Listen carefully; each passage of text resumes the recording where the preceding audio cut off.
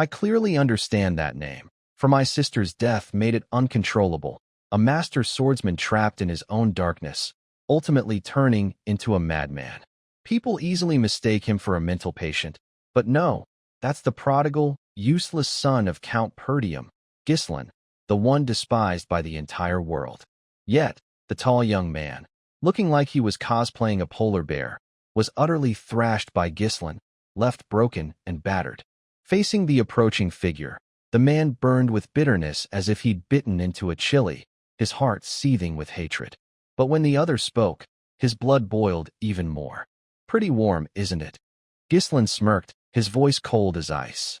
I spent quite a bit to set up this trap. With that, he slowly advanced, each step seeming to crush the very air around them. From above, Gislin looked down, his gaze as sharp and cold as if he were observing garbage at the bottom of society. His voice dripped with contempt. Do you like it? The man bit his lip, unable to hide his rage, and roared. You're that trash Gislin, aren't you? Are you saying you knew my plan all along? Gislin gave a faint, chilling laugh, like a winter night's breeze. You're a decent person, so I'll answer your question before you die. He stared straight into the man's eyes, his voice calm, but laced with deadly menace. Of course, that's not all. I know much more. Like how many of them there are, who the spies are, and who helped you gather your forces. In my eyes, they're just a bunch of meaningless clowns. The man was like the monkey king trapped in the Buddha's palm, with no way out. Hearing these words, he froze, his eyes wide with horror, unable to believe it. Impossible.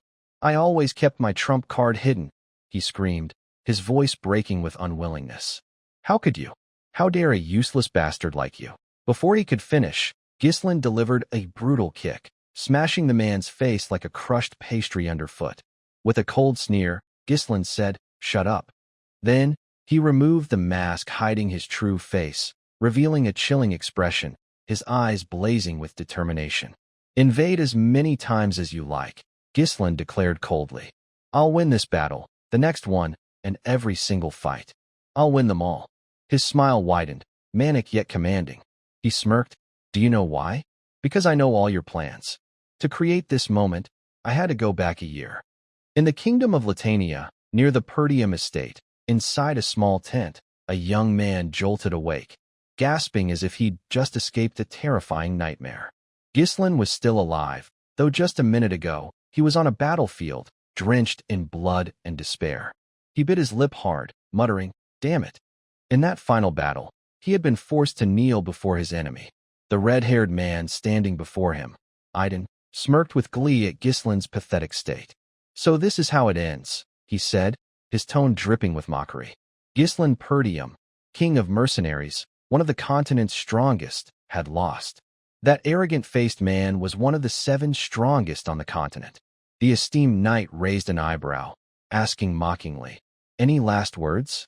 Gislin lifted his head, his gaze icy, and snorted, No. It's a pity I couldn't finish my revenge. Die, you sick bastard. Aiden clicked his tongue, sneering, arrogant as ever. He hadn't expected Gislin to be the eldest son of the fallen Perdium family. As it turned out, Gislin had abandoned his family after his sister's death. Hearing this, Gislin was stunned. How do you know? You're from another kingdom. Aiden replied casually, Of course I know. I went to great lengths to learn about you. Because I was one of those who worked with the Delphine family to bring down your house. Those words hit Gislin like a hammer. There were others behind this besides the ducal Delphine family.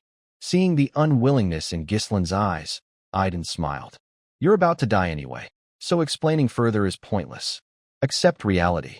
Gislin struggled, roaring in despair. You bastard. I'll never forgive you. But his broken body could do nothing. Aiden scoffed dismissively. Fine. Then he swung his sword, blood spraying out, staining the air red. Back in the present, Gislin couldn't help but look in a mirror, touching his neck. Back then, Aiden had beheaded him, but now, his head was still firmly attached. Was it all an illusion? He muttered, noticing he looked younger, his body brimming with vitality. Or am I still drunk? A lab rat in some arrogant mage's experiment. He gritted his teeth, swearing to make them regret letting him survive. At that moment, a scream like a pig being slaughtered rang out from outside. Gislin whipped his head around, and saw Ricardo, a familiar face, rushing in. Hesitantly, Ricardo said, "Sir, come outside. I know you're awake." But before he could finish, a cold blade pressed against his neck, making Ricardo tremble in fear. Gislin's voice was dark and menacing. "I'll let you live if you answer my question. If not," his eyes flared with murderous intent, as if ready to devour Ricardo. Sweating coldly, Ricardo stammered, "Young master, don't you think this is a bit much?" "No means no." Gislin froze, dumbfounded, nearly falling over. What was this reaction? The guy was being threatened. He pursed his lips and asked, "What are you talking about?" Ricardo pushed Gislin's hand away, looking annoyed. "You were so mad earlier, then you passed out." Gislin grew even more confused. "What? I did that?" Ricardo snorted. "You slept and forgot everything? You were pissed about leading a team to hunt orcs." "Orcs?" Gislin frowned, irritation rising. "I was pissed? What nonsense are you spouting?" Ricardo sighed, too lazy to argue. "Pack your things. Everyone's waiting." Gislin blinked, bewildered. "Pack what? Where are we going?" Ricardo rolled his eyes. "Where?" "To the Perdium estate, obviously." Those words jolted Gislin. He grabbed Ricardo's shoulders, growling. "Say that again." Ricardo looked puzzled. "Why are you overreacting?" Gislin pressed. "You mean the fallen Perdium estate?" Moments later, he stepped outside, observing closely. "Well, damn. It really is the Perdium estate. Why was it still intact?" He'd seen it reduced to ashes. A pre-death illusion? Just then, Ricardo leaned close, whispering, "Had a nightmare? Calling your own family fallen. If the Count hears, you'll be kicked out." Gislin froze, pinching his cheek. It hurt. He nearly yelped. "So it's real?" His younger face, the intact estate. Gislin had gone back in time.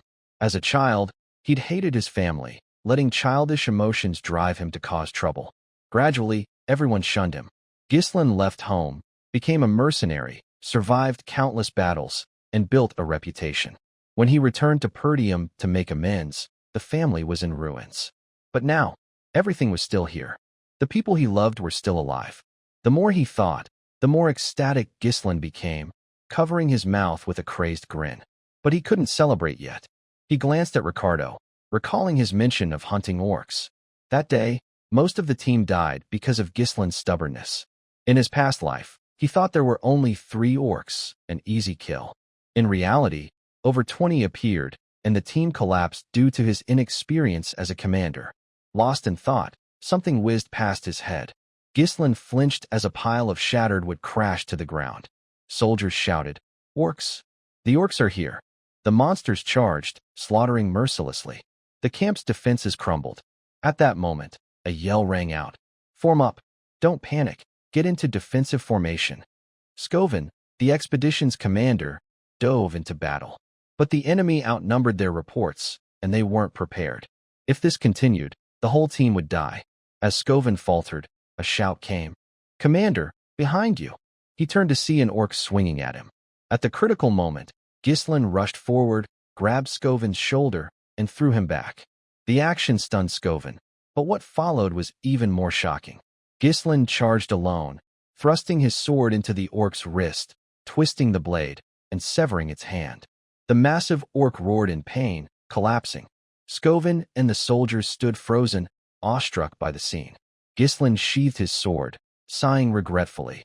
"Guess I can't use mana anymore. Wish I'd come back earlier." He turned to Scoven, asking coldly, "You're the commander, right?" Scoven, trembling, didn't understand. Gislin extended his hand, voice firm. "Hand it over." Scoven stammered, "What?" Gislin narrowed his eyes. "Command." Seeing Scoven's silence, Gislin repeated himself, "Hand over command." Only then did Scoven snap out of it. Inwardly, he cursed, knowing Gislin was a fool, but demanding command while the soldiers' lives were at stake? That was hard to stomach. After a moment's thought, he refused outright, leaving Gislin stunned on the spot. Scoven stood up from the ground, calmly saying, "Do you think this is a game? Even if you're the young master, I can't just hand over command so easily." Gislin stared at his retreating figure, a flicker of frustration in his heart. How annoying. Though, I'd probably do the same if some idiot showed up out of nowhere demanding control. As they spoke, an orc charged toward them. Scoven immediately pushed Ghislain back, suggesting, I'll handle things here. You're still too inexperienced to lead the troops. Ghislain sighed helplessly. Guess there's no other choice. With that, he abruptly threw his sword, startling Scoven so much he nearly tripped, dodging to the side. When the sword flew off, Scoven grabbed Ghislain's collar, demanding, What do you think you're doing? Ghislain's nonsense only infuriated him further. But moments later, Scoven realized something. Ghislain's sword had pierced straight through the orc's head. Its eyes bulged in pain before it collapsed, dead. Scoven stared, dumbfounded. How had he hit its weak point so precisely? Ghislain spoke up. Scoven, right? Do you know what's most important in battle? If our troops are scared, there's no way we'll win. They need motivation. At that moment, Scoven saw a change in Ghislain. Before he could process it, Ghislain charged forward again. With no wasted movements, he leapt high, driving his sword into another orc's head, shocking the soldiers nearby. Even Scoven stood frozen. Ghislain ignored their reactions, his eyes blazing with ferocity as he roared at the orcs. Come on, you beasts. I'll kill every last one of you. With that, he dove into the remaining orcs, cutting them down one by one with precise strikes. Scoven watched, utterly baffled. Was he dreaming? Even as someone who could wield mana, he couldn't do this. How could a frail young master manage it? Ghislain was clearly exhausted, yet he used minimal movements to dodge attacks and struck the orcs' weak points with his swordsmanship. It was like watching a master swordsman without aura, or perhaps even greater. Scoven's face paled, then flushed. While the others stood dazed, Ghislain taunted the remaining orcs. Is that all you've got? You're not worthy of being called warriors. Enraged, the orcs chased after him. Ricardo, watching, couldn't help but shout in panic. They're all chasing the young master. Is he running away? At that moment, Scoven stepped forward, startling the soldiers behind him. Ignoring their calls, he was lost in thought. What was Ghislain thinking? Drawing the orcs' attention was fine, but running toward a cliff? A spark of realization hit Scoven, and his face filled with alarm. He quickly turned, ordering, Form a shield wall. Follow Ghislain. Meanwhile, Ghislain had reached the cliff's edge. He was certain Scoven had figured out his plan if he was a seasoned commander. Though he'd prefer to slaughter the orcs, his current pathetic stamina couldn't keep up. Still, this was within his control. With that thought, he let himself fall off the cliff. The orcs halted, their eyes filled with confusion. What kind of game was this? At the same time, Scoven's men were ready behind them. Ghislain flashed a smug grin, letting his body plummet. He shouted, Do it! Instantly, Scoven gave the order. The soldiers formed a shield wall and, without hesitation, pushed the orcs back. Their eyes burned with resolve, and their efforts paid off. The orcs were forced off the cliff, plummeting to become a gruesome pile of flesh and blood below. Seeing this, the soldiers sighed in relief, cheering, We did it! We killed all the orcs. Scoven stood at the cliff's edge, shouting, Young master. Ghislain, just before falling, had driven his sword into the cliff to stop his descent, but his strength was spent. Seeing he was safe, Scoven grinned with satisfaction and reached down to help. But Ghislain's arm gave out, and he let go of the sword, falling. Scoven and the others' faces darkened, and frantic shouts echoed through the mountains. Hours later, in a daze, Ghislain heard someone calling his name. A young, tender voice etched into his memory. Elena, his sister. Fragmented memories pieced together, pulling him in. He stared blankly at the swirling memories, sighing. These were his memories of Elena. Suddenly, someone grabbed him, pulling him forward. Turning, he saw Elena's panicked face. Brother, let's go together. Snapping out of the dream, Ghislain slowly opened his eyes, staring at the ceiling, then at his trembling hand. He exhaled, I'm alive. Looks like they saved me. Ghislain sat up quickly, still groggy, half convinced it was a dream. But a sharp, needle-like pain jolted him awake. He muttered, This is definitely the price of pushing myself too far. At least I'm alive. A voice interrupted, Young master, you're awake. Startled, he looked over and saw a maid approaching, Belinda. She set a basin of water on the table, her tone full of frustration. Do you know how worried I was? I told you to let the soldiers handle the orcs. Before she could finish, Ghislain lunged forward, hugging her tightly. Startled, Belinda stammered, What are you doing? Did I do something wrong? Ghislaine grinned brightly. No, I'm just happy to see you again. Belinda had been his tutor since childhood, always by his side despite his foolish actions. But after the Perdium family fell and she vanished, he never saw her again. He hadn't expected to meet her like this. Belinda let him hold her for a moment before saying, "We see each other every day. Why are you so happy?" Ghislaine didn't answer, debating whether to tell her the truth.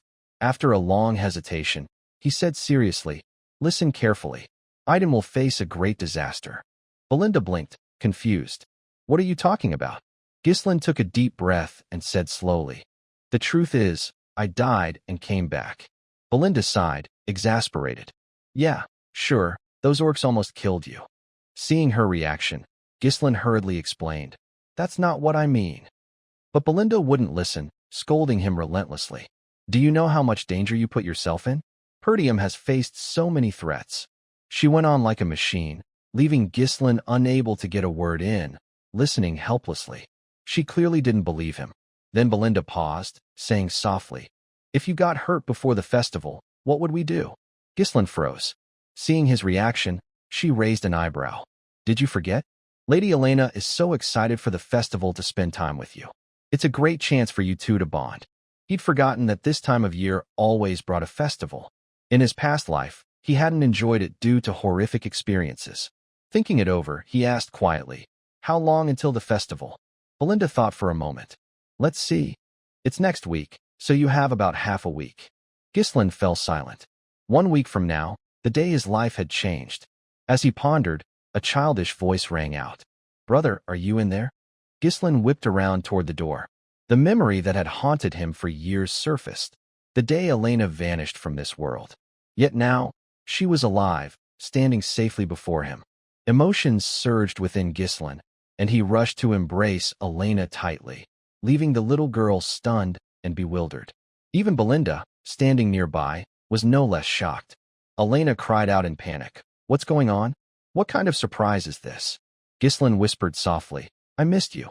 Elena, genuinely frightened, pushed him away with both hands, exclaiming, "Let me go. You're scaring me." The heartfelt moment turned cold in an instant. Ghislaine stumbled back, rubbing his chest, marveling. What kind of strength is this? Has she always been this strong? Elena glared at him, her voice icy. "Belinda, I told you I was coming here. What game is he playing? Does he think this fixes everything?" Ghislaine, confused, asked, "Fix what?" Elena, exasperated, repeated the harsh words he'd once said, then added, "Have you forgotten everything?" After hearing her, Ghislaine's face twisted as if he'd stepped in something foul. He questioned, "I said that." He hadn't been close to Elena in the past, truly despicable of him. With that thought, he apologized, but both women present froze in shock. Elena exclaimed, incredulous, "I heard you were attacked by orcs. Did they hit your head? You brought this on yourself." Ghislaine tried to explain, "No, I'm really fine. Why do you both think I was attacked?" But as soon as he spoke, a wave of pain hit him. Retribution, perhaps. Seeing his state, Elena couldn't help but smile. "Right, you're totally fine," she said, as he passed out again. Then, she and Belinda burst into giggles. Ghislaine looked up at them, a warmth rising in his heart. They were just as he remembered. Why had he wasted so much time on useless things in the past? At the festival the following week, Ghislaine had refused to go with Elena, too busy taking the blame for the expedition team's failures, which had enraged him. That was the last time he saw her. Elena's body was later found torn to pieces alongside her guards. Ghislaine was consumed by regret. He should have gone with her. Just then, a knock came at the door. "May we come in?" Elena's guards, Jama and Philip, entered. Elena looked at them, puzzled, and asked, "What's this about?" "I told you to wait outside," Jama awkwardly explained. "Sorry, the servants asked the young lady to check on the festival preparations." Ghislaine frowned, suspicious. Why ask Elena? Belinda found his question utterly shameless. She snapped, "Don't you know, young master? You're always out carousing. I don't know how short-staffed Perdium must be to make a young lady handle such tasks." With that, Elena left with her 2 guards. Ghislaine's brow furrowed. Are they really that short on help? He hadn't paid attention back then, so he wouldn't know. Thinking it over, he offered to help. Elena's steps halted, and she glanced back at him. Belinda stared at him like he was an idiot. muttering, "He wants to help?"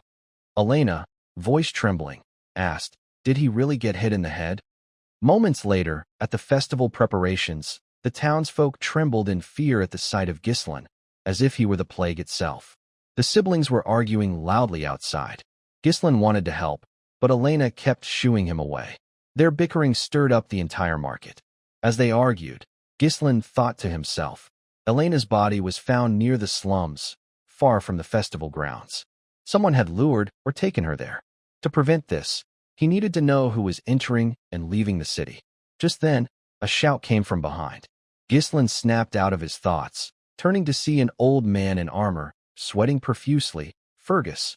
Seeing Ghislain, Fergus rushed over, frantically shaking his shoulders, asking, "Are you all right? Your lowly servant came running as soon as I heard about the orcs." Ghislain felt utterly helpless. Elena, on the other hand, was thrilled at the chance to get rid of this nuisance. She quickly said, "He's been acting strange since he woke up. Please take him back to his room." Fergus eagerly complied. "As you wish." Ghislain's frustration grew. This old man was getting in his way again, but there was no helping it. He'd figure out what happened next week. With that, he gave up resisting. Glancing at Fergus, he asked, "Old man, isn't there an abandoned training ground in the city? Take me there." Fergus, startled, asked why. "To train," Ghislain replied nonchalantly. Fergus grew even more confused, unable to believe his ears. What did he just say? Moments later, at a castle outside the market, Fergus led Ghislain to the place.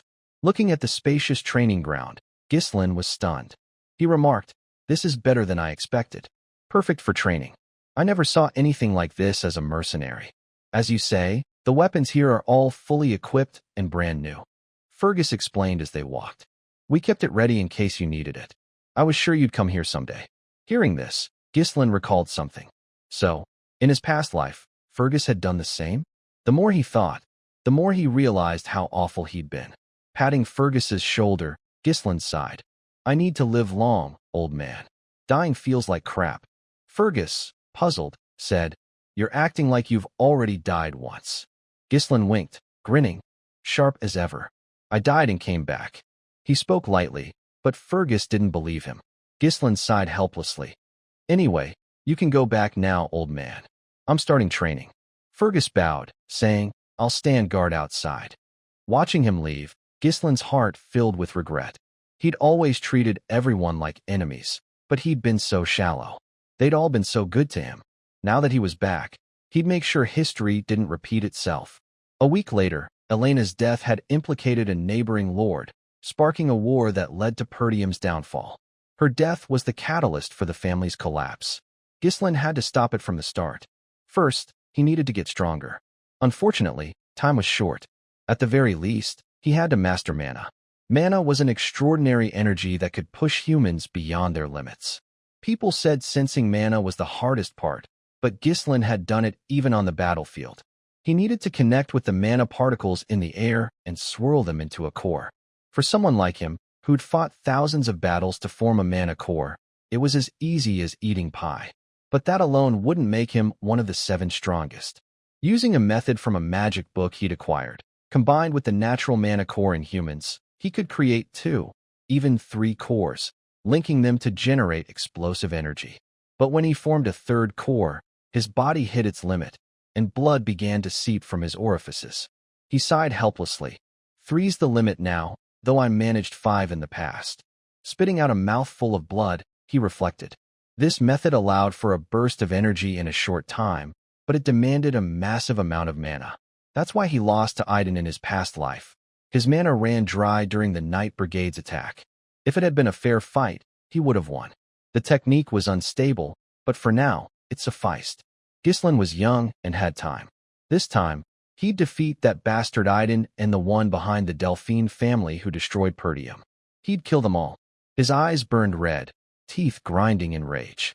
A week later, on the day of the festival, after training, Ghislain strapped on his belt, fully armed for the battle tonight. He headed to the fair alone.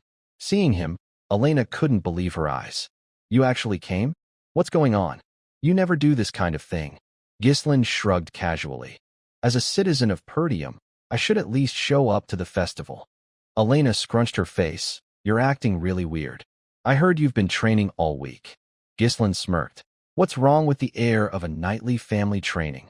Elena chuckled mockingly. You never cared before. You're the one who said father was a hassle and wished to be lord right away. But she was genuinely happy to see him change. The little girl skipped along, laughing. Anyway, I like this. It was like the old Ghislaine was back.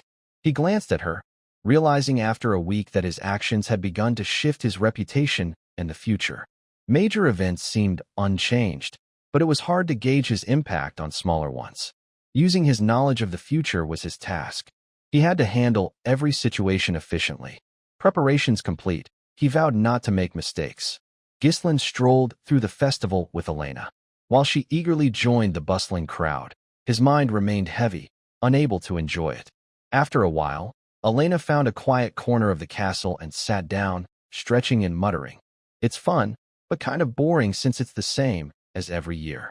Nothing new this time. Ghislaine, too vigilant to share her sentiment, scanned their surroundings. The festival was nearing its end, and nothing had happened. Is it because I'm with Elena? Just then, a voice interrupted his thoughts. Would you like to see something else? One of Elena's guards approached, suggesting, Our friend said there's a new event out there. How about it? Elena's eyes lit up. Really? That sounds fun. She followed them eagerly. Ghislaine watched their retreating figures, muttering under his breath. So it's you. Traitors to the family. Elena's escort knights, Jama and Philip, were her most trusted protectors, having guarded her since she was a child. In their past lives, they died defending her. Yet, the truth was far uglier. Those who seemed loyal had betrayed her. These treacherous snakes deserved death. A moment later, they led the siblings, Ghislaine and Elena, to an empty lot. Jama, brimming with excitement, shouted, Here we are. Though, there's not a damn thing around, not even a ghost. Elena's disappointment was immediate. Are you guys sure there's a performance in this filthy place? She asked skeptically. Jama quickly backpedaled. They're probably still setting up. People will show up soon. Elena wasn't buying it. She snorted, Don't give me that nonsense. Who'd perform in a dump like this? Meanwhile, Ghislaine scanned their surroundings. At first glance, it was just a deserted street, but a closer look revealed obstacles blocking every escape route. They'd clearly planned this. As Ghislaine pieced it together, Elena suddenly yanked his arm, dragging him like a rag doll. Jama, seeing this, hurriedly stepped in. Miss, since we're already here, don't you want to see the show? Elena didn't even turn around, snapping, No, thanks. I'm not watching anything in a place like this. Ghislaine, wincing as his arm ached from her grip, muttered irritably, Have you been training or something?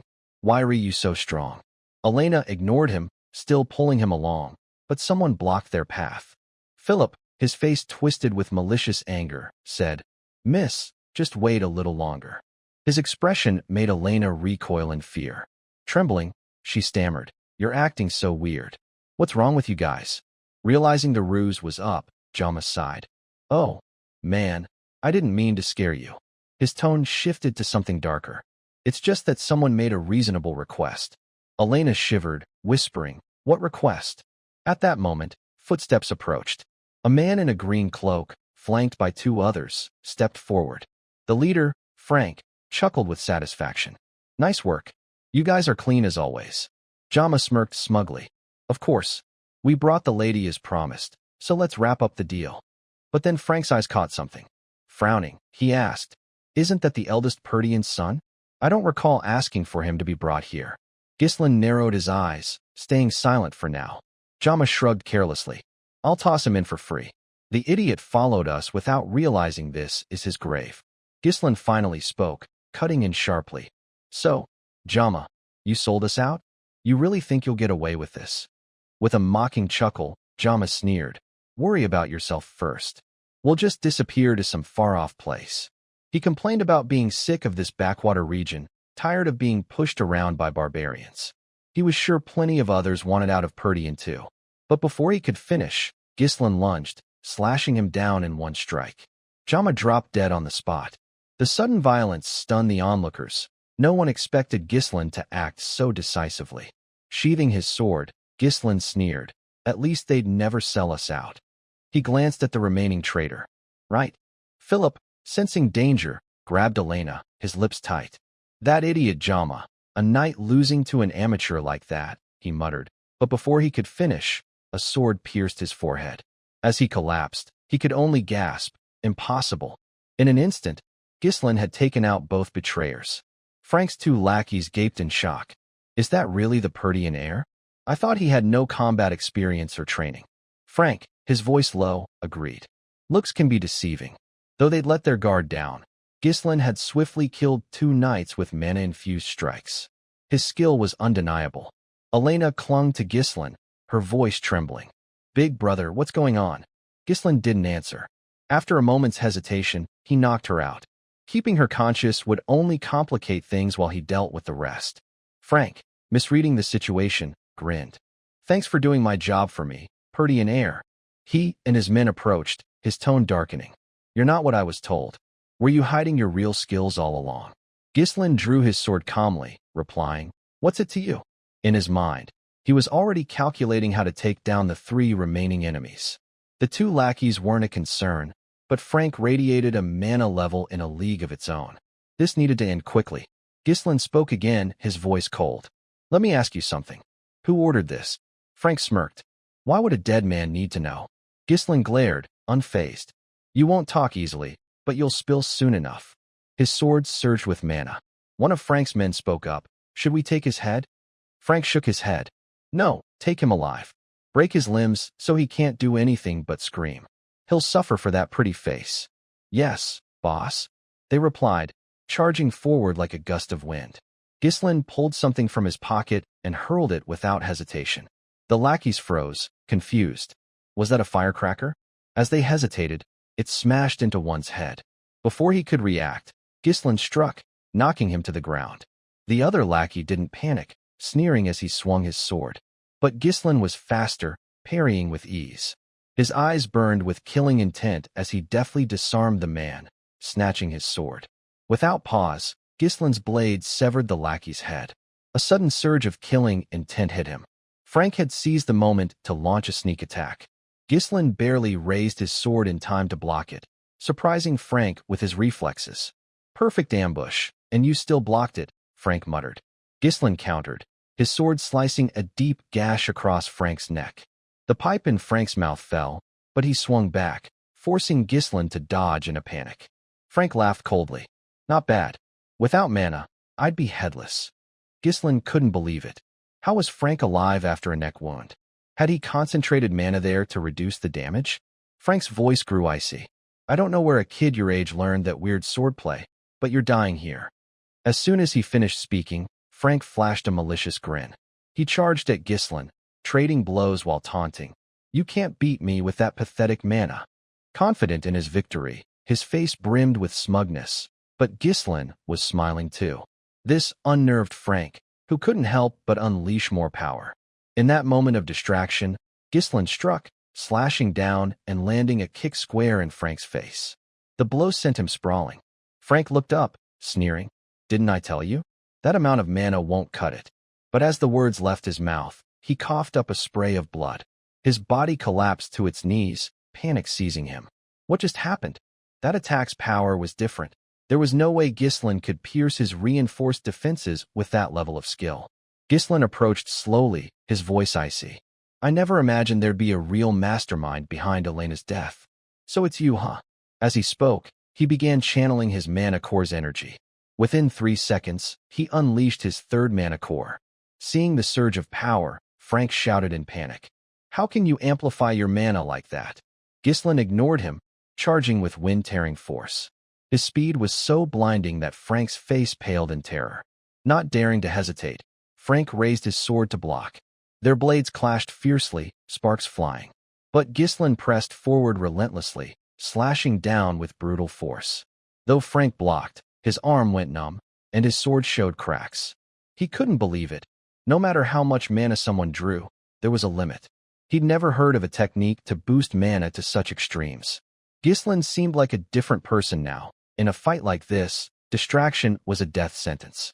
With a single strike, Ghislain shattered Frank's sword, the force cleaving through his body. Blood poured like rain, but Ghislain didn't stop. He charged again, driving his sword straight into Frank's abdomen. The pain tore a scream from Frank, like a butchered animal. Seizing the moment, Ghislain pinned Frank's throat against the wall, his eyes blazing with killing intent.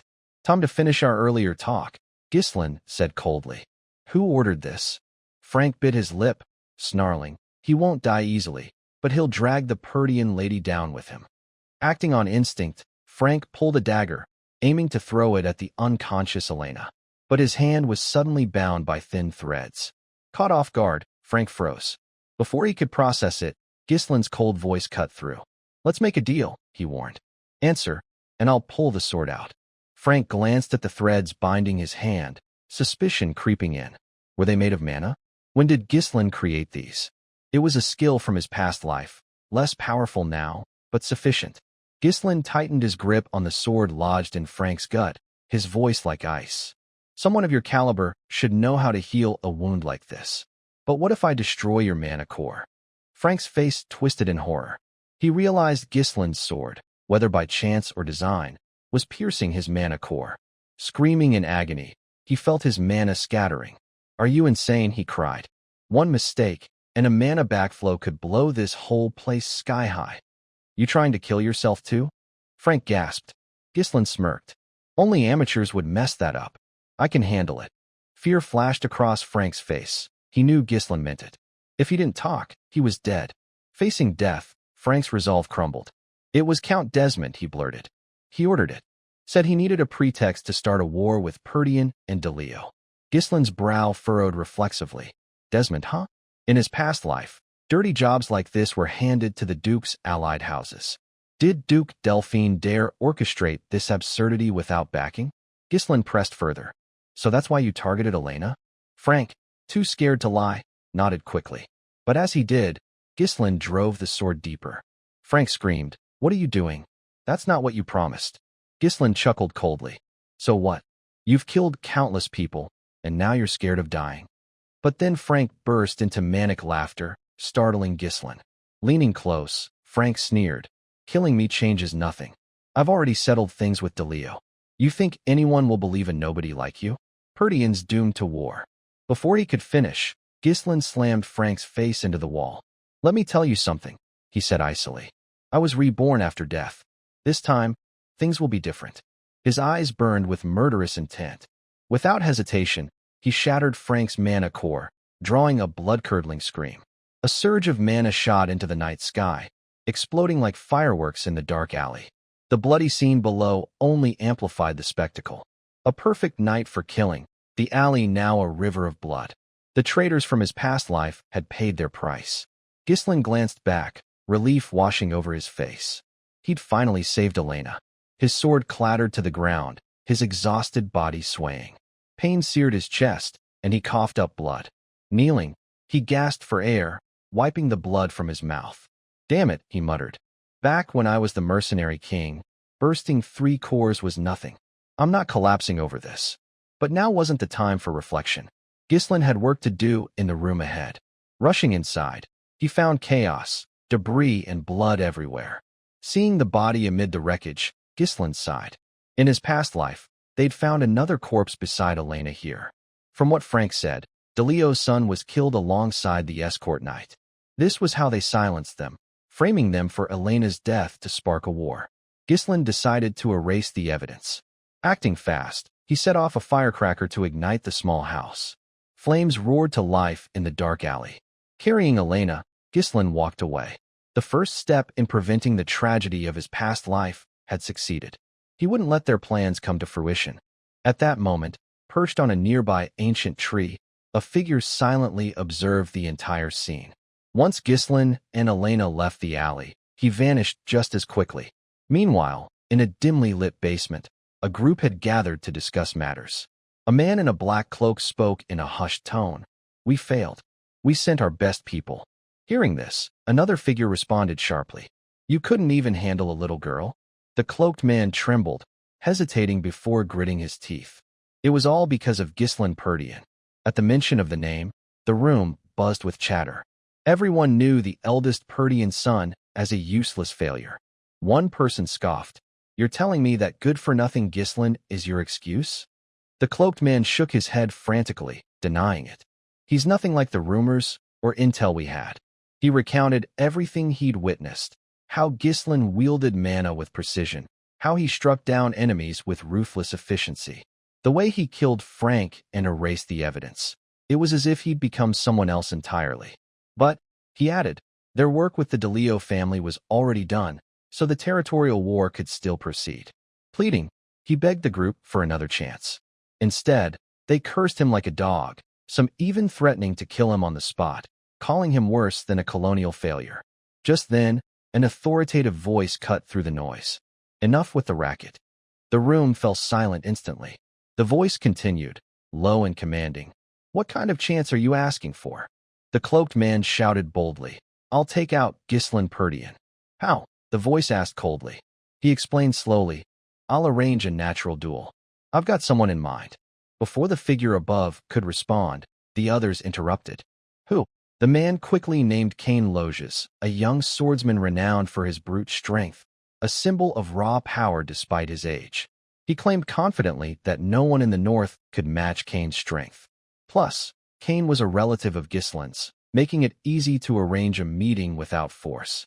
It was a perfect advantage. The group fell into thoughtful silence. The figure above considered it briefly before issuing a warning. Fail again, and there won't be a next time. Terrified, the man replied, I won't let you down. Days later, at the Perdian training grounds, Fergus, as usual, came to fetch Ghislain for lunch. But as he stepped inside, something sharp flew toward him. Upon closer inspection, he saw a thin thread of mana wrapped around a sword outside the door. In an instant, the sword whipped back inside. Ghislain caught it effortlessly, performing a few sword techniques before stopping. Only then did he notice Fergus at the door. Fergus hurried over, bowing respectfully. My apologies, you were so focused on training, he trailed off, hesitating before asking. How did you do that just now? Ghislain frowned, puzzled, but quickly realized what he meant and demonstrated. He explained calmly, it's mana threads. You use mana like a string. In my past life, I relied on this all the time. At my current skill level, I need to overload a core to use it like before due to low mana. But by creating a single thread with minimal mana, I can still make it work. Fergus listened, still baffled. He muttered in awe. I've trained with mana for years, but I've never seen this. Just days ago, you weren't even using mana, training alone. How did you come up with this idea? Seeing Fergus lost in thought, Ghislain frowned. What do you want? Snapping back, Fergus remembered his purpose. Actually, I came to tell you something. Ghislain raised an eyebrow. What? Fergus bowed deeply, saying earnestly, Thank you for protecting the young lady.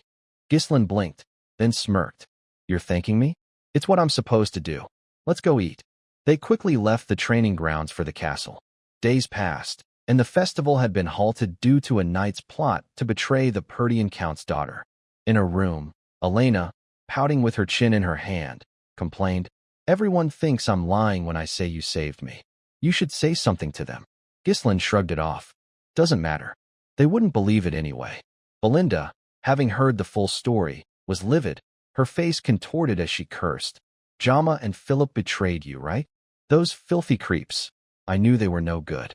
Across from them, Ghislain smiled with quiet satisfaction.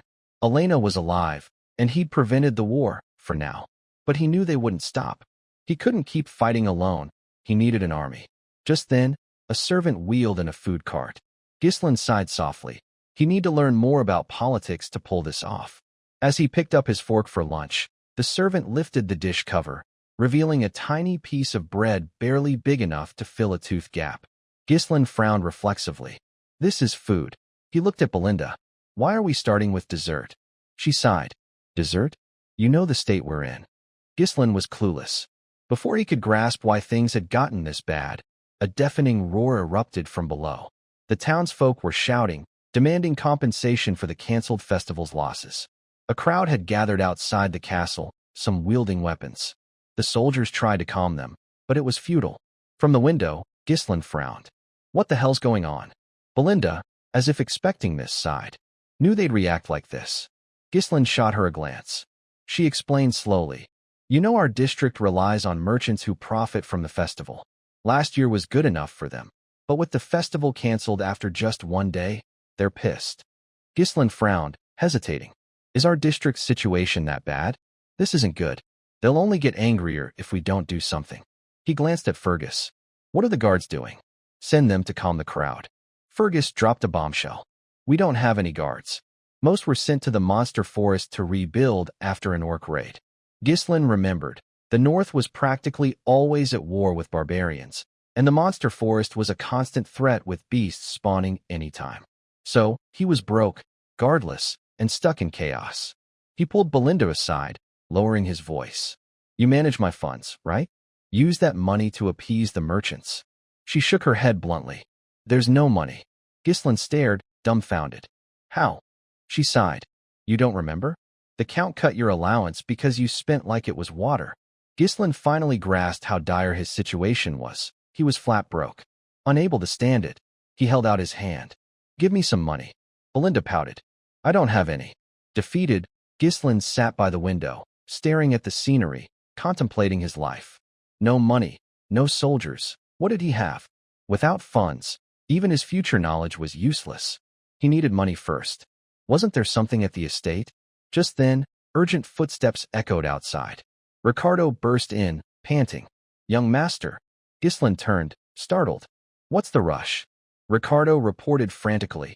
Trouble, sir. Kane wants to see you. At the name, Ghislain froze. Meanwhile, at a tavern, Scovin was being beaten to a pulp. His attacker showed no mercy, fists flying until his hands were slick with Scovin's blood. Scovin didn't fight back. He couldn't. Blood sprayed as he was pummeled, and by the time Ghislain arrived, Scovin was sprawled on the floor, trembling in pain. Ghislain's eyes narrowed, then shifted to a hulking figure like a black bear standing before him. The man grinned maliciously. There you are, Ghislain. Ghislain didn't react, his eyes fixed on the man before him. In that moment, a flood of fragmented memories crashed over him like a tidal wave. I know this face, the heir of House Loges, our ally, Kane Loges. Kane's smile never left his lips, but to Ghislain, it now felt like a dangerous warning. Old memories sharpened. Back then, Kane was his only friend, and also his enemy.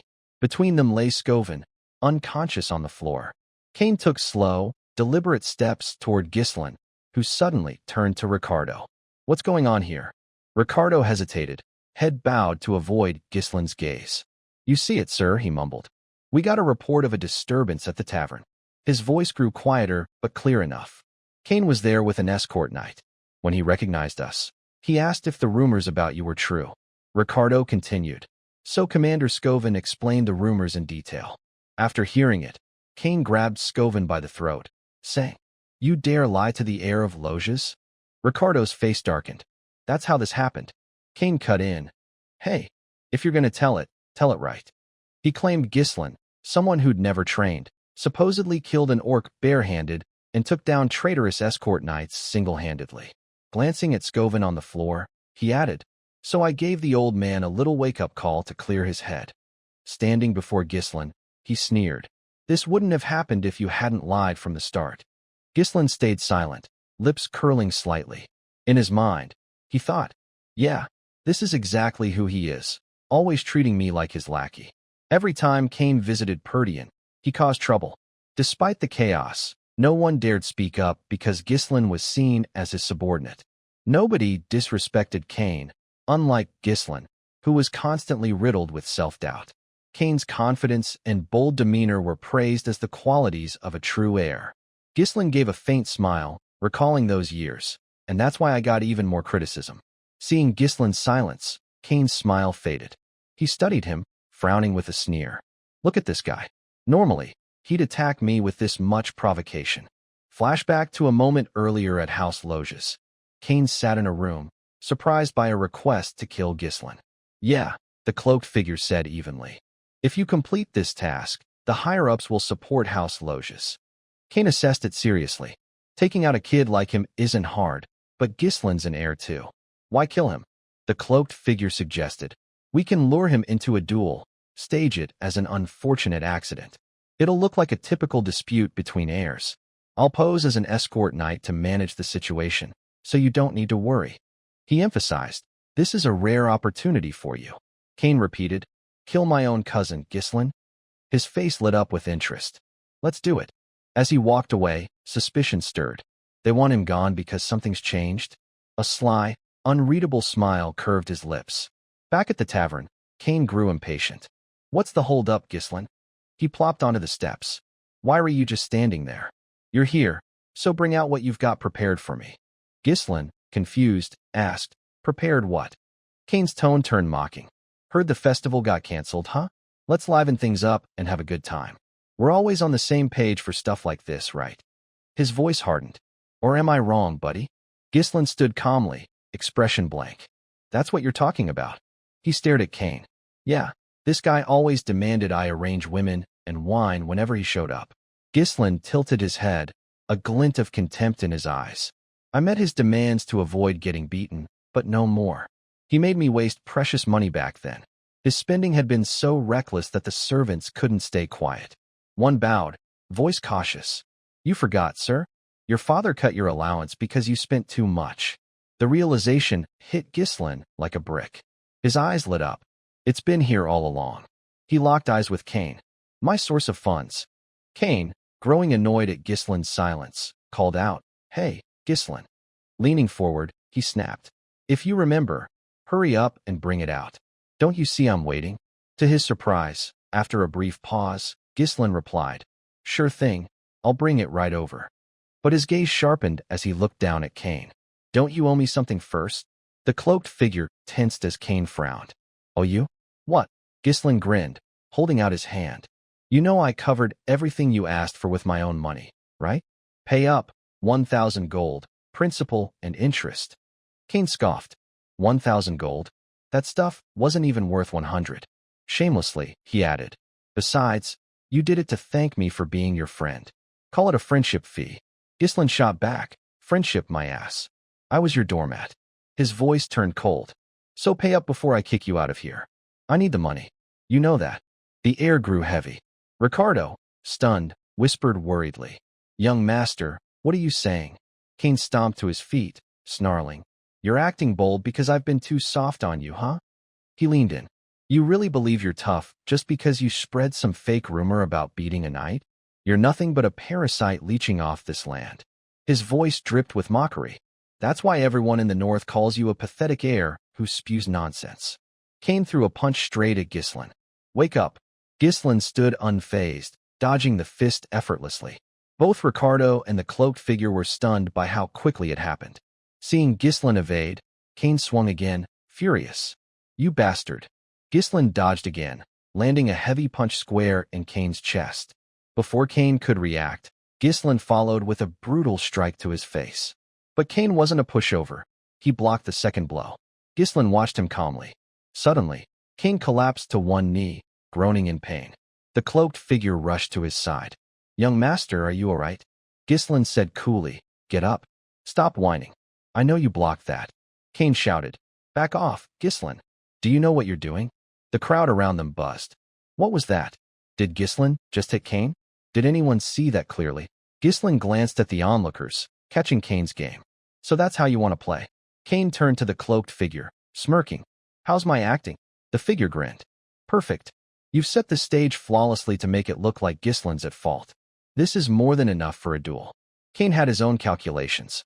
Of course, this is a rare shot at major support. I've got to make this unforgettable. The cloaked figure's earlier offer echoed. Complete this task, and the higher-ups will back house loges. Cain pulled on a pair of gloves. This is the perfect moment to cut down the weakening House Perdian. Holding a glove, he declared, How dare you tarnish noble honor with lies and attack me for seeking the truth, Ghislain? I challenge you to a duel. Before he finished, another glove smacked him in the face. Ghislain spoke sharply. I challenge you to a duel, Cain Loges.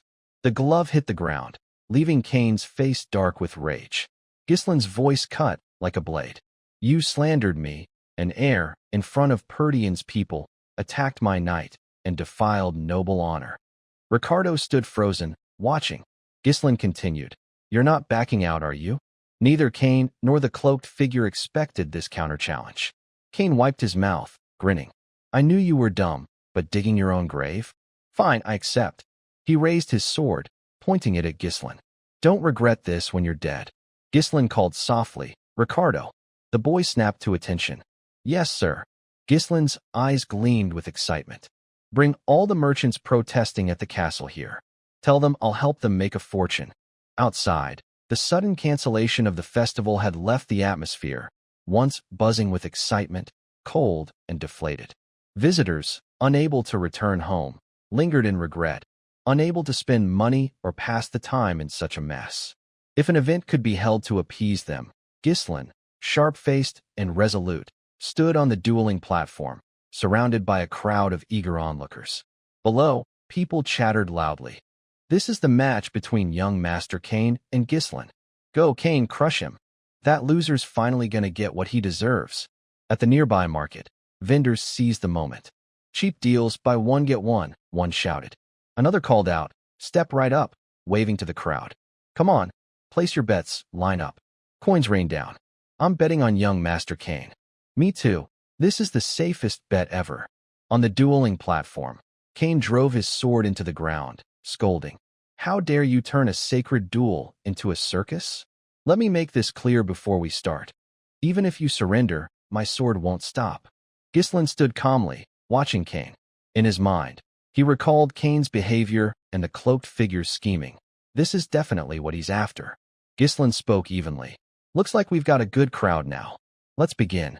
The man in the black cloak shouted, cutting him off. Hold on. His voice was odd, almost theatrical. We can't bet like this. His words piqued the crowd's curiosity. The fat bookie checked his list, muttering, well, damn, no one's betting on Duke Ghislain. Ghislain didn't care much, glancing over. Amid the bookie's pause, the crowd buzzed again. Let's be real, the outcome's obvious. Ghislain's got no chance against Kane. Someone find an idiot dumb enough to bet on him. Kane smirked, taunting. Wow, even the market's ignoring you. The cloaked man suggested. Can we change the bets? How about how long he lasts against Kane? A limping figure stepped forward, dropping a massive bag of coins. It was Las Scoven, still in pain, but his voice steady. I'm betting on Duke Ghislain. Ghislain gave a faint smile as an even larger bag slammed down. Elena and Belinda appeared, Elena crossing her arms. I'm betting on my brother too. Ricardo and Scoven exchanged stunned looks. Ghislain, up on the platform, was perhaps the most surprised, as was the crowd. They hadn't expected Lady Elena. Seeing the bookie hesitate, Elena snapped. Is that enough, or what? Belinda whispered. I told you not to do this. The bookie quickly scooped up the coins. Yeah, that's plenty. The cloaked man said nothing more, turning away in a huff. Kane pouted, making me wait. Without warning, a voice boomed. Ready. Ghislain stood calmly, saying, You know I'm older than you. It'd be weird if I attacked first. Kane shot back, what? Ghislain drew his sword, swinging it down with a sharp whistle through the air. Pointing at Kane, he said, Your move. Kane fell silent, crouching with a grin. Think it's a bit late to act like the bigger man now. The call rang out. Begin. Kane sprang forward like a predator spotting prey, raising his sword with powerful, precise movements, slashing straight at Ghislain. Ghislain swiftly parried, the clash of metal tearing through the air. Kane pressed down with force, sneering. You've lowered yourself too much to save face. Before Ghislain could respond, Kane raised his sword for another strike. Ghislain deftly stepped back, creating distance. Seizing the moment, Kane drove his sword into the spot where Ghislain had stood, the blade sinking deep with a chilling sound. He yanked it free, his movements sharp, then launched a lightning-fast kick toward Ghislain. With his usual calm, Ghislain sidestepped, letting the kick hit nothing but air. The atmosphere grew electric, tension ready to explode. That's young Master Kane for you. Ghislain can't even take one more hit. Kane grinned, certain of victory. Ghislain watched Kane's every move, thinking, look at him.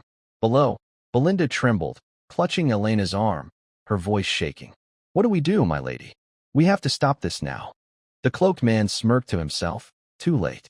Once someone raises a sword against Kane, they're already trapped. He recalled past fights, analyzing. Opponents overwhelmed by Kane's raw power think they can't fight back. They exhaust themselves dodging, leaving an opening. That's how Kane always wins. On the platform, Ghislain kept evading Kane's lethal strikes. Kane let out a mocking laugh. Pretty nimble. Your skills have improved, huh? He twirled his sword with flair, the steel glinting. Kane's grin turned challenging. Not bad. Without giving Ghislain a chance to reply, Kane launched a vicious strike, taunting, "You were always good at running, even back then." His next swing grazed Ghislain, sending him crashing backward. Ricardo shouted, voice raw with panic, "Young master." The crowd froze, eyes wide in disbelief. No one could speak. The cloaked man grinned. It's over. Ghislain's done. As Ghislain fell, the ground rushing closer, he twisted midair, regaining balance in a split second. His voice remained steady, unshaken. "I was going easy on you." Landing, he locked eyes with Kane, his gaze icy. "But you've crossed the line." In a flash, Ghislain shot forward like an arrow, closing the distance to Kane. Before Kane could react, his eyes widened at Ghislain's terrifying speed. In an instant, Ghislain was upon him, his sword flashing in a clean arc, slicing across Kane's body. Kane's face froze in shock. The cloaked man gritted his teeth. He regained balance by channeling mana into his feet. Ghislain exhaled lightly, saying casually, "Such an arrogant swordsman. You think you're the strongest because opponents cower when you show off a little power." He turned, sword raised for the next strike. "Let me open your eyes." Kane's eyes blazed with fury, uncontrollable rage driving him as he swung his sword, voice dripping with mockery. "Oh yeah? How are you going to do that?" Ghislain stayed calm, stepping back with precision, as if anticipating Kane's attack. In one fluid motion, he spun, kicking Kane's sword hand. Without losing momentum, Ghislain leaped, spinning midair before landing lightly. Kane roared like a cornered beast, swinging again with furious strikes. Ghislain sidestepped effortlessly, then stomped hard on Kane's sword, halting him. Ghislain's eyes sharpened like a blade, his sword slashing with pinpoint accuracy, cutting into Kane. His face remained expressionless, cold as ice. Blood spilled from Kane, and the crowd gasped in disbelief that Kane was wounded. The stands erupted. What was that? Duke Ghislain's gotten so much better. Wait, is he actually gonna win? Damn it, I bet on Kane. Elena beamed at Belinda. See? Belinda sighed in relief. The cloaked man fumed, while Kane looked down at his bloodied body. The wound's shallow. He could have cut deeper, but chose not to. His face twisted in rage. How does a thug like him have swordsmanship like that? Ghislain glanced at Kane, his expression unchanged. Suddenly, he tossed his sword aside. This skill gap's no fun. He declared, from now on, I'll fight barehanded. His words enraged Kane, who roared, What? Ghislain turned, staring him down. Maybe I should use this chance to teach you a lesson. Rolling up his sleeves, his voice deadly serious, he added, with my fists. Kane knelt on the ground, looking up at Ghislain in disbelief. Teach me. Ghislain calmly rolled up his sleeves, stepping closer. Yeah, you don't seem to like my swordsmanship, so I'll take the disadvantage and fight barehanded. That should suit you better. Kane flinched, caught off guard. Ghislain raised an eyebrow. Oh, and I'll up the bet. 2,000 gold, double the original amount, on me winning. The crowd erupted in heated discussion. Barehanded, one gasped. 2,000 gold, another echoed. This is a duel between men. The cloaked man froze, sweat beading on his forehead, barely hiding his glee. He smirked to himself. He's challenging Kane to a fistfight? I should thank his madness. Luck's still on our side. The fat bookie shouted excitedly. All right, new bet accepted. This is now a barehanded duel. Young Master Ghislain versus Young Master Kane. The crowd roared, a fistfight, huh? I'm doubling down on Kane. Challenging him with brute strength is plain stupid. No, I'm betting on Ghislain this time. The wind tousled Ghislain's golden hair as he stood tall, his gaze resolute. Kane, head lowered, chuckled at the crowd's chatter. Barehanded, you're killing me. His muscular arms flexed as he gripped his sword tightly. Fine, come at me without a weapon. With a flourish, Kane flung his red cloak skyward, then raised his sword high, charging at Ghislain with a shout. I'll stick with my blade. Belinda, frantic, yelled from the sidelines. This is insane, young master. At least draw your sword.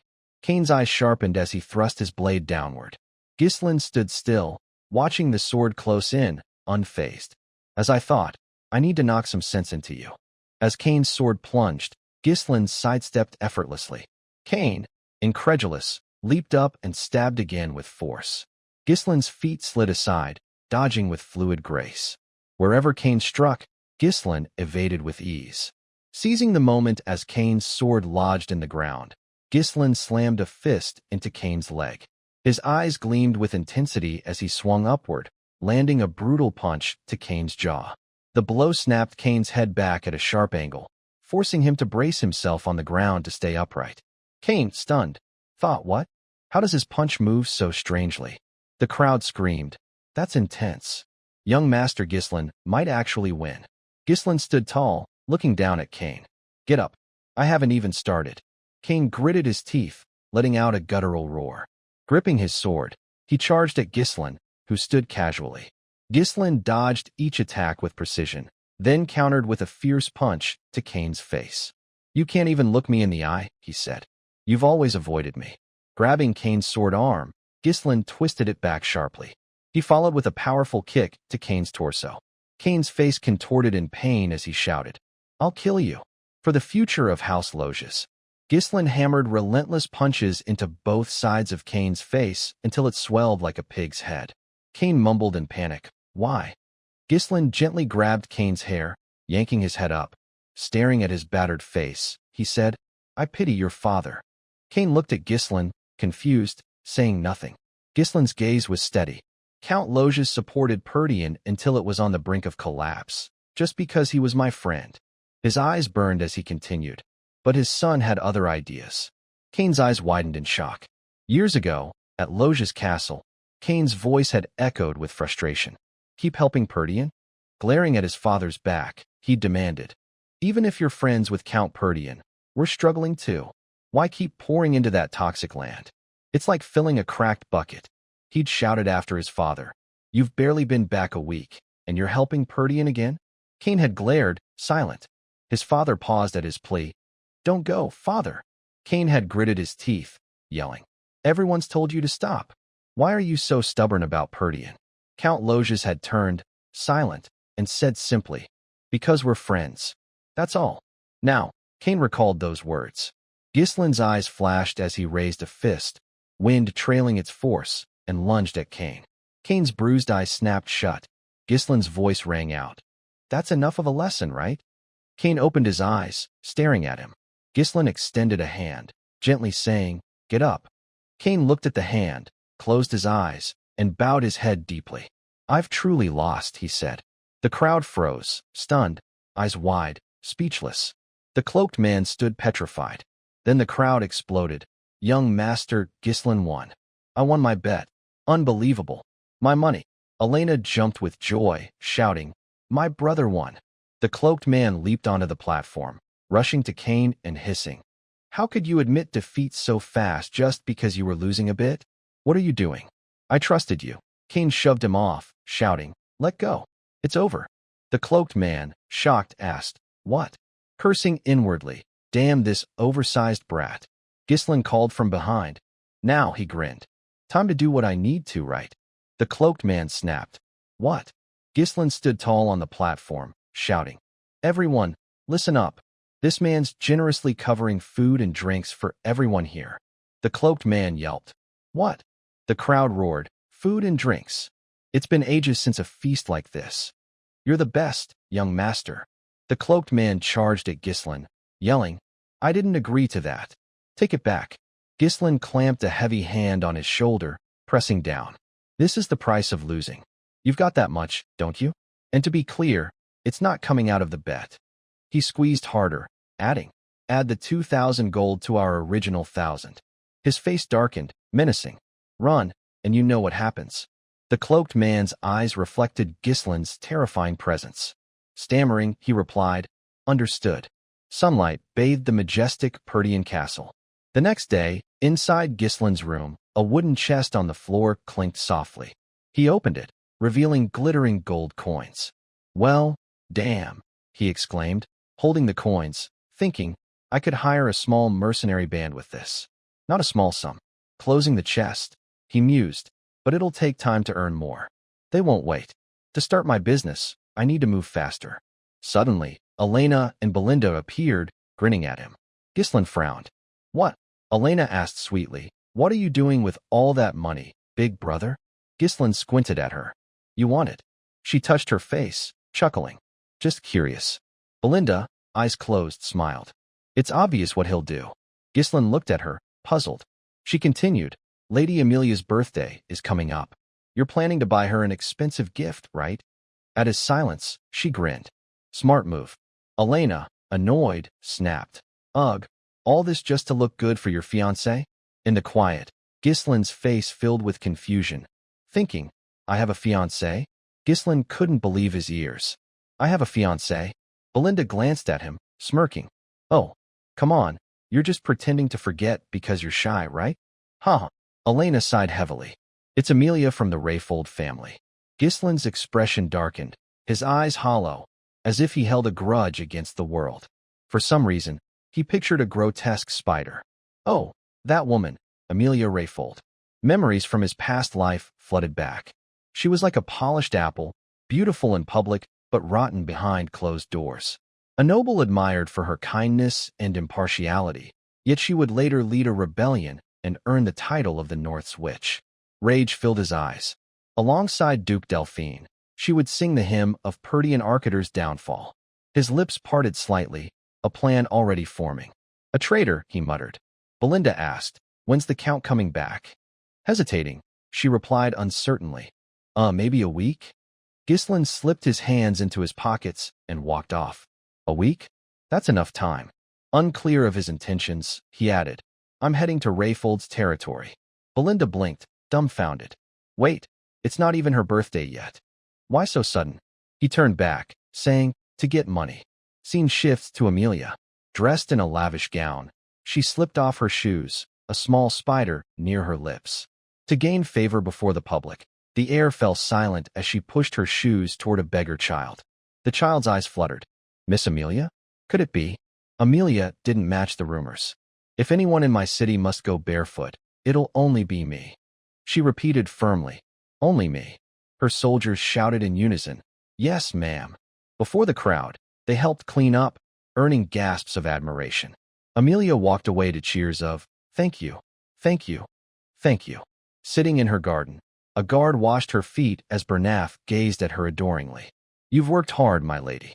Stroking her cat, which basked in attention, Amelia demanded absolute loyalty from everyone. Lounging casually, she asked, so, how's your duel with the North's swordmaster going? Her dainty foot rested on Bernaf's face. Forgive me, I'm keeping attention to a minimum. If I win, it'll draw eyes to your actions. He gently held her foot, explaining, it's not time to show our claws yet. Boldly, he kissed it. My sword is yours. Amelia wasn't satisfied. Then what have I trained you for? Lifting his chin, she locked eyes with him. Don't get soft. Outside the Grand Castle, their cryptic conversation continued. What about the trade guild? If it's Actium, no need to worry, Bernaf assured her. They're busy buying materials to rebuild the ravaged beast forest outpost, half destroyed by orc attacks near Perdian. In other words, we're skimming all the aid funds Bernaf sends to Perdian yearly. Ghislaine could never have anticipated his unwanted fiancé's schemes.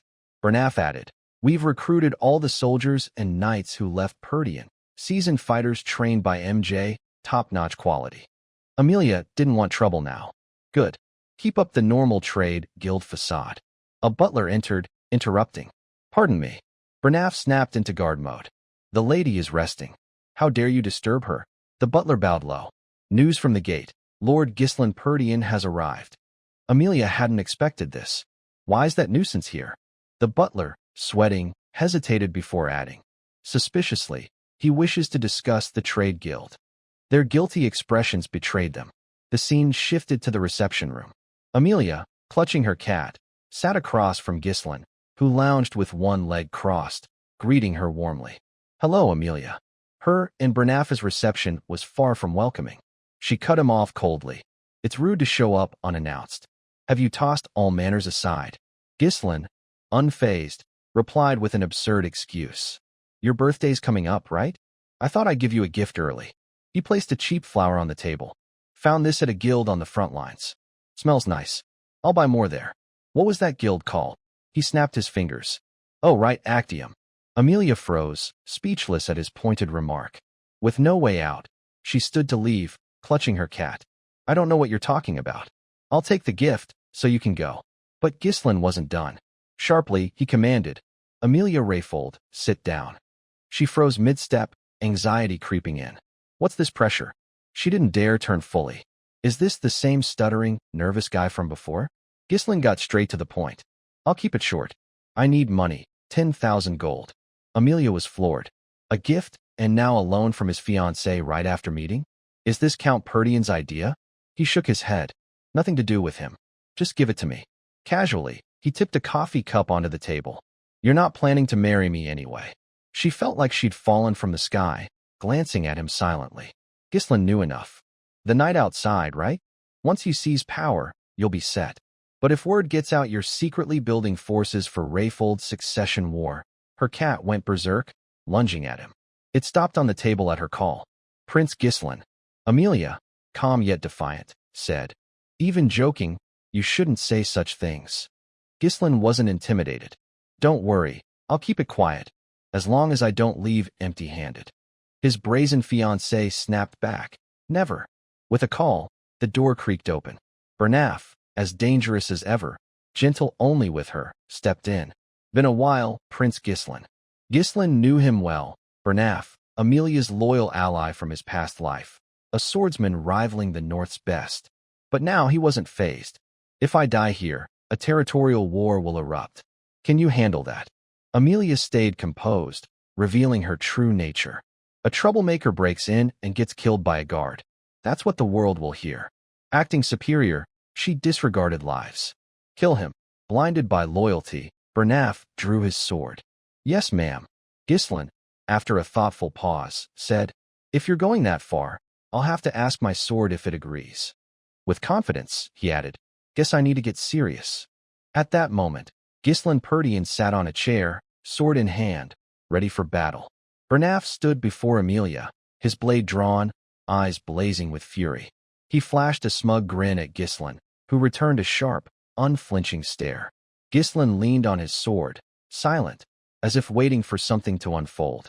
He didn't wait long. A masked assailant lunged from behind, sword aimed at him. Ghislain's expression hardened as the blade pierced the chair's backrest. The strike went through, but Ghislain had already flipped backward onto the ground, dodging midair. Seizing the moment, he slammed a kick into the assailant's chest, making him reel in pain, eyes rolling back. With another powerful kick, Ghislain sent the attacker crashing into the wall ahead, the impact splintering it. Bernaf and Amelia gaped, stunned by his strength. Turning to them, Ghislain mocked, An assassin? Pretending to be polite only to sneak attack. He drew his sword, charging at Bernaf with disdain. That's a pathetic way to treat a guest. Bernaf swiftly raised his sword to block, a shockwave erupting from the clash. Ghislain asked coldly, Does Rayfold have no shred of chivalry? Bernaf, feigning calm, replied, My apologies, but you, Grand Duke Ghislain, were the rude one, barging in unannounced and upsetting the lady.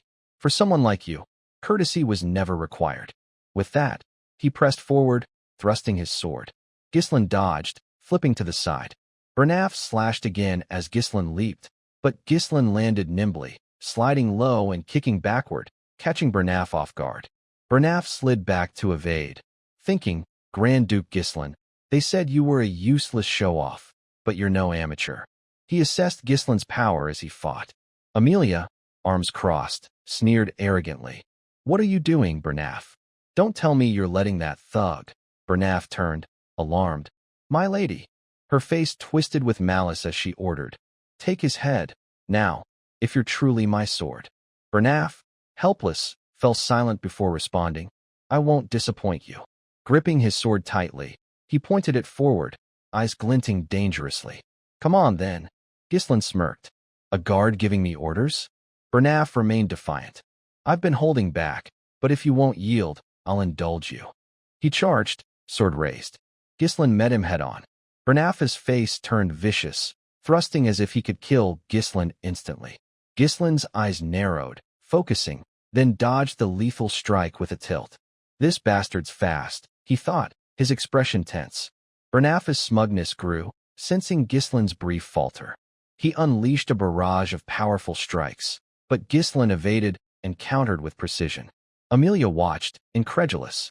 How can a thug like Gislin match a master like Bernaf? Her eyes narrowed with a dangerous glint, scheming. Meanwhile, Gislin parried Bernaf's attacks. Bernaf's blade grazed Gislin's hilt, but Gislin deflected it, his sword now aimed at Bernaf's shoulder. With a swift strike, he pinned Bernaf's arm to his side. Bernaf, like a rabid locust, stabbed again. Gislin, scoffing, that move again, hooked his leg around Bernaf's head, sword still lodged in his arm. Suddenly, Gislin's face flickered with alarm. With brute strength, Bernaf flung Gislin to the ground. Smirking, Bernaf hissed, "That trick won't work twice." He slammed Gislin down hard, the impact shaking the floor, causing Gislin's hand to slip from his sword. Gritting his teeth in pain, Gislin watched as Bernaf lunged again, aiming to kill. But Gislin raised his foot, blocking the sword, then slid aside. With a burst of effort, he leaped into the air, landing safely. His sword remained lodged in Bernaf's arm. Gislin thought, as expected, he's using mana to reinforce himself and counter my moves. Bernaf yanked Gislin's sword free, advancing. Grand Duke Gislin, you're far from the rumors. You can't judge an opponent's strength without fighting them. He tossed Gislin's sword aside, arrogantly adding, your swordsmanship seems honed in real combat, not formal training. Did you learn from fighting orcs too much? That style works in chaotic battles, but it's useless against me. He raised his sword again, his face smug. Your arrogance ends here. Gislin, breathing heavily, thought, this guy's tough. Analyzing, he noted, his narrow blade thrusts target my head, making it hard to judge distance and timing. At close range, his physical strength makes it tough to overpower him with technique. I knew from the start he wouldn't be easy. After calculating, Gislin raised his hand, releasing a thin thread from his fingers, saying coldly, I don't have much time. He flicked the thread forward. It shot past, startling Bernaf, who gasped, mana threads. He stood frozen, caught off guard. As he reacted, Gislin manipulated the thread, yanking his sword back and striking Bernaf's nape, making him stumble forward in panic. Gislin leaped, slamming his knee into Bernaf's face. Blood sprayed as Bernaf clutched his nose, thinking, what? What did he do? Amelia screamed, Bernaf. As he writhed, gripping his bleeding nose, Gislin seized his sword, swinging it down. He pressed with full force as Bernaf blocked, but this time, Bernaf's confidence wavered. He shouted in panic, struggling to hold back as Gislin pushed him. Bernaf dodged, pulling his sword free. Gislin slid back, gripping the ground to stay steady. Bernaf urgently warned Amelia, my lady, leave now. I can't guarantee your safety anymore. From here, I'm going all out. He narrowed his eyes, pointing his sword forward, still brimming with confidence. Gislin fell silent, then said, fine, let's do it. His gaze was cold and calculating. It's been a while since I faced an opponent as interesting as you. The scene shifts to Amelia, clutching her cat tightly, hiking up her skirt with all her might as she bolts outside. As she runs, resentment burns inside her, and she thinks to herself, Gislin, how dare you humiliate me like this? Who the hell, some idiot, leaked trade guild info to that lunatic Gislin? How else could he know so much? Those rumors about him slaying orcs, protecting his sister from assassins, and even taking down the Loge's family heir, based on that lowlife's past, I figured it was just dumb luck or overblown gossip. But who could have seen this coming?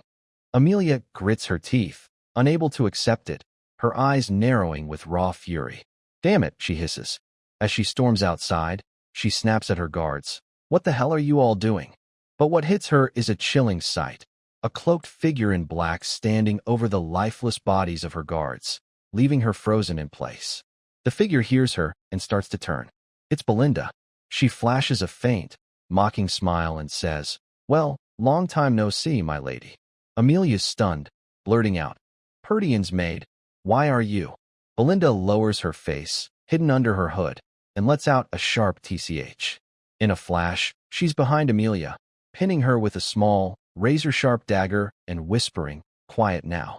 Panic surges through Amelia, but she quickly recovers, her eyes darting back in fear. Belinda's other hand snakes around, snatching the spider perched near Amelia's lips, and says with disgust, "God, you still keep this nasty spider on your face." Her eyes narrow sharply as she adds, "I remember overhearing the Count and his brother mocking you for those creepy spiders at the engagement ceremony. So you raised these gross things to get back at them. Not sure if that's you overcoming some phobia or proving a point." Belinda presses the dagger closer to Amelia's throat, making her drop the cat in terror. Then, with a sneer, Belinda crushes the ugly spider underfoot and says, "Sorry to break it to you, but this doesn't suit you, my lady." She stomps hard, squashing the spider into pieces, and asks coolly, "Now, can you play nice and cooperate?" The scene cuts back to the room where Ghislain stands locked in a tense face-off with Bernaf. Ghislain eyes his opponent, silent, the air heavy with a terrifying energy. Bernaf stands firm, sword raised, his eyes blazing. Suddenly, he speaks up, "A worthy opponent to toy with, huh?" His voice turns bitter as he snarls. "Only humble mercenaries talk like that, yet you dare call yourself a noble like my lady?" Ghislain replies calmly, "Of course I'm a noble. A simple guard like you wouldn't get it."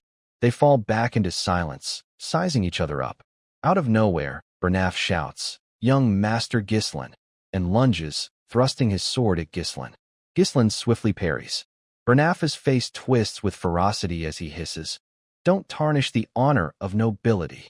A flurry of identical sword thrusts rains down on Ghislain. His eyes sharpen with intense focus, blocking every lethal strike. Suddenly, a blade aims for his throat. Ghislain gasps, "This guy," and leans right to dodge. Under the relentless assault, he can't help but marvel.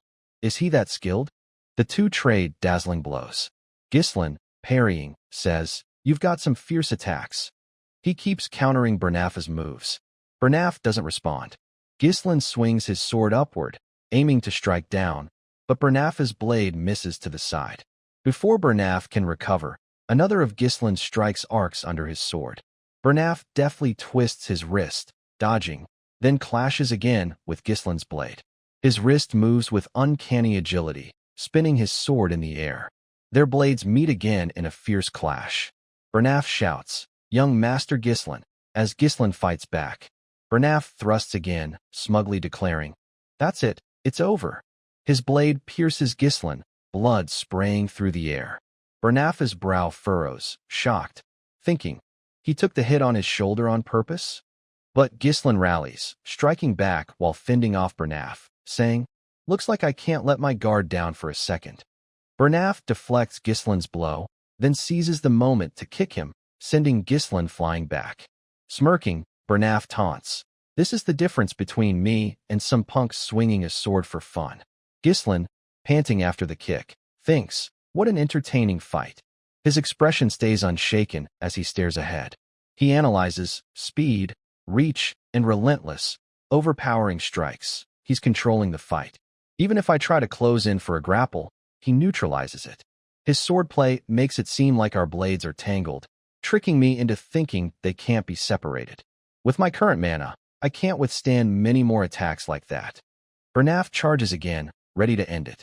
Ghislain thinks, "But that's only with the mana I used to have. Too bad for him." He raises his sword, his face cold, mana surging wildly around him. He thinks, "It's my unique mana technique." His eyes turn deadly, a glow flaring at his chest. He unleashes his third mind technique, moving so fast the eye can barely follow, a blur of motion. When he reappears, Ghislain charges Bernaf. Gripping his sword tightly, he thrusts with all his strength, his mana-charged blade overwhelming Bernaf's, knocking it aside in an explosive clash. Ghislain sends Bernaf's sword flying, embedding it in the floor. Bernaf, stunned and panicked, thinks, "Young Master Ghislain, how could you unleash that kind of mana?" Before he can process it, Ghislain strikes, his blade stopping just at Bernaf's forehead. Bernaf leans back to dodge, but fails. At that moment, Belinda enters, dragging a restrained Amelia. Furious and terrified, Amelia grits her teeth and snaps, "Stop. 10,000 gold. Take it and get lost." Ghislain scoffs, "You killjoy. Why didn't you offer that when I asked nicely?" He pulls his sword back from Bernaf's forehead. Belinda, smirking, teases, "Wow, what a messy lover's quarrel." Ghislain shrugs, "Just a little disagreement." Slinging his sword over his shoulder, he says casually, "Got some bad news for you, Amelia." His eyes turn sharp and cold as he declares, "The fee just went up to 20,000 gold." The fallen soldiers lay sprawled across the floor, the aftermath of a chaotic battle. Crash! A flower vase shatters into pieces, startling the white cat, which cowers under a chair. It's Amelia's fury unleashed. Bernaf bows his head, admitting fault. "My apologies, my lady. He was stronger than the rumors suggested. My mistake was not anticipating this." In a split second, he unleashed mana that could overwhelm a high-ranking knight. Amelia, eyes bloodshot, her tone icy and seething, snaps, "You've changed a lot, haven't you, Ghislain?" Bernaf quickly suggests, "Should we report this to Duke Delphine?" Amelia's hand cracks across his face, her anger flaring like gasoline on a fire. She grabs his collar, snarling, "Watch your mouth. Do you have any idea how terrifying Duke Delphine is? If word of today gets out, we'll be executed on the spot." Bernaf lowers his head, silent. Amelia adds, "I've been secretly working with Duke Delphine behind my father's back because I promised to back his rebellion in exchange for his help to bring down Perdian. If this leaks, my own siblings will kill me." The more she talks, the angrier she gets, her face twisting with rage. "If the council already knows all our secrets, they probably know about this deal too. No matter what it takes, Ghislain has to die." Bernaf nods, "Understood." Amelia presses, "What's Ghislain's condition?" Bernaf replies, "He's got wounds on his body and a major one on his shoulder." Recalling the chaos, he adds, "Right after he unleashed that surge of mana, his physical state will likely be unstable for a while." His face tightens, hesitating, but he explains, "If we don't want to leave traces, we can't use the territory's knights." Amelia replies coolly, "I know. That's why I've been raising those kids for moments like this." Bernaf raises an eyebrow. "You mean, the image of the Claw Guild's captain, Bern Vigo, a vile scumbag, moving a flag on a strategy map, flashes in his mind." Amelia, pleased with her choice, says, "A battle-hardened veteran, no humanity, no status, a specialist among those with no clear identity, an assassin for hire." She orders, "Send those guys in. Pick 18 skilled in mana." Bernaf gets it, nodding as he lays out a plan. The narrow path is the only route from Rayfold to Perdian. It's good for hiding, but it's also perfect for a quiet, clean hit. With the strategy set, he declares, "I'll prepare thoroughly." Amelia's face is full of malice, her eyes brimming with murderous intent as she seethes. "Ghislain humiliated me like this. He'll pay the price." The scene shifts to a bustling street, a horse-drawn carriage racing through the crowd. Inside, Ghislain is bandaging the deep wound on his shoulder, wincing. "Amelia, huh," he mutters. Fergus, sitting across from him, looks concerned. "Master Doran, you okay?" Ghislain brushes it off. "Old man, don't worry, lordship. It's not a big deal." He pulls on his shirt, touching the wound, reassuring Fergus, "It's not too deep. Not awful, even if I overdid it." He falls into deep thought. The 20,000 gold from Amelia is enough to rebuild our territory. That's years of effort saved. A hint of regret creeps in. Would have been better to take them all out, but I can't risk a turf war. Can't let my emotions put the territory in danger. Slipping on his coat, he muses, "Perdian's in a tough spot, barely holding off barbarian invasions. This is the perfect chance to push them back." Adjusting his coat, he adds cautiously, "Knowing the Demon Guild's secrets will make them wary. Amelia's got the upper hand, but I'll use her to the fullest." Belinda, watching him brood, can't hold back. "Everything went just like you said, didn't it, Master Doran?" Ghislain nods, "Yup." She reminds him, "They said if we heard fighting inside, we'd restrain the guards. Then Lady Amelia would come out, and we'd take her hostage." Ghislain dodges with a playful look. "Oh, did they? I left that to Fergus, didn't I?" His face suddenly pales, his body reacting. He covers his mouth. Fergus panics. "Master Doran." Ghislain looks at the blood on his hand, calm despite coughing it up. Third time, and the core's still breaking down. Assessing the blood, he says, "Better than last time, but this is trouble if I keep using my power. Gotta find a way to boost my mana fast." Suddenly, Belinda grabs his bloody hand, startling him. Miss Belinda, he says, confused. She pulls out a spell, saying, your mana flow's completely disrupted. She channels magic around his bloody hand. His eyes widen in surprise. He feels something rise in his throat, expecting to cough up more blood, but instead, a white mist escapes. The blood on his hand starts to fade. Stunned, Ghislain thinks, you'd need deep mana knowledge to pull off this kind of healing. Looking at Belinda, he muses, Mom brought her in, so I knew she wasn't ordinary. His view of her shifts. Special physique, huh? Why is someone this skilled stuck in a backwater like this? He grins inwardly. The more strong allies in the territory, the better. The guys we've faced so far are just the start. The carriage keeps speeding along. Belinda speaks up, Master Doran. Sincerely, she says, I trust you, so whatever you do, I'll back you unconditionally.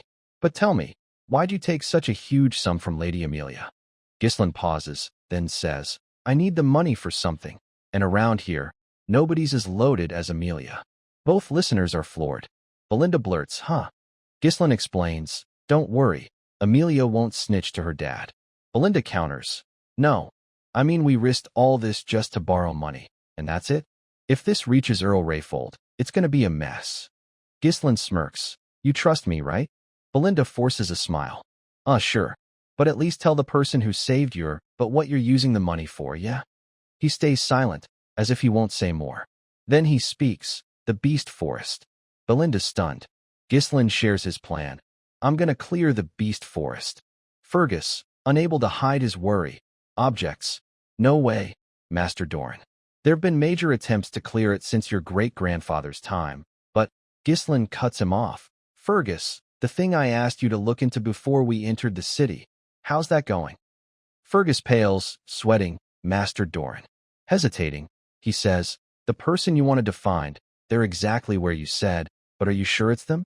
Their condition, Ghislain says firmly. As long as they're alive, that's enough. I'm going there now. Belinda protests. No, you need to head back to the territory. In your condition, wandering around is crazy. Ghislain pushes back. Belinda, you think after what we did to Amelia, they'll just let us walk away? She lets out an, oh right. Ghislain, knowing Amelia's nature, says, she'll definitely try to kill me to cover this up. Belinda flexes her arms, boasting, Master, I'm a damn good fighter. Sir Fergus is a knight too. If it comes to it, I'll handle it quick. Ghislain, reassuring her, says, you guys make me feel safe, but that's not your role. Different fields. With conviction, he declares, I need a trailblazer. I'm going to meet them. The carriage stops, and they step out in front of a house. Ghislain knocks, tap tap.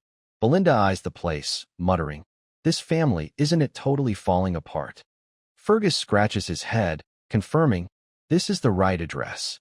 A door creaks open, revealing a tall man with long, scruffy hair and a beard, like he hasn't shaved in ages, covering his face. He grunts, who are you? The group stares, shocked, rooted to the spot, silent. Belinda whispers to Ghislain, Master, this is the guy you told me to find? A trailblazer? He looks like he's half dead. Ghislain insists, no, we found the right guy. The man, seeing no response, reaches to close the door, grumbling, some bored young noble. Huh? Don't waste my time. Get lost. Ghislain stops him, hold on. Introducing himself, he says, I'm Ghislain, leader of the Ratat Mercenary Guild. The man freezes, his eyes lighting up. Slowly turning back, he looks at Ghislain, extending a hand calmly. I've been looking forward to meeting you. Ricardo can't hold it together anymore. Could it be? Fergus catches on, his voice hesitant. The Ratat mercenaries. The Ratat crew, where only those who've mastered nearly every weapon can join. They may be disbanded now, but their courage echoed across nations. Every knight's heard of them, and their leader, Gillian, an old man with silver hair and razor-sharp eyes. Ghislain extends his hand toward him. I came for you.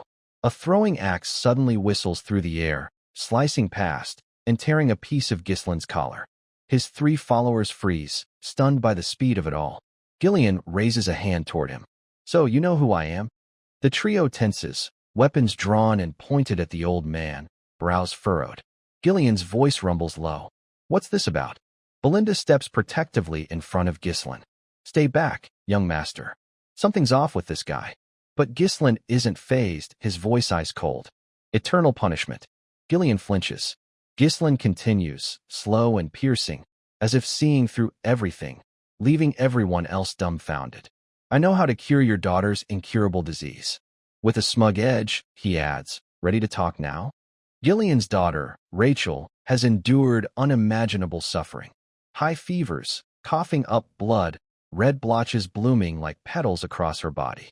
The disease, eternal punishment, torments its victims with relentless agony, as if they're sinners under divine wrath. Rachel's pain screams have haunted Gillian for too long. They approach her blood-stained sickbed, her faint groans, ugh, ugh, hanging in the air. Gillian roars in anguish, witnessing the torment his daughter endures. Observing her condition, Ghislaine thinks, it's not too late. In his mind, he recalls, in my past life, I tried to recruit Gillian too. But back then, he was gone. Took his own life after his daughter's death, abandoning everything. He scans the dilapidated house. Looking at this place, he must have spent every penny trying to cure her. All that's left is his weapons, huh? Rachel screams again, writhing in agony. Father? Father, it hurts so much. I just want to die. Please. Gillian's speechless, choked by grief. Ghislaine shrugs off his coat decisively. No time to waste. We start treatment now. But Belinda grabs his shoulder, stopping him. Let's go, young master. She explains gently. I don't know what you're planning, but this isn't something you can fix with force. Even priests can't cure it. They call it divine punishment. What are you going to do? Without hesitation, Ghislaine pulls his arm free. It can be cured. Belinda shouts, losing her cool. Young master. He turns, flashing a confident smirk. You said you trusted me. Belinda freezes, caught off guard by his charm. He hands her a piece of paper. Take this. Ghislaine instructs meticulously. Buy every herb listed here. Don't miss a single one. Reading the list, Belinda's eyes widen in shock. Unfazed by her reaction, he smirks. For mercenaries wandering the world, knowledge is life or death. Eternal punishment is incurable now, but in the future, there's a cure. Task assigned. Ghislaine turns to a table, unpacking supplies he prepared earlier. Vials, herbs, tools for crafting Rachel's medicine. He thinks, this caused a stir back then because the recipe's surprisingly simple. Crazy that I still remember it. The problem is, it needs insanely expensive ingredients. Reaching into his bag, he pulls out the final piece. A rare ingredient, blessing of the fairy. With deft hands, he grinds the blessing and other herbs, pours them into a vial, adds strong liquor, and shakes it until the mixture blends. After a moment, he adds the remaining ingredients, stirring carefully. Everyone watches his every move, captivated. Finally done, he holds up the vial and hands it to Gillian. Have her drink this. Gillian takes it, gently feeding it to his daughter, cradling her tenderly. After she drinks, he lays her back on the bed. Dried tears linger at the corners of her eyes, but the red blotches begin to fade. Moments later, the petal-like marks vanish completely. It happens so fast, everyone's eyes widen in disbelief. Fergus blurts, the blotches are fading. Gillian, losing his composure, stammers. This medicine, it's really standing back. Watching it all, Ghislaine says calmly. As expected, it works. Gillian, unable to believe his eyes, stares at him, stunned. How is this possible? Even divine power couldn't cure it. Ghislaine explains coolly. Priest divine power isn't a cure-all. It just boosts vitality and regeneration to help the body fight illness. This is a root-level cure. Gillian's hands tremble. So, you mean, he drops to his knees before Ghislaine, like he's facing a savior. Can my daughter really be cured? Unfazed, Ghislaine replies. 1 or 2 months, and she'll be fully recovered. Gillian's emotions are indescribable. He bows low, overwhelmed with gratitude. Then he speaks. What do you want from me? You came here for a reason. Pausing, his voice grinds with intensity, eyes wide, almost shouting as he pours out his heart. All I've got left is this broken body. If you want me to be a dog, I'll be a dog. If you want a slave, I'll be that too. But Ghislaine gently reaches out to lift him up. I don't need a slave. I need Gillian, leader of the Ratat mercenaries. Gillian's eyes widen, unable to believe what he's hearing. He looks into Gislin's eyes. That look, the look of someone chasing a dream. Gripping his thick mane of hair, Gillian grabs the axe from earlier and hacks it off. The hair hits the floor with a heavy thud. Everyone's rattled, unsure of the gesture's meaning. They're stunned by the transformed Gillian. No way, he's completely different now. From a disheveled old man, Gillian now looks sharp and powerful, every bit the legendary mercenary leader. Reborn, Gillian stands, striding toward his weapons. Turning back, he asks seriously, "Besides you all, is anyone else with you or coming here?" Gislin replies, "No, just us." Holding a sharp iron spear, Gillian asks, "Got any enemies who hate your guts?" Gislin, with a proud grin, says, "Plenty. And there'll be more." Gillian's muscular arm grips the spear. Then, without finishing, he hurls it with blinding speed and force at the wall. The spear punches through, causing a massive explosion as it blasts a hole in the wall, tearing through trees outside and striking something. Gillian yanks the spear back, dragging a pierced body with it. He grabs the assassin by the throat, who groans in pain. "Irk." Coldly, Gillian demands, "Who sent you?" The assassin, writhing, gasps, How did you know?" Gillian glances at Gislin. "What's the plan?" Gislin replies calmly, "After all this, I think I know who's behind it." He casually draws his weapon. "I'd rather not spill blood today." But Gillian stops him, saying, "I'll handle it." He tightens his grip on the assassin's throat, who lets out a final, "Ugh." The sound echoes. Gillian bows respectfully to Gislin after finishing the job. Belinda, watching, is speechless, shaken by what just happened. Not a hint of hesitation. Why'd the young master recruit someone this dangerous? Gillian kneels again. "Grand Duke Gislin." With reverence, he says, "From now on, my life belongs to you." Just as he planned, Gislin thinks, "With this, I've secured a key piece for the territory's reconstruction." He flashes a victor's smile. "Looking forward to working with you, Gillian." Night has fallen, and a grim atmosphere blankets the dilapidated wooden house. Voices echo. A group of assassins lies dead. Inside the rundown shack, a handful of people are checking the surroundings. Rain begins to fall, and the four inside exchange heated words. "What? Those idiots." Suddenly, a man with a scar across his mouth barks, "Quiet." It's the Claw Guild, led by Vigo. He sits in the center of the cramped room, whispering, "Keep it down."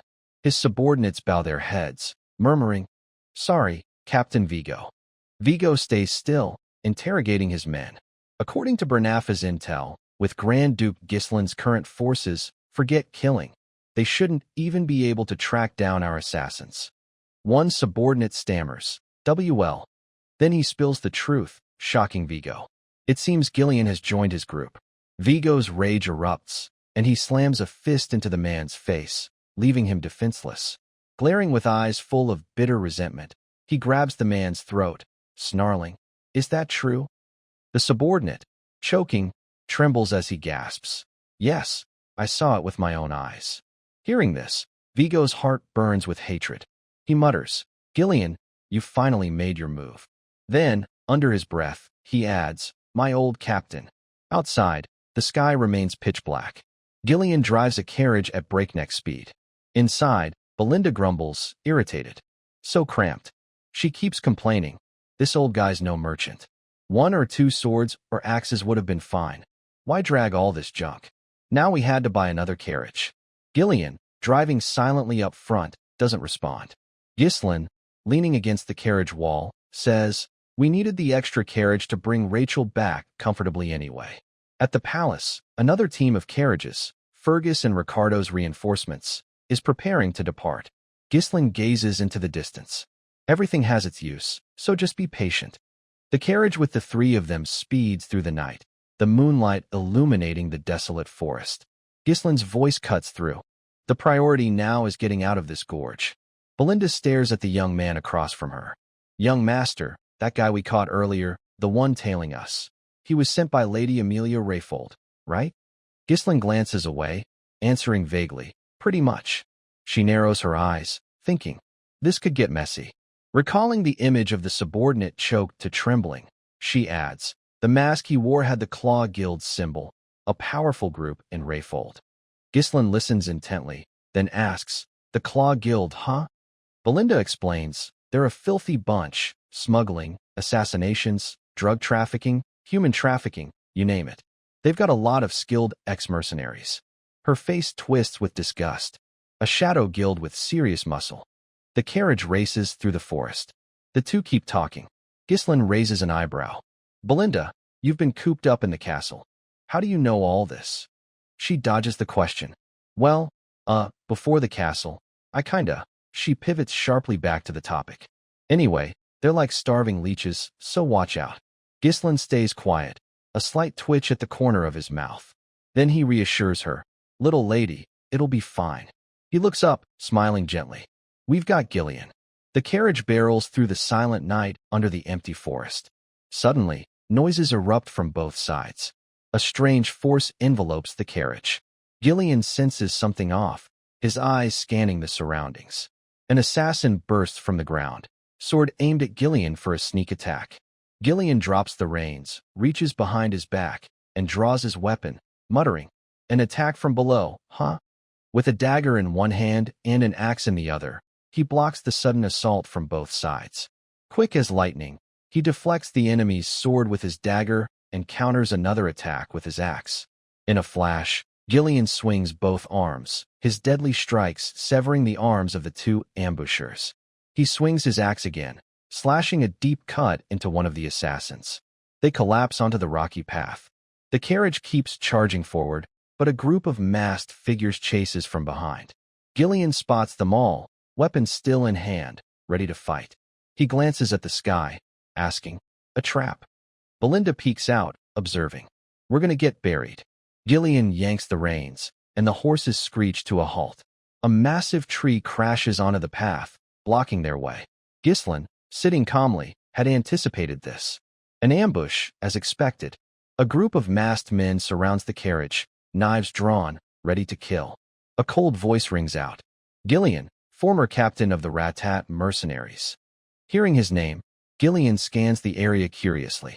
Vigo steps forward, leading the group, a dagger in hand, his voice icy. "Coward, you disbanded the whole mercenary crew for your daughter." Gillian leaps off the carriage, replying, "I don't know what you're talking about." The group of thugs closes in. Vigo sneers, "Because of you, my life was ruined. Too old to even remember your former crew, huh?" Gillian stays silent, his face calm. Vigo flashes a wicked grin. Playing dumb? I'll jog your memory." He orders his men, "Kill him." The thugs charge forward at his command. Ghislaine, still on the carriage, asks, "Need a hand?" Gillian waves him off. "No need. Seems he's got a score to settle with me. Take a break, young master." The thugs rush him, but Gillian shows no fear. He swings his axe hard. "I'm enough on my own." In a flash, he cuts them down one by one, blood spurting from their wounds. One wave falls, then another, like moths to a flame. Vigo shouts, "You old bastard, you dare!" Gillian, unfazed, meets the onslaught head-on, felling each attacker with ease, untouched. He blocks a strike with his bare hand, then slashes a deep gash into another thug. Vigo watches his men drop, thinking grimly. As expected, his mercenary strength is still there. But with Gillian single-handedly mowing through them, Vigo bellows, "Split up, surround him." At his command, they divide into two groups, encircling Gillian. He leaps onto the horse, yanking the reins. "Humph!" The thugs shout, "The horse!" Gillian pulls a long blade from the horse's side, hurling it overhead toward the group ahead. With a swing, he strikes, sending a cluster of them flying back, collapsing one by one. They panic, yelling, "Ugh, we can't get close. Idiots, aim for the horse." Gillian, in a battle frenzy, keeps cutting them down, relentless. His long blade sweeps in a circular arc, catching them off guard, and they fall, blood pooling beneath them. Belinda and Ghislaine, watching from the carriage, let out, "Whoa." Suddenly, an attacker dives from above, knife aimed at Gillian for a sneak attack. He spots it, swiftly raising a shield to block the strike. Vigo, his attack thwarted, snaps, "You ruined my life, and now you're in my way?" His eyes blaze with rage, venom in his words. "I'll kill you." He slashes the horse's neck, blood oozing out. Gillian, unsteady on the collapsing horse, leaps off. Another knife comes for him, but he dodges, blocking with his axe. Fighting back, he roars, "I'm not the Rat-Tat captain anymore." Using his wooden shield, he lands a heavy blow on Vigo, sending him flying. Vigo grits his teeth, minimizing the damage with his body. Slowly rising, he mutters, "Former captain, huh?" Furious, his eyes burning, he screams, "Enough nonsense. If not you, then who?" Gillian grips his axe tightly. "I've left that past behind." His face hardens as he glares at his foe. "Now, I'm just a servant of Grand Duke Ghislain." V. Quarng, his eyes blazing red. "You." He charges, shouting, "I'll kill you." The battle has raged for a while, tense and unrelenting, with no clear victor. Vigo relentlessly attacks Gillian, each strike sharp and deadly. Gillian blocks the vicious blows with his shield. Though Vigo hasn't landed a hit, he keeps up the assault, refusing to back down. As he strikes, he hurls bitter words at Gillian. "When you left, the Mercenary Legion collapsed." Gritting his teeth, his voice drips with resentment and blame. "Because of you, I lost my purpose and lived a pathetic life, just scraping by." He pins all his suffering on Gillian, blaming him for every ounce of pain. Gillian stays silent, fending off the attacks without responding to Vigo's accusations. Emboldened, Vigo presses harder, attacking without pause. Gillian dodges, swiftly slashing his sharp axe toward Vigo. The man ducks, narrowly avoiding the deadly blade. Vigo weaves in and out, parrying Gillian's strikes. Gillian doesn't relent, swinging his axe again. Vigo raises his shield to block the powerful blow. Gillian's eyes narrow, recognizing the shield. Before he can dwell on it, Vigo issues a challenge. "Gillian, I was ready to give my life for the Rat-Tat mercenaries, everything I had." He glares, accusing. "And you threw it all away to serve some corrupt noble?" It's a grudge Vigo has nursed for years, gnawing at him. Teeth clenched, eyes wild with fury, he readies his bow, his voice thick with anger. He fires a volley of sharp arrows, but Gillian deflects them effortlessly, sending them flying into the ground. Seizing a moment of distraction, Vigo lunges to attack. Gillian's reflexes kick in, dodging the lethal spear by a hair. No ordinary foe, Gillian counters with precise, devastating strikes. Once the leader of the Rat-Tat mercenaries, a group he founded, he knows Vigo's tactics inside out.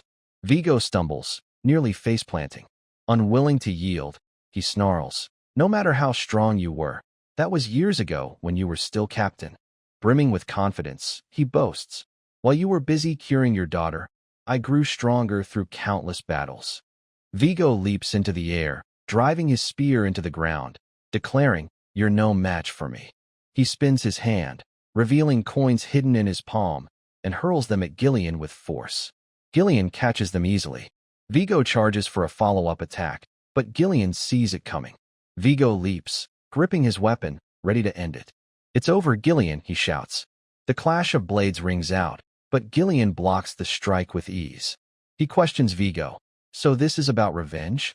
Vigo, stunned by the effortless block, channels mana into his arm, thinking he's not even using his full strength. Gillian pushes him back with overwhelming force, leaving Vigo unable to resist. He collapses, kneeling, looking pathetic. Gillian steps toward him, puzzled. "I don't get it." Curious, he asks, "If revenge was your goal, you had plenty of chances." Picking up Vigo's spear, he asks sternly, "Why didn't you come for me sooner?" Vigo, delighted by the question, laughs maniacally, his tone defiant. "You don't know the whole story." He recounts, "I came to your house, but the Rat-Tat captain wasn't there." He recalls, "Just some worthless old man not worth killing." He turns the question back on Gillian. "Where was the man I idolized?" Gillian lets him rant, staying silent. Tossing the spear aside, he responds, "Listen." Drawing his sword from behind his back, he says, "I'm just a man controlled by others." But now, Gillian brandishes his sword with commanding presence. "I'll give my old comrade the greatest honor." His eyes blaze, reclaiming his role as the Rat-Tat commander. "That's right." Charging forward, he declares, "This is a real fight." Gillian unleashes precise, deadly strikes, no longer holding back. Vigo can't hide his excitement. "This is the moment I've waited for." The duel erupts into a fierce clash, neither side yielding. Vigo lands a blow, Gillian returns a strike. They trade hits, locked in a brutal struggle. Vigo, teeth gritted, charges like a moth to flame. Gillian rises, raising his axe high, delivering a final message. I'll always remember you, captain of the Ratat Legion. He says Vigo's name, Vigo. Vigo bares his teeth, trembling as the fatal axe comes down. Vigo falls, blood splattering across the cold ground. Gillian steps forward, picking up his weapon, staring at the man he just sent to his end. Cheers erupt from behind. Nice work. It's Ghislain and Belinda. Surveying the carnage, Belinda remarks, Hey, if we sold all this gear, we'd make a fortune, right? Gillian bows to Ghislain, apologetic. I delayed things unnecessarily. My apologies. Ghislain brushes it off. No big deal. He eyes Gillian, thinking, he's even more impressive than I expected. He recalls, when I returned to the mercenary city after leaving home, stories about Gillian from my superiors shaped me into the mercenary king. Lucky I moved fast to secure an ally like him. Ghislain slips his hands into his pockets, asking, Do you remember that guy? Gillian draws his sword, confirming, Yes. Looking to the sky, he admits, he was an old comrade. Ghislain's surprised. An old comrade, huh? Gillian's words stir memories of his own former allies. Wonder what my old crew's up to. Before they met me, they had their own lives. He muses for a moment, but holds on to hope. One day, we'll all reunite, right? Shaking it off, he turns to Belinda. All right, let's collect the valuable stuff like you said. Belinda nods enthusiastically. Good call. Now, Gillian, lead the way and let's grab the loot quick, yeah. Gillian sighs, exasperated. I'm not your subordinate. 2 days later, at the territory, the group rides in a carriage toward their destination. Inside, Belinda, exhausted, sighs heavily. Phew, almost there. Gillian, curious, asks Ghislain, That's Perdian? Ghislain nods. Yup. He feels a stroke of luck. Good to have a place to come back to. I can always return. Gillian falls silent. Ghislain asks, Gillian, what do you think of our territory? Caught off guard, Gillian stammers. Well, it's nice, I guess. Ghislain, seeing his discomfort, guesses, a dump, right? The comment hits the mark. Ghislain explains, the houses are so old they're beyond repair. See those fields? Abandoned. Everyone who could work got sent to the army, leaving the land to rot. Gillian questions, I heard Perdian's constantly at war with the northern orcs. But seeing it up close, it's worse than I thought. Belinda, helpless, adds, Isn't this a territory someone should know inside out? Ghislain states his goal plainly. I'll fix all of it, and I need your help. He declares, this will be a long fight. In his mind, he vows, wipe out everything tied to Duke Delphine and protect what's ours. I'll restore this land, no matter the cost. The carriage rolls on. Belinda peeks out, gasping. Young master, look, it's Ghislain's shocked too. You, standing ahead, waiting by the castle, is none other than his father. Ghislain exclaims. At Castillo Perdian, an ancient, majestic, and splendid castle, heated arguments echoed through the halls. We need to reduce our forces, Ghislain's father proposed. His aide, visibly uneasy, exclaimed, What, my lord? If we cut back any further, holding the front lines will be nearly impossible. Home Run, stroking his chin skeptically, added, We'd be better off requesting aid from Rayfold. It turned out Rayfold was the one slashing aid. An investigation suggested they were amassing troops and stockpiling supplies. Randon, stunned, blurted out, What's that? The group continued their fierce debate, each convinced their own stance was correct. There's no other choice. We need to rebuild the Mana Beast Forest garrison, half destroyed in last October's battle. Even scaling back the Night Corps is necessary to ease some of the pressure, someone argued. Home Run countered, But don't you think reducing our forces carries significant risks? Ghislain remained silent throughout the discussion, observing quietly. In his mind, he mused, Same old crowd, huh? Present were 3 key figures. Vanden, the commander of the Perdian Night Corps, Albert, the noble leader of Perdian, and the stout Count, Home Run, the castle's overseer. Ghislain reflected, How long has it been? For a Grand Duke of Perdian, it's only been a few months, but for a mercenary king, it feels like decades. Finally, Ghislain spoke up, addressing his father. This campaign must have been exhausting for you. Walter, curious, responded, "What's on your mind?" Ghislain recalled how, as a child, he resented his father's rigid and strict demeanor. Only now did he understand the weight of responsibility his father carried, the immense exhaustion and strain on his shoulders. As a lord, Walter asked, "My dear son, I hear you left the castle for about a week. Where did you go?" Sipping a cup of hot tea, Ghislain replied honestly, "I just returned from Rayfold's territory." As a father, Walter pressed, "Not causing trouble again, I hope?" Ghislain, exasperated, took another sip of tea. "I didn't cause any trouble." The steward, holding a ledger, chimed in, "My lord, as unbelievable as it sounds, word is you defeated Bernaf in a duel and earned a tidy sum." Albert, skeptical, asked, "You didn't go there to gamble, did you?" In his head, Ghislain scoffed, "Gamble? If anything, I'd call it an investment." Still holding his tea, he replied, "No, I just had some brief business to discuss with Amelia Rayfold." Home Run interjected, "My lord, I've always reminded you to remember your role as Purdian's heir before acting." Ghislain waved dismissively to reassure him, "I understand. Don't worry." Home Run, fuming internally, thought, "This blasted fool treats my words like garbage. How can I not worry?" Ghislain's father intervened, "Enough, everyone. Let's stop here." He turned to Ghislain. "I hear that in my absence, you've been involved in quite a few incidents, haven't you?" Ghislain sat silently, offering no response. His father continued, "Word is you personally dealt with Emer and Philip, the ones who tried to betray Elena. Is that true?" Ghislain recalled. "Oh, those guys." Randon jumped in. "Dealt with them personally?" "Hardly. They probably fought each other, and the Grand Duke just finished them off." The story's been exaggerated. He didn't believe Ghislain had such exceptional ability. In his mind, Ghislain thought, "Knight Commander Randon.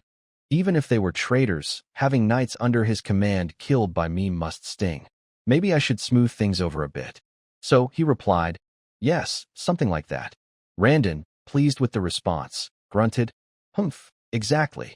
Walter, silent for a moment, finally said, "Well done."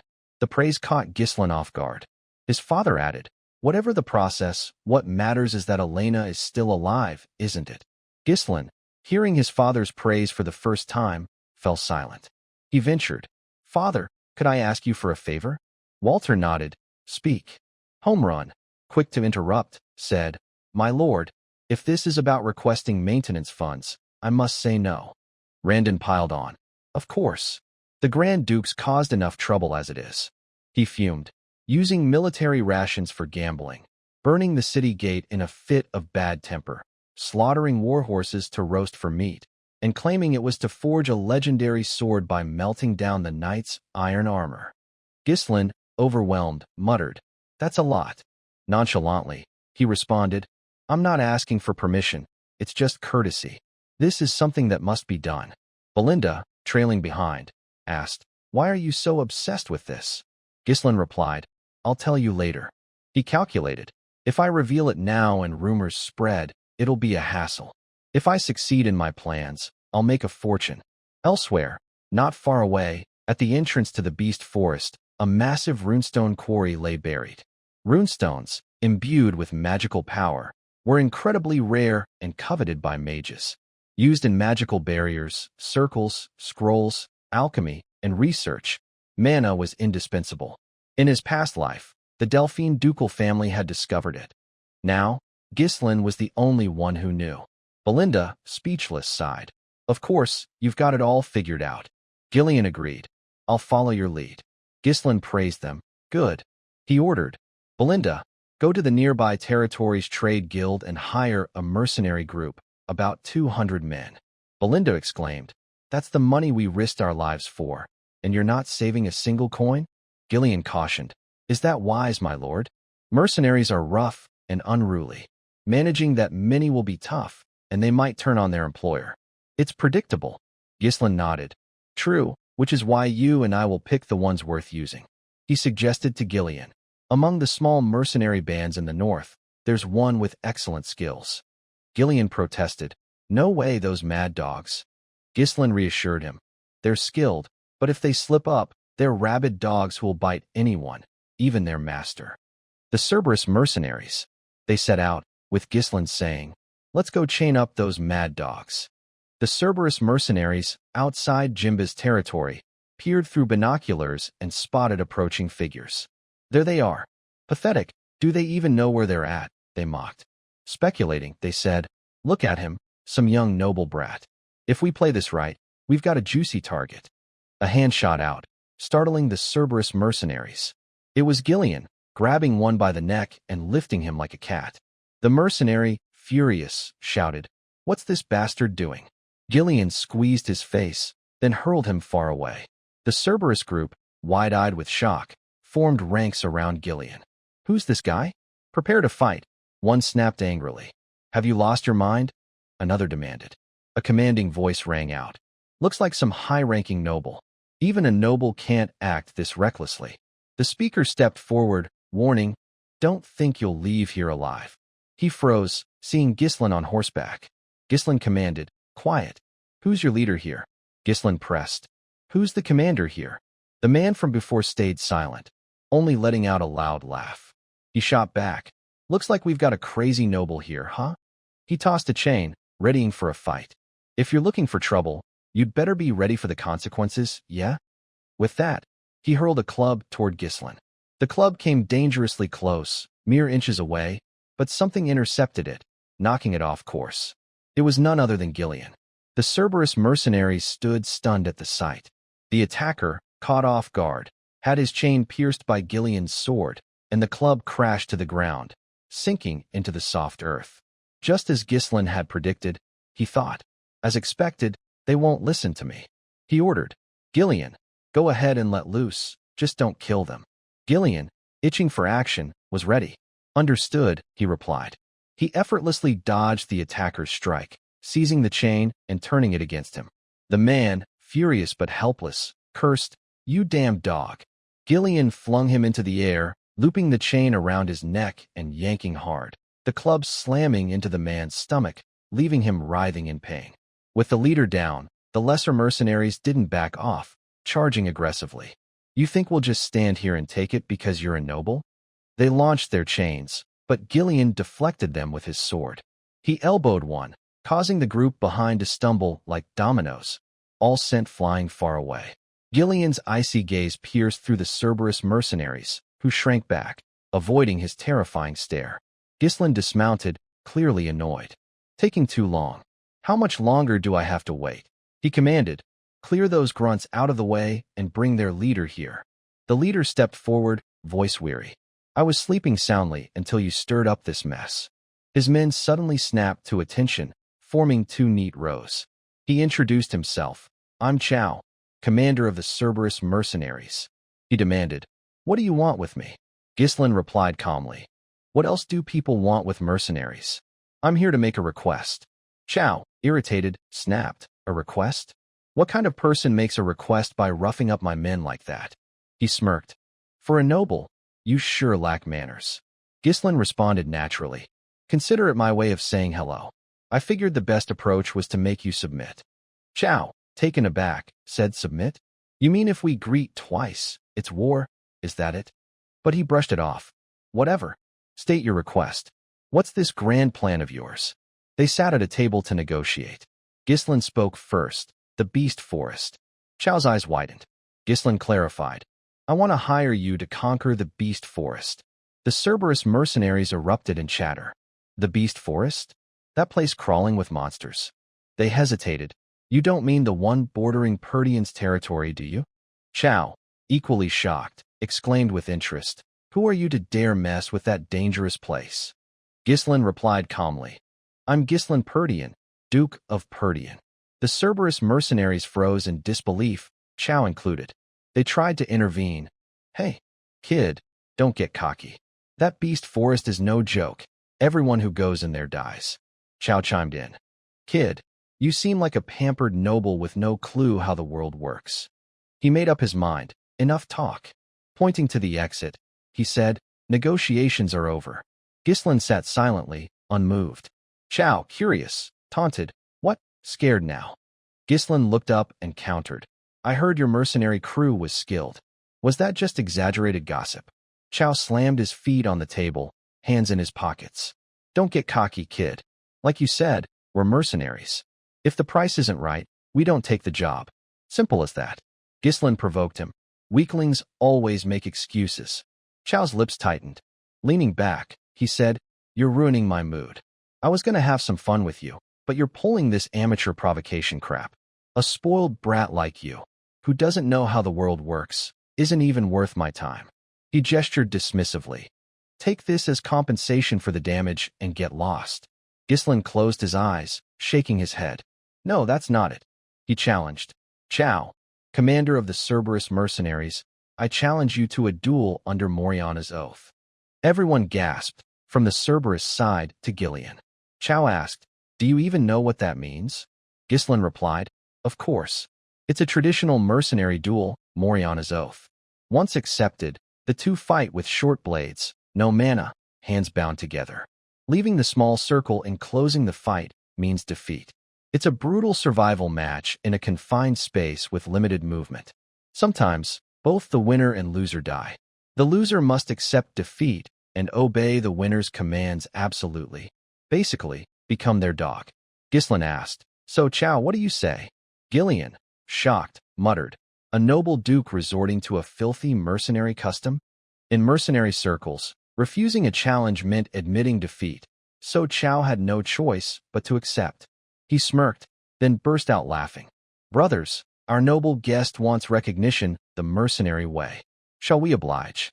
They stepped into the fight, hands bound tightly within the small circle. The Cerberus mercenaries cheered. Teach that arrogant noble a lesson. Finish him, boss. Gillian watched silently.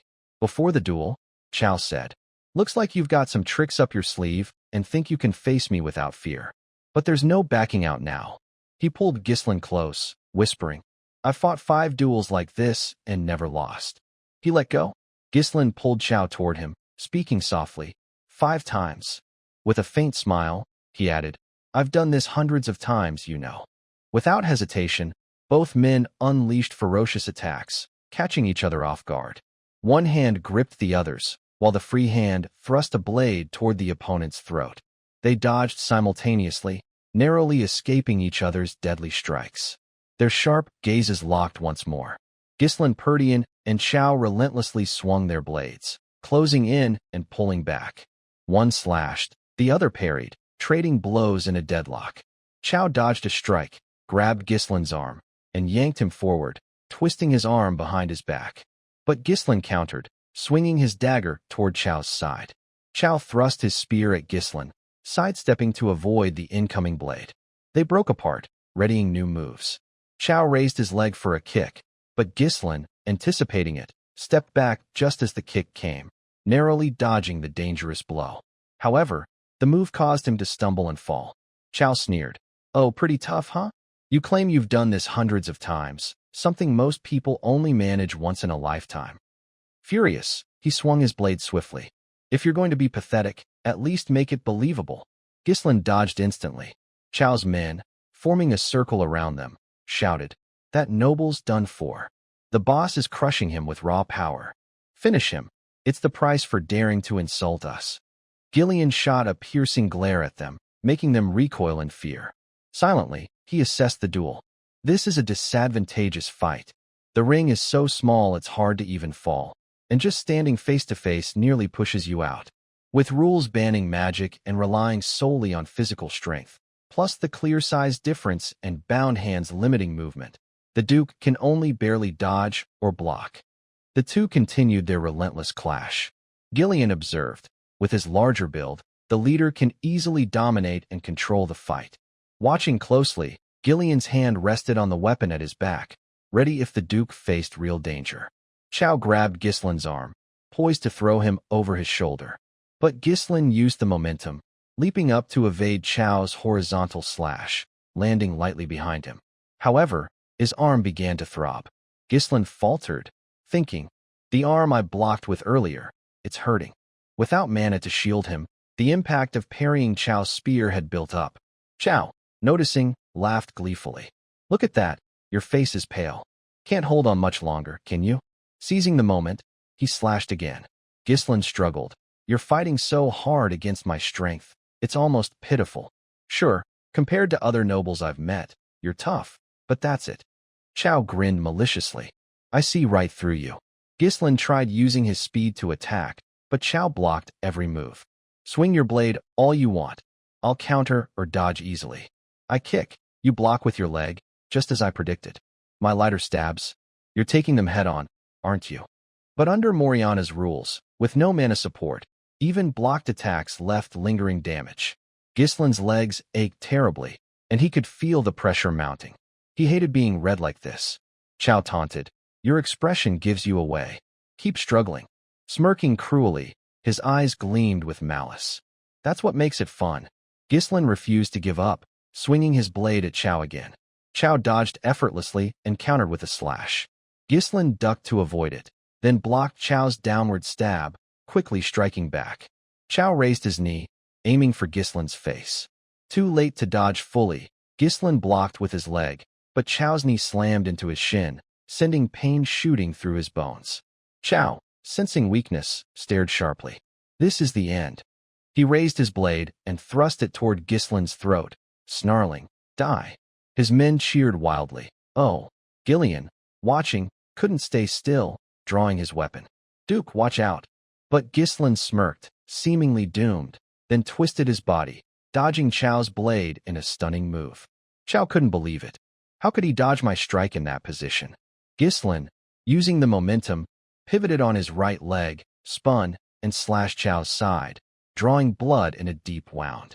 Chow, shocked, realized he was the one hit. His men and Gillian were equally stunned. Furious, Chow swung wildly from multiple angles, but his aggression left openings. Ghislain landed another slash across Chow's chest. His men grew restless, shouting, The boss got cut again. They yelled. That noble was clearly outmatched earlier. Boss, show him your true power. Gillian watched silently. Chow swung. Ghislain ducked. Using his shoulder, Ghislain struck Chow's face, then raised his blade, eyes intense. Instead of stabbing, he pummeled Chow's face and chest with fists.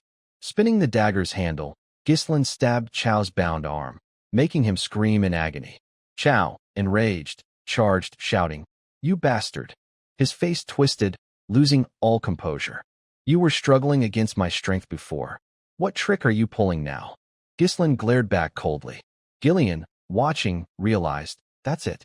In his mind, the fight played in slow motion. The leader's aggressive power strained his muscles, making him less flexible. Trying to dominate with brute force cost him agility. The Duke didn't meet his ferocity head-on but stayed loose, turning the flow to his advantage. To overcome the size disadvantage like this, remarkable. Gillian sheathed his weapon. Chow, battered and bruised, his face swollen, sent his men into a frenzy. Boss, what are you waiting for? This isn't fun anymore. Ghislain looked at him. Your willpower is strong, but in the past, plenty of cornered men broke the rules and used mana. Chow scoffed. You talk like you've really fought 100 times before. You only got this chance because of Moriana's oath. Break the rules, and you'll have no place here. Ghislain glanced down, quietly impressed. Chow continued. I admit, in a straight fight, I'm slightly outmatched, but, he roared, grinning tensely. There's more than one way to win. Chow spun, using all his strength to hurl Ghislain, catching him off guard. Another rule of Moriana's oath. Step 1 foot outside the circle, and you lose. Chow flung Ghislain into the air, his swollen face twisted in triumph. No matter how skilled you are, once I throw your whole body like this, you'll land outside. Smirking, he thought, victory is mine. But it wasn't that simple. Ghislain swung his blade, grabbing Chow's arm in midair to Chow's shock. Using the momentum, Ghislain spun before landing, kicking Chow's pivot leg, forcing him back and pulling Ghislain inside. Their bound hands strained with terrifying force. Ghislain yanked Chow toward him, spun behind, and pushed Chow forward. Grabbing Chow's hair, Ghislain slammed his head to the ground. The result stunned everyone. Chow was forced out of the circle. His men gasped, he's out. Outside the ring. Chow, unwilling to accept it, gritted his teeth, eyes wide. Is this really the end? Ghislain, cold as ice, looked down. Victory is mine. Chow, helpless, asked, "What kind of man are you to have such extraordinary skill?" Gislin's eyes glinted dangerously. "That's no way to act before your future master." He pulled Chow back into the circle, confusing him. Exhausted, Chow panted, "What? The fight's over." But Gislin said, "No, I haven't stepped out of the ring." He threw another punch at Chow. "From now on, it's time to discipline you, as my subordinate." Raising his fist, Gislin leaned forward, eyes narrowed, staring at Chow. "From this moment, it's time to teach you your place under me." With that, Gislin landed a direct punch to Chow's face, a blow so fierce it left Chow reeling. His men, encircling the ring, watched in shock as their leader crumpled to the ground. Chow frantically shielded his bloodied, swollen face from Gislin's strike, shouting, Hey, wait. By the rules, stepping out of the circle was a violation." Before he could say more, another fist slammed into his face. Gislin pinned Chow down, relentlessly pummeling him. "You think you can bring up rules in the middle of a battlefield?" Chow, weak and sprawled on the ground, retorted, "You call yourself a noble? Don't complain about what your master decides." As he spoke, Gislin's cold eyes bore into him, and another fist flew. Chow barely got out. "You maniac," before a punch to his mouth made him spit blood. A barrage of dozens of punches followed, each one chipping away at Chow's consciousness. His men, watching their leader get brutalized, grew restless. "Hey, is this okay? The bet's over." Gislin's fist, now stained with Chow's blood, kept going. Finally, Chow, unable to endure the pain, raised both hands and screamed, "Ack! Stop already." Blood streamed down his battered face. Gislin pulled him up, his expression still icy, and said, "I haven't stepped out of the ring yet." Chow's face paled. To him, Gislin now seemed like a demon. Turning to his men, he roared, "Are you just going to stand there? Kill this guy." His men, hearing Chow's order, charged with swords drawn, shouting, "Yes, sir." But before they could act, the old man blocked them with his axe. "From now on, anyone who interferes with the Duke will die." A menacing aura radiated from him. Chow's men froze in fear, rooted to the spot. Chow, seeing this, looked helpless. Turning back, he met Gislin's chilling gaze. Gislin spoke, "Let's finish our business." Chow, staring at Gislin's fist, gave a bitter laugh. Nobles, nothing but a bunch of cowards." As he took the punches, he thought about the corruption of nobility. Arrogant pigs, scheming traitors, narcissistic fools who'd cower and beg at the slightest threat. Robbing such people was an unmatched thrill. Chow, once renowned as the Mad Dog, wondered, "Why am I humiliated by this young noble?" His men, seeing Chow's broken state, shouted, "Boss, he's going to die. What do we do?" Gislin lifted Chow's bloodied body, assessing him. "That's enough." He ordered the men, "Get medical supplies for Chow. What are you waiting for? Bring water, bandages, cloths. Are you going to let your leader die like this?" Holding Chow's body up, Gislin faced the men. They scrambled. Yes, understood." The silver-haired old man watched Gislin, thinking, these unruly mercenaries are obeying the Duke? In their world, where fists are law, he's shown them who's boss in the most effective way. After treating Chow's wounds, Gislin and Chow sat across a table. Gislin slid a paper toward him. "Sign it." Chow, visibly displeased, glared but picked up the pen and signed. Handing it back, he muttered, "Here." Gislin narrowed his eyes, clearly unsatisfied. Chow quickly adjusted his tone. "Please, my lord, take care of us." Satisfied, Gislin took Chow's hand. "Good. From now on, we're family. Let's do great things together." Days later, at the outskirts of Perdian's territory, weary mercenaries grumbled. "Ugh, why muster us at dawn? I didn't even finish breakfast before we started moving," one complained. A bald man piped up, "Heard the rumor? The guy who hired us is Perdian's Duke." Another gasped, "What?" Someone sneered, that naive kid. Can he even handle mercenaries? Bet we can half-ass it and still make bank." As they gossiped, a man clapped loudly. "All right, listen up." A muscular giant stepped forward, saying, "To deal with a greenhorn boss, we need a strong representative." The group turned to him. "You?" The muscled man, Gordon, grinned, thumping his chest. "That's right, Gordon the Muscle. I'm impressed with your enthusiasm to make some coin. But if we're not united, we won't get what we want." The group nodded. "True. Last time some idiot overplayed his hand, and it all fell apart. The bald man approached Gordon.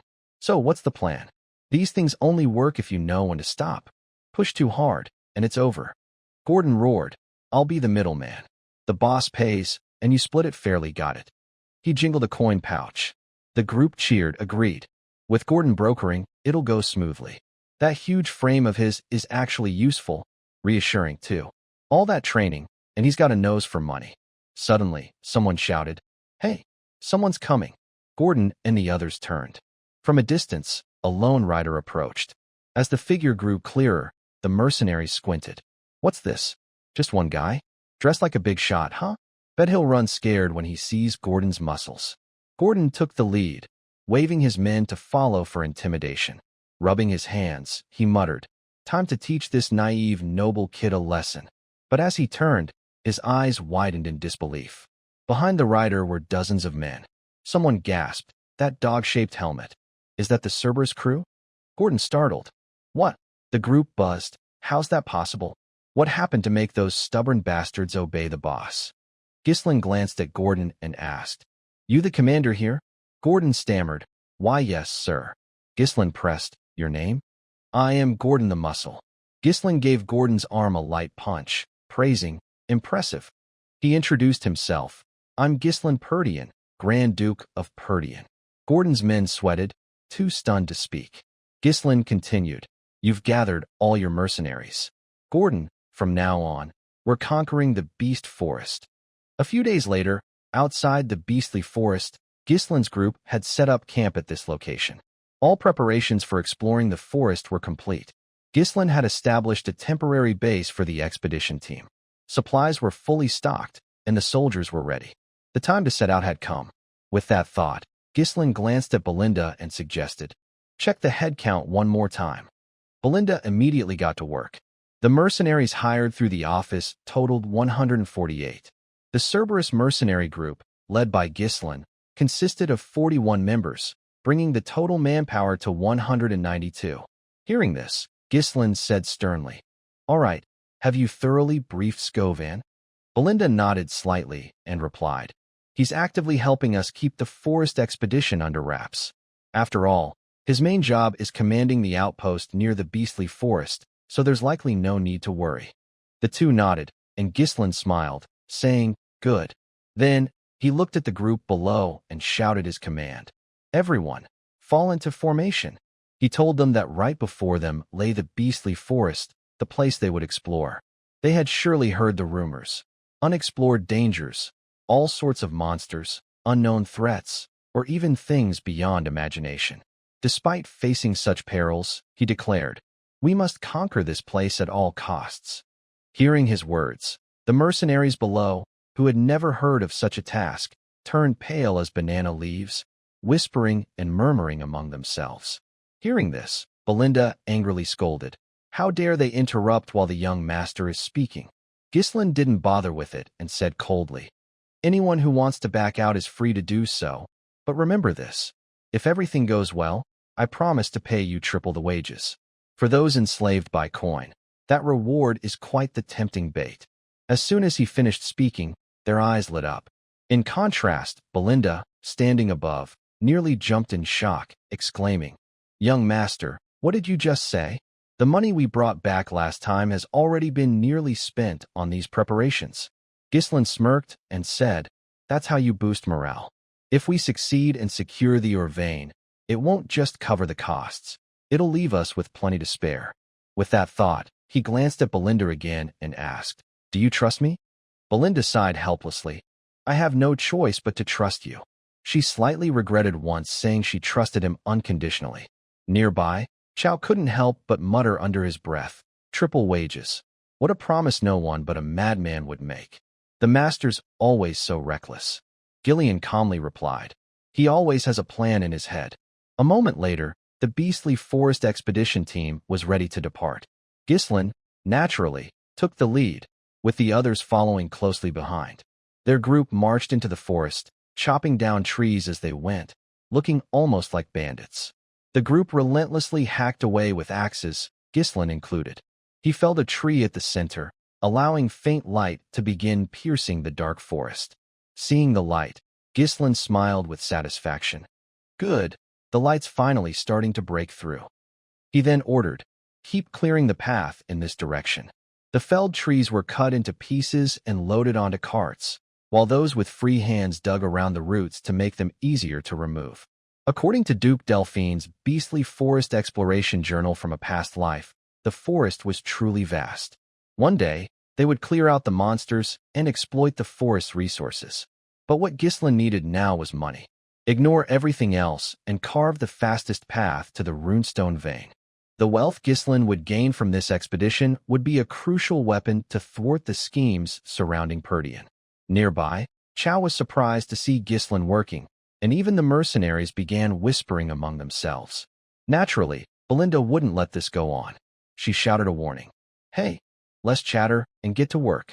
They immediately shut up and scurried off. Watching their retreating figures, she huffed angrily. Unbelievable. Then she approached Ghislain, complaining, Young master, we went through the trouble of hiring these people. Why are you doing the work yourself? They're looking down on you because you're working alongside them. Ghislain, busy chopping a tree, didn't care and casually said, Relax, one more person working means the job gets done faster. There's nothing good about lingering here. Belinda pouted at his response. You talk like you already know everything before coming here. Her words left Ghislain momentarily speechless. What could he say? He actually did know. Nearby, Chow chatted while working. The young master has a girl worrying over him. How enviable. Meanwhile, some of us not only have to work for others, but also walk straight into hell. Gillian, hearing this, smacked a tree branch into his back, making Chow furious. He cursed loudly. You looking for a fight? But Gillian ignored him, letting Chow rant until his voice gave out. Ghislain glanced at them, feeling a bit more at ease. Everything had gone smoothly so far. Duke Delphine had once launched a large-scale beastly forest exploration campaign and kept a journal detailing the locations of key resources and the ecology of the monsters. Thanks to that, Ghislain was somewhat prepared before coming here, but the lack of incidents made him even more uneasy. He had only read what was written in the journal and had never seen what actually happened here with his own eyes. So he couldn't help but warn them, all of you, stay on high alert. Even so, they continued cutting trees to clear the path. By now, night had fallen, and they had traveled a long way without encountering a single monster. As they were discussing this, one man approached, demanding his share of the rumored reward. But then, Gordon seemed to notice something, his face turning pale as a banana leaf. Panicked, he shouted, Hey, you guys. The group immediately turned to look at him. Trembling, Gordon said, We've clearly cut down plenty of trees on our way here, right? The others nodded in confusion. Yeah, that's right. After hesitating for a long time, Gordon glanced at them and said, Then why isn't there a single path? His words snapped them to attention. It made sense. At that moment, Ghislain suddenly shouted, Everyone, stay sharp. Following his yell, the three key members moved to shield him, and the Cerberus mercenaries assumed combat positions. Only the amateur mercenaries outside were left bewildered, unsure of what was happening. As they stood confused, Ghislain called out, Gordon, stay where you are. If you move, you'll die. He ordered, Walk toward us slowly, step by step. Though confused, Gordon nodded. Yes, I understand. But as he turned, the log on his shoulder slammed into the giant tree in front of him. Not only that, he fell flat on his face. Seeing this, the group's expressions grew grave. Some couldn't hold back and angrily cursed. That idiot. At the same time, Gordon was just as panicked, because the massive tree in front of him suddenly began to move. In an instant, the enormous trunk formed a gaping mouth full of jagged teeth, striking fear into everyone. Seeing it, the group turned and fled, their faces grim. Their fear was justified, as the tree-like monster suddenly sprouted vines stretching dozens of meters long. The vines ensnared them, hoisting them into the air before flinging them toward its mouth. After capturing its prey, the monster snapped its jaws shut, as if savoring the moment to tear into its newly caught meal. At the same time, Gordon was also seized. But thanks to his brute strength, he clung to a nearby tree. Sobbing, he pleaded, Save me. The nearby mercenaries rushed over, swinging their axes to sever the monster's vines. Yet no matter how hard they hacked, the vines wouldn't break. The axe in one mercenary's hand even began to chip, prompting him to exclaim in shock, "How are these vines so tough?" Gordon, equally panicked, cried out, "They won't cut. Am I doomed to be eaten? What rotten luck!" As if on cue, the vines yanked him toward the monster's mouth again. At that moment, a figure dashed forward. It was Ghislain. Sword in hand, he charged and sliced through the vine, binding Gordon with a single swing. After saving him, Ghislain didn't stop. He channeled mana into his sword and, without hesitation, stabbed into the eye on the monster's trunk. Bright red ooze gushed out like rain, grotesque to behold. Seeing this, the mercenaries outside cheered. The boss cut it down. Is the eye the weak point of these tree monsters? While they were caught in a daze, Ghislain, having landed after his strike, let out a breath and turned to the group, shouting, "Snap out of it. If you scatter, you'll become easy targets. To avoid being caught by the tree monsters, grab your shields and form a defensive line. Until I give the next order, focus on holding your ground." With Ghislain's command, the mercenaries quickly formed ranks, using their shields to fend off the incoming vines. After issuing orders, Ghislain ran to Chow, asking, "Where are the oil lamps?" Chow pointed to the cart beside him, replying, "All right here." Ghislain swiftly ordered, "Good. Light them all and throw them at the monsters. Burn them down." Hearing this, Chow exclaimed in surprise, "So that's why we brought them." At that moment, Gazel shouted, "They're looking this way." Ghislain quickly commanded, "Now's the time. Burn them." Following his order, Chow led the group in hurling oil lamps at the monster. In an instant, a barrage of lamps flew forward. The moment they struck the monster, they exploded, and flames erupted into the air. Watching the scene, Chow muttered nervously, "Will they burn to ashes?" Gazel nodded slightly. With this situation, they might. But in their moment of distraction, the monster's vines shot toward them. Fortunately, an axe suddenly appeared. Without hesitation, Gillian hacked through the vines. Even Belinda joined in, launching 3 throwing knives at the monster's eye. Ghislain glanced at the two and ordered, "Cover the mercenaries and prepare to throw more lamps." They quickly followed his command. As for Ghislain, after giving orders, he charged forward with his sword, aiming to draw the monster's attention. Hearing this, Belinda cried out in panic, "Be careful, my lord." Ghislain paid no mind. He rushed toward the monster, channeling mana into his sword and slashing wildly. Infuriated by Ghislain's attacks, the monster's vines lashed out at him. Perhaps Ghislain was a snake in a past life. He dodged with uncanny agility, successfully weaving through and reaching the monster's front. Meanwhile, the mercenaries, defending behind their shields, watched in awe and exclaimed, "Those tree monsters, do they have legs too? The boss is going to get crushed." But contrary to their fears, Ghislain was perfectly fine. His swordsmanship was impeccable, each swing severing vines. Seizing the moment when no obstacles remained, Ghislain thrust his sword straight into the eye on the monster's trunk.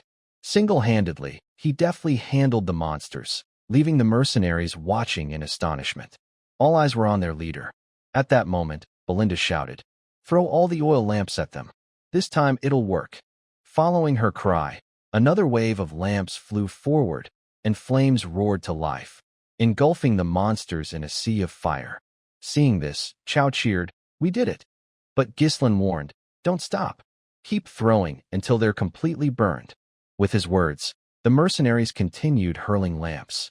Part of the forest was now engulfed in blazing red flames, the heat intensifying. In moments, the monsters were incinerated. The mercenaries outside couldn't help but marvel. That was incredible. So this is how you deal with monsters. They also realized that, at this rate, the fire might spread further, but that was even better, as it would wipe out the monsters faster. Even Gordon cheered. Not so tough after all. In the face of fire, these tree monsters are nothing. While they rejoiced, Ghislain spoke up, "Don't let your guard down. It's not over yet. Now's when they reveal their true forms." As soon as he finished, their vision was enveloped in a blinding white fog. The mercenaries grew even more confused, unsure of what was happening. Gillian and Belinda, alarmed, rushed toward Ghislain. Belinda cried out in fear, "What's going on over there?" Ghislain calmly explained. The fire weakens them but doesn't fully destroy them. The heat vaporizes the moisture inside their bark, creating this mist. Before long, the fog began to clear, revealing a colossal, terrifying monster, even more fearsome than before. Its massive mouth remained, but now it sprouted four enormous petals. Seeing it, the group recoiled in fear, shouting, "What is that? Wasn't it dead?" At that moment, a sword pointed skyward amid the chaos. Ghislain roared, "Everyone, focus! Grab your weapons. Now's the time for a close-quarters assault." With that, he charged forward like the wind, sword in hand. Seeing Ghislain charge forward alone, the mercenaries panicked, muttering, "Telling us to fight those giants up close. Isn't that just asking for death? One move from them, and we'd be crushed. How can we not be scared?" But while they were in disarray, Chow led the Cerberus mercenaries in a bold charge forward. Belinda, running alongside, cautioned, "Duke, please be careful." Gillian, who hadn't yet moved, approached Gordon's group. In a cold tone, he demanded, "What are you hesitating for? This is Grand Duke Ghislain's order." Naturally, this angered him. While his master was fiercely battling the monsters, they stood there like statues. Gillian, exasperated, commanded, "Have faith and follow him." Hearing this, Gordon's group flinched but quickly grabbed their weapons and rushed forward, saying, "Forget it, who cares? At worst, the employer will handle everything. Just do it." In an instant, the mercenaries surged with fervor. Ghislain shouted, "Their bark is burned away. Even without mana, you can cut them down. Don't fear, smash them with one strike." Hearing this, Chow charged fiercely, joined by Gillian and Belinda. In moments, a bloody battle erupted. At this point, hesitation meant death. Ghislain's role was to erase his followers' doubts, instilling confidence in victory and inspiring them to turn the impossible into possible. With his extraordinary skill, Ghislain showed them that killing monsters was just that, killing monsters. He thrust his sword into the monster's mouth. Without hesitation, he unleashed a mana-infused slash, cleaving it in half on the spot. Under Ghislain's valor, the monsters began to fall like dominoes. The others, working together, took down a fair number as well. The mercenaries, exhausted and panting, heard Gordon sigh in relief. "We got them all. We've wiped out those monsters." Others exhaled. "We survived." But at that moment, Ghislain warned, "All forces, stay calm." His voice silenced the crowd. Their obedience pleased him. He continued, "This is the beastly forest. Just our first step, and we've already encountered creatures like those tree monsters." In an instant, fear spread across their faces. Ghislain, unfazed, spoke slowly, "But don't worry. I'll always be at the forefront. All you need to do is trust and follow me." The crowd fell silent at his words, but soon, spirited cheers echoed through the dark forest. They pressed deeper into the woods. Whenever a monster appeared, Ghislain directed its swift destruction. Wherever they went, ancient trees and monsters fell in their wake. Chow, growing more ferocious with each kill, had initially followed reluctantly, but now felt exhilarated in battle. Throughout, they encountered numerous monsters. Belinda fretted constantly, checking on Ghislain at every turn.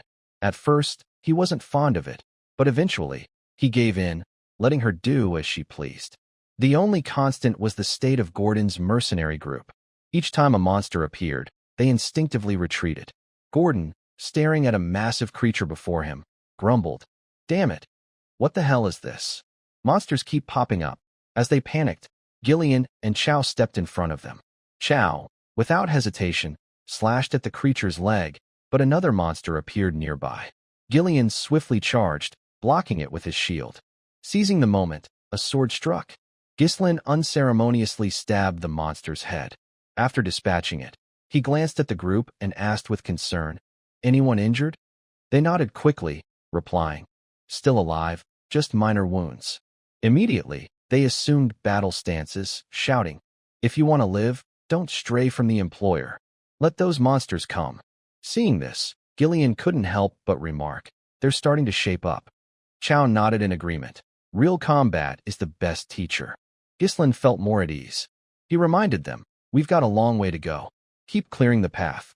Meanwhile, one man lagged behind, watching those charging toward death ahead. He thought they were all insane. in a mad forest full of lunatics. Soon after, they ventured deeper and came across a lake. Seeing water, the group rushed forward like parched men, scooping it up with buckets to drink. Belinda, watching, couldn't help but mutter, "Who knows what might leap out of there?" Ghislaine, standing beside her, was at a loss for words. So far, they were on the right path. This lake was a critical junction to the runestone mine. With that thought, he ordered, "Set up camp with your backs to the lake. We rest here." Later, in one tent, mercenaries chattered non-stop about the forest. In another, a fire crackled warmly. Gordon, eyeing the man before him, asked suspiciously, "Why'd you call us here secretly? What's this about?" The man, Manus, chuckled softly. "We don't need to keep risking our lives here. Life's worth more than money, isn't it?" Gordon pouted. "We've already cleared a good chunk of the path. The employer said the destination's not far from the forest's edge. We're probably close." Manus grew more urgent. "You believe him?" The employer's nicknamed Purdian's madman for a reason. Recklessly expanding into this forest for glory, isn't it obvious? Torin, nearby, said indifferently, "We've already taken the deposit. Took the money, so we do the job? We're mercenaries, aren't we? It's not the first time we've survived thanks to an employer." Unconvinced, Manus pressed, "I admit the employer's a skilled fighter, but so far, it's just been luck. One mistake could lead to our doom." He believed nobles would use them as meat shields when danger neared.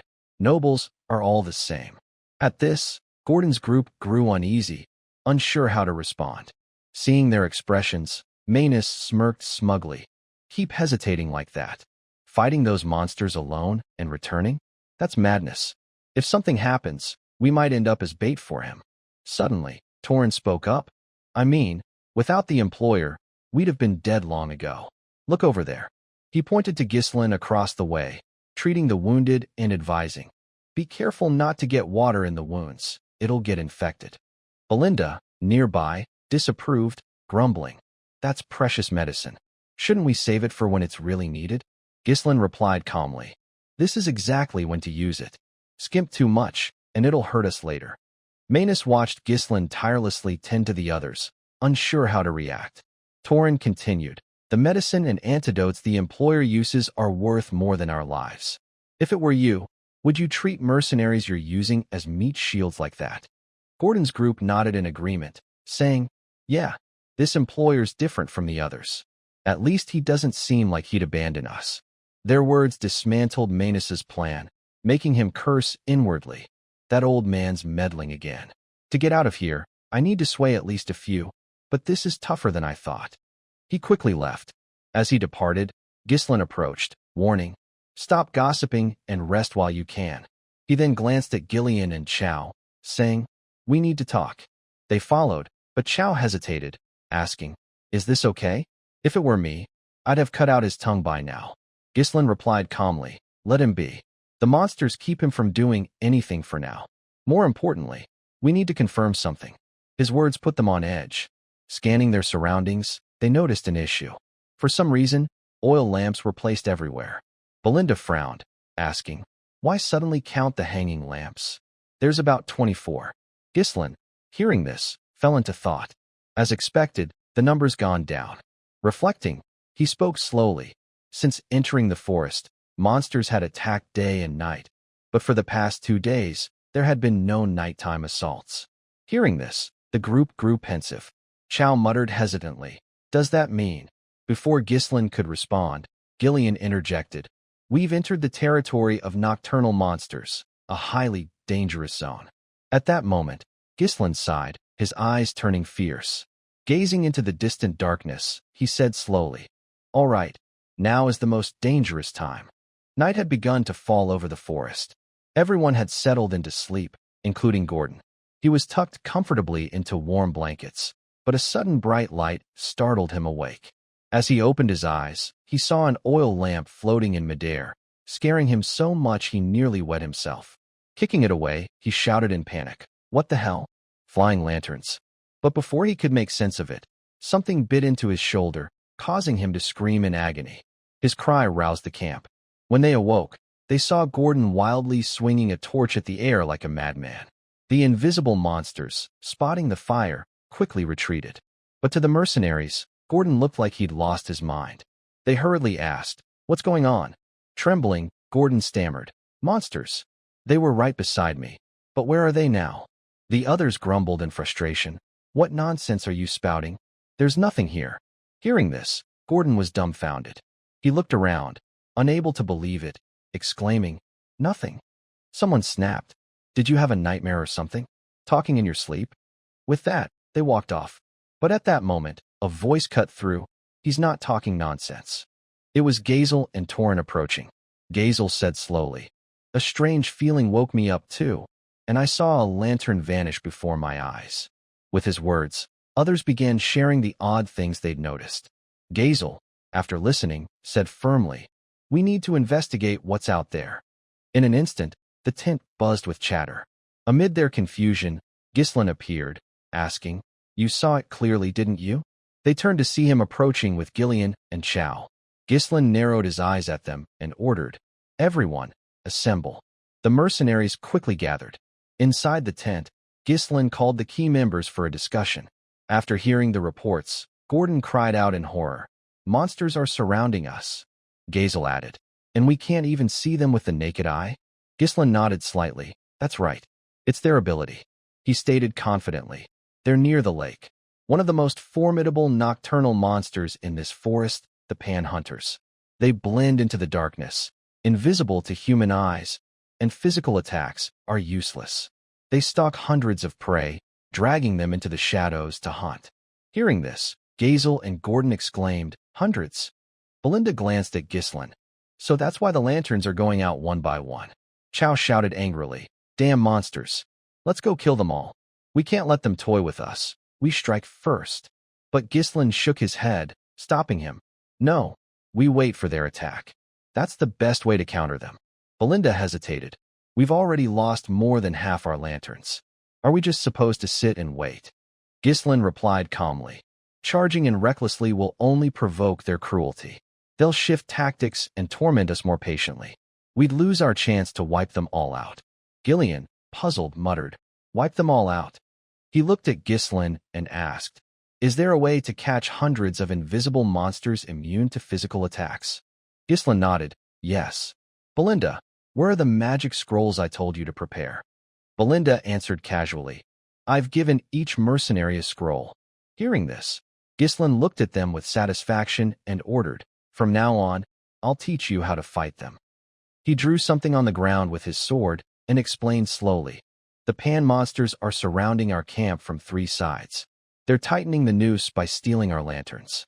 With their numbers, they can't cover the entire area. Especially since they're not human, a direct confrontation would collapse our flanks." Torin, listening, frowned and muttered, "By setting camp with the lake at our back, we avoided being surrounded on all sides." Ghislain nodded, "Call it luck. The situation isn't ideal, but it's not hopeless. We hold the initiative in this fight."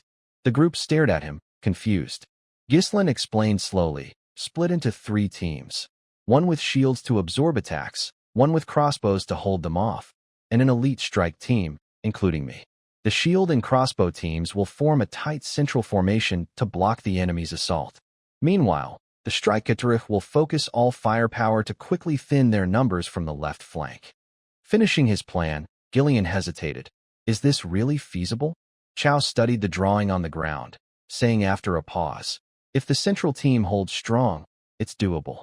Belinda suddenly raised her hand, interrupting, "These pan things blend into the dark, so attacks don't work, right? How do we deal with them?" Her words unsettled the group. Chow glanced at Ghislain, then at Belinda, naively asking, "Can't we just use mana?" But Ghislain smiled, saying, "Don't worry, Belinda. Soon, night fully descended, perfect for hunting monsters." Ghislain rallied the mercenaries as planned to face the creatures. They'd lost their last lantern. One misstep, and the whole group could be wiped out. According to the Delphine family's exploration journal, it was written, "Pan fear light." This was discovered later when strong light revealed their true forms. So Ghislain ordered everyone to tear open their magic scrolls. Instantly, they complied, ripping the scrolls apart. Each scroll's power combined, and in a flash, light surged into the sky. The pan monsters recoiled in fear from the brilliant glow, unable to flee before the light engulfed them. Their forms became visible to all. Seeing this, Gordon shouted, "The darkness is gone. Their true forms are exposed. Eel-like monsters surrounding us." Sure enough, moments later, they charged. The crossbow team didn't hesitate, raising their weapons to attack. But the monsters' numbers overwhelmed them, and the crossbow team struggled. At that moment, the central team was ready. Ghislain raised his sword high, shouting, "Their true forms are revealed. Vanguard, attack." With that, he led Gillian's group in a charge forward. With ferocious momentum, the vanguard relentlessly slaughtered the monsters. Ghislain was even more ferocious. Each swing of his sword left monster corpses strewn across the ground. He narrowed his eyes at the creatures, calculating silently. The pan could blend into darkness, but their resilience was weak. With this formation, they could be pierced through in an instant. With that thought, Ghislain turned to the group and ordered, "Reduce their numbers as much as possible." Gillian's trio swiftly followed, splitting into 3 directions. Gillian absorbed attacks and drew the monsters' attention. Meanwhile, Chow disrupted their ranks. With his combat prowess, his strikes were lightning fast, each move lethal, but the sheer number of monsters left openings. That's where Belinda came in. Whenever a teammate was in danger, she provided immediate support. After attacking with her throwing knives, Belinda shouted, "Young master." Instantly, Ghislain charged like the wind, wiping out the monsters in his path. This was the elite force of Perdian he had built. In the sky above the beastly forest, flashes of green and white light flickered constantly. The mercenaries below attacked relentlessly. Under their fierce assault, many monsters fell, but their numbers were overwhelming, and the mercenaries, drenched in sweat, cried out in panic, "Why are there so many? When will the strike team arrive?" In their moment of distraction, the monsters bared their fangs and claws, lunging at them, filling them with terror. At that moment, a sharp sword struck. It was Ghislain's team. Having cleared their side, they rushed to assist. After eliminating the attacking monsters, Ghislain glanced at the group and said, "Thank you for holding strong." Seeing him, Gordon's group cheered, "The boss is here. We're saved." Gordon quickly regained his vigor and ordered, "Expand the formation. Surround them from all sides. Now we counterattack." Sensing the tide turning, the monsters stopped attacking and turned to flee. Ghislain frowned. "They're retreating before we could encircle them. The pan are sharp." Thinking quickly, he glanced at Belinda and ordered, "Find their leader. It has horns on its head and is signaling the retreat." Chow, behind him, hesitated. "If they retreat, isn't that good?" Ghislain replied calmly, "They're obsessive about their prey. Even if they retreat now, they'll stalk us for days and nights until they finish us. We don't have time to deal with them again. To avoid losses, we must prevent their leader from reorganizing them. We have to take it down here." Hearing this, Belinda was surprised. She noticed how much he'd changed. Resolute, she said, "Understood." With that, she threw a grappling hook onto a nearby branch and shot forward like the wind, charging alone into the monster horde. Soon, she spotted a horned creature. Without hesitation, she swung her hook, successfully ensnaring the leader. Glancing back, she shouted, "Young master, I've got it." Hearing this, Ghislain surged forward. He snorted coldly, "So it's you." Leaping into the fray, he slashed at the leader without hesitation. Blood sprayed like rain, but it wasn't dead yet. Unfazed, Ghislain struck again. This time, he didn't miss, severing the leader's head. The sight threw the surrounding monsters into disarray, halting their attacks. Ghislain shouted, "The leader's dead. Kill them all. Don't let any escape." With his command, the mercenaries' morale soared, and they charged without hesitation, no longer fearing the monsters. Chow, caught up in the heat, yelled, "Troops, don't lose to that old man." Gillian sighed helplessly. Quite the mood, isn't he? Thus, Ghislain's forces began massacring the monsters. The battle raged until dawn. Only when Ghislain felled the last one did it end. Monster corpses littered the ground, blood flowing like rivers. Ghislain looked at his team, smiling sincerely. "Well done, everyone. We've won." His words sparked roaring cheers. How could we not be thrilled? We won, and we're alive. Belinda, concerned, asked, "Young master, are you hurt?" Ghislain shook his head with a smile. I'm fine. You all worked hard. Then he ordered, Belinda, confirm the head count immediately. Chow, bring the Cerberus team here. Gillian and I will dispose of the Pan corpses around the camp. Chow frowned, asking, dispose of them? What's the point? Ghislain replied calmly. The stench will deter other monsters. The Pan are among the strongest at the forest's entrance. Gillian added, the camp will be safer, kid. This irritated Chow, who snapped. What's that, old man? Want to settle this now? Ghislain, watching the exchange, thought wearily. I'm too used to their bickering. It's fine. They had been in the beastly forest for about 10 days. Eliminating the Pan cleared the major threats on their path, leaving only the runestone mine to exploit. The sun would rise after the darkness, and everything would conclude. Ghislain was certain of it. Soon, Belinda returned, reporting, I've confirmed. The Cerberus team still has 41 members, and 126 contract mercenaries remain. Ghislain frowned. No casualties in Cerberus? Chow boasted proudly. Of course. Who's the captain here? Gillian gave him a disdainful look. Ghislain ignored it and asked, 3 contract mercenaries died, correct? Belinda nodded. The issue is we can't find their bodies, so we can't confirm their identities. Suddenly, Gordon asked suspiciously, speaking of which, where's Manus? Torrance sighed. With his personality, he probably slipped away. As they suspected, Manus had fled with 2 others earlier. They felt lucky to have escaped before the battle. Manus, leading the way, warned, talk less. While the monsters are distracted, we need to get out of here fast. But then, the 2 behind him stopped. Annoyed, Manus shouted, didn't you hear me? Move. One of them, trembling, pointed behind, his face gripped by fear. Manus turned and saw glowing red eyes approaching. He muttered in terror, what the hell is that? Before them now was a colossal serpent, which in an instant killed all 3 of Manus's group. Its glowing red eyes were terrifying. On the other side, Ghislain's group, unaware of this, continued clearing the path, felling trees. They worked tirelessly, sawing trees and loading them onto carts, as if determined to tame the entire forest.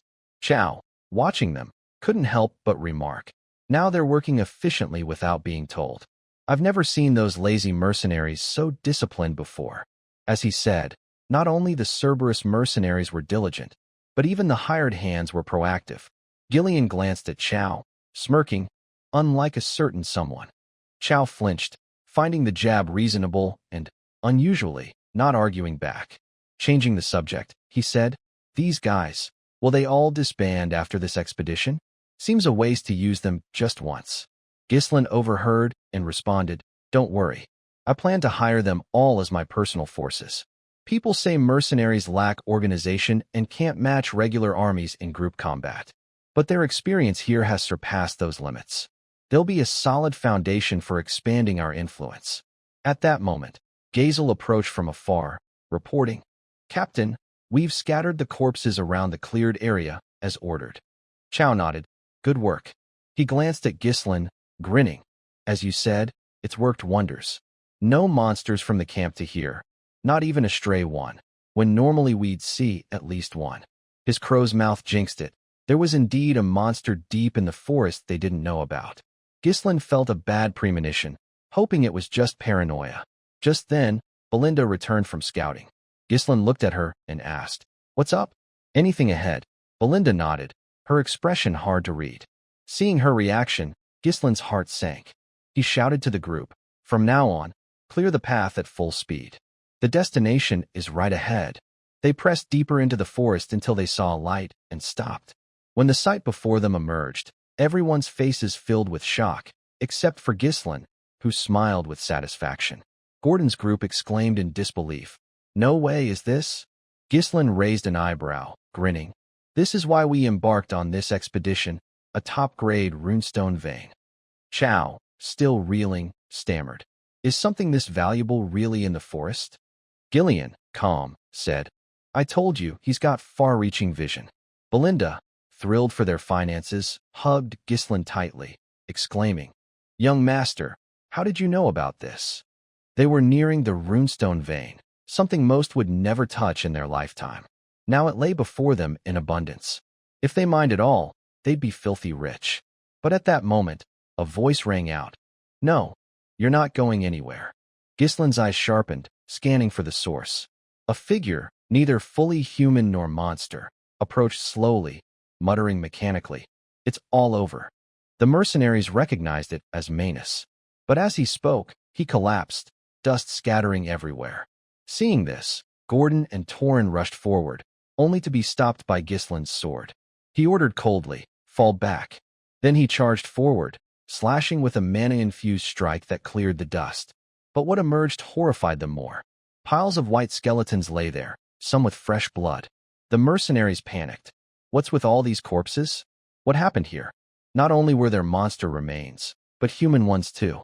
The three behind Gislin stayed calmer, weapons ready. Gislin explained slowly. We can't just mine the runestone peacefully. This is likely the lair of a high-tier monster.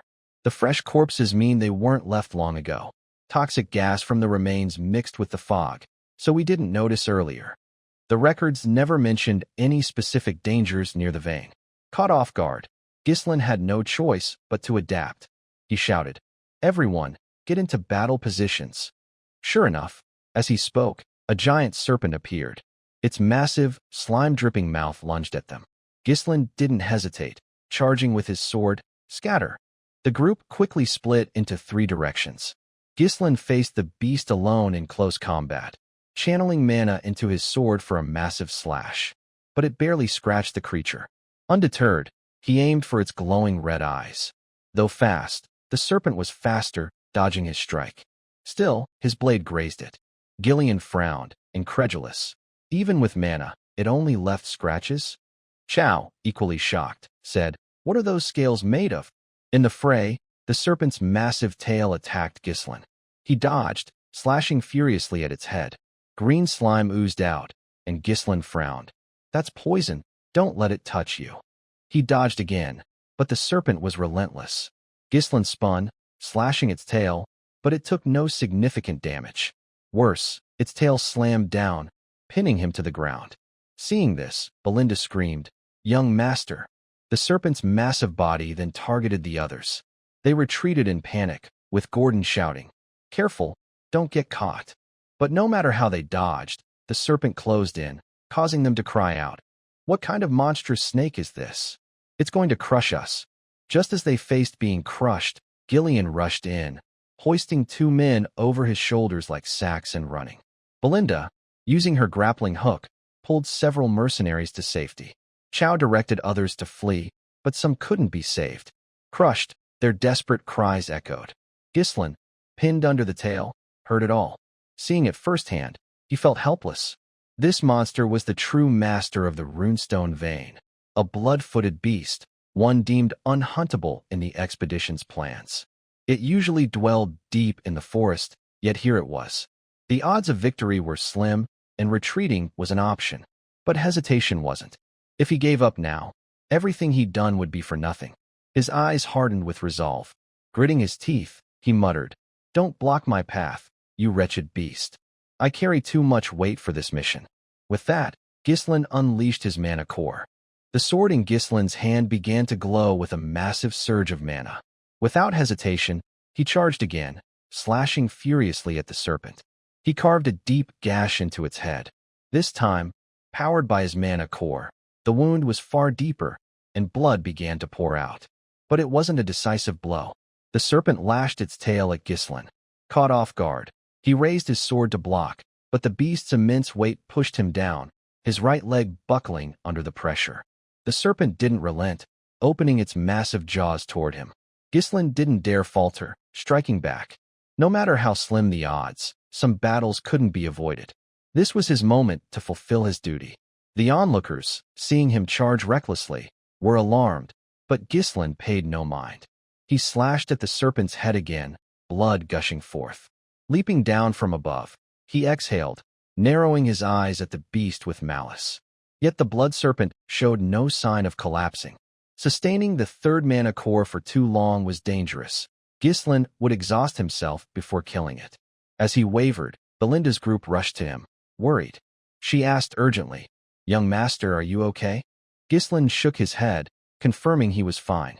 Belinda suggested, Step back, young master. We'll hold it off. But Ghislain ordered, everyone, retreat. The command stunned them. Gillian glanced at him, asking skeptically, what are you saying? Ghislain explained gravely. Even I can't guarantee everyone's safety against this massive beast. I can't lose you all here. Belinda, anxious, asked, what about you, young master? Ghislain replied calmly, I have to take it down here. Belinda's eyes widened in shock. What they'd accomplished was already miraculous. She couldn't fathom why he'd push further. At that moment, the blood serpent spat venom at them. Ghislain shouted, go now. But instead of retreating, they formed a defensive line, using shields to block the venom. Ghislain narrowed his eyes, puzzled by their actions. As if reading his thoughts, Gordon yelled, let us fight with you. Torin chimed in, I've never seen a leader like you. You've saved us countless times. Even Chow charged forward, sword in hand, exclaiming, kill this damned snake, and the treasure's ours. Belinda, of course, stayed. She said resolutely, I can't leave you alone. Even Gillian stood firm, blocking Ghislain's front and saying, I'll distract it to create an opening. At that moment, they were united, hoping Ghislain would trust them as they trusted him. His hesitation lasted only a moment. Just when Gillian's group thought he wouldn't respond, Ghislain spoke gravely about the blood serpent. Massive size, deadly venom, blood-red scales hard as steel. Even a mana-infused blade bounces off. One hit, and you're dead. Belinda's face paled. Ghislain continued, but its wounded right eye and open wounds are its weaknesses. With that, he raised his sword skyward and roared, Beastly Forest Expedition Team, we return together. His words sparked a unified shout from the mercenaries behind. Simultaneously, the blood serpent lunged with bared fangs and claws.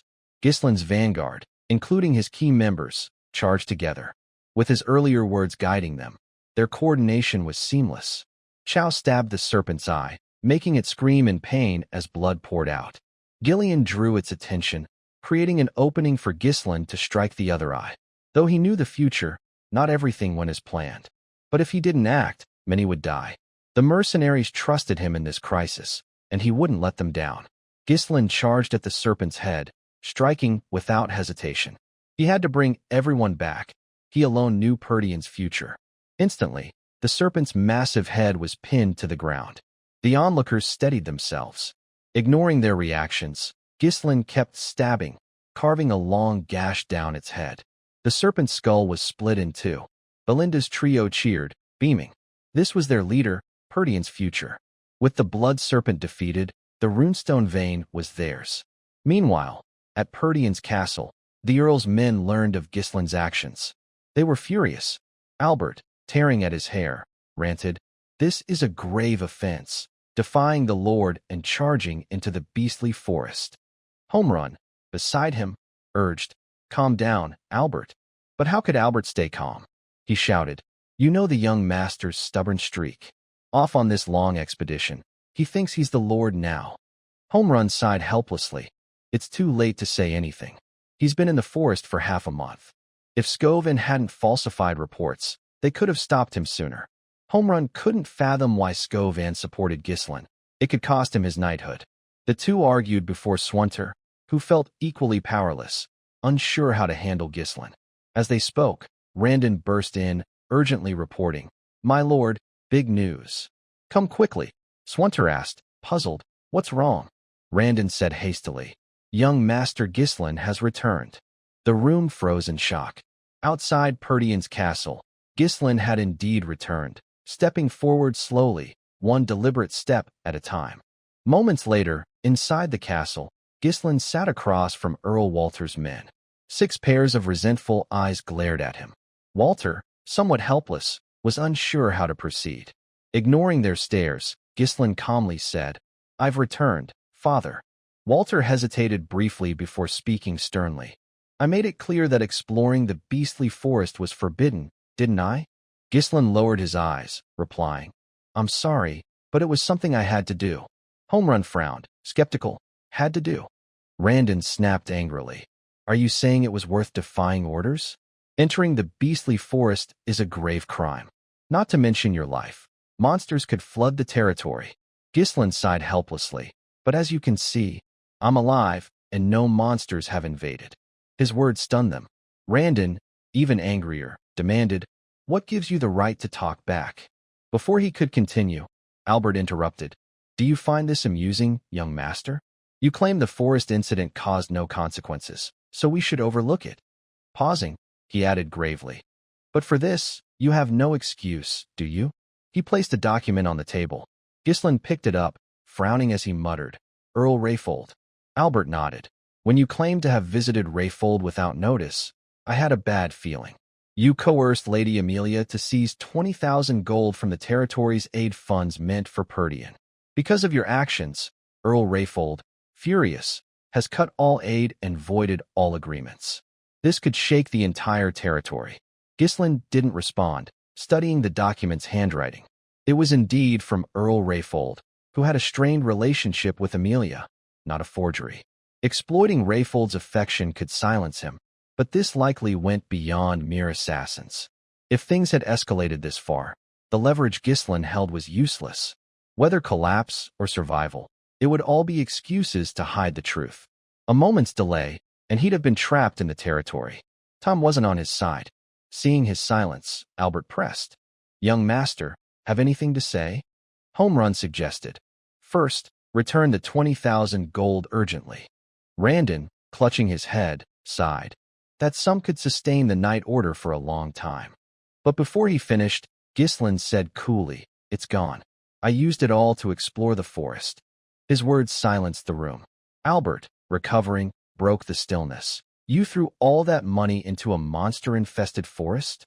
Ghislaine didn't deny it, saying helplessly, "I'm sorry. Regarding Rayfold, I have nothing to say." As he spoke, Randon grabbed his collar, roaring, "You damned fool. An heir destroying the territory's future." Home Run chimed in. "Ghislaine Perdian, you're no longer the young master, but a criminal. Bind his hands and feet, and throw him in the dungeon." Ghislaine ignored them, saying coldly, "From now on, I'll provide the aid funds, including the 20,000 gold." Walter, breaking his silence, asked gravely, "What did you say?" Ghislaine, unhurried, glanced at the door and called for Belinda. She entered swiftly, placing a small box on the table. Ghislaine said calmly, "If I just wanted to go in and out, I wouldn't have bothered exploring." As he spoke, Belinda opened the box, revealing a dazzling light. Ghislaine introduced, "This is top-grade runestone." The room erupted, everyone standing. Home Run touched it, exclaiming, "This treasure, where did you get it? Did you trade the 20,000 gold for it?" Ghislaine replied, "I mined it from the forest." Albert, after inspecting it, said, "If this is real runestone, it's valuable, but this amount alone can't sustain the territory. Not enough, right?" Ghislaine smiled cryptically, adding casually, "This is just a sample for reference." What he brought back was a massive haul of runestone. When Walter's group descended from the castle, they saw mercenaries tirelessly transporting it, leaving them stunned. Home Run, sweating, muttered, "This much in just half a month?" Randon, trembling, asked, "Home Run, am I seeing things?" Walter, still skeptical, looked at Belinda, asking, "Is this all from the expedition?" Belinda replied calmly, "Yes, my lord. The young master directly oversaw the collection. Besides runestone, we have dais resin, blood serpent relics, and more. This is only a fraction of the vein's yield." Ghislaine addressed them. "I explored for the territory's benefit. Naturally, it's for Perdian's use, right?" Albert, after calculating, reported shakily, "My lord, based on preliminary estimates, this could end our funding woes." Home Run and Randon instantly changed their tune, massaging Ghislaine's shoulders and fawning. "You're remarkable, young master. You must be exhausted from the expedition. Any requests? With this wealth, anything's possible." Seizing the opportunity, Ghislaine said, "There are conditions for this aid." Randon frowned. "What conditions?" Ghislaine nodded. "First, release Scovan and Ricardo. They only followed my orders. Second, keep the forest off limits to civilians. Rumors could cause losses." Both fell silent. After a moment, Home Run said, "Those aren't unreasonable." Ghislaine smiled, continuing, "Finally, I'll directly manage all repair forces, including mercenaries. Interference during troop deployments wastes time." Home Run exclaimed, "A private army?" Unacceptable. Who knows what you'll do? Albert coughed. Explain yourself. You're begging forgiveness. Yet it sounds like you want unchecked power. Ghislain looked at him calmly. You misunderstand, Finance Manager Albert. These are necessary conditions to replace Rayfold's aid. If petty issues stall progress, Perdian's finances will suffer. Albert, unsure how to respond, looked to Walter for help. Say something. Isn't he trading the territory's future? Walter remained silent. Then, a shout startled them. Gillian approached with mercenaries. Ghislain nodded. Good work, everyone. Gillian reported. Loading the runestone onto carts is nearly done. We're ready to move on your order. Chow added. But you instructed to preserve the dais resin without anti-decay treatment. What about the blood serpent's body? Ghislain said slowly. Dissect it immediately. Separate the venom, blood, flesh, and hide, ensuring nothing spoils. Following his orders, they dispersed. Walter, observing, looked at Gordon, trembling as he said, My lord, these mercenaries' presence is extraordinary. How did Ghislain gather such strength? Walter fell silent. They were like an elite army. After giving orders, Ghislain turned to the group. Walter finally spoke. You've put in immense effort. Ghislain bowed. Not at all, father. Without their help, this expedition would have been grueling. Walter studied him, then said reluctantly, Fine, return home. He led his men into the castle, ignoring their protests, leaving Ghislain with, I'll let this slide, but defy me again, and be prepared. Ghislain narrowed his eyes, saying gratefully, Thank you. Smiling faintly, Walter didn't turn, saying, As the heir to lead this territory, you've got the air of a northern wolf. Ghislain watched him, silently repeating, Northern Wolf, the title of Earl Perdian, guardian of Latania's frontier. A solitary man with a weak army, dwindling finances, and poverty, Walter fought tirelessly at the frozen northern border, dedicating his life to a territory without his wife, daughter, or even son. The price was a tragic, forgotten death. As Ghislain reflected, Chow sighed. Finally, some relief. Belinda, hesitant, asked, Young master, will you return to the city now? Ghislain shook his head. Not yet. Be ready to move anytime. Stunned, Belinda asked, No rest. Gillian urged, You've pushed too hard. Your body hasn't fully recovered. Belinda added gravely, Surviving inside the blood serpent, covered in venom, was a miracle. Do you know how hard it was to detoxify you? Before she finished, Ghislain placed a hand on her shoulder, murmuring sincerely, Thanks to you. Her trio froze at his words. Ghislain turned to leave. News of their runestone would spread, reaching the ears of forces targeting Perdian. He had to expand his influence quickly to deter them. As he thought this, his body finally gave out, collapsing, startling those behind him. Meanwhile, in a castle far from Perdian, a man sat on a high throne shrouded in darkness. A pigeon carrying a letter landed on his hand, and he promptly opened it. The message was clear, confirmation of the beastly forest's partial reclamation, the start of a territorial war, and the destruction of Perdian. Reading this, he smirked, the downfall of Perdian. He then relayed the plan to those below. They immediately began whispering among themselves. After a moment, the man spoke gravely. How many remain in Perdian? A subordinate answered, 2 guards and 1 knight. The man nodded. Send the 2 guards to Deegan's territory. The death of Deegan's missing heir in Perdian is a perfect pretext for war. He appointed Victor to lead the operation. Hearing the name, someone exclaimed in disbelief. Using Desmond's strongest card so soon?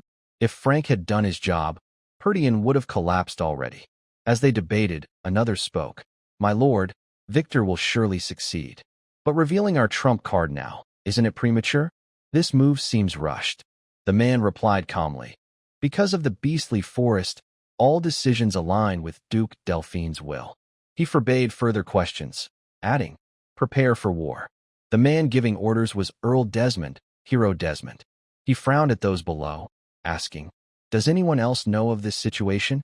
Elsewhere, in Rayfold's castle, Amelia wept angrily in Bernafa's arms. Bernaf stood still, letting her cling to him. Gripping his collar, Amelia gritted her teeth. That bastard Ghislain used my 20,000 gold to mine runestone. Even sending the Claw Guild couldn't kill him. I even begged my wretched father to punish him, making me look like a fool.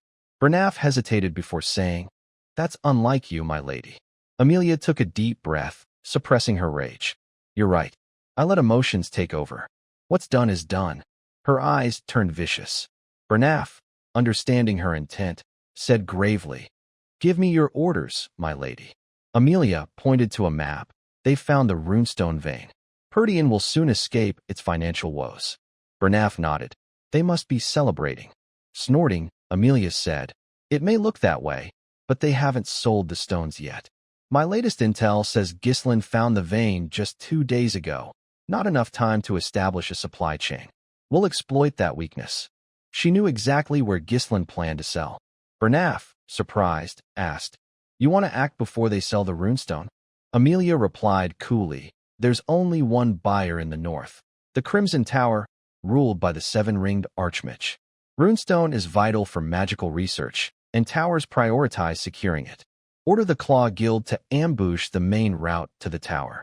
Target not Ghislain, but the stone transporters. Disrupt their delivery and steal the stones in the chaos." Bernaf frowned, hesitating. "But there's also the Scarlet Flame Tower in Bryven's territory. Are you sure they'll focus on the Crimson Tower?"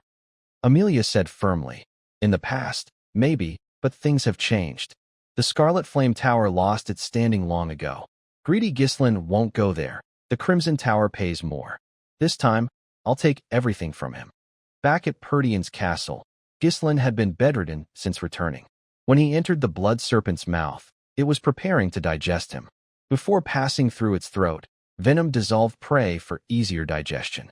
Mana from his core burned the venom on contact, preventing it from entering his body. But the toxic gas produced created a deadly environment for breathing.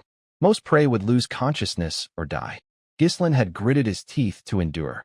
Losing awareness would have ended everything. That battle was critical. His future hinged on it. If he couldn't resist the venom, he'd become prey for other beasts. The venom entered his body, but he absorbed it into his mana core, neutralizing it with intense mana control, a skill only masters could achieve. He used it as a magical shield to counter the mana surge. Ghislain awoke from a nightmare, exhaling in relief, feeling better. Sitting up, he rubbed his throbbing forehead. He couldn't recall what happened after, only his father's forgiveness. Before he could think further, he noticed Elena beside his bed. Seeing him awake, she hugged him tightly, sobbing. "You're awake after 2 days. You left without a word and collapsed upon returning. I'm so glad you're okay." Ghislain, dazed by her embrace, was pushed away before he could feel touched. Elena ran out, shouting, "Belinda, he's awake." Ghislain frowned, realizing her words. He'd slept for 2 days. After escaping the serpent, he'd only received first aid from Belinda and kept fighting. He endured until the runestone was transported and sold, but his body gave out. Yet, considering his recklessness, his condition was surprisingly good. 2 days' sleep wasn't enough for such injuries. Something fell off, so he removed his bandages. As expected, his recovery had improved. His mana quality had somehow increased, its very nature altered. Frowning, he muttered, "Did the blood serpent's power merge with me while neutralizing the venom in my core?" In his past life, he never knew he could grow stronger this way. It wasn't planned for the forest conquest, but the risk had paid off. He needed tests, but if this method worked, he could become exponentially stronger. Ghislain approached his wardrobe, dressing while thinking. Selling the runestone quickly was the priority. 2 days had passed. Everyone who needed to know already did. He had to rally the mercenaries immediately. A knock interrupted his thoughts. Frowning, he said, "Belinda, no need to knock." The door opened, revealing Belinda, and unexpectedly, Earl Walter. Walter glanced at him, asking, "You're awake?" Ghislain, stunned, hadn't expected him. Walter continued, "Belinda told me you fought inside the blood serpent and were poisoned. Are you all right?" Ghislain nodded. "Yes, father. As you can see, I'm fine." Relieved, Walter said, "Good." Belinda rushed to him, worried. "You collapsed suddenly. Do you know how scared I was? Are you really okay?" Ghislain sighed helplessly. "I'm fine." Walter called him again. Ghislain looked up, puzzled, as Walter said seriously, "Can we talk privately? I have a request." Ghislain frowned, muttering, "A request?" Moments later, The two stood in the training yard. As Ghislain walked, he reflected that this was his first time alone with his father. In his past life, fear of punishment kept him dodging Walter. Feeling guilty, he said, "Sorry for dragging me out here right after waking." Shaking his head, Ghislain replied, "It's fine. Thanks to 2 days of deep sleep, I'm much refreshed." "So, what did you want to discuss, father?" Walter didn't answer immediately, his eyes narrowing with a hint of hesitation. Seeing this, Ghislain felt puzzled. "When you were young, your mother told me something." "Is this what she meant?" she had said. "She said your father struggles to express his feelings." As a child, Ghislain didn't grasp her words. She patiently explained that he must be a steadfast pillar for the territory's people, always prioritizing others, never revealing his heart except when he confessed to her. Though rigid, she hoped Ghislain would forgive him. Walter wasn't good at showing emotions. Back in the present, Walter picked up a sword, saying calmly, "Take your sword." Ghislain nodded. "Yes, father." He grabbed a sword, facing him. Without another word, Walter charged. The clash of blades echoed through the yard. They exchanged several moves, Ghislain focusing on defense, unable to attack. After a while, they parted. Ghislain frowned. Walter's sword was heavy, carrying the strength to subdue northern beasts yet a gentleness to protect. As he pondered, Walter attacked again, his strikes fiercer. Ghislain didn't dare slack, parrying but also finding an opening in Walter's swordplay to counterattack. This surprised Walter, though he blocked it effortlessly. Father and son fought like battlefield enemies, their moves fierce. After a few more exchanges, they stopped. Ghislain's sword tip pointed at Walter, stopping meters from his throat. Walter's face grew pensive. After a long pause, he sheathed his sword, praising, "Your skills have improved greatly." Ghislain sheathed his, smiling humbly. "Thank you, father." But then Walter's low voice warned, "During combat, ease the pressure on your sword. You have the strength and reflexes to fell giants, but carelessness lets opponents read your intent." Ghislain frowned reflexively. Was that true? In fights, he often sensed opponents' moves. But this might be the first time someone taught him. His swordsmanship was honed through combat and instinct, not formal training, so he'd missed such nuances. Walter pinpointed his flaws, helping him see them. Ghislain had always believed he could only rely on himself, grappling alone. But accepting guidance wasn't bad. "Grateful," he said. "Thank you for the lesson, father." Walter narrowed his eyes, hesitating before speaking gravely. "I plan to punish you.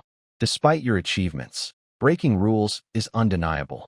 If everyone thinks merit excuses discipline, chaos awaits." Ghislain listened silently. Seeing no response, Walter sighed. "But you've changed. You're not the reckless troublemaker seeking glory." He sensed Ghislain aimed for a higher ideal, urging him to keep Perdian and its people first, bearing the heir's responsibility. Ghislain was stunned. The word responsibility carried weight. Suddenly recalling something, he called out, "Speaking of which, you mentioned a request, didn't you? You haven't said what it is." Walter's steps halted. Glancing at him, he hesitated before saying awkwardly, "Do you have some money?" Days later, at the mercenary camp in the beastly forest, Ghislain arrived. Seeing him, everyone stood at attention, saluting with utmost respect. Smiling with satisfaction, he asked cheerfully, "Everyone doing all right?" They replied in unison, "Yes, my lord." Chow approached, teasing, "You look better than before." Gillian asked with concern, "How's your health?" Ghislain shook his head. "Sorry for keeping you waiting. How's the little one?" Gillian's face softened at the mention of his daughter. Bowing respectfully, he said gratefully, "I never thought I'd see her walk again. All thanks to you, young master." Ghislain waved it off, then looked at the trio, saying, "I have something to discuss." He revealed Perdian's danger. Their faces paled.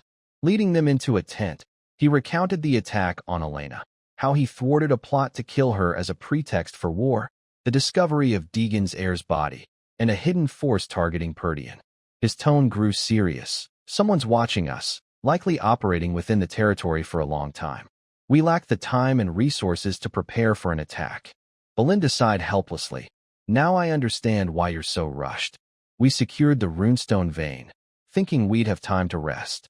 Gillian added gravely, "As you say, Perdian's an easy target, a weak, Poor territory now with a valuable runestone vein. Ghislain nodded. Exactly. They won't let our land be. Belinda exclaimed. If it's this serious, why not report it to the family and Lord sooner? Not yet. Ghislain shook his head. Even Elena's guard betrayed us. We can't distinguish friend from foe, so only we should know for now. Belinda hesitated, but Ghislain continued. Elena's survival disrupted their plans, buying us time. But with the runestone exposed, they have no reason to delay. He warned of the grueling battle ahead. Silence fell. Chow broke it, saying, Fine, give me orders. Honestly, being with you is exciting. Gillian added, My life's yours. I'll follow you to the end. Belinda said firmly, Who else would protect you if not me? Ghislain smiled, satisfied. Perdian's greatest enemies were Duke Delphine, Earl Desmond, and Amelia. He wouldn't let them act freely. Thinking this, he said gravely, We're heading to the Scarlet Flame Tower. Chow grinned. Finally selling those stones. Belinda, cautious, asked, Why not the closer Crimson Tower? They pay better. Ghislain explained calmly. The Scarlet Flame Tower avoids unnecessary trouble. Gillian understood, nodding. Indeed, transporting high-value goods like runestone attracts uninvited guests. Staying one step ahead was wise. There was another reason. Since the Crimson Tower's master, the seven-ringed Archmage, gained fame, the Scarlet Flame Tower had declined. Restoring its former glory was no easy task. Yet Ghislain chose it because someone there was crucial to meet. Elsewhere, at the Scarlet Flame Tower, a girl sat in a vast library, buried in books, her face unhappy. She muttered, Master Ronaldo, when will the light you spoke of appear? After days of travel, Ghislain's group finally reached the Scarlet Flame Tower. Looking up at the towering structure, Gordon couldn't help but gape in awe. Chow, overhearing, nodded, and Torin chimed in. I've heard of its fame for so long, but never thought I'd set foot here. He scanned the bustling life around them, grinning. Just look at how they live, so different from Perdian. His gaze shifted to stacks of magical scrolls. So this is where they make those spell scrolls. They then noticed a group of mages working by the roadside. Curious, the group watched like country folk in a city. Sensing their stares, the mages stopped abruptly and cast a spell in unison. Vanish. They disappeared on the spot. The mercenaries, seeing this for the first time, were stunned. Unable to hold back a laugh at their dumbfounded faces, Ghislain explained. It's an invisibility spell. Seems they don't want us watching. Chow grumbled. Those idiots, acting like we're some backwater bumpkins. Looking at the Scarlet Flame Tower, Belinda said warily, Even if it's not the top tower anymore, it's still a mage tower. Gillian added, After all, Brivant is one of the kingdom's wealthiest territories. Ghislain gazed at the tower, lost in thought. It looked impressive, but who'd believe a tower at its peak was on the verge of decline? Halting his horse, he said, All right, we're here. Chow, with his usual gruffness, muttered, Looking up this close hurts my neck. Belinda added, It's so massive, it'd take forever just to reach the main gate. Where's the gatekeeper? And why are those suits of armor scattered around? As they stood confused, a voice boomed from the tower's upper levels. Halt.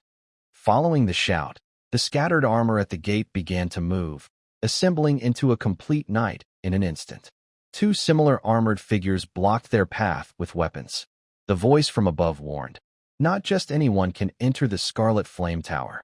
One of the mages demanded haughtily, State your names and purpose.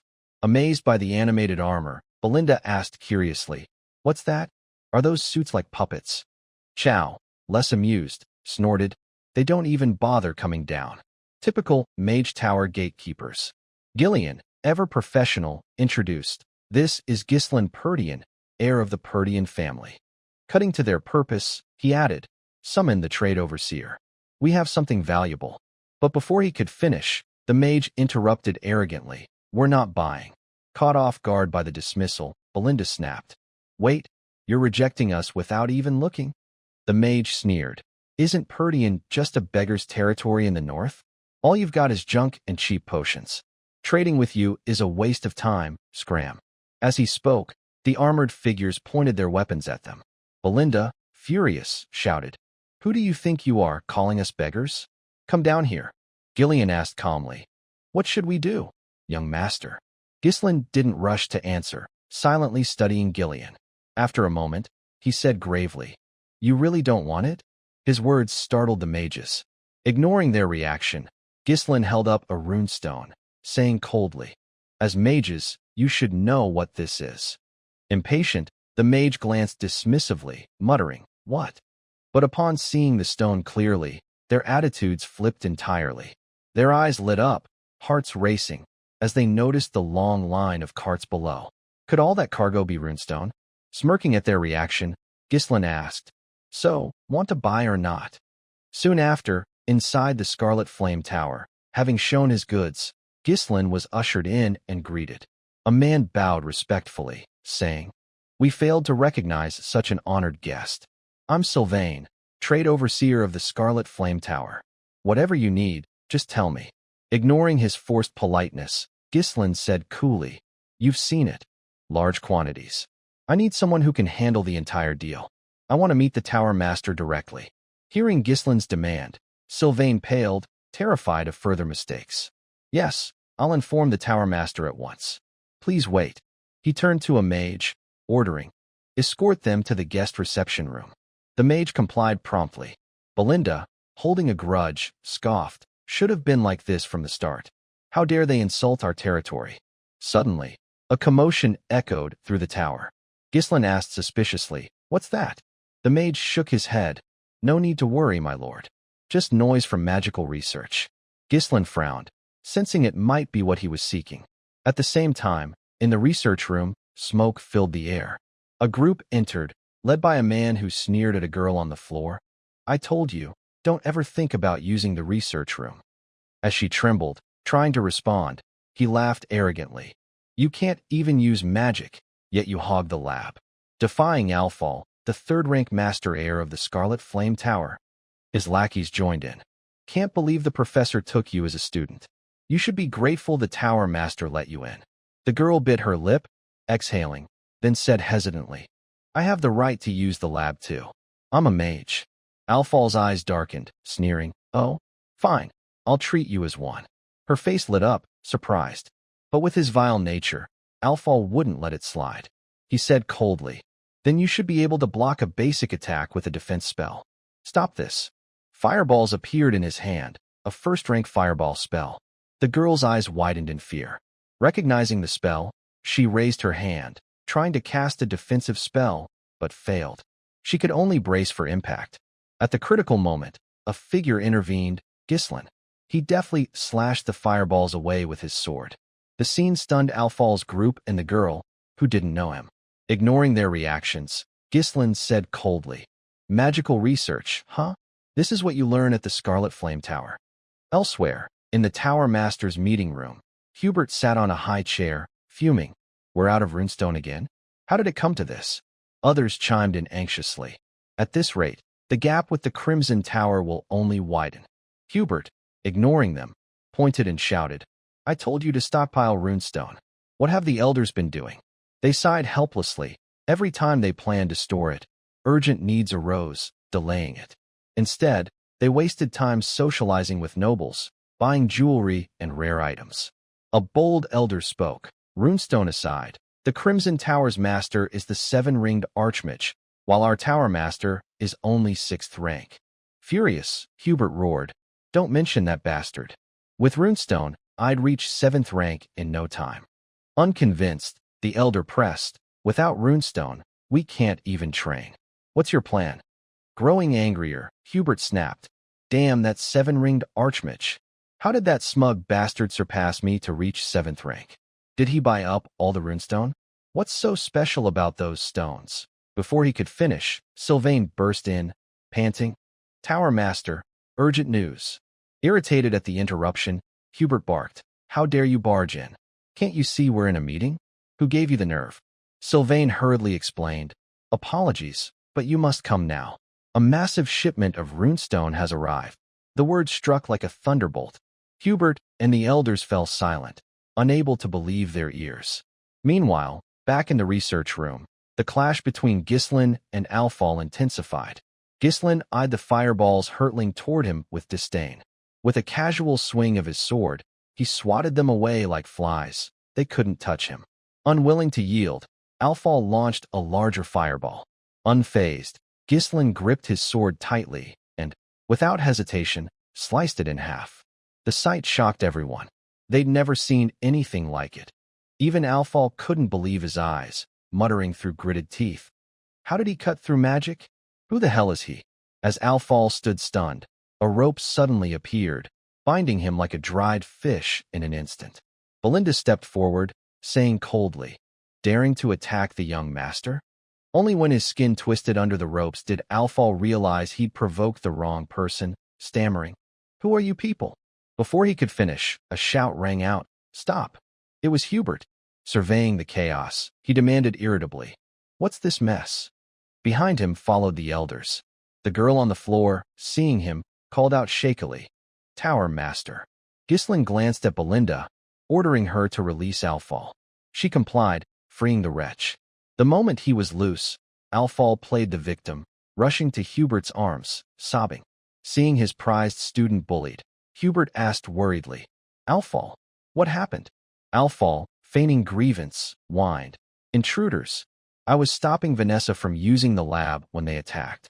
His performance escalated, trembling as he added pitifully, "I only wanted to protect fragile Vanessa from getting hurt." His delicate act was almost feminine. Belinda scoffed, crying like a girl, pathetic enough to be ashamed. Alfal snapped, "I'm a man." Vanessa quietly explained, "I just wanted to use the lab." Ghislain, silent, observed her.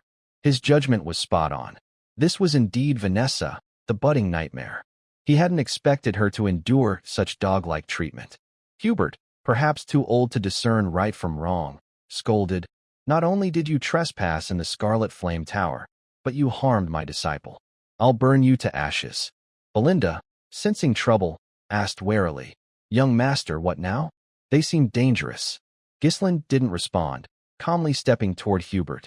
Placing a hand on his chest in a noble salute, he said, "Forgive my late introduction. I'm Ghislain Perdian, heir of the Perdian territory, here to trade runestone." His words doused Hubert's anger. Alfal gasped, "Runestone? You." Ignoring him, Ghislain focused on Hubert. "My people are waiting outside. Care to meet them?" Without a second's delay, Hubert rushed down to the castle's base. Seeing the carts piled high with runestone like bulk goods, they couldn't believe their eyes. The elders muttered shakily, "Impossible. Where did he get so much runestone?" Hubert stood silently, but inwardly rejoiced. With this, he could crush the Crimson Tower. Still, to save face, he coughed, "Less than I expected. Quality's not great either." Chow, enraged, gritted his teeth. "He dares belittle what we worked so hard for." Vanessa, naive to Hubert's cunning, said innocently, "But isn't this a huge amount? One cart alone could last weeks." Caught off guard, Hubert shoved her, fuming, "Shut up. What do you know? Get out of my sight." Glaring at Vanessa, he sneered, "That damned Ronaldo left a mess. If you're useless, at least know your place." Ghislain watched, his expression unreadable. Hubert signaled an elder, asking, "Don't you agree?" The elders, sly as foxes, chimed in. With this attitude, no wonder the Crimson Tower overshadows you. If not for his goal, Ghislain would have ensured their downfall. Belinda, unable to hold back, snapped, "What's that? Our young master slaved for these runestones, and you call them fake?" Still haggling, the elders retorted, "Your efforts not our concern. Too many scammers these days. Trusting a seller blindly is absurd." Tired of arguing with these old relics, Ghislain asked boredly, "So, you're not buying?" The elders were caught off guard. Before they could respond, Ghislain moved to leave. "They don't want the runestone. Let's go elsewhere." Panicking that he'd actually leave, Hubert blurted, "Wait." Signaling an elder, who nodded, the elder said, "To honor your effort bringing them here, we should buy, right? You've come far. Returning empty-handed wouldn't do. Let's save the Tower Master's face." Hubert nodded piously. "If the elders say so, I can't ignore them. With my great generosity, we'll buy all your runestone, but at a slightly lower price than the market." Before he finished, Ghislain cut in coldly, "There seems to be a misunderstanding." Glancing at Chow, he ordered, "Leave one cart and take the rest back."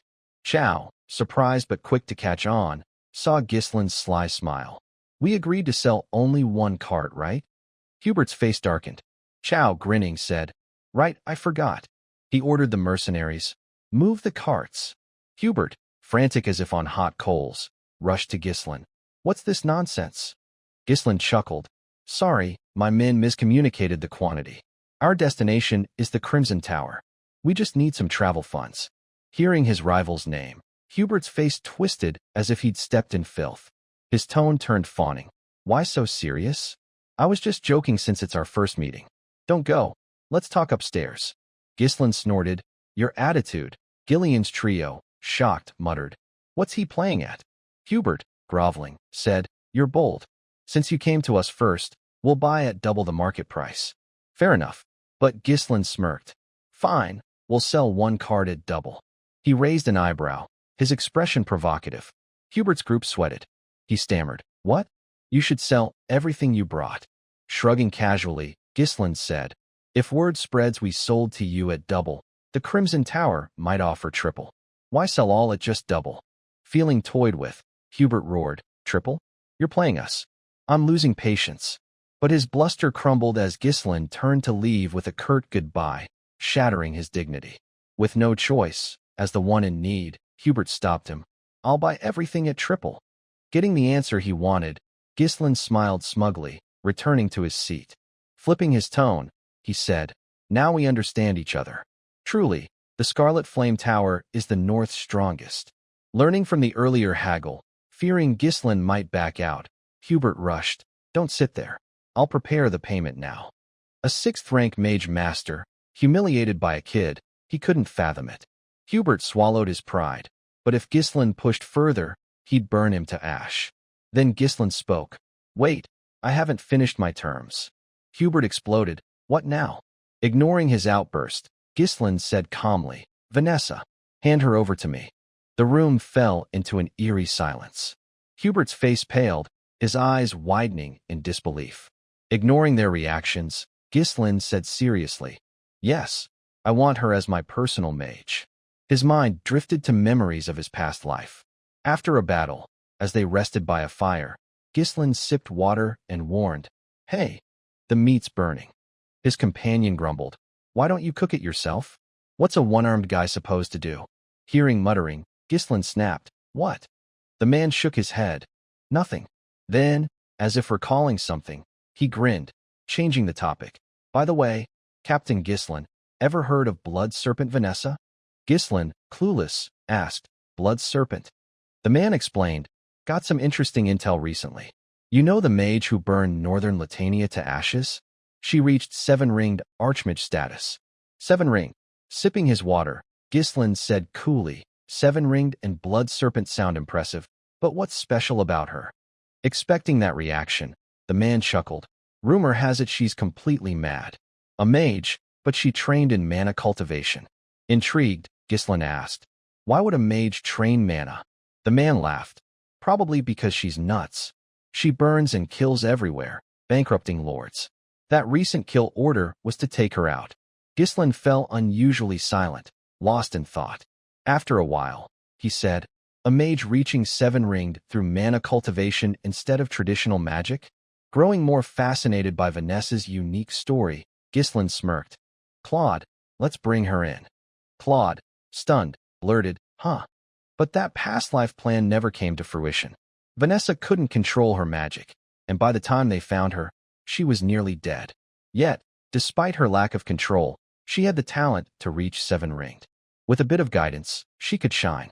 This time, Ghislain was determined to recruit her. Unable to guess his intentions, Gillian's trio speculated why he wanted Vanessa, even advising against it. Meanwhile, Hubert's group debated whether to hand her over. After discussion, Hubert smiled. "Indeed, Vanessa will serve the Scarlet Flame Tower." Before he finished, Ghislain added, "Also, we need combat mages of third ring or higher sent to Perdian." Like a thunderclap, Hubert's rage flared, glaring at Ghislain. Unfazed, Ghislain pressed, "We need mages for territorial wars." The word war alone made the elders panic, asking, "Territorial wars?" Ghislain nodded. "Triple the market price, third ring or higher mages to Perdian for a year, and Vanessa as my personal mage. These are the three conditions for the runestone." Gillian's trio grasped his plan, while Hubert's group was thrown into chaos. Hubert stayed silent, but soon his aura shifted. The castle's glass shattered, magical sparks flying. Ghislain glanced at him wordlessly. Hubert, however, sneered. You think I'm a fool? Scarlet Flame Tower, mages don't meddle in territorial wars. You don't just ignore kingdom laws. You want our core third-ring mages on a battlefield. It was an insult to the tower. Hubert vowed to reduce everything to ashes. Sensing danger, Gillian's trio drew weapons, ready to fight. Ghislain, calm, remained seated. Narrowing his eyes at Hubert, he said after a pause, "You'll regret this." Hubert flinched. Ghislain explained slowly, "We found a massive runestone vein in our territory, dozens of times larger than what we brought today." The shocking revelation made the elder's eyes widen. Ghislain smirked. "And this news is spread across the north. What does that mean?" Hubert asked, frowning. "It means many will hunt for this runestone." Ghislain replied, chuckling. "You catch on quick." He clarified he didn't want war. Perdian just needed the tower's help to grow stronger. If Hubert aided them through this crisis, Ghislain promised exclusive runestone supply. Hubert wavered. Exclusive runestone was too tempting.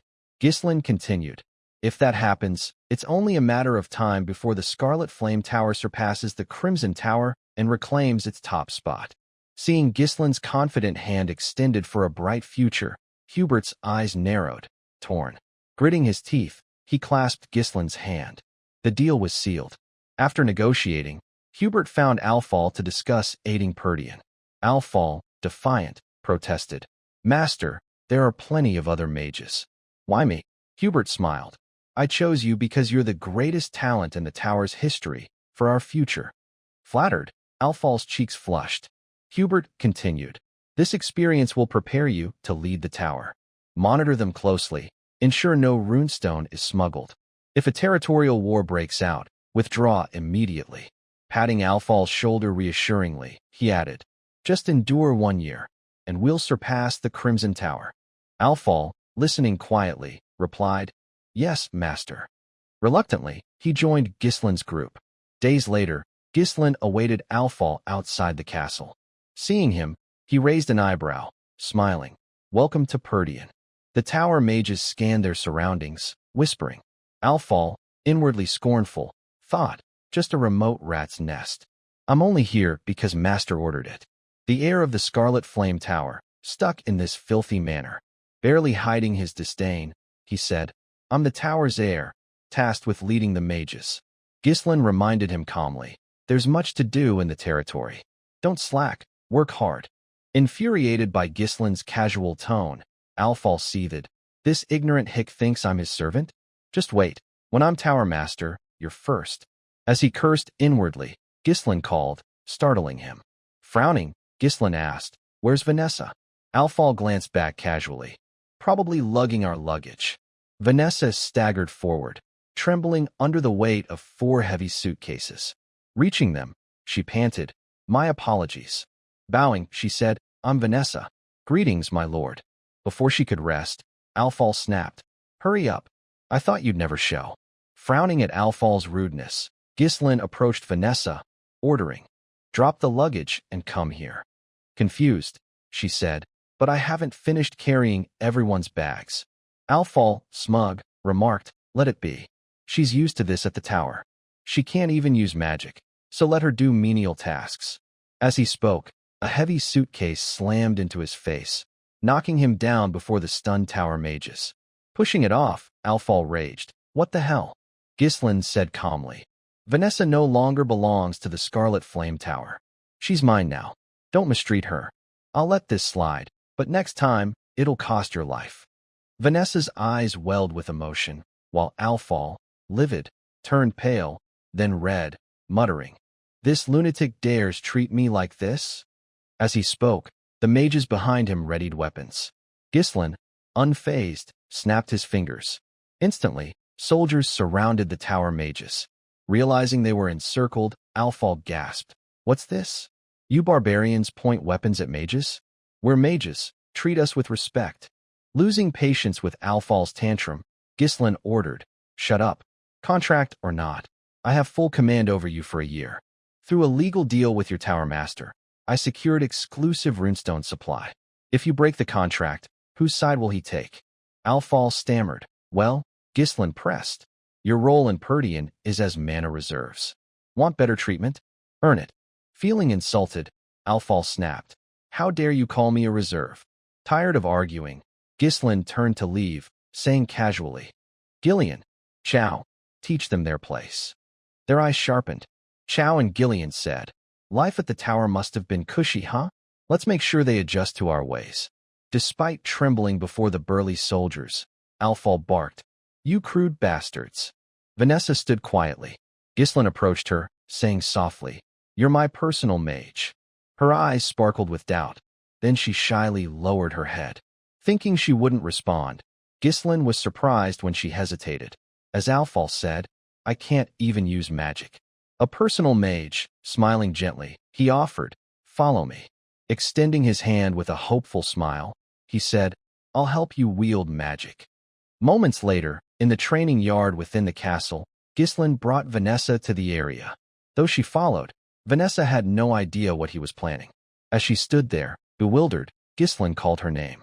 Startled, she replied timidly, Yes, young master. He frowned, asking, How far have you progressed in magic? Vanessa answered softly, I've studied up to the 5th ring, sir.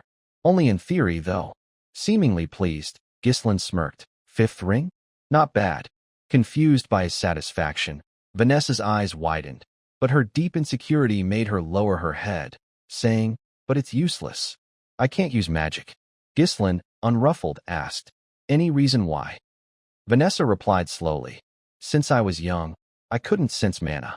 Still, she believed she'd wield magic someday, so she kept trying.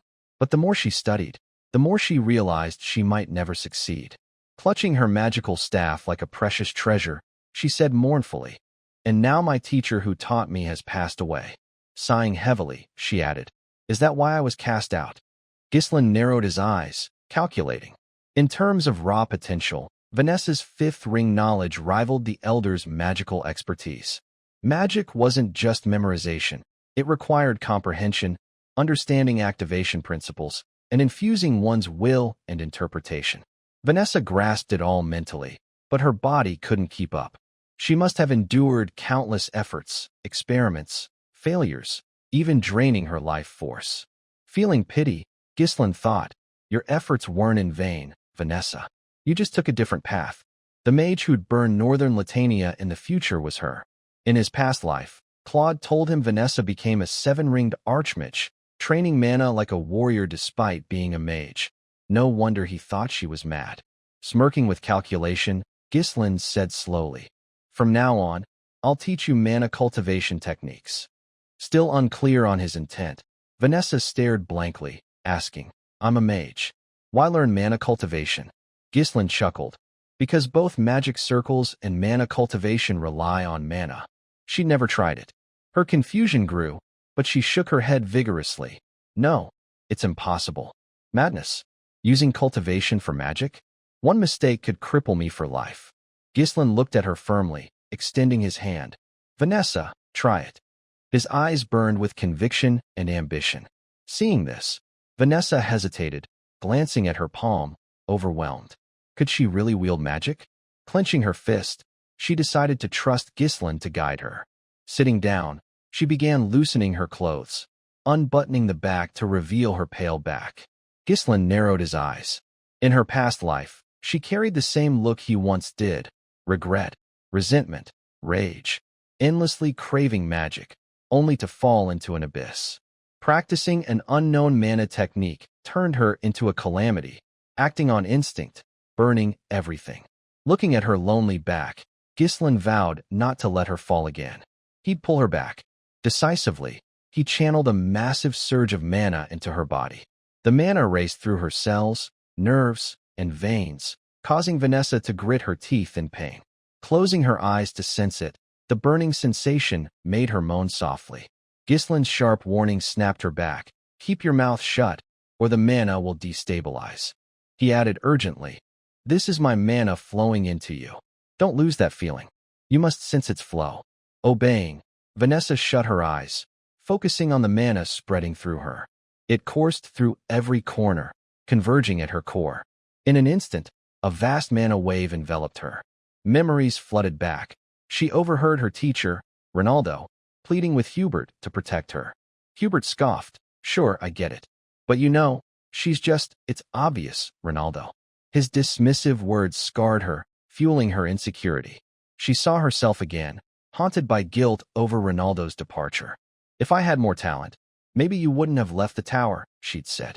Ronaldo, gently patting her head, reassured her. I'm not leaving for that. I'm searching for a way to help you use magic. Fondly, he added, look up at the sky.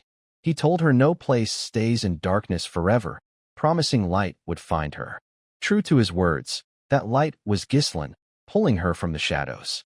In a trance, she saw his hopeful hand. Without hesitation, she grabbed it.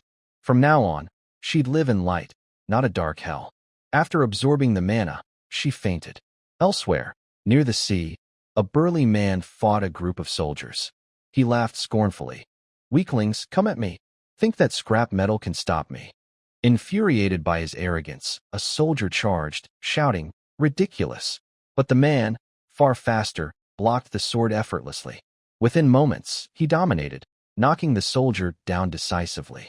Another soldier lunged with murderous intent, but the man, as if with eyes in the back of his head, grinned, striking before the sword fell. Both crashed out of the wooden house. Brushing dust off his hands, he sneered.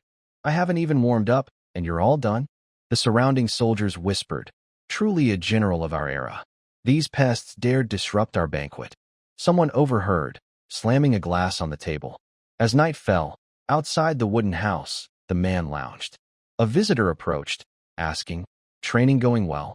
The man asked gruffly, got something to say? The visitor said seriously, it's an order from Earl Desmond to march. Victor, the sea conqueror, Desmond's strongest trump card. Falling silent, Victor sat up after a long pause, grabbing his helmet and putting it on, hiding his face. He said slowly, let's go. I'm bored out of my mind anyway. A few days later, at the Count's castle, Walter was reading some document, his hand trembling constantly. Inside were the words, my son Jegol was murdered by Ghislaine Perdian. I will take revenge. He took a deep breath, then ordered, rally the troops. War was declared. The Perdian family banner would at last be raised again. After that, he summoned everyone. On hearing this, Rodolphe angrily snapped. These bastards have lost their minds. Ghislaine killed Jegol. Those present began to argue non-stop about the matter. Walter just sat there in silence, not knowing what to say. At that moment, a remark made him start. It's because of the runestone. The speaker was Ghislaine. He explained slowly, when I was at the Scarlet Demon Tower, weren't two of our vassals sent as envoys to Deagle? They must have leaked internal information about the domain. Hearing this, the senior retainers present panicked and cried incredulously. Our vassals betrayed us? What evidence is there to make such a dangerous claim? Walter watched him intently. The runestone, acting for the domain, but courting danger, is not unheard of. But he realized one thing. Ghislaine seemed to have foreseen that things would turn out this way. While he was thinking, Rodolphe shouted in fury, why overthink it? In any case, our forces vastly outnumber Deagle's. Make them pay dearly for daring to provoke us. At that moment, hurried footsteps rang in the corridor. Fergus burst in, alarmed, reporting, there's big trouble, my lord. They've arrived. His face looked grim, as if he'd seen something terrifying. Sure enough, in the distance near the Perdian lands, a body of soldiers was slowly approaching. At the front rode a knight in full armor with his face concealed, calm like a marshal, causing the people on Count Walter's walls to freeze in alarm. According to reports, the vanguard arrived first, and reinforcements following numbered 1,000 troops. Siege weapons were also spotted. Clearly, they had been preparing in advance. Albert glanced at Randon and asked, what's going on? The disparity is too great. Deagle is as poor as Perdian. How could they muster such an army? They kept arguing until Walter, losing patience, shouted, calm down. They immediately shut up. He barked again. Arguing will only slow our response.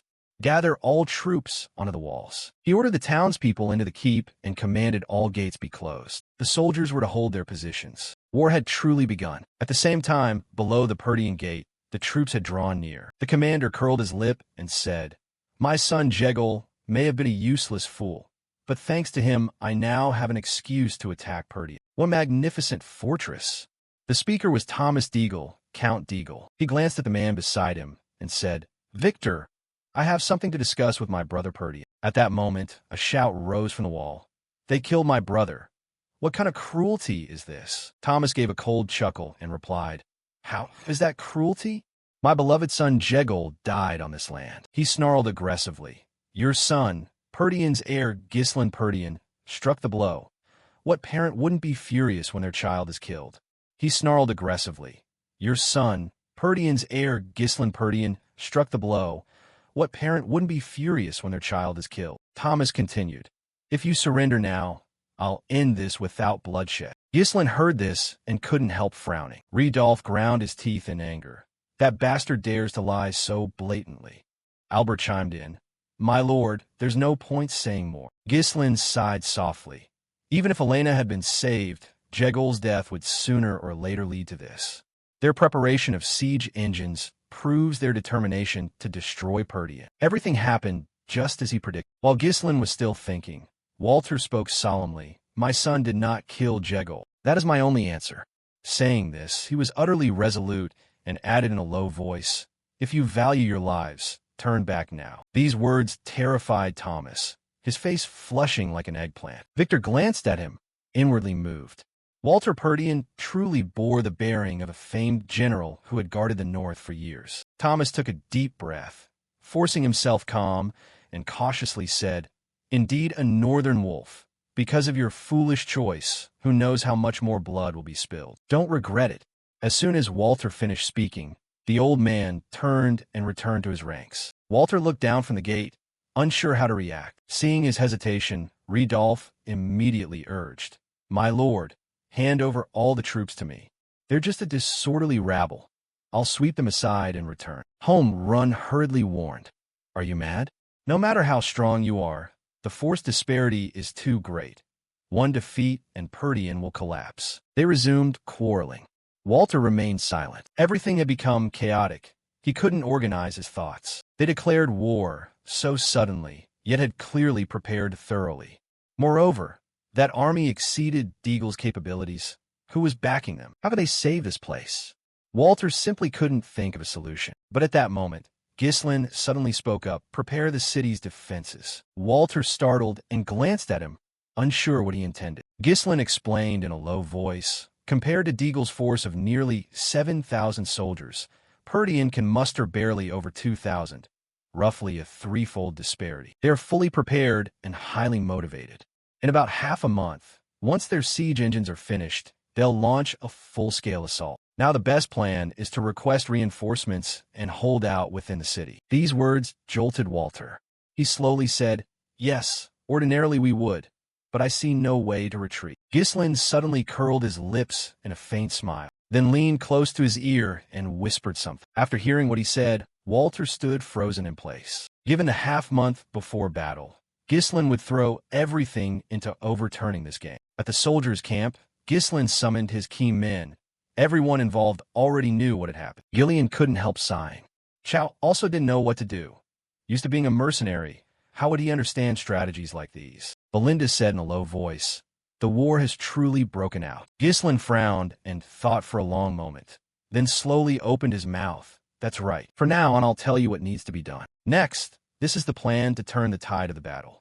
Gislin said slowly, "A surprise strike. Before they attack, we will proactively strike their supply convoys first. Once supplies are cut off, they'll have great difficulty sustaining the war." Belinda heard this and frowned suspiciously. "But can we do that? Deagle's troops have already besieged the front of the city and are surely watching closely.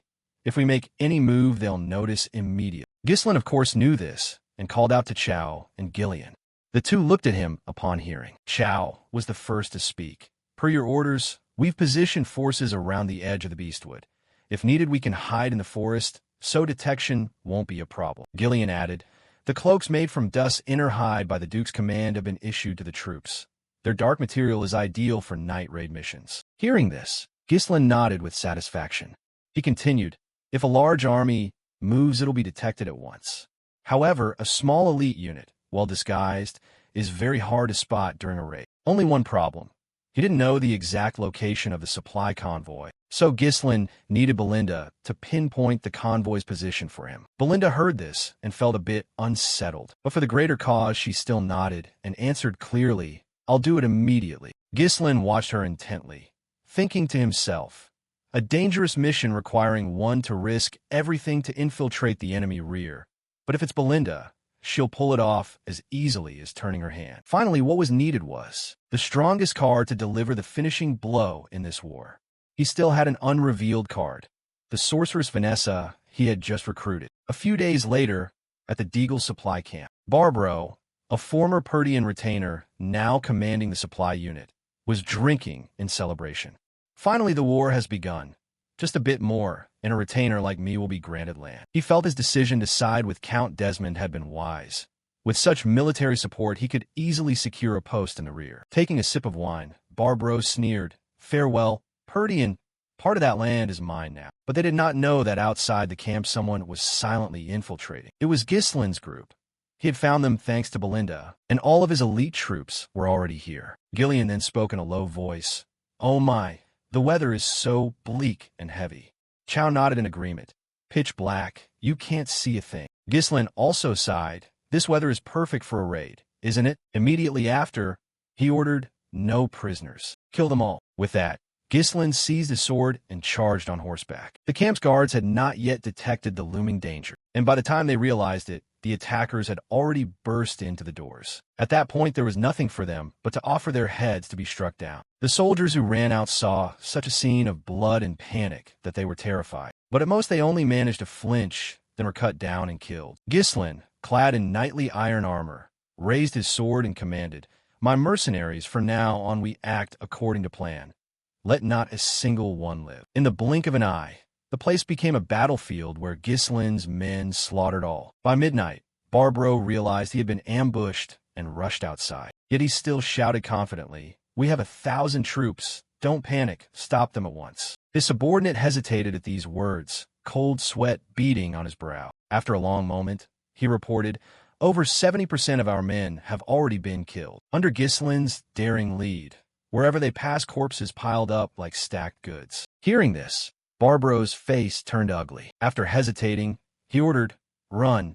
If this continues, I'll die. Forget the land." But before the two of them could flee, 3 darts suddenly flew from afar and embedded in the neck of the subordinate. Barbro was so terrified he nearly vomited blood and fell to the ground. Belinda rode up majestically, snorting coldly. "So glad to meet you all here, Perdian's vassal, Barbro." At the sight of her, his expression grew even more sullen. At the same time, the camp burst into flames. Corpses lay everywhere. Before long, Ghislain's night operation was a complete success. At this moment, Ghislain rode up to Barbro. Belinda had bound him.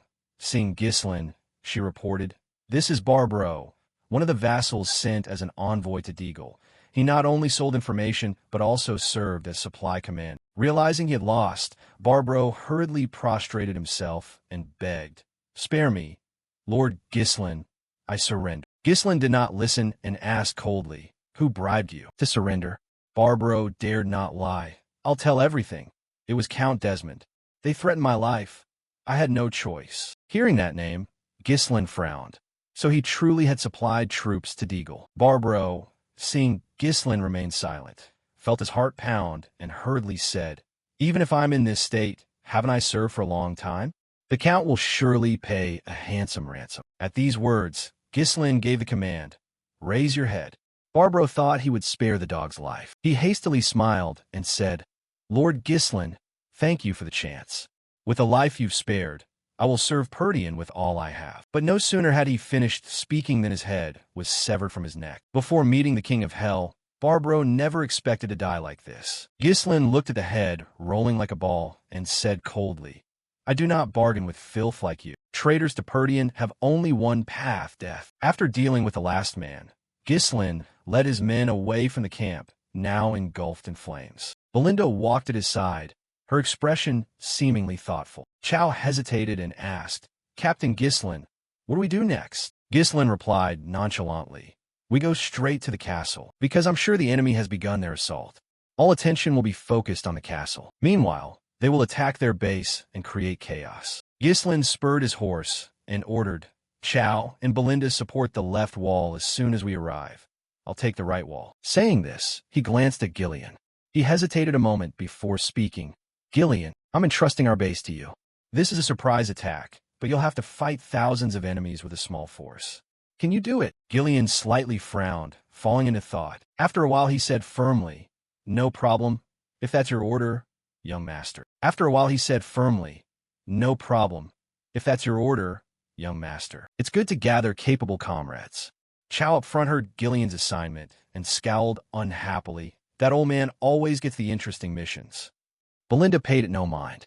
She hesitated and asked, Young master, who will guard the city gate? Leave the gate as is. Ghislain answered nonchalantly. The three were stunned.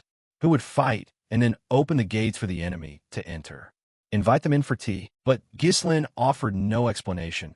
He merely smiled with confidence. This war will mark the beginning of a new chapter in Perdian's history. Elsewhere, at Perdian's castle, Walter was commanding the defense. The walls were under continuous bombardment. Thunderous explosions echoed repeatedly. Randon here also commanded his knights. Fire, don't let them get close. But Deagle's soldiers were too many. Perdian's crossbow and archery units were insufficient, and before long they managed to scale the walls. Walter did not panic either. He leapt into close combat. We must not let them take the walls. Meanwhile, Thomas Deagle below looked at the smoke and flames on the walls and laughed maniacally. He said smugly, How thrilling. Though I can't see it clearly, it's clearly over. Shortly after he ordered, Trebuchets, prepare the second volley. Crush them as fast as possible. Victor glanced up at the walls and thought inwardly that this was the end of the northern wall. He had some hope, but that was all. Walter was engaged in battle with Deagle's soldiers. Although his swordsmanship was excellent, and he had slain many men, the disparity in numbers was too great, and he could not hold out long. He and Redolph were surrounded by soldiers. Randon glanced at Walter and warned anxiously, Sir, the walls are one thing, but at this rate the gate will soon collapse. Give the order. Walter took a deep breath, was silent for a long moment, then said, Abandon the gate, and hold only the walls. Hearing this, Randon looked reluctant, but had no choice. Walter then turned to Scovin and asked, What about reinforcements? Scovin hurriedly replied, The territories where we sent envoys have all refused aid. Even the envoy sent to Count Logis has lost contact. Hearing this, Randon couldn't contain his fury. Damn it. Why did none of them send support? Those ungrateful bastards. Elsewhere, at the Deagle army camp, Thomas Deagle was smugly preparing to receive victory when a subordinate ran in, panicked, and reported, Bad news, my Lord Count. The supply unit has been attacked. These words shocked Thomas Deagle and Victor. The soldier continued, The men we sent to request supplies haven't returned. Something must have gone wrong with the supply unit. Thomas Deagle shook his head in disbelief and said, Don't jump to conclusions. It's impossible. How could those Perdian rats, trapped inside the walls, possibly know the location of the supply unit to attack it? Victor thought differently, for he had seen smoke rising from the other side.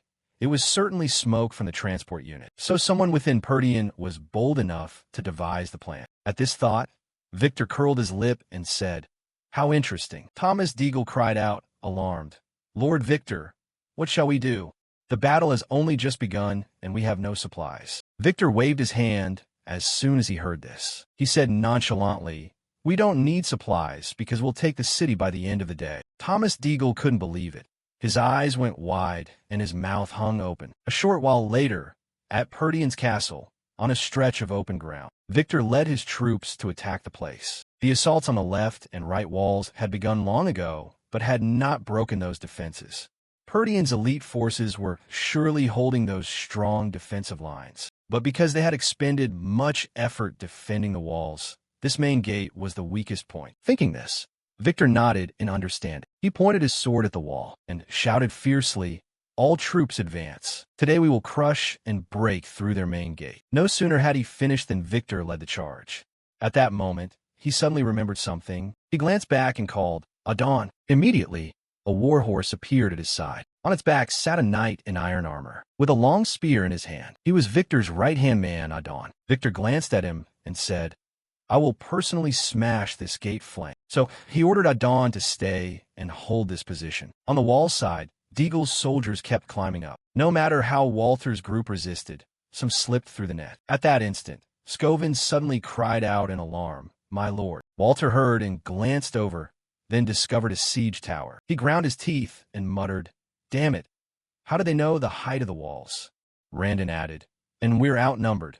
If that siege tower reaches us, we're doomed." At once, Walter shouted, "Is the catapult ready?" The soldiers here had only just finished setting it up when he ordered fire to stop that siege tower from approaching. In an instant, a giant stone was launched. It hurtled straight toward the siege tower, but the moment it struck, a hand suddenly shot up, and without hesitation, a sword was lunged straight at the incoming stone. With a bang, the projectile exploded outright. Seeing this, Walter's men's faces immediately turned ugly. Randon ground his teeth and cursed. Who the hell did that? The one who acted was, of course, Victor. After dealing with the stone, he slowly advanced toward the main gate. Seeing him, Walter's face instantly darkened. He seemed to recognize him. He had heard his name before. Victor drew his sword and snorted coldly. "Useless, you Purdian rats. No matter how you struggle, defeat is inevitable." He ordered the soldiers to bring the battering ram forward, charging straight for the main gate. No sooner had he finished than the troops drove the ram in. Walter tried to stop the ram, but was blocked by Deagle's soldiers. At the same moment, the ram began to batter the gate open. Walter felt the situation growing more desperate, but until now he could only rely on Ghislain as the young master had promised. The siege to break the gate and the defense to hold the walls continued with extreme intensity. Elsewhere, inside the fortress, a group of mages were tied in a circle, and Phi struggled and shouted, "Let us go, you wretched scum. We are mages. We shouldn't be dragged into this rotten land-grab war." Fergus looked at him coldly and said calmly, "This is the young master's order. Please remain calm." And Phi grew even more resentful and shouted angrily, "Are you blind? Do I look calm to you? Look over there. Letting that battering ram get this close, this battle is surely lost. This castle is finished." Vanessa narrowed her eyes at him and said in a low voice, "And Phi, don't worry." At the sound, and Phi immediately raised his head and saw Vanessa step up to him, resolutely saying, "The young master will surely handle everything." Like hearing a joke, and Phi sneered contemptuously, "Don't mention that Grand Duke's name to me. Because of that bastard I was dragged through hell, and now I'm about to die. Handle everything, my ass." Vanessa, who trusted Ghislain absolutely, still insisted, "At any rate, the young master will definitely." But before she finished, and Phi cut her off coldly, "Shut up. Are you really going to obey that madman?" Vanessa glared at him and shook her head. "He is not a madman." At that she suddenly paused. A few days earlier, after a long time, Vanessa had finally been able to channel mana within herself. But the duration she could sustain, it was not very long. She looked at Ghislain regretfully and sighed. "I'm sorry. I finally learned to use magic, but for now this is all I can do." Ghislain shook his head slightly and said without concern, "As long as you can use magic, that's enough. The deficit of mana will accumulate over time. Follow me. I have something I want to show you." Then the two went to the open ground and saw the mages busily at work. Vanessa frowned reflexively. "They're burying runestones. But what for?" While she was puzzled, and Phi suddenly ran up to the two of them, his face full of grievance. He protested, "Why are you making our mages dig like this? Don't you have soldiers to do it? If you're hiding runestones, why not move them outside the castle?" But he was immediately grabbed by a muscular hand and throttled. Gordon warned, "No talking while working." Everyone who witnessed this, timid ones like Vanessa included, felt a bit frightened. She looked at Ghislain anxiously and asked, "My lord, what is this?" Ghislain explained slowly, "This is preparation. In war, the simplest and most effective tactic is to overwhelm the few with the many. Use numbers to crush the enemy. No matter how they try, they cannot withstand our endless assault. The main gate will surely fall, but that doesn't mean there isn't a way to win." Hearing this, Vanessa was startled and hesitantly asked, "Do you mean?" Back in the present, Vanessa was casting magic to control the formation. She wasn't sure if she could actually do it, but because it was Ghislain's order, she was determined to maintain it to the end. And Phi, tied below, looked at the mana swirling around his body, and cried in disbelief. This powerful formation can't transmit mana. At this moment, Vanessa gripped her staff tightly. Her eyes were full of confidence. Yes, she could do this. She had to. At the same time, outside the main gate, Deagle's forces continued their relentless assault. The soldiers assigned to breach the gate were working hard. The main gate was nearly broken through. When at that moment Randon seemed to spot something, he pointed to the distance and shouted, "My lord, look over there." Walter followed his gesture and saw a cavalry force charging with the wind. They drew closer and closer, and upon a closer look he was instantly alarmed. It was Gislin's army. That's right, Gislin had finally reached this place. At the same time, Victor seemed to sense something was amiss. Sure enough, before long a subordinate came to report, "Lord Victor, unknown cavalry units are attacking from the rear on both flanks of our army." The forces he referred to were Gislin's. They kept cutting down the soldiers. Gislin, on horseback, swept his sword in a mighty arc, sending a number of men to join the afterlife. Seeing him, the soldiers in the rear panicked and shouted, "An ambush?" I heard Purdian had no reinforcements, but his speed was too great. The arrows could, and Gislin rode straight through, almost as if he were flying. His gaze was extremely fierce now. Gislin began slaughtering the soldiers before him. In an instant the place ran red with blood, bodies strewn everywhere. Seeing this, the soldiers recoiled in fear. "Are you a monster? To take down so many in a blink?" At that moment, Gislin raised his sword high and shouted fiercely, "From now on, it's our turn to counterattack." Riding on Gislin's shout, the troops behind surged forward. Deagle's soldiers were cowed by the ferocity and fell back. The formation now had wings led by Gislin and Chow attacking the edges of the wall. Deagle's forces were caught between Purdian's units, both inside and outside. At Deagle's main camp, Gillian was leading another elite unit to breach the walls. He glanced at Gordon and Torin and ordered, "I'll draw their attention. Spread out and neutralize their key defensive positions." "Understand." The two immediately nodded, then split into two directions to attack, throwing Deagle's forces into chaos. Thomas Deagle, seeing this, cried out in alarm. "What's happening? Why are we being ambushed?" Before he could understand, Gillian charged in with his great axe. He said coldly, "Commander of the enemy forces, Count Thomas Deagle, I will take you prisoner." Hearing this, Thomas Deagle was so terrified he nearly wet himself. What's his power? He's just a paper tiger. Gillian thought he might be able to capture him alive, but was stopped. Seeing a weapon flying toward him, Gillian hurriedly swung his axe and knocked it away. When he looked more closely, he saw a man on horseback holding a spear and a shield in front of him. When he looked more closely, he saw a man on horseback holding a spear and a shield in front of him. It was Adon. He said coldly, "A surprise attack on the main camp with such a small force. Bold indeed." He arrogantly introduced himself and told him to give his name before he died. Gillian narrowed his eyes at him and said coldly, "I have no title." He said he was merely a weapon under the Grand Duke's command. At the same time, on the left wall, thanks to Gislin's forces' support, Purdian's soldiers had regained the upper hand at the main gate. Below, Belinda used a grappling hook to catch people, and Chow would rush in from a distance to finish them off. The two worked together extremely smoothly. Dozens, even hundreds of soldiers died by the same method, fresh blood splattering everywhere. Looking at her blood-covered body, Belinda complained, "Do you have to spray blood all over?" Chow shrugged indifferently and sneered, "Dodge yourself, miss. I have no time for that." Hearing that title, Belinda instantly flew into a rage. She ground her teeth and said, "What, miss, you say?" Elsewhere on the right wall, Gislin was still breaking Deagle's encirclement from the outside. His momentum was terrifying. As if his face read, "I can take them all alone." The soldiers felt outmatched and turned to flee. Seizing the opportunity, Gislin commanded his men, "All charge. The enemy is panicking.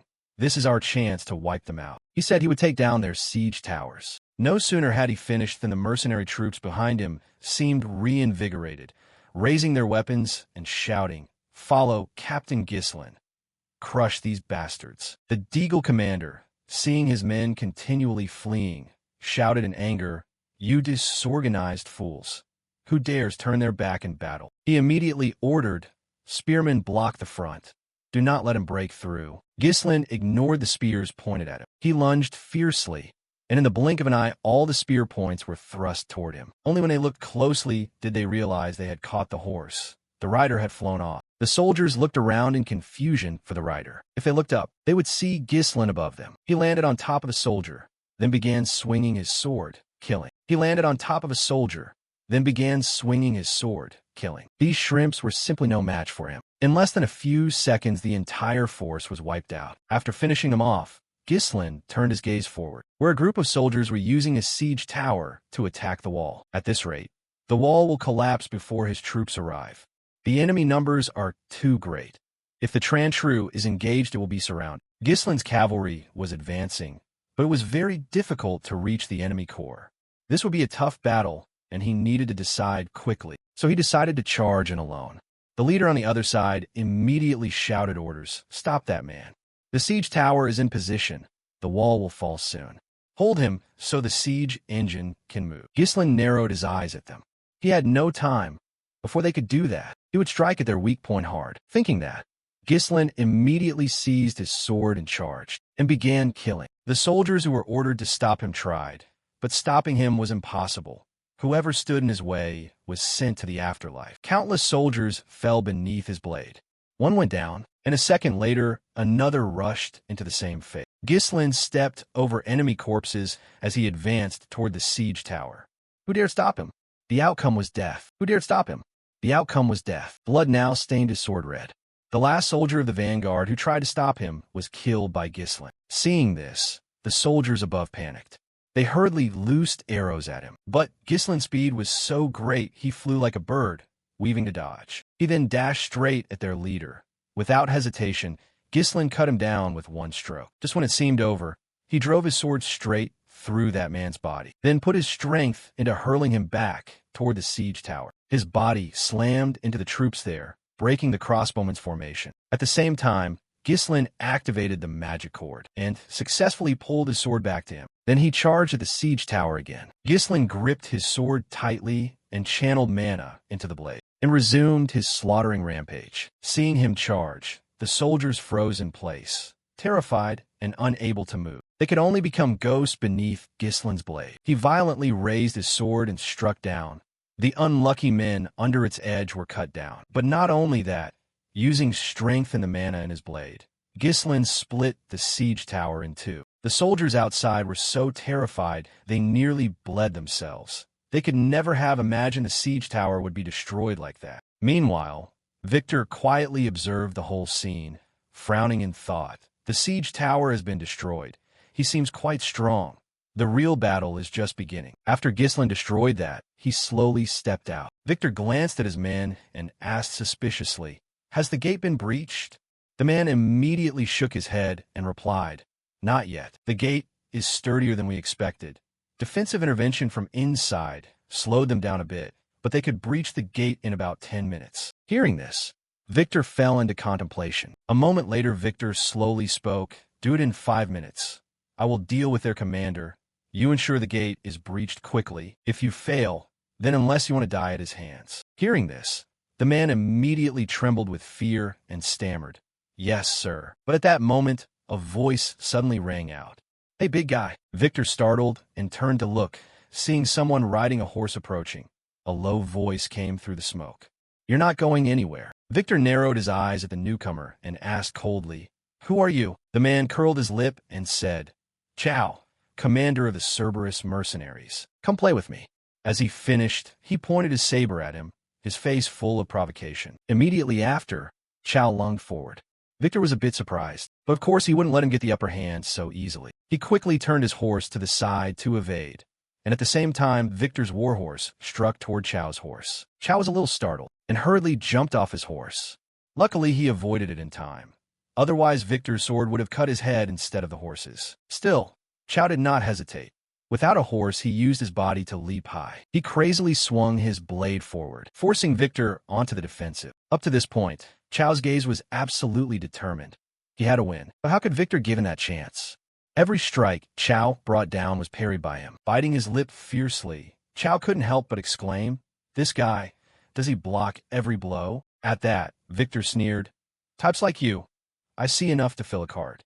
Then he flicked his sword, using the momentum to shove Chow back. Victor narrowed his eyes at him, his tone full of contempt.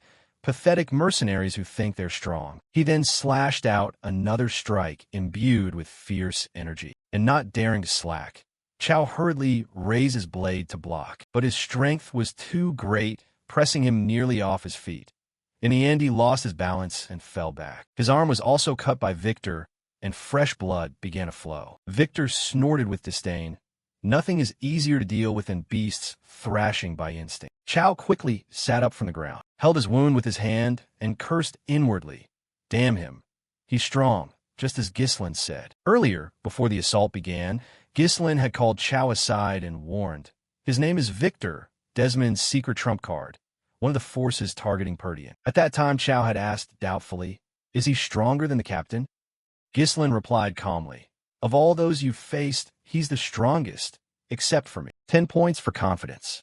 But it must be said, that man was using overwhelming numbers to force them to concentrate on defending the wall. Then he would break the gate at its weakest moment and launch a full assault. Everything went according to Ghislain's plan, including what Vanessa was doing. However, the entire plan would collapse the moment Victor left the gate.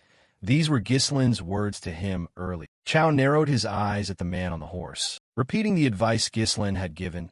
"Chow, when that happens, bind him."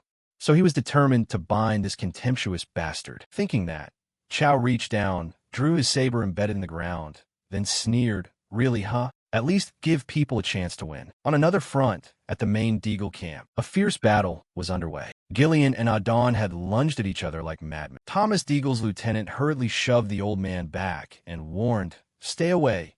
You'll get drawn into it." At the same time, the mercenaries behind were far from idle.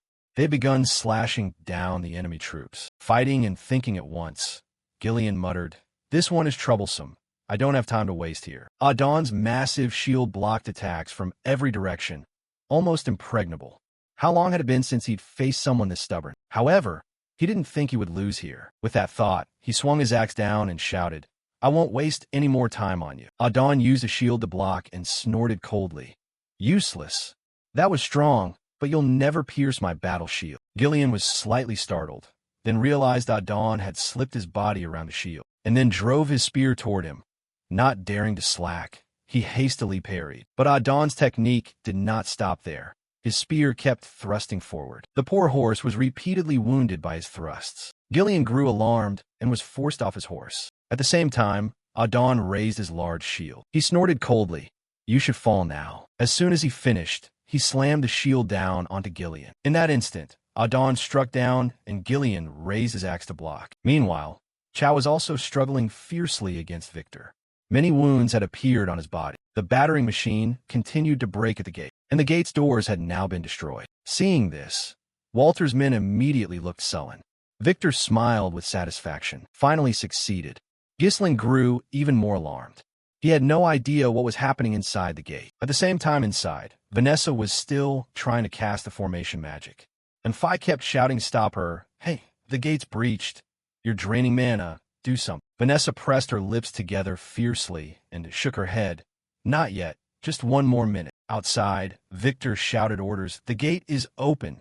Full assault units. Seize the castle." As he finished, Deagle's surviving troops poured in like ants. Victor glanced at the subordinate beside him and ordered, "Bring the count here. I'll go deal with their commander." At that moment, Chow pushed himself up again. He trembled and mumbled, "No, you are not going anywhere." Victor was a little surprised and couldn't help but compliment. "You're Chow, right? With your skill, you should know where to die and where not to. So why keep charging forward?" Elsewhere, Adon stood before Gillian and raised an eyebrow. "Look, the gate has been breached. Your side has already lost the advantage." Gillian knelt on one knee on the ground, saying nothing. He lectured with a superior air. "Your bold strike was unexpected, but the outcome doesn't change. Pushing useless mercenaries in with the elite troops was the mistake that decided your family's fate. No matter the skill, mercenaries cannot defeat a properly trained knight. A mercenary must know when to retreat as the situation changes." These were the words of those two arrogant bastards, but their speech didn't faze Chow at all. Even Gillian was the same. He just sat in silence and listened until he had babbled on enough. Chow's expression turned dark, perhaps sharing the same resolve.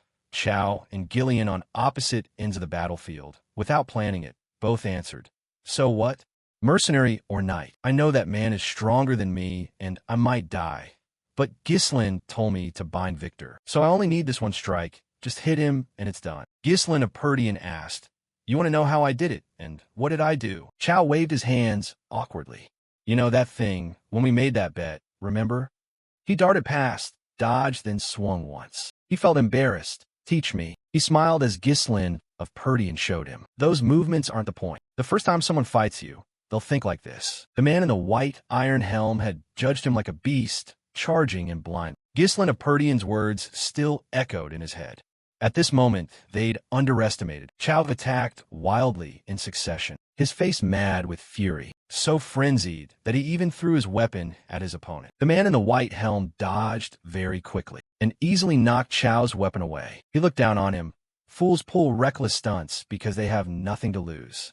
They don't realize it's their last chance to seize life back. He raised his sword and thrust straight at Chow. Chow stayed very calm and remembered Ghislain of Perdian's teachings. But if you can conceal your true intent while acting, the moment the blade came down, Chow dodged with ease and grabbed his hand. He used his opponent's arm for leverage to spring up and retrieve his weapon. The man in the white helm saw this and suddenly realized at that moment he would certainly have a chance to land a hit. Chow drove his sword straight down. The blade was only inches from striking him. The horse screamed in pain. The man in the helm immediately leapt from his horse, while Chow fell to the ground. He had guessed Chow's intent, the unusual movement, retrieving the sword after throwing it.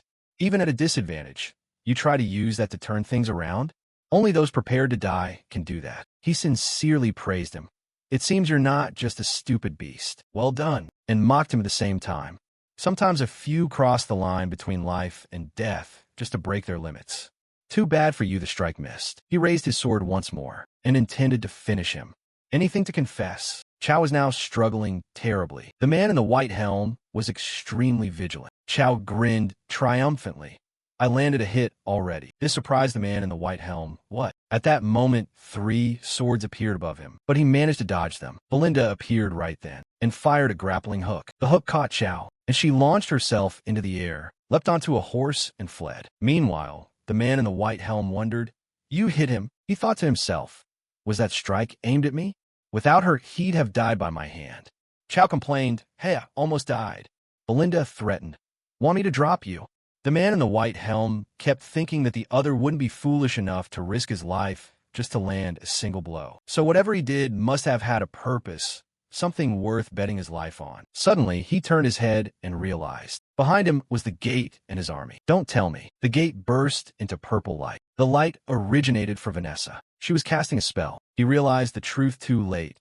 She was only holding them in place. He realized the truth too late. She was only holding them in place. Vanessa recalled Ghislain's guidance. With her magic, she could quickly create a wide area blast. She hadn't fully believed in herself then. "Can I really do this?" Ghislain of Perdian encouraged her. "You can do it, Vanessa." A force centered on her began to spread outward. Vanessa unleashed a fire strike, where the soldiers were drenched in a red of flame, creating a massive explosion. It was so large it spread beyond the gate. Everything nearby became a sea of fire. Now, Walter of Perdian, fighting, had to look up. Belinda and Chow also stopped to watch. Gillian was no exception. Ghislain of Perdian smiled with satisfaction. The soldiers kept shouting, "It's too hot. Spare me. Retreat. Get out of the castle now." Ghislain of Perdian continued to ride and cut them down. He ordered, "Encircle the gate side. Allow no one to escape." A subordinate of Victor approached. "Lord Victor, it's bad. Most of the soldiers have been burned alive. Please order a retreat." He felt stunned.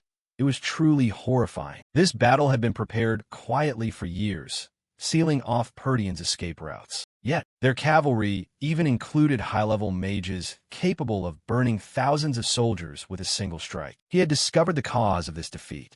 All these factors seemed random, yet combined perfectly, blocking the path to my victory. Victor felt regretful. Is this me walking into my own trap? He quickly accepted the truth. "Call the soldiers back. We will retreat. There are no forests here. If they get out of the flames, they can regroup at the base, and the conquest will take much longer than planned."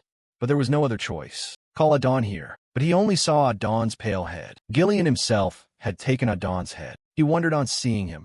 Are you the commander of Jegol? Victor was stunned. He wasn't sure of his guess. Adon, but Gillian struck him again with a heavy blow. Your army and base are gone. Surrender now. Ghislain of Perdian's forces held the advantage, and the flames had consumed everything. Victor laughed maniacally. He felt as if he'd heard a joke. Don't make me laugh. You think my war ends like this? I will personally take the heads of every one of you. So Victor assumed a fighting stance. His power erupted. My war is only beginning now. The battle was still ongoing. Now Walter of Perdian took advantage to attack with lethal intent. They were like fish stranded on sand, arrows falling like rain. He continued to command the battle. Don't let them escape the flames. Ghislain pressed forward. This is our chance to turn the tide. Let no one live. The battlefield lay in ruin. Belinda ran to him. Young master, are you hurt anywhere? He also asked about their condition. No, are you all right? She hesitated slightly and looked back. Anfai was badly wounded, but Chow still tried to appear fine. Seeing that, he smiled. Belinda was very reluctant. If we'd been a bit later, things would have been much worse. When we first heard your plan, we thought it was insane. Ghislain asked again, but it worked, right? Belinda boasted, I won't carry out a plan like that again. All the buried runestones were used up in a single strike. When this is over, remember to praise Vanessa. He suddenly asked, where's Gillian? Belinda suddenly remembered. Ghislain immediately spurred his horse to search. She didn't understand at all. Young master, try to run fast, Ghislain. On this side, Victor was attacking fiercely. Gillian could defend, but he still wouldn't relent. He was continuously pushed backward. Gillian had to admit the force was too strong. And above all, this overwhelming momentum. He tried to counterattack, but all were dodged by Victor, and he struck back, and this blow wounded Gillian. He was very surprised to find himself hurt, and equally surprised by Victor's strength. From power to speed, it was astonishing.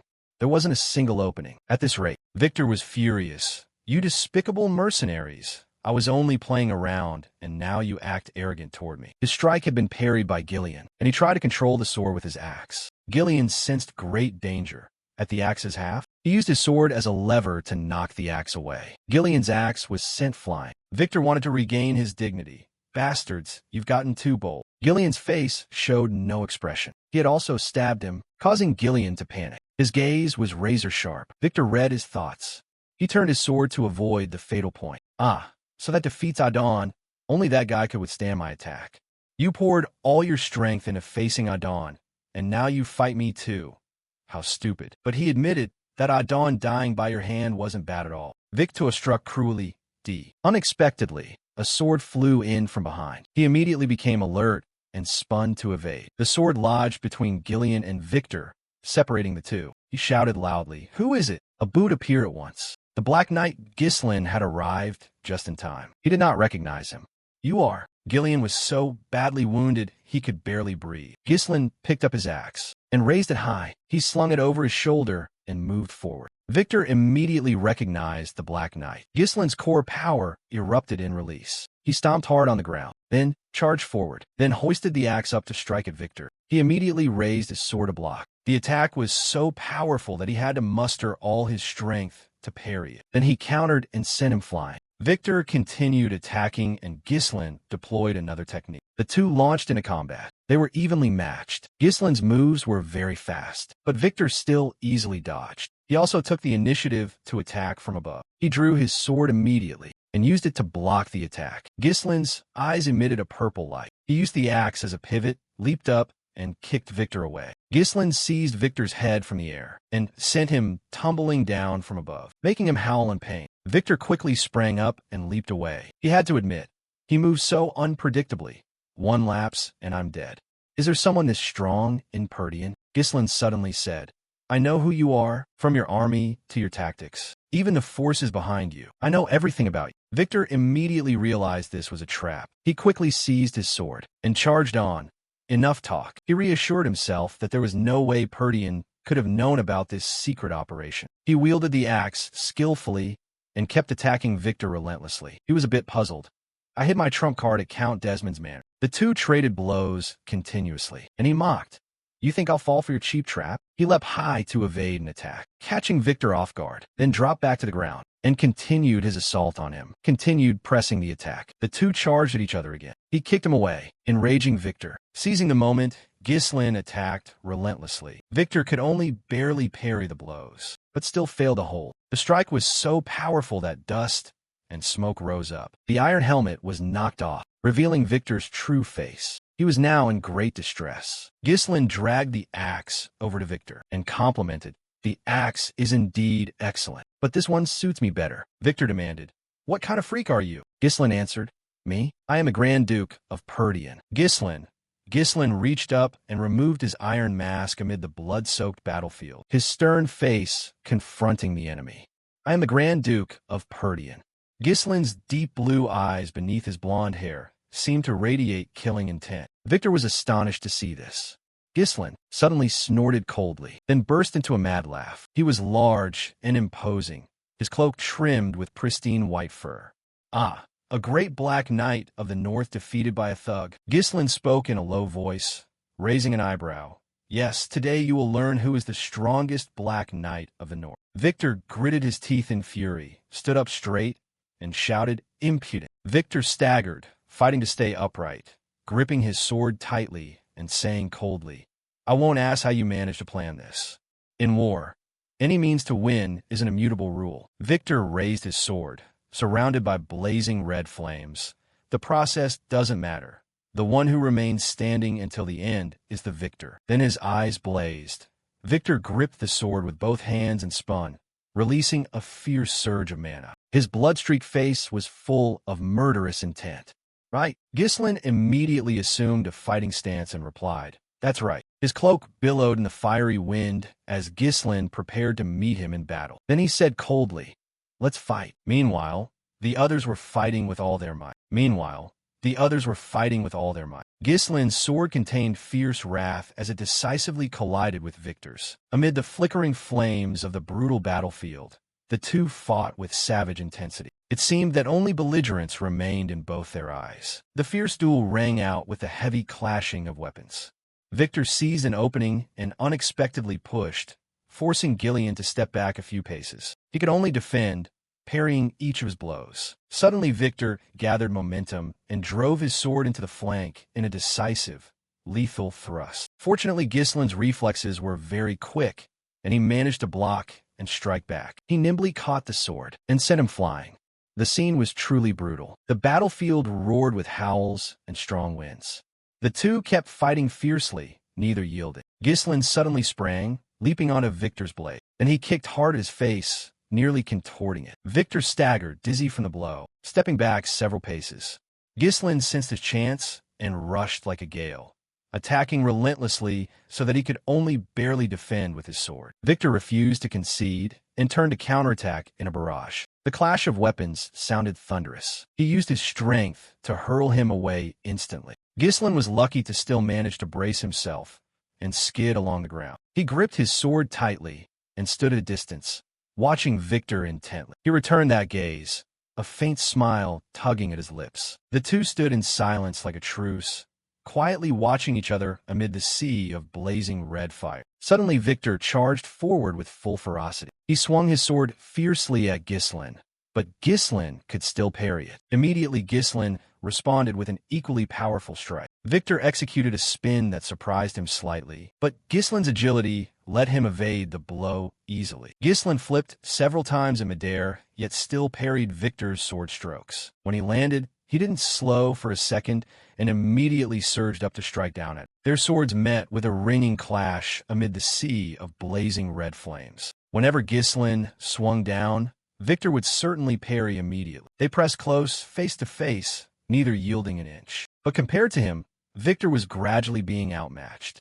His strength showed signs of waning. Victor had to forcefully shove his sword down toward the ground, then followed along the arc of Ghislain's blade and swung his sword at him. Ghislain smartly ducked to evade the strike, and at the same time grabbed hold of his collar. Ghislain executed a skillful spin and hurled him forcefully away. He crouched low, then sprang toward Victor with his gleaming, razor-sharp sword. The man tried to roll several times across the ground. Then Victor gripped his sword tightly, preparing to unleash another strike. He used the ground to sweep the dirt and sand toward Ghislain. He was also taken aback by the sudden move. He had to shield his eyes with his hand, nearly blocking his entire close-up view. When the dust finally cleared, Victor's gleaming sword was seen lunging forward. Ghislain glanced at his opponent and had to admit, "You really are strong, Victor. There isn't much difference between us. I've already released my third core." Ghislain recalled memories from his past life. "When I began the campaign and attacked the Duke's house, you were the one who stopped me." He remembered fighting him before and thought to himself, "I could only defeat you after finding that fatal opening in you. But because I fought you, the battle lasted far longer than expected. With someone like you leading troops and commanding soldiers to attack Perdian, the fortress would surely fall." That day, Ghislain's memories and thoughts vanished, bringing him back to the fierce duel in the present. Victor rushed forward impatiently, wanted to end the fight immediately. Ghislain frowned and stared at him.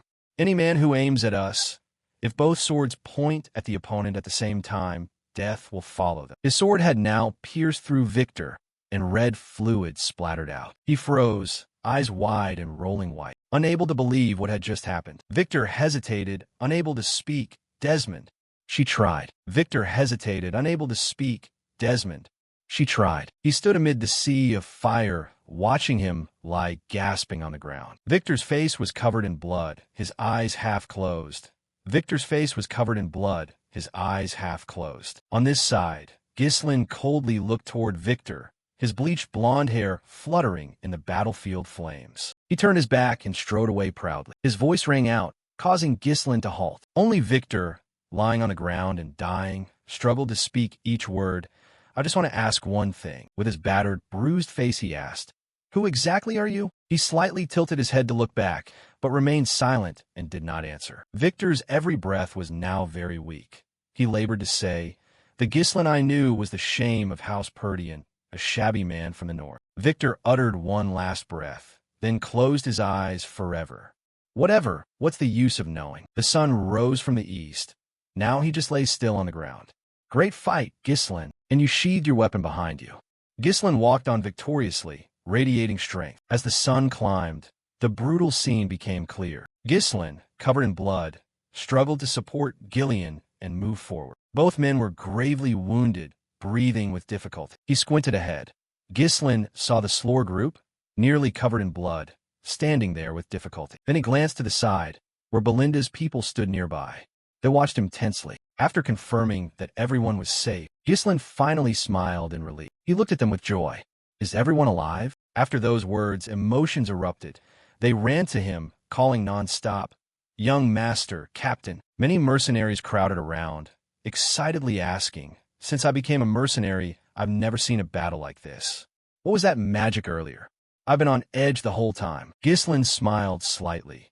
"Thank you all for fighting with me. You did very well." Chow wrapped an arm around his shoulder and, glancing at Gillian teasingly, "Come on, old man. Are you moaning because he stabbed you?" He replied calmly, "Not too bad." Belinda saw the wound and shouted anxiously, "No, that's not possible. There's blood everywhere. Stop being stubborn. Go get treated. Let me help." Ghislain asked, "Where are Belinda and Vanessa?" Belinda calmed and answered, "Ah, if you mean her, she's completely exhausted. Old Fergus took her into the castle with the other mages, so she should be safe." A loud shout rose from behind, catching Ghislain's attention. "My lord!" Randon laughed heartily, rushed to embrace him, and praised, "Well done, truly fitting of the heir of House Perdian." Ghislain felt helpless under the embrace, unable to resist. "You fought well too, captain of the Black Knights." Before he could finish, Walter's figure appeared before him. "Father." His face looked a bit pale, brows furrowed, sweat pouring down. Ghislain stepped up in front of him. Walter said nothing and suddenly hugged him tightly. He praised, "Well done." The moment surprised Ghislain. He froze for a few seconds. Walter whispered, "When I first heard your plan, I thought it was truly absurd." He smiled contentedly, patted his shoulder, "But you did it." Ghislain was silent for a long moment before replying, "That's because you held the walls well." Walter sighed and shook his head slightly. "No, it's all thanks to you." Then he suddenly took Ghislain's hand, raised it, and shouted, "This victory is ours." The soldiers shouted in unison, "Victory for Perdian." Everyone was swept up in the joy of victory. Everyone wore radiant smiles. Seeing those sights, Ghislain was momentarily stunned, a corner of his mouth involuntarily lifting. "Yes, it is." He looked at them tenderly, This is why I returned. Suddenly, Ghislain clenched his hand so hard it trembled. But the war was not over yet. His gaze sharpened, radiating killing intent. He stepped closer to Randon and asked, "What do we do now?" "I'll go check on the troops," Walter interjected. "You should call your men back to rest as well. We have much to do, so use this time to recover." Ghislain flatly refused. He looked at him seriously. "We have no time to rest. We must force Count Jegol to surrender as soon as possible." Walter hesitated slightly. "That can wait until tomorrow." Ghislain grew more resolute. "That will be too late. I will go to Count Jegol's territory with my troops. So please grant me the Lord's authority to represent." "Representative of the Lord?" Randon stammered. Walter hurriedly advised, "The battle just ended. You and your troops are probably tired. No need to rush like this." Ghislain stepped closer, speaking with certainty. "Father, the war is not over yet." Walter was momentarily stunned for a few seconds. He continued, "Count Jegol started this war, breaking the alliance to attack us. We cannot give him time to plan, or he'll find an opportunity to reclaim his losses." Ghislain clenched his fist, determined. "So we must strike first, force him to pay reparations so he dare not oppose us again." Walter looked at him in surprise, thoughts stirring. He had expected Ghislain to savor the victory, not outline a post-victory plan. After some hesitation, he granted Ghislain's request. "Do it. Be ruthless so you can obtain what you want." Ghislain bowed his head. "Yes, father." Walter warned anxiously. "Still, Count Jegol was once our ally and a noble who swore fealty to the crown. So treat him as politely as possible." Ghislain looked at him and gave a reassuring smile. "Don't worry, father." He turned to those behind him and asked, "Chow, Belinda, can you both still move?" Chow nodded. "Yes, just a few scratches." Without another word, he decisively leapt onto his horse. "All right, then let's ride." The others quickly mounted as well and set off with Ghislain, heading straight for Jegol's domain. At Jegol Castle, the white flag atop the roof flapped in the wind, and an unexpected curse rang out. "Motherfucker!" Thomas Deagle overturned the table, clutching his head in anger. "How could this happen?" He screamed madly. "I secretly agreed to follow their plan because that Desmond was so powerful. Yet he was defeated by those loudmouths from House Perdian. Is he mocking me?" Lowell fearfully tried to calm him.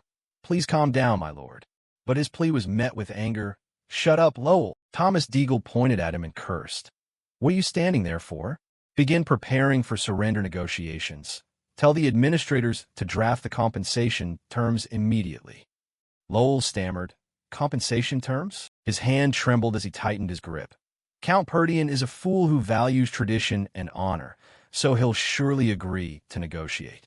Their duchy is financially strained, so demanding reparations is enough to free us from this mess. Then we can pin all the blame on Count Desmond." Lowell's face drained of color. But we've exhausted our funds on this war. Where will we get money for reparations?" Thomas Deagle suddenly lunged forward and choked Lowell. He screamed like a madman. "You idiot! What have you been doing all this time? Just plunder the commoners and take it." He shoved his face close to Lowell's and warned, "What? Does that sound painful? Because you came from the common rabble, right? Are those pigs more important than I am? Or am I more important?" Lowell answered with difficulty, "Are, my lord." Thomas Deagle flung him to the ground and ordered, You should know who owns you. Get to work." Lowell clutched his throat, coughing and wheezing, thinking to himself, "I've had to rule Jegol by force, but I can't endure this tyranny any longer.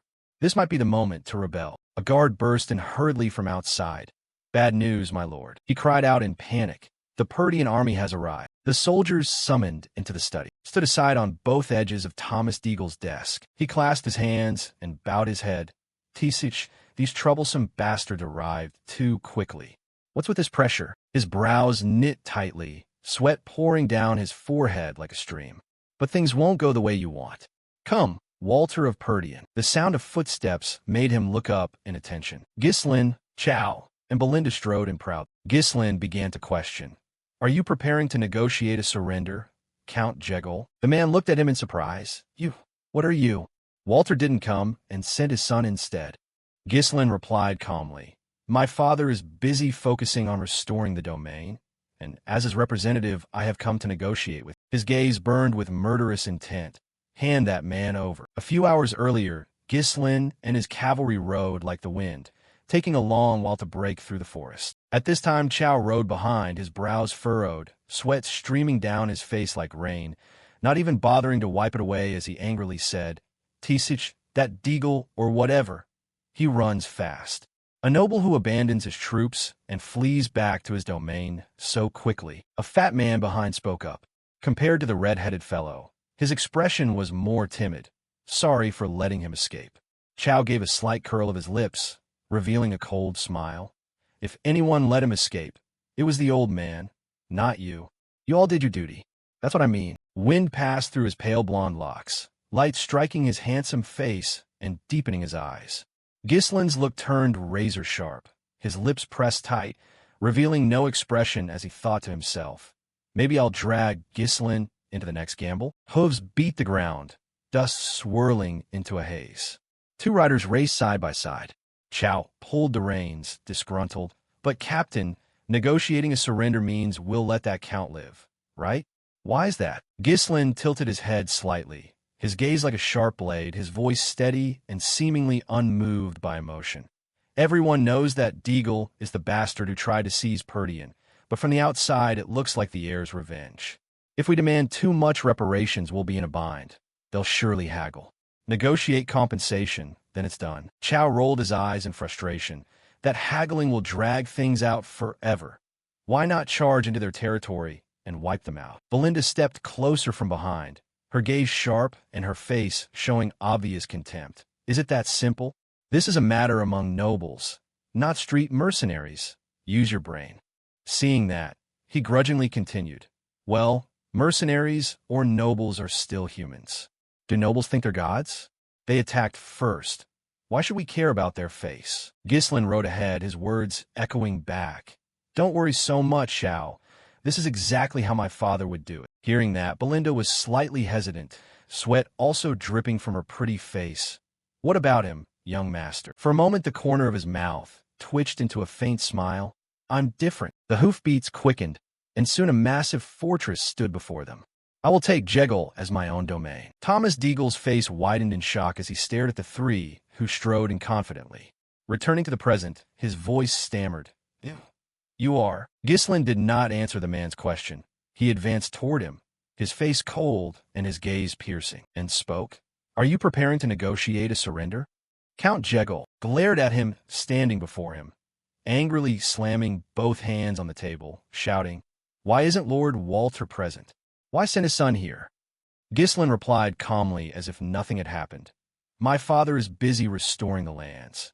As acting lord, I will handle the negotiations." His violet irises sharpened more than ever, and his voice grew stern. "Make him kneel." Immediately, Chow and another subordinate stepped up and forced him to kneel. His face was dotted with sweat now. Resistance was useless. He shouted, What are you doing? Let me go. Filthy commoners dare touch me." In the end, he had to kneel before him. From above, he looked nothing more than a lowly wretch. Belinda saw this and came forward, whispering in his ear, "Young master, do you really want to do this?" Ghislain replied decisively, "Yes. Even if the Lord scolds me later, this wasn't my idea." Thomas Deagle rolled his eyes and barked as if about to lunge at him. "I swore fealty to the crown. Do you think you can treat the king's subjects like this? Show some respect." Immediately, a sharp sword was leveled at him, making Thomas Deagle's eyes widen as he stared at it from very close range. His voice was cold and each word cut with severity. "Thomas Deagle, you are a traitor who broke the alliance and conspired to seize Perdian, seduced by the enemy's honeyed words." Ghislain stood looking down like an executioner. For those who target Perdian, only death awaits. His face could not believe it. His brows knitted, teeth clenched in fury as he asked, Impossible. Do you mean to kill me?" He raised his voice, looking at him with a cold, murderous gaze. "If you are willing to sacrifice thousands for war, then you must put your own life on the scale or pay a fitting price." By now, Thomas Deagle was terrified beyond restraint, tears pooling in his eyes. You madman." An armored figure raised his sword without changing expression, making him even more frightened. As the blade began to fall, he screamed, "Wait!" Thomas Deagle's words came out small and meek. "Hold on. I only need to pay the appropriate price, right? His face had gone pale. Trembling, he spoke each word. Okay, okay, I will relinquish the domain. Hearing that, everyone was astonished, and Ghislain merely curled a satisfied smile. His eyes brightened as if he had gotten his wish. Huh, knew you'd say that. Not finished, Ghislain continued to threaten Thomas Deagle. But to inherit a domain, you must be a clan member or a legitimate heir. Also, this violates succession law. As a count, you should know that. Hearing this, he immediately winced. I'll fix that. You needn't worry. Thomas Deagle, panicked, hurriedly said, Yes, yes. I'll declare that you are a distant relative. I'll have my people forge the inheritance papers. You just accept them. Having said that, he immediately shouted to the subordinate behind him, Old man, bring paper and pen here. Ghislain's gaze was focused, stern, his pupils glowing blue. Ah, not so fast. He knelt prostrate on the ground, gnashing his teeth as he spoke each line. Ah, I'll also compensate with money. I don't have cash now, but I'll collect taxes from the people and bring it. Please give me more time. Seeing Thomas Deagle forced to kneel and weakly beg, Please, I beg you, spare my life. Ghislain arched an eyebrow, his face full of disdain. Is your life really that precious? At that, his eyes widened and unbridled joy showed on his face. All right, I'll give you a chance. But before he could react, a strong force pulled him away. When he realized it, he had been hurled rolling out beyond the city gates, and in front of Thomas Deagle now stood many townspeople. The townspeople still didn't understand what was happening, whispering among themselves. On everyone's faces were surprise mixed with a touch of fear. What? My lord, what is happening here? He turned back with a face full of anger and confusion. Listen, young master. What do you think you're doing in front of these filthy commoners? Every word from him dripped with contempt and threat. Mind your tongue. After all, you're standing before people who now have the power to decide your life. Then Ghislain's strong voice rang out with authority and resolve. People of Jegol, I am Ghislain, heir of Perdian. His voice echoed with power. Count Jegol declared war on Perdian out of vengeance and was defeated. As a result, he intended to make you pay the costs of the war. Ghislain looked straight at the townspeople and asked, Who will volunteer to pay? On the faces of those standing, there was visible astonishment. What? They couldn't help feeling indignant, shouting angrily. Last time they took everything from us and now this again. Where are we supposed to get the money to pay? You nobles sort it out among yourselves. Ghislain calmed, and his tone lowered from before. As acting lord of Perdian, I will show mercy by giving you a choice. Then he looked down at Thomas Deagle, kneeling there pitifully. You may pay a large sum to spare your count, or kill him and join Perdian. His words were firm and serious in meaning. As a result, you people will not have to bear the costs of this war. He trembled and looked back as he saw himself being humiliated. This damned Ghislain. How dare you insult me like that? Suddenly a rock flew straight into Thomas Deagle's head, making blood spill out. Then many more stones were hurled at him continuously. The peasants held stones and weapons, glaring at him with murderous intent. Bastard, you took everything. My mother's heirlooms and my children's piece of bread. All the peasants' anger and hatred now focused on Thomas Deagle. Do you know how many have suffered because of you? He had no way to deny it, only stammered, eh. Then all the townspeople rushed up at once, beating and tearing into Thomas Deagle. Die. He was beaten repeatedly until his face was bruised and battered. Ignoring the crowd, Ghislain turned and walked away. Belinda and Chow stood in silence as they watched this. No one spoke. His face remained unchanged as he coldly ordered, Return. Before they left, he did not forget to say one thing. The war is over. Ghislain looked at Belinda and said, As for my father. She quickly understood his meaning and meant to say, Yes, as always. I trust you have your reasons. She stammered in reply, I'm not worried. At Perdian Castle, everyone present in the room, Home Run, and Bach, and Walter, couldn't help but be stunned, exclaiming what? He showed no fear or hesitation. His handsome face was cold as he said, Exactly as you've heard, Count Jegol is dead. Walter, seeing this, angrily shouted, Have you forgotten what I told you? Try to show as much respect as possible. Before he finished, Ghislain cut him off. I haven't forgotten. After seeing it with his own eyes, Chow thought this was the best course. His every word was decisively unshakable. If given the chance to surrender, he will only target Perdian again. Randon, hearing this, couldn't help exclaiming, "He'll attack again?" Home Run looked at Ghislain in disbelief. "Impossible," he said very calmly. "Jegol attacked Perdian with 7 troops. Everyone must realize that's far more that could be raised by himself alone." His every word was decisively unshakable. If given the chance to surrender, he will only target Perdian again. Brow furrowed, features taut, Ghislain spoke with utmost seriousness. Desmond provided troops and logistical support behind the scenes. Everyone was stunned. The room erupted in murmurs. "Desmond and Jegol. Do you mean those 2 great territories are targeting us? But House Desmond is supposed to be neutral, so why Jegol? Is this because of what happened before?" He sat silently in his chair, eyes pensive. The reason reinforcements didn't come from allied territories is surely because Amelia killed the messenger to block all information. That's always her tactic, isolate the prey. But if I control Jegol, everything will be different. Since our territories border each other, they can't immediately strike Perdian. If they move, we can respond instantly. Walter put his hand to his forehead, his face showing fatigue, mixed with tension. "So that's why you killed Count Jegol." He still couldn't hide his worry. "But even if the Lord is dead, that land doesn't automatically belong to us. Everyone knows there must be blood ties or a legitimate heir, right?" Ghislain gently set a pre-sealed roll of paper on the table. "Look at this." Holding the document, Walter couldn't help but be unsettled. This paper states he's a distant relative and the primary heir of Jegol. Ghislain sat relaxed and confident, explaining that Chow received it directly from Count Jegol. With this, most territorial and succession issues are resolved. The whole room fell into a silent void. The man beside him quietly called, "Emma, my lord." Walter spoke sternly, eyes piercing. "Ghislain, ruling a realm isn't easy. Do you have enough people to govern that entire region?" He smiled with full confidence and said, "Don't worry.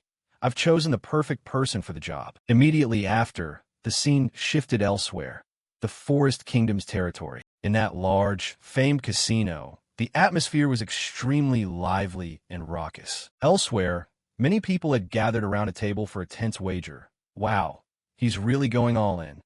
The bet was that he'd cry when he had to say goodbye to his right hand. The dice were lined up on the table in a row as a cup swept across to scoop them all up. A practiced hand shook the cup repeatedly and quickly. Before them stood a notorious casino owner. He held a cigarette in his mouth and exhaled smoke, his tone menacing. "You know what happens if you're caught cheating, right?" "Crud." The man, unafraid of the bald thug, casually joked back. "Come on, smile. It's fun." The tension in the air was thicker than ever. The dice stood upright on the table. He said smugly, "Now place your bet and lay your life down." In the great hall, before many witnesses, a clear voice rang out, "For your great deeds, in the name of His Majesty the King." Walter held the scepter, eyes fixed on Ghislain. "I grant you the title of Baron Fenris." He respectfully reached out and accepted the scepter. Those present leaped for joy and shouted in unison, "Long live Baron Fenris." Ghislain's gaze was full of determination. After the war ended, I had become a lord. Not long before, Ghislain sat at the tea table, quietly staring at the map laid out on the table. He pointed to a spot on the map. "As you can see, Jegol's territory is divided into 5 baronies. Except for the royal lands, I intend to base myself at the center, the barony of Fenris." He looked up at the elders. "That's all. Any questions?" Randon and Home Run looked at Ghislain, thinking to themselves that questions? Actually, it's just an announcement, isn't it? Gillian whispered into Walter's ear, "My lord." After hearing this, he looked at him and waved his hand in approval. "Yes, do as you wish. Someone has to take on that role anyway." Ghislain nodded slightly. "Thank you, everyone." Walter suddenly cleared his throat a few times. "By the way, it seems our territory suffered severe financial losses during the war." He raised an eyebrow in confusion. "Losses?" Walter asked. "Do you plan to sell magic stones for money?" Ghislain suddenly remembered something. "Ah, right, we don't have any left now." That made Walter freeze. "Why is that?" He leaned back, as if it were obvious. "We blew them all up at the city gate already. Don't worry, soon I'll have people dig more up." Back in the present, Belinda smiled brightly and called out, "Young master." Behind her were Gillian and Chow. They shyly looked at him. "Please, young master, join us for a meal. Congratulations, my lord." "Oh no, my lord. Our captain has finally become famous. So famous. Belinda said shyly. We used to worry how you develop. Maybe it's because we raised you so well. Chow couldn't help teasing.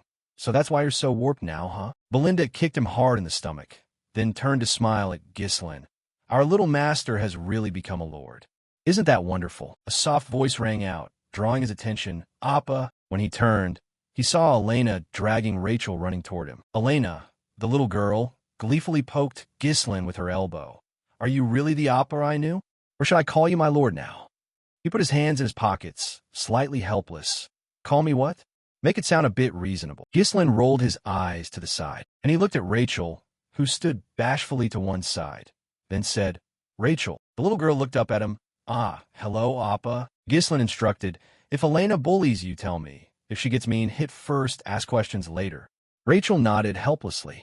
Elena exclaimed in surprise. What? Ghislaine let the girl punch him. He turned to Gillian. Looks like you're fully recovered.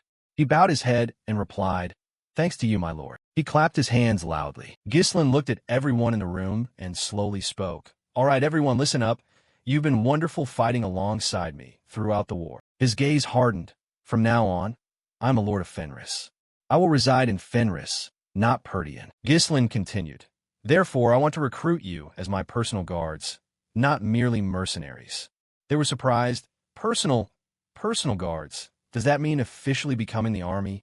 Exactly. He gave a slight smile. I also plan to train each of you to become Black Knights. To everyone's astonishment, Ghislaine added, the bravery you showed in the recent war has earned you the status of Black Knights. You are qualified. Belinda looked at him awkwardly. But wouldn't that be incredibly expensive? Ghislaine nodded. Exactly. Which is why we must raise a lot of money. He turned to the man beside him. Gillian, how is your health? He answered cautiously. Yes, no problem. Ghislaine fell silent for a long moment before opening his mouth. Gillian, lead everyone to Fenris first. Gillian froze for a few seconds. He asked, looking at him, You are not coming along? Lord Ghislaine replied calmly. I must stop by one place first. His tone grew serious. After the recent war, security is probably chaotic everywhere. Go ahead to stabilize things there first. Gillian fell silent and did not answer. But Ghislaine's next words surprised him even more. You are the one I trust most. He stepped forward and placed a hand on his shoulder. So I'm entrusting this task to you. Gillian took a long moment to reply. Yes, my lord. As Ghislaine turned to leave, he bowed respectfully. Take care of yourself. He went to Belinda and Chow. Belinda, Chow, come with me. Prepare to depart. She asked curiously, Where are we going? To the On-Jiak territory in the Zen kingdom. Belinda was surprised. Abroad? Chow immediately recognized the name upon hearing it. Wait, isn't On-Jiak the city famous for gambling? Both of them grew excited. I want to go. I want to go. I love traveling abroad. The war is over. We should celebrate, right? Ghislaine doused them with cold water. We're not going there for fun. In a certain room, Vanessa hugged her staff and said firmly, Please let me siphon once. Alfal recoiled in shock. Are you insane? Siphon what? Vanessa stepped closer. If I absorb the Lord's mana like last time, I think I can actually cast the spells I've only imagined. He shouted, Why my mana? She looked at Alfal puzzled. Humph. But the young master said your role was basically just a lump of mana. He was completely stunned. What? Just then, Ghislaine pushed the door open and entered. You all sure have energy. The two of them turned to look in that direction. Alfal immediately accused. Hey, little lord, do something. She's trying to siphon my mana. Ghislaine paid the boy no mind and went straight to Vanessa. Are you all right? She replied softly, Yes, yes. Ghislaine stepped forward and patted her head. This was your first real battle. You must have been nervous, right? But you did very well. Vanessa blushed. Thank you, sir. Alfal grumbled from the side. Good heavens, am I invisible or what? You didn't even look at me. Ghislaine suddenly remembered him. All right. You did well, too. It's good to see you fulfill your role. The boy ground his teeth. Bastard, just wait and see when I return to the Red Demon Tower. Ghislaine suddenly cut in. Ah, that reminds me. He smiled at him. You're coming along as well. Alfal arrived in the On-Jiak territory. In the casino, Chow said excitedly, Ah, this atmosphere, this smell. It's been so long since I felt it. Alfal asked in surprise. Lord, weren't we supposed to go to the Red Demon Tower? Ghislaine tossed Alfal a pouch of coins. Alfal, wander around freely. I'll call if we need you. He caught it. Oh, thanks. Alfal looked at the pouch and raised an eyebrow. Money? How are we supposed to stroll around with only this spare change? Chow flashed a sly grin. Chow slung his arm around Alfal's shoulders. My cute mage can cast spells, but knows nothing of the so-called world. He asked, puzzled. The world? Chow smiled with intent. Look closely. This is a game where I stake money and take others' cash. Belinda followed behind Ghislain and asked, You actually want to come here to have fun, right? Admit it. With your status, no one would blame you for gambling a little. He answered calmly, I already said that's not why. He said seriously, I'm here to find someone to appoint as steward of the domain. He has been forced by circumstances to live in the casino. I must bring him back before he loses his hand. Belinda was alarmed. Here? You want to take a gambling addict as steward? Ghislain sighed. I said it's due to circumstances. He immediately reassured her. Don't worry. He truly has ability. His name is... A piercing shout drew the two of their attention. Claude. That bastard has finally caused trouble at last. A man was pinned face down on the table. Two others shouted and drew their swords. So all those lucky wins before were a scam. He's always been boasting about how clever he is. Look at him now, caught cheating. What transparency does he have left? Claude looked at them and said, Boss, cut that bastard hand off. I warned you, didn't I? Told you not to use petty tricks. He rubbed the die in his hand. Swapping dies for weighted ones, huh? You think fake equipment can fool us? He ground his teeth and crushed the die. You've been plotting this for a long time, haven't you, Claude? The man protested. I don't know what you're talking about. I never prepared or swapped any dice. You say I can't cheat. Now you're blaming me. The boss crossed his arms, unimpressed. Come on. How would you know about that? Don't be so upset, he sneered. We were never meant to understand each other. The man clenched his teeth and hissed. The boss signaled, and the man beside him raised his sword. Do it. The man shut his eyes and gritted his teeth, enduring it. After waiting a long while with no sensation, he opened his eyes. Looks like fun. Mind if I join a bit? The man's sword was blocked by Ghislain. The boss stammered. Why you? Who are you? He looked at them coldly and replied, Of the kingdom of Lithania, Baron of Fenris. Hearing that name, Crank froze for a moment. A foreign noble. The two henchmen beside him, showing no respect, raised their swords to attack. This bastard. Just as they lunged, Crank shouted to stop them. Hold it. He curled his lip and waved toward Ghislain. Welcome, noble from the neighboring land, to Karkin Casino. Sir, I hope neither you nor your people will make a scene here. He glanced at his two men and barked. You lot, put your weapons away now. Ghislain sheathed his sword as well, and Belinda stood beside him, brimming with ferocity. Crank folded his arms and asked, But what brings a noble to a shabby place like my casino? He replied coldly, I'm looking for someone. It just so happens he's here. He softly called to the man lying face down on the table, Claude. Get up. He squinted at him. I'm here to fetch you. The dice tumbled out of the cup. As they rolled across the table, all three dice showed a single pip on their faces. Countless gold coins were pushed in front of Alfal. Lord Alfal is the winner. The others at the table immediately shouted. Damn it. How could we lose to such an idiot? Why does all the luck fall to that bastard? Chow happily jumped and threw an arm around Alfal. Tisk, at this rate, how much will you win? Our bookish one really has talent. His expression shifted slightly. The whole world seemed to narrow to him and the pile of gold coins before him. He just earned many times the money he'd make by selling magical scrolls all day, and he'd made it in a very short time. Alfal suddenly clutched his chest. His face flushed red, sweating profusely. When was the last time his heart raced like this? A shout from upstairs caught Chow's attention. What? Belinda exclaimed in surprise. The gambling specialist the young master is looking for is this kid? Ghislain confirmed yes.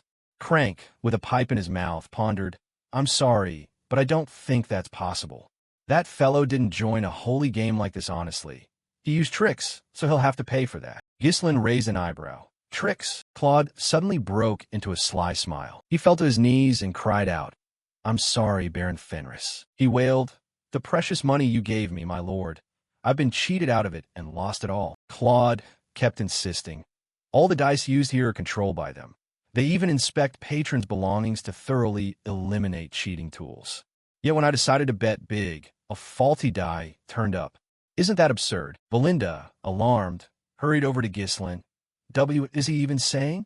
When did our young master meet you that you dare lie so blatantly? He suddenly reached out to stop her. Ghislaine asked Crank as if to confirm.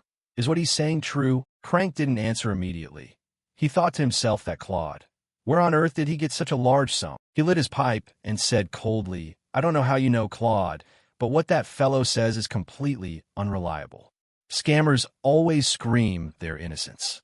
Crank exhaled smoke. Besides, this casino is owned by Baron Austin. Even if you're a foreign noble, if you keep making a scene like this, you can't avoid diplomatic disputes. Veins bulged on his forehead as he said, Let's pretend nothing happened, and you and your people can quietly leave, shall we? Ghislaine frowned. That will be difficult, since it's no different from you having already swindled my money away. Crank's expression shifted. He sighed, Oh well. Ghislaine pulled Claude up and sat him before him. Now, don't sulk. Both you and I want this fellow, right? Then let's discuss whether we can reach a compromise. He asked curiously, A compromise? Ghislaine said solemnly, Play one game with me. If I win, I'll reclaim all the money you've taken from Claude earlier. But if I lose, I'll wager my current rank and all my possessions. Claude, Crank, and Belinda cried out in shock. What? Claude murmured counselingly. I'm very grateful that you stepped in for me. But who exactly are you to go this far on my behalf? Ghislaine immediately threw an arm around him and pulled him close, saying firmly, I am someone who greatly needs your help. Crank, delighted, laughed loudly. It's been a long time since I've seen a bold noble like you. Very well, he shouted. If you're in a casino, of course you must play around. Everyone in the casino cheered excitedly. It's a big match. A wet behind the ears noble dares to challenge old Crank. Today will be no time for boredom. Crank rolled a die onto the table. The rules are simple. Whoever rolls the smallest number wins. If it's a tie, we'll continue until there's a decisive outcome. He taunted him contemptuously. If lofty nobles like you play anything too complicated, you might not understand. Ghislaine propped his chin and replied coldly, I know. Start already. Crank sneered.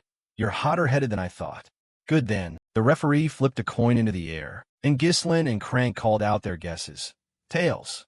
Heads. When the coin fell, people noisily debated.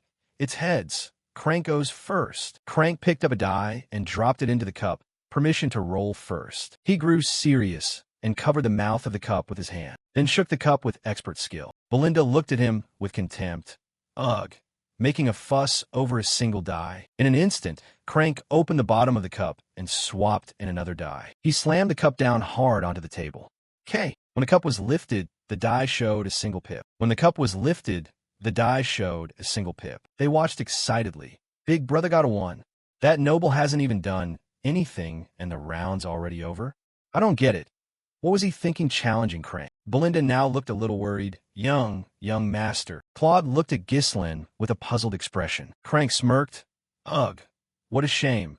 After setting up such a big bet, for it to end so quickly is troublesome. This was from the start. Ghislaine, unfazed, said, Be quiet. He reached out and took the die. Your mouth and your body really don't match. He curled his lip. Oh, yes. Crank looked at Ghislaine with contempt. Huh. Keep pretending. You only act calm to hide your worry. I can see right through what you're thinking. He smiled smugly to himself. However, all your efforts are futile. Crank recalled his earlier cheating. The cup was special. The bottom could open depending on how it was held.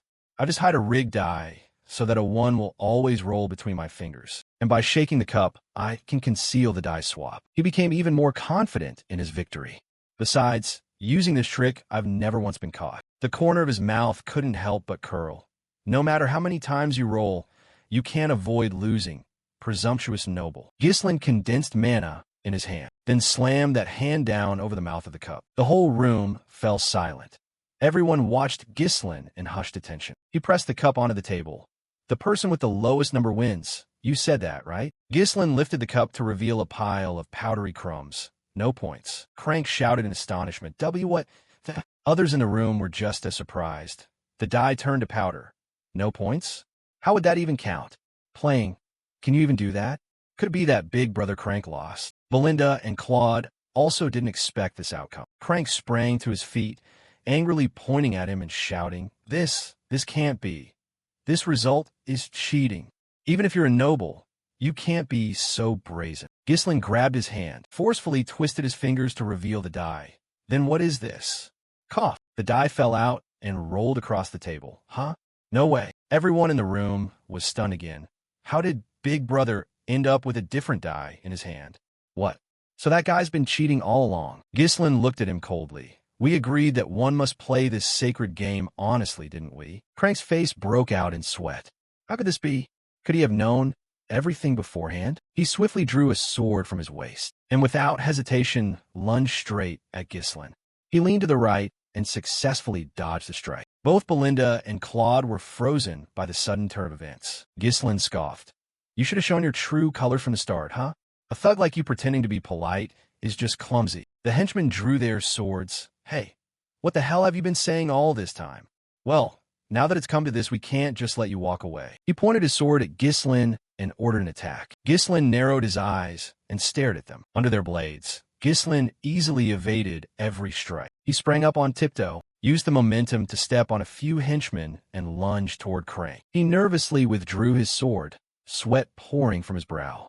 Cough! Just as Crank thrust his sword up, Ghislaine arched his body and flipped behind him. He landed firmly and pressed his blade to Crank's throat. Under the sharp blade, Crank swallowed with difficulty. The two henchmen cried out in panic, Big Brother Crank. Immediately, two other blades were held to their throats, making them tremble uncontrollably. Those two swords belonged to Chow and Belinda. Chow glanced at them and sneered. You minnows, you should know how to pick a fight, shouldn't you? Belinda frowned and quietly asked, Young master, what should we do now? Ghislaine spoke up. As I said before, I'll take Claude and the money you won from him. Crank stammered, Why you can't? The two continued to negotiate. Crank, as manager of the Karkin Casino, the main income source for Baron Austin, said, You were caught red-handed attempting to cheat a foreign noble. What becomes of a casino that loses gamblers' trust? I trust you understand that. The sharp blade pressed to Crank's throat, and a drop of blood fell. If you ever dare repeat what happened today, a cut had already been scored across his neck, and on the blade reflected Ghislaine's sharp eyes. Then, Crank was terrified, sweat pouring down like rain. After a moment's hesitation, he made a decision. I understand. Having obtained his agreement, the corner of Ghislaine's mouth involuntarily curved. He frowned and ordered, Let's go, Claude. But when he turned back, the table no longer showed any sign of him. Claude! A piercing shout rang out. Did that guy run off? Belinda complained irritably. What? That gambler not only escaped, but also made off with the money the young master had won. If not for us, he would have lost a hand. Ungrateful fool. Chow clicked his tongue. Tisich, a fox like that will only run to another casino. Still, Belinda clenched her fists. Makes sense. Now we'll have people search the whole area. Ghislaine intervened. No need, it's not necessary, because I know where he'll go. Outside the casino, Claude rode his horse with a bag of money, speeding through the night. As he rode, he glanced back. Phew, I'm finally alive. Who was that noble who stepped in to help? He tightened his grip on the bag. Well, thanks to him I got what I needed. My goals achieved. He tightened his grip on the bag. Well, thanks to him I got what I needed. My goals achieved. A year earlier, in a ramshackle house deep in the woods, coins tumbled across the floor. Anna, look at this. Claude sat down, excitedly explaining. Isn't this fantastic? Gambling isn't just probability. There's a formula to always win. If I keep making money this way, we won't have to live on the run anymore. He kept talking. We can return to a normal life quickly. Anna suddenly interrupted. Stop, she said coldly. You need to stop, Claude. His reaction was surprised. Anna, she grabbed Claude's hand with trembling fingers. I know my father's death, your master, was not your fault. Seeing Claude's battered face, she began to tremble. So please. He smiled softly. It's my fault, Claude said in a low voice. It was my stupidity and foolishness that turned my master into a traitor. A voice of contempt rang out. The scholar from the Royal Academy is a traitor, and you are the traitor's child, Anna. Anna was bound and guarded by Crank and his men. The ringleader ordered, drag her away. Claude lay on the ground, struggling to hold on. A foot quietly approached him. You say your name is Claude, right? He leaned on his cane and said in a low voice, I'll give you 1 year. Bring 2 gold here. He rubbed his chin with pleasure. That girl's fate should have been death. But if you pay the ransom, I'll release her. Back in the present, Claude held the money bag and whispered Anna. His eyes filled with hope. I'll save you right now. At Austin Castle, in the study, chatter rose. The prison barracks are full. Keeping those lowly criminals just wastes food. TCH, a fat man with a brush, sat writing.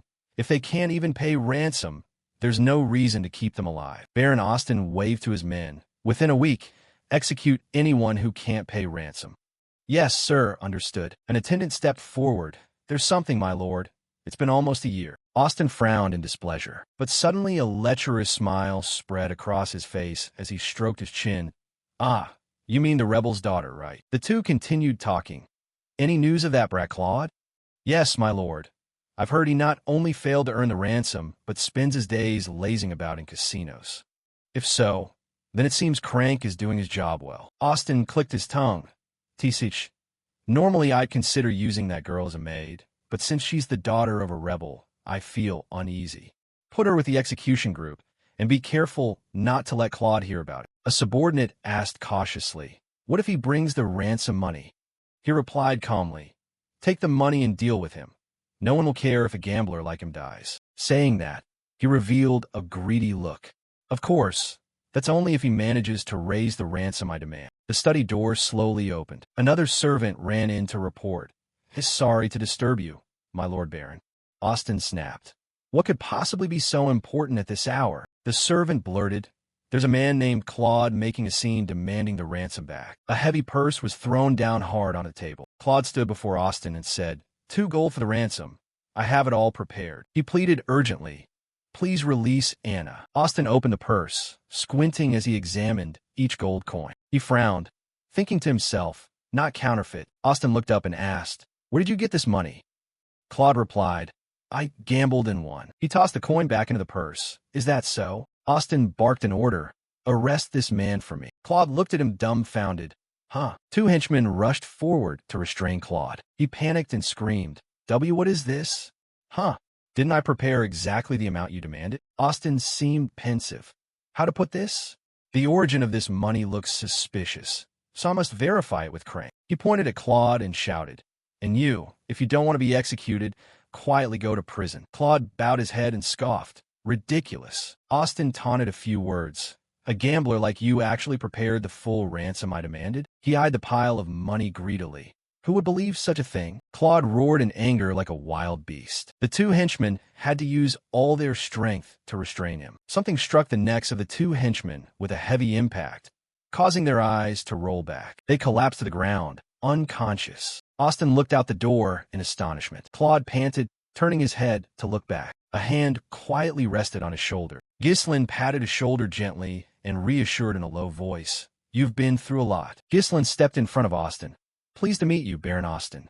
The man stammered in panic. Why you? Who are you? He snapped his fingers and introduced himself. From the kingdom of Lithuania, I am Baron Ghislain. After the snap, Belinda threw the bound Crank to the ground. Austin was stunned, as if unable to believe it. Chow placed a chair down in front of Austin. Ghislain sat down and propped his feet on the table, looking at him arrogantly. Bring a cup of tea for your guest first. Austin, furious, his face contorted. What? The attendant beside him pointed a sword at Ghislain. How insolent. Bow to the Baron at once. Another sword was suddenly leveled at him, making him start back in alarm. Chow warned coldly. Enough. This is not something you can meddle in. He trembled and asked, What did you say? Austin barked, pointing. How dare you behave like this in front of me? What are you standing there for? Drag him out now. Ghislain looked at him calmly. When have I ever caused trouble? He propped his chin on his hand, eyes cold. I am here to demand compensation from you. The whole room fell silent. Alshing asked, Bevu deaded. Compensation. Ghislain held out his hand and called to Belinda. She promptly kicked Crank down. He grabbed his face. At your casino, the manager Crank was caught cheating by me. Because of his cheating, Claude and I nearly lost all our stakes. Austin, shocked, turned to look at the pile of gold. Crank heridi protested.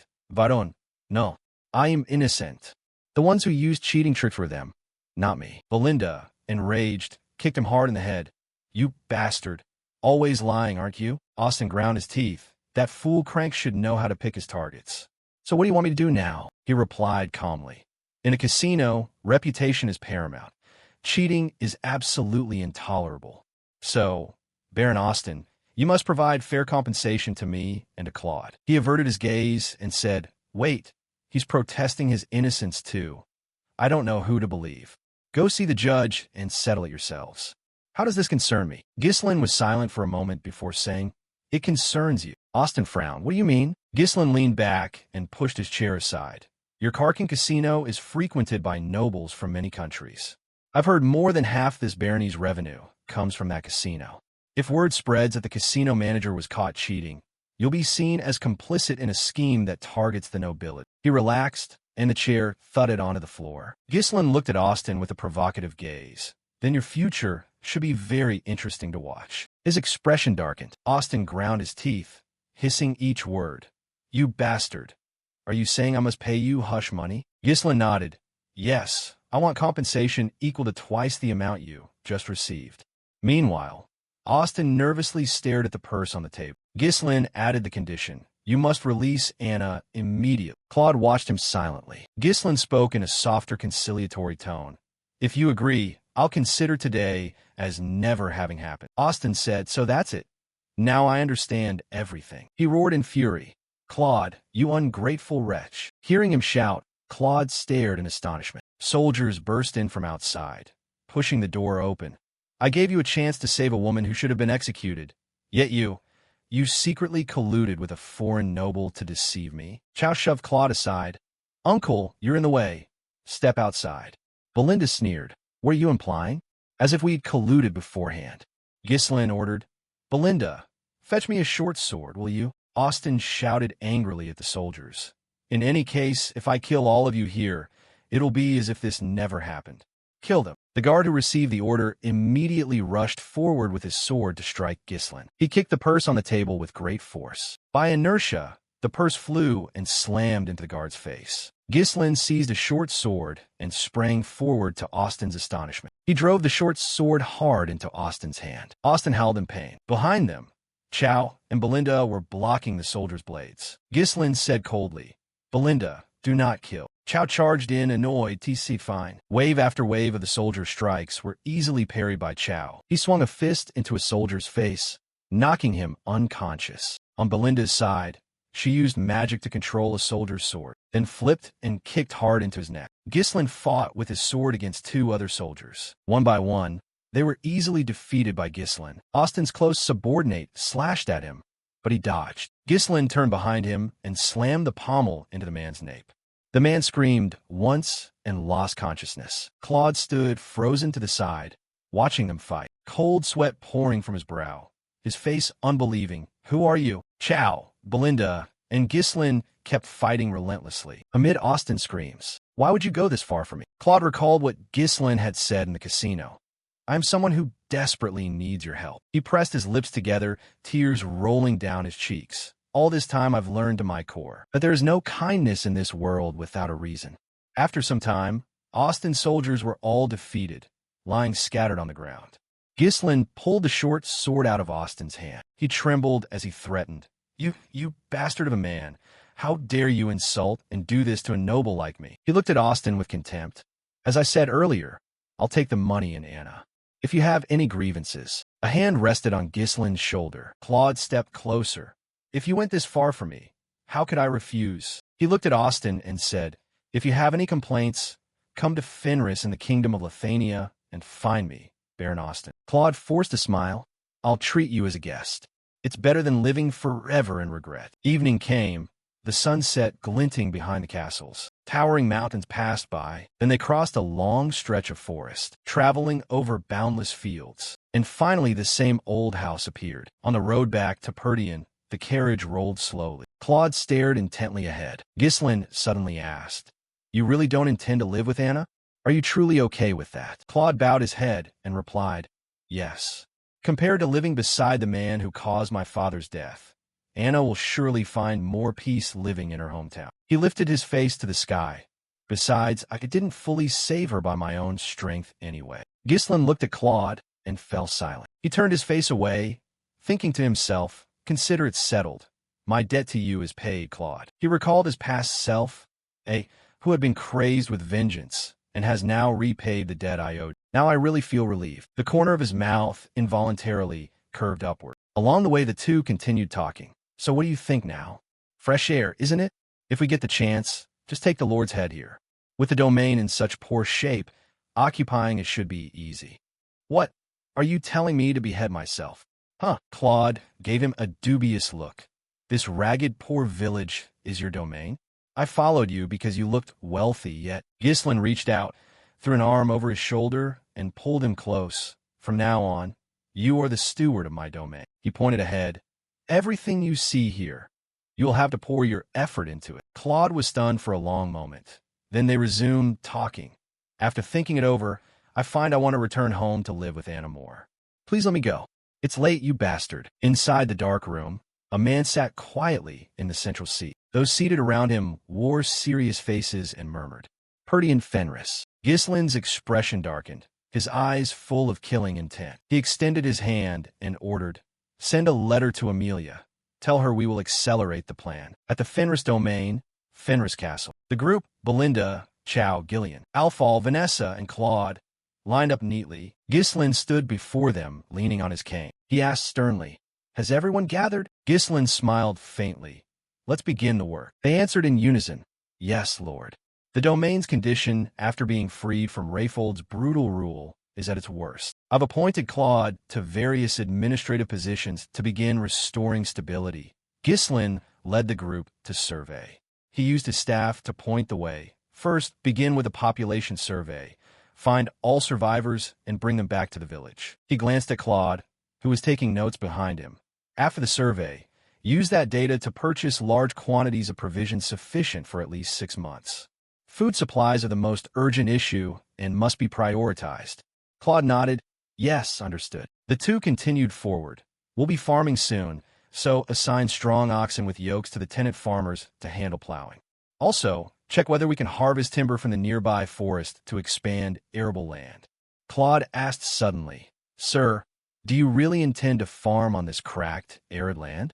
Yes. They surveyed the domain place by place. We'll grind the bones of the Bluebia dragon into fertilizer. Also, the facilities are dilapidated and all the old equipment, those that can no longer be used, must all be replaced. Build warehouses, drainage systems, this and that and everything else. Claude forced a smile. "Sir, you're joking, right? Steward of the Fenris domain, director, administrator, clerk, treasurer, overseer, household officer, goods officer, requisition officer, tax collection officer, executor, food officer, disaster officer, superintendent, custodian, and many other positions." Claude. In the study, Ghislain held a brush and frowned. "What is it?" Claude flusteredly replied, "I'm already holding way too many posts by myself." Ghislain bowed his head and continued writing the records. "You've never done those jobs before, have you? But try it. If needed, you can hire extra help." Claude turned and ran out of the study at top speed. Ghislain calmly called, "Wendy." Wendy appeared from nowhere and launched a concealed weapon toward the fleeing Claude. She spun around, and Claude was immediately wrapped in binding cords. She bowed her head and introduced herself. "It's an honor to meet you. I'm Wendy, sent by Chief Steward Belinda to serve as guard for Master Claude. I look forward to your favor." Claude screamed loudly, "Help." Ghislain propped his chin on his hand, thinking, "We're in the final stage of rebuilding the domain. Bear with it, Claude. You used to handle things like this with ease." The next morning, Ghislain led Claude and Wendy to continue the inspection. As nobles, we have the responsibility and duty to protect the people living on our domain. The people's loss of trust in the nobility is caused by exploitation and oppression from greedy nobles. The loss of will to work repeats because of persistent poverty. Hunger. The more these issues are ignored, the more nobles isolate themselves. Fundamental problems must be solved as soon as possible to stabilize the domain's foundation. He closed his eyes and thought inwardly. However, a piercing shout of astonishment rang through the castle. "You say we don't have enough money?" Ghislain sat at the desk looking over the accounts. "At this rate of spending, we won't be able to pay your salaries in 3 months. Gillian stammered, "This is a grave problem." Chow asked blankly, "What's the problem? Can't we just dig up more runestones?" Ghislain replied, "We can't sell them all. I need some elsewhere, and mages must have some for research." He stroked his chin and thought, "The runestone veins aren't infinite. We can't keep relying on them. We need a sustainable source of funds." Suddenly Claude charged in and burst through the door aggressively. Ghislain, pen in hand, saw him and exclaimed, "Oh, Claude, perfect timing. I've just got a task that needs doing." Claude hurried over. Don't bother with those things. You don't need to assign me those tasks anymore. His voice carried confident certainty. Because I've prepared the best plan to save this domain for you. Claude smiled slightly. He proudly proposed, it's to build a casino. At that, Claude was promptly kicked out of the castle. Belinda reminded Wendy. Wendy, from now on, before he opens his mouth to spout nonsense, just act. She nodded, carefully taking notes, understood. Claude shouted in protest. Seriously? Then what do you expect me to do? Claude declared determinedly. Farming won't work. Runestones can't be used arbitrarily. I'm proposing we turn this wasted land into an entertainment city in the most practical way. Alfal moved up from behind. I completely agree with you. Ghislain looked up at him. I'll consider your proposal later when we revise plans. For now, proceed with the tasks I've assigned. He objected. No. Do you think we have enough food to hold out until then? He carefully explained to Claude. If we build a casino while the domain lacks a solid foundation, we might make money initially, but we won't be able to prevent the rise of the underworld. His brows knitted slightly. In the long run, that's not a good choice if we intend to confront them. Claude folded his arms. Right now, our food supplies are so depleted, we have to keep buying. How can you talk about later? I mean, we have to do something immediately. Before we even pay for supplies, the food will be gone. Alfal also spoke up. Other lords don't avoid farming because they hate it. I think we really should build a grand entertainment district on this land. Ghislain nodded. Then leave the food problem to me. Claude replied, puzzled, yes. Ghislain instructed. If I can make crops grow on our land, from now on you will follow my orders without a single complaint, understood? He sighed. Honestly, I've told you. This is land that can't be farmed. Claude and Alfal appeared confident. No matter what happens, it's absolutely impossible to farm here. Ghislain smiled gently at the two of them. 3 months later, Claude and Alfal stood dumbfounded looking at the field before them. Hey, sorcerer, am I dreaming? The once barren field was now fertile, full of ripe grain. Villagers with sickles eagerly harvested the crop. It worked. How many years has it been since we've had a harvest on this land? Claude looked at Ghislain in surprise. How did you do it? He explained calmly. Black barley can grow well even in barren soil. Before sowing, I scattered powdered bones of the Bluebia dragon, rich in nutrients, over the plowed land. Then, I sowed black barley that had been enhanced with a cultivation magic array. He bent to lift a stalk of grain.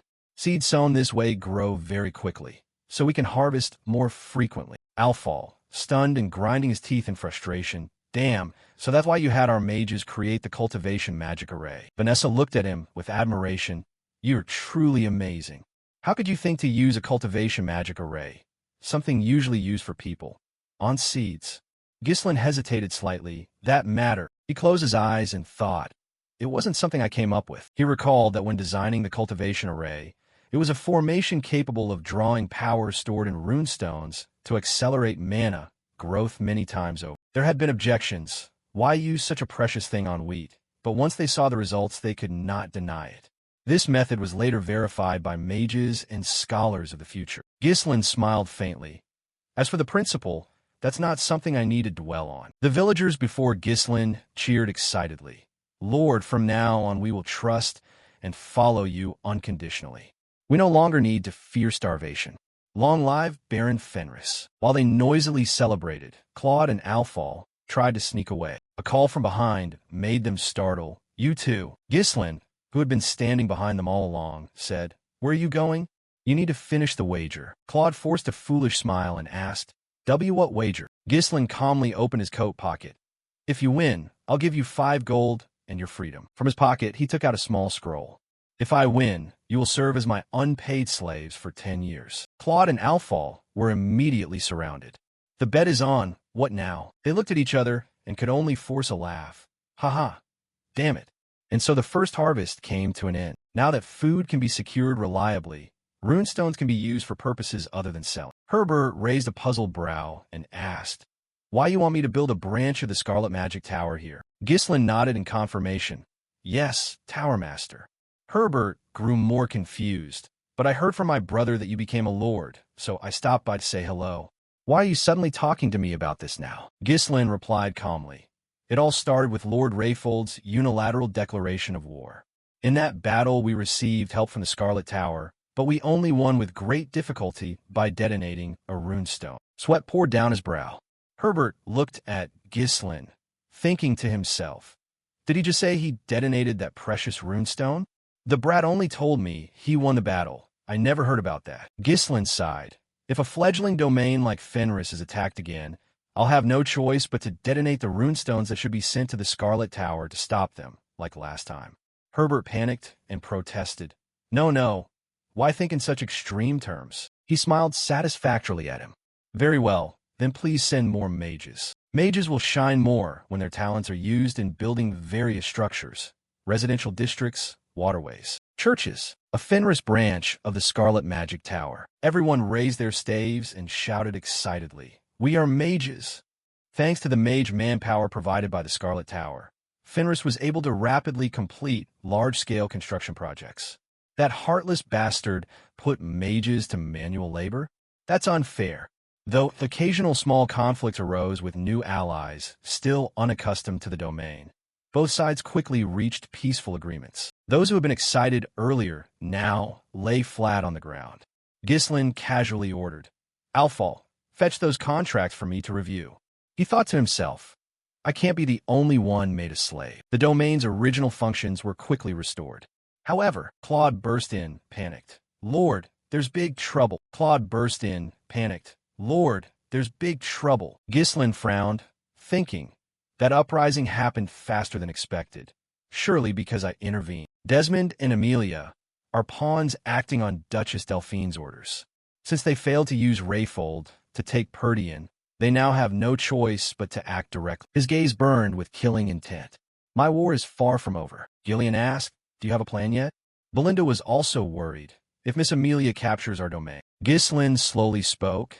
If you dare think of exploiting me, I will not remain idle. We will set our sights on the kingdom of Lithania, in a room cluttered with furniture. From the dark corner of the room, a hand silently reached out. But the moment that hand touched the light, it was instantly burned. The person stared at their scorched, trembling hand for a long time. They lifted their face to the sky. I just want to die. In a vast city filled with bustle and liveliness, people crowded the streets. Many carts trailed one another. Black knights stood guard with solemn formality. They looked up at this magnificent city in disbelief. This is, at last, Ghislain's group had set foot in Lithania. The fat man couldn't help but speak up. The domains we've seen before are just toys compared to this. He gaped and stammered. WH, what was built on our land isn't even a true castle. Chow glanced at them and sneered. If you're so brave, go say that to the commander to his face and see what happens. Vanessa peered out from the carriage with bright, sparkling eyes. Look, Lord Alfal, they sell ingredients we've never even seen at the Scarlet Tower. Alfal clicked his tongue and scratched his cheek, conceding, it seems this place was built with a bit more meticulous scale than our Scarlet Tower. Beside Ghislain, he muttered something under his breath, displeased, making Claude at his side barely catch it. Yes. Ghislain looked up at the splendid castle before him and said with a cold voice, detestable. This castle is so arrogant, I want to smash it. Claude found it very puzzling and leaned over to whisper to Wendy. WH, why did he suddenly snap like that? She half closed her eyes and replied coldly, if the Lord said it, then just take it as he said. Claude sighed and rolled his eyes. He seems to have some strange side to him, doesn't he? He glanced at Ghislain, who still showed hostility toward this place, and ventured, could it be that in a past life this place wronged him? Ghislain simply sat silently on his horse, glancing at the fortress, impregnable and unconquerable. Lithania, famed as the city under the goddess's protection. This made Ghislain recall the days of being consumed by flames in his previous life. But I was the one who defeated it, and this is also where I died. I attacked the capital to kill Duke Delphine, who conspired to seize the throne. But that man was not here. Blinded by the desire for revenge, I made the mistake of turning everyone into my enemies. But alone I could accomplish nothing. A few days earlier, at Perdian Castle, Walter widened his eyes in astonishment. You say you're going to the capital? Ghislain, mounted and standing nearby, replied at once, Yes, father, it's very important. Walter asked worriedly, Then, what about your domain, Fenris? He placed his hand on his chest and expressed the utmost respect. I will supply 1 year's worth of provisions to Perdian. Thus, while I am away, I ask that Steward Home Run and Captain Randon of the Black Knights be dispatched to Fenris to support me. Home Run and Randon's eyes lit up and they exclaimed in amazement. One? A whole year's provisions? Walter frowned, still uneasy. Food supplies aren't the only issue. Didn't you yourself say Jegol is targeting us? If a rebellion is erupting in Jegol, and you depart now, you know what that implies, right? As Ghislain drew his bow toward a bird circling in the sky, he answered, I understand. As you said, if Desmond and Delphine form an alliance and attack while I'm gone, we won't have the strength to resist. However, as soon as he finished speaking, his arrow was loosed and flew swift. It easily pierced the body of the bird flying high above. Ghislain frowned and said, Amelia has only just taken over Jegol's internal affairs, so we still have time before she stabilizes the regime there. In that interval, we must cultivate our strength to stand against our enemies. Hearing this, Walter couldn't help but exclaim in surprise. Cultivate strength to stand against them? He replied to that with a very casual tone about the prearranged plan. Yes, I intend to pull the kingdom to our side. A merchant clasped his hands together and bowed deeply with respect. Yes, as you requested. They had now stopped before a magnificent castle that felt utterly gloomy and cold. I've prepared for you a grand, splendid mansion with gardens, ample grounds, and very reasonable prices. Ghislain smiled smugly and glanced at Belinda, standing beside him. What do you think? She could only force a smile and helplessly replied, Yes, it does look quite imposing. Claude and Alphal reacted strongly and shouted in unison at the merchant. Hey, sir, why does this place look so dilapidated? He had to explain.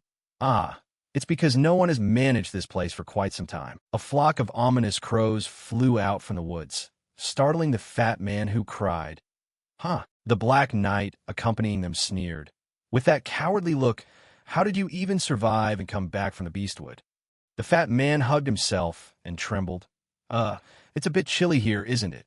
Vanessa turned her head, rubbing her chin in puzzlement. Just wear more clothes. The merchant cleared his throat a few times and offered the usual sales pitch. Anyway, those rumors about demons in this mansion or wandering ghosts are all baseless slander. I assure you this place has no problems at all. When he finished, Ghislain immediately agreed to buy it.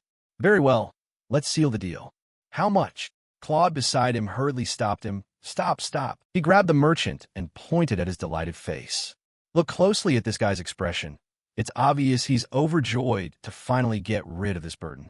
Do you think concepts like geomancy are just for show? Ghislain gave a faint smile and calmly replied, leaving Claude speechless with helplessness. It's fine. Even if there's a ghost, it won't kill you. Just beat it up and it's over. What's there to be afraid of? The merchant rushed toward him, clasped his hands excitedly, and said, that is an extremely wise choice, Baron. Originally, including the land, this place was worth over 1,000 gold, but because we failed to manage it, I'll let it go to you for 500 gold. Ghislain turned to him and began bargaining, 200 gold, which froze the merchant. Pardon? He looked around the castle, feigning worry. I heard there are ghosts. I'm very afraid of them. If you won't sell it for 200 gold, I'll look elsewhere. Hearing this, the merchant grew frantic. Sir, you can't. A large mansion like this at 500 gold is already cheap. There's nowhere in the capital cheaper. But Ghislain's blunt words poured out relentlessly. A hard-to-sell property like this, if you start managing it properly to sell it, the upkeep cost would exceed its inherent value, and it still might not sell.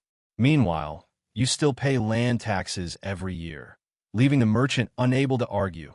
Teach that. He smirked, pleased and very satisfied. Think about it. Who else would want to buy it besides me? The noise outside had been noticed by someone mysterious inside the castle. In the next instant, that person vanished without a trace. Belinda put a hand on her hip and said in a loud, determined voice, Come on, everyone. Get to work. Everyone in the castle busied themselves cleaning, mopping floors, and sweeping dust.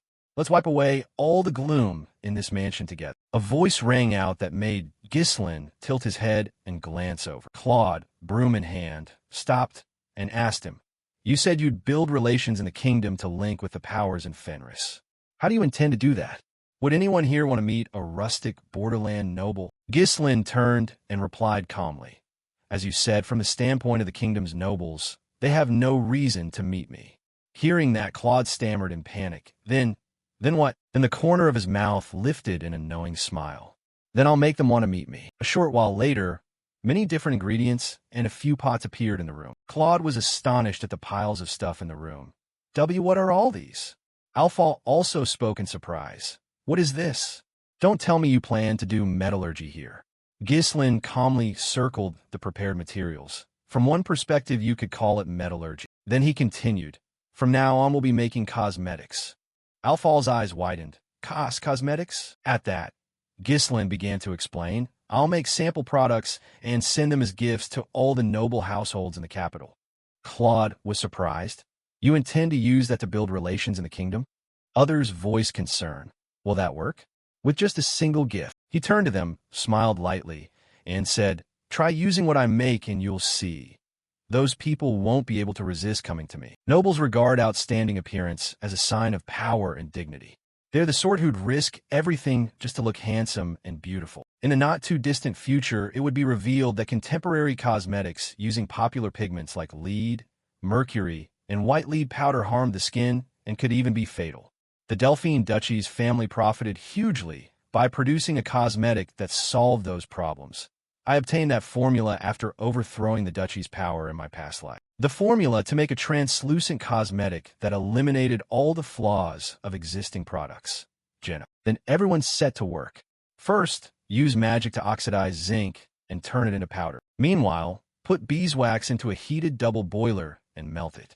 Mix an evening primrose oil and extracts of shea butter from the avocado. After removing it from the heat, add the zinc oxide powder prepared earlier. Ghislain held a small glass vial, a faint smile at his lips, and blended in a special essential oil extracted from a fairy's blessing. Then he poured it directly into the pot he'd just cooked. A rich fragrance immediately filled the room. Vanessa leaned over the pot, her eyes shining like stars. This fragrance is wonderful. Alphal looked on in astonishment.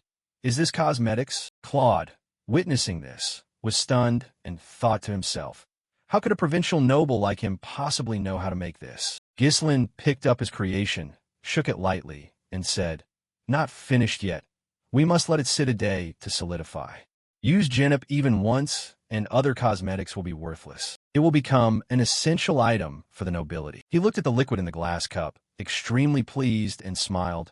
Duke Delphine, I will make good use of Genup. Ghislain turned and issued an order, while a shadow stood watching from the window. Claude, once it solidifies, package it and send it as gifts to the nobles. What? Claude exclaimed in surprise. Aren't you going to test it first? He remained standing there observing their conversation. Ghislain replied calmly, no problem. Probably. Red-rimmed eyes had witnessed everything up to that point. That night, a rainstorm rolled in, and thunder rumbled throughout the castle. Inside, everyone had fallen into a deep sleep. The central room of the castle was dark and cold. A flash of lightning revealed a strange shadow. The figure glanced around to make sure no one else was present. Then it approached the table laden with the cosmetic products they had just made. The figure reached out and took a jar and gently twisted off the lid.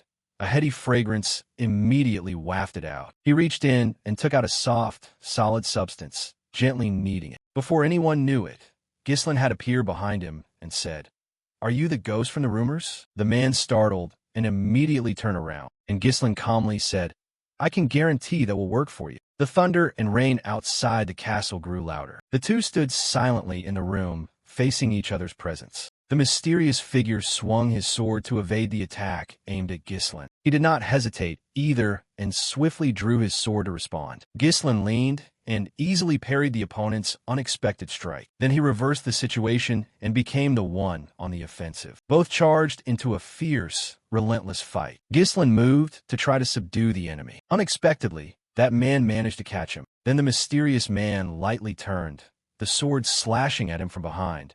But Ghislain had no trouble blocking that blow. After that, they separated by a few steps. He stood in silence, looking at his opponent with a razor-sharp gaze. The opponent was utterly mysterious, covered from head to toe, holding his sword high, prepared to fight with this blade. Then the man lunged in to continue the duel once more. While fighting, Ghislain watched and felt each of the opponent's sword strokes, the grace. Each swing was a distinct sensation he could perceive, the control. The mysterious man executed an elegant rose spin to escape Gislin's powerful blade, then raised his sword high, preparing a decisive strike. Each movement traced a graceful arc, but he was still able to block it easily. Seizing the opportunity, Gislin grabbed the hand holding the sword. If I remember correctly, then he turned the tables and could immediately press his sword to the mysterious man's throat. The man looked surprised at this. At that moment, Gislin spoke. "A lady like you playing the ghost here." His blue eyes lit up, sharp and cold.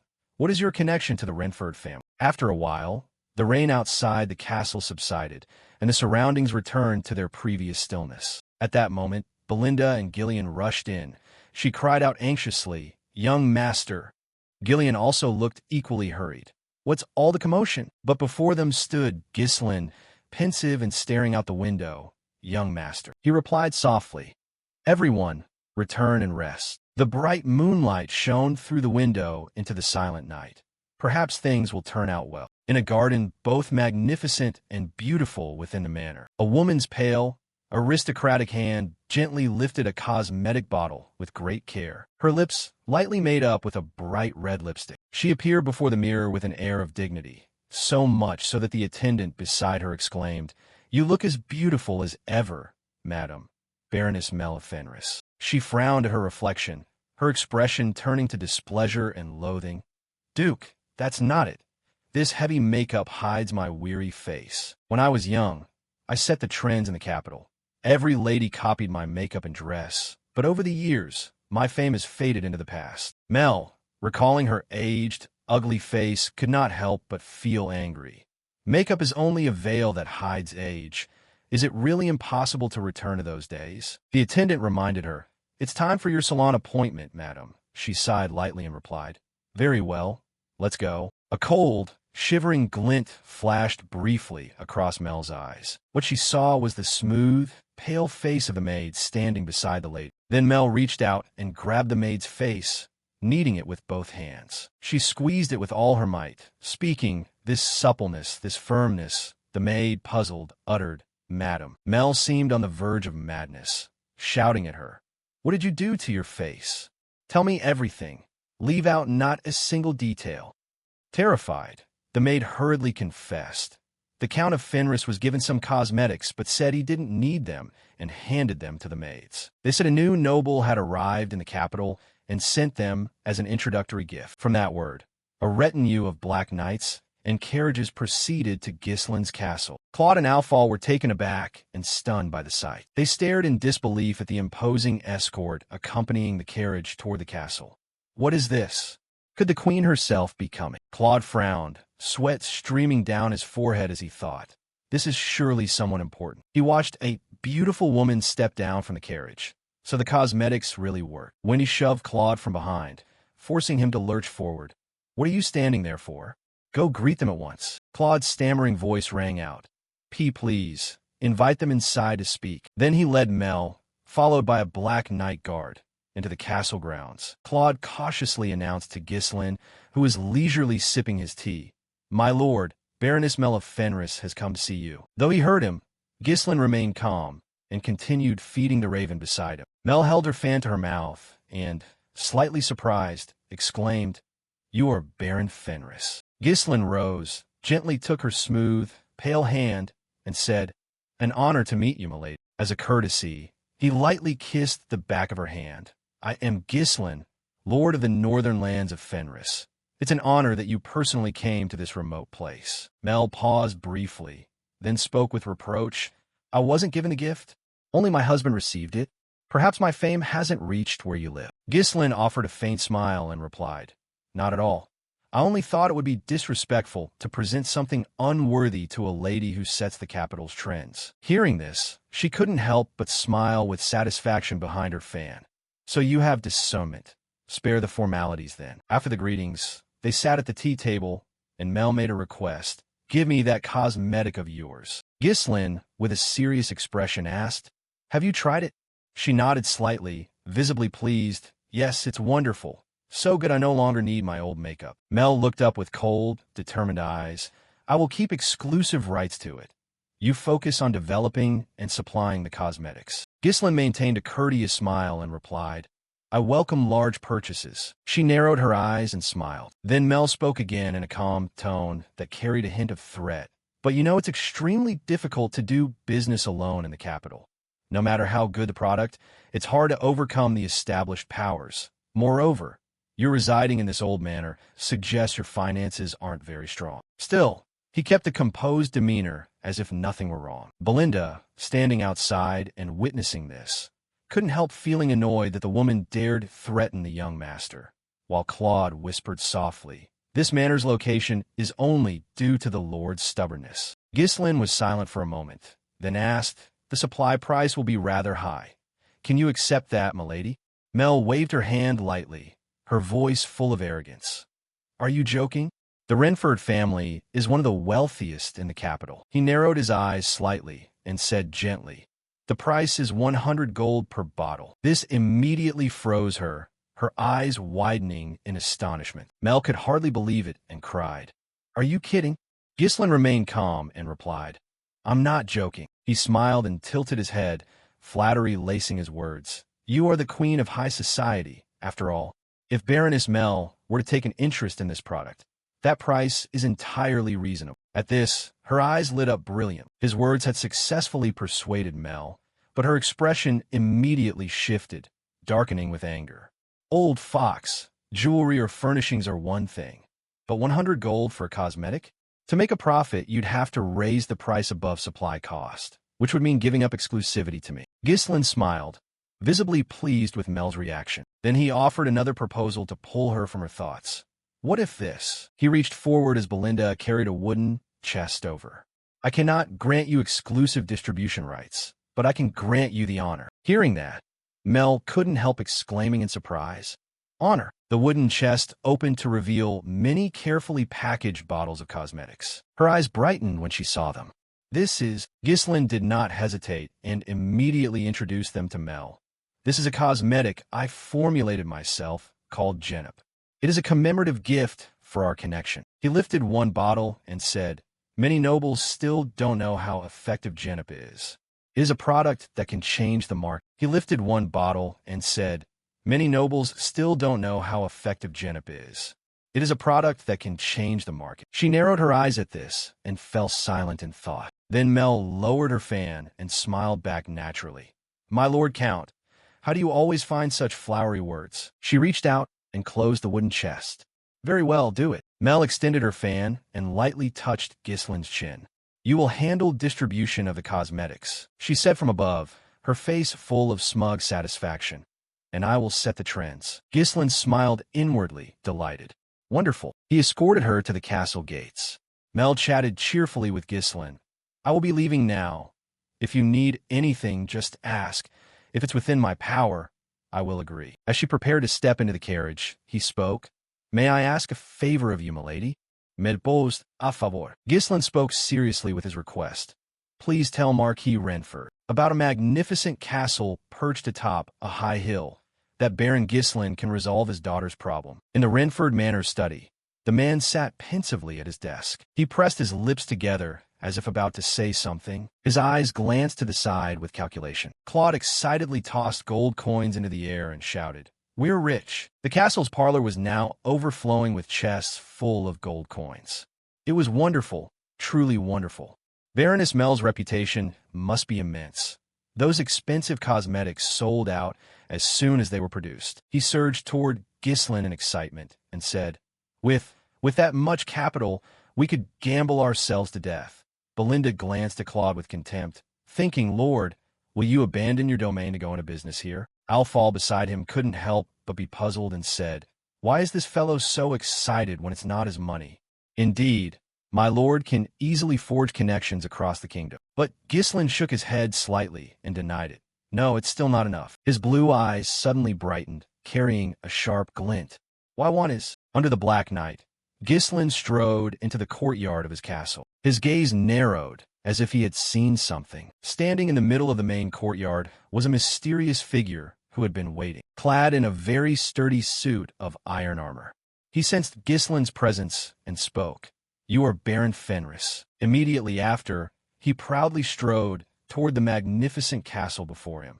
You have been summoned by Marquis Branford. At the door of the chamber stood two black knights in armor, ready and valiant, keeping watch. As Ghislain approached, both reached out to open the door for him to enter. Inside, the room was solemn and elegant. Three people were already waiting. One of them sat seriously at the desk. Belinda and Claude followed on either side of Ghislain, permitted to accompany him. Facing them, his composed expression did not change. Marquis Branford looked at Ghislain with gravity. Then Ghislain and Claude placed hands on their chests and bowed to show respect and courtesy. Honored to meet you, Marquis Branford. I am Ghislain, Baron Fenris. Branford's eyes, full of inscrutable depth, narrowed slightly. Then his face relaxed. In a low, powerful voice, Branford stated Ghislain's identity. Currently, the son of Marquis Walter Perdian, heir of Perdian. His tone gradually carried pressure aimed directly at him. The arrogant brat who killed a count in the battle with Rayfold and seized the lordship of Perdian. Finally, Branford concluded coldly.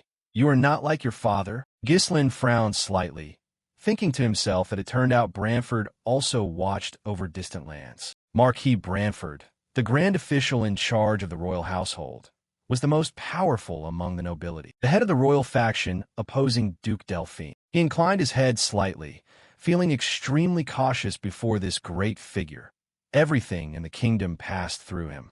Without Baroness Mel, another royal-backed force on his side, he wouldn't have been able to meet him so quickly. A butler stepped forward, pulled a chair back, and said, "Please have a seat." Quickly, Ghislain glanced and saw his cosmetic product already on Branford's desk. Then he slowly sat down, directly facing Marquis Branford. Branford half closed his eyes and said, "So you say you can solve my daughter's problem, Rosalind?" Ghislain smiled with full confidence and boldly answered, "Yes, I can cure the lady's illness." Hearing that, Branford gave a small sigh. He placed his hand on the book on the desk and said, "I have never met Rosalind." Then Branford interlaced his fingers, his expression very serious. In a commanding tone asked, "Do you dare claim you can cure an illness that no one has treated for years?" Ghislain calmly kept the friendliest smile on his face. "While gathering information in the capital, I heard rumors about it, and I've treated this disease before." Seeing his attitude, the man couldn't help but praise, "Your confidence is impressive." Ghislain bowed slightly in response. "You flatter me." But then a remark from Marquis Branford surprised him. "Return home." At this, he remembered his child and slowly spoke plainly. "You are not the first to claim you can cure Rosalind. They all failed, and they paid with their lives what they couldn't deliver on their words." Branford then lifted Ghislain's product in his hand, examined it, and continued, "I do not want to see a promising young man waste his life." Seeing that, he thought to himself that Branford's attitude was too cold. The Marquis was right. He must have tried every means to cure Rosalind. Not giving up, Ghislain tried another approach. "You really don't want to try to treat your daughter? Even if I fail, it's not a big deal. A bit of skin irritation won't kill her." He frowned slightly and continued to persuade Marquis Branford. "But the lady won't see it that way." His face immediately darkened. "I only summoned you to see you with my own eyes." Branford raised his voice and asked again, "Are you truly that confident?" Ghislain placed his hand on his chest, expressing sincere confidence. "I am different from those before me." Seeing that determined look, Branford could not help but hesitate. Branford spoke slowly. "If you're truly ready to risk your life." Then he agreed to Ghislain's request. "I'll grant you a chance. Try." The Marquis looked down and cautioned, "Do not spare any support for Baron Fenris' treatment. If successful, I will reward you handsomely." The butler beside him then placed his hand on his chest and replied clearly. At that moment, Ghislain suddenly spoke, drawing the Marquis's attention. "A reward alone is not enough." His eyes filled with deep determination. "Grant me something I truly desire." Hearing Ghislain's words, Branford's face showed displeasure and a shadow of gloom. He looked straight at him, paused thoughtfully, then said, "Repeat that." Ghislain smiled faintly, raised his hand with confidence, and said, "You are a pillar of the kingdom, Marquis. Surely you can grant at least one small wish of mine." He smiled lightly, hand raised confidently. "You are a pillar of the kingdom, Marquis. Surely you can grant at least one small wish of mine." Then he continued without a trace of hesitation. "Being the kingdom's pillar, the most powerful noble, and yet you cannot protect your own family?" Seated opposite Marquis Branford, Ghislain directly and forcefully challenged him. Then what good is that power? Belinda behind him tensed at the sight, while Claude nervously bit his nails, thinking to himself, this madman, how dare he say such things before the Marquis? Branford spoke, seemingly without anger. The price of asking this of me is not cheap. Branford faced Ghislaine. Behind him were many lives, familiar people dragged into this wager. If you still want it, then wager everything you have. His voice carried an inscrutable gravity. Do you dare? Ghislaine looked. His voice bore that unfathomable depth. Do you dare? Ghislaine looked at the hand placed before him. The corner of his mouth twitched into a smile. Then he firmly grasped that hand as an absolute acceptance. Branford's pupils contracted. He could hardly anticipate the situation before him. Ghislaine boldly faced him and replied, I dare. The two gazes met, with a great wager placed between them. Then Marquis Branford turned and decisively commanded his attendants. Notify the Treasury to prepare to cut all aid to Perdian. Order the sealing of Baron Fenris's residence in the capital. From now on, no one may enter or leave. He clasped his hands behind his back, walked past him, placing an enormous burden on Ghislaine's shoulders. I give you 1 week. He answered with a light smile. I will do it. Claude seemed about to go mad, tearing at his hair and swearing. Damn it, thought the money problem was over. And now this trouble. Belinda looked at him with worry and unease. If the Marquis's family intervened, Perdian and Fenris would be destroyed. It was only a matter of time. What she saw was the back of a young man carrying great responsibility, the lives of many people. Young master. At that moment, Ghislaine slowly rose from his chair. Marquis Branford never forgave those who dared to challenge his authority. And at the center of all this was Lady Rosalind's illness. He stepped forward, sinking into his thoughts.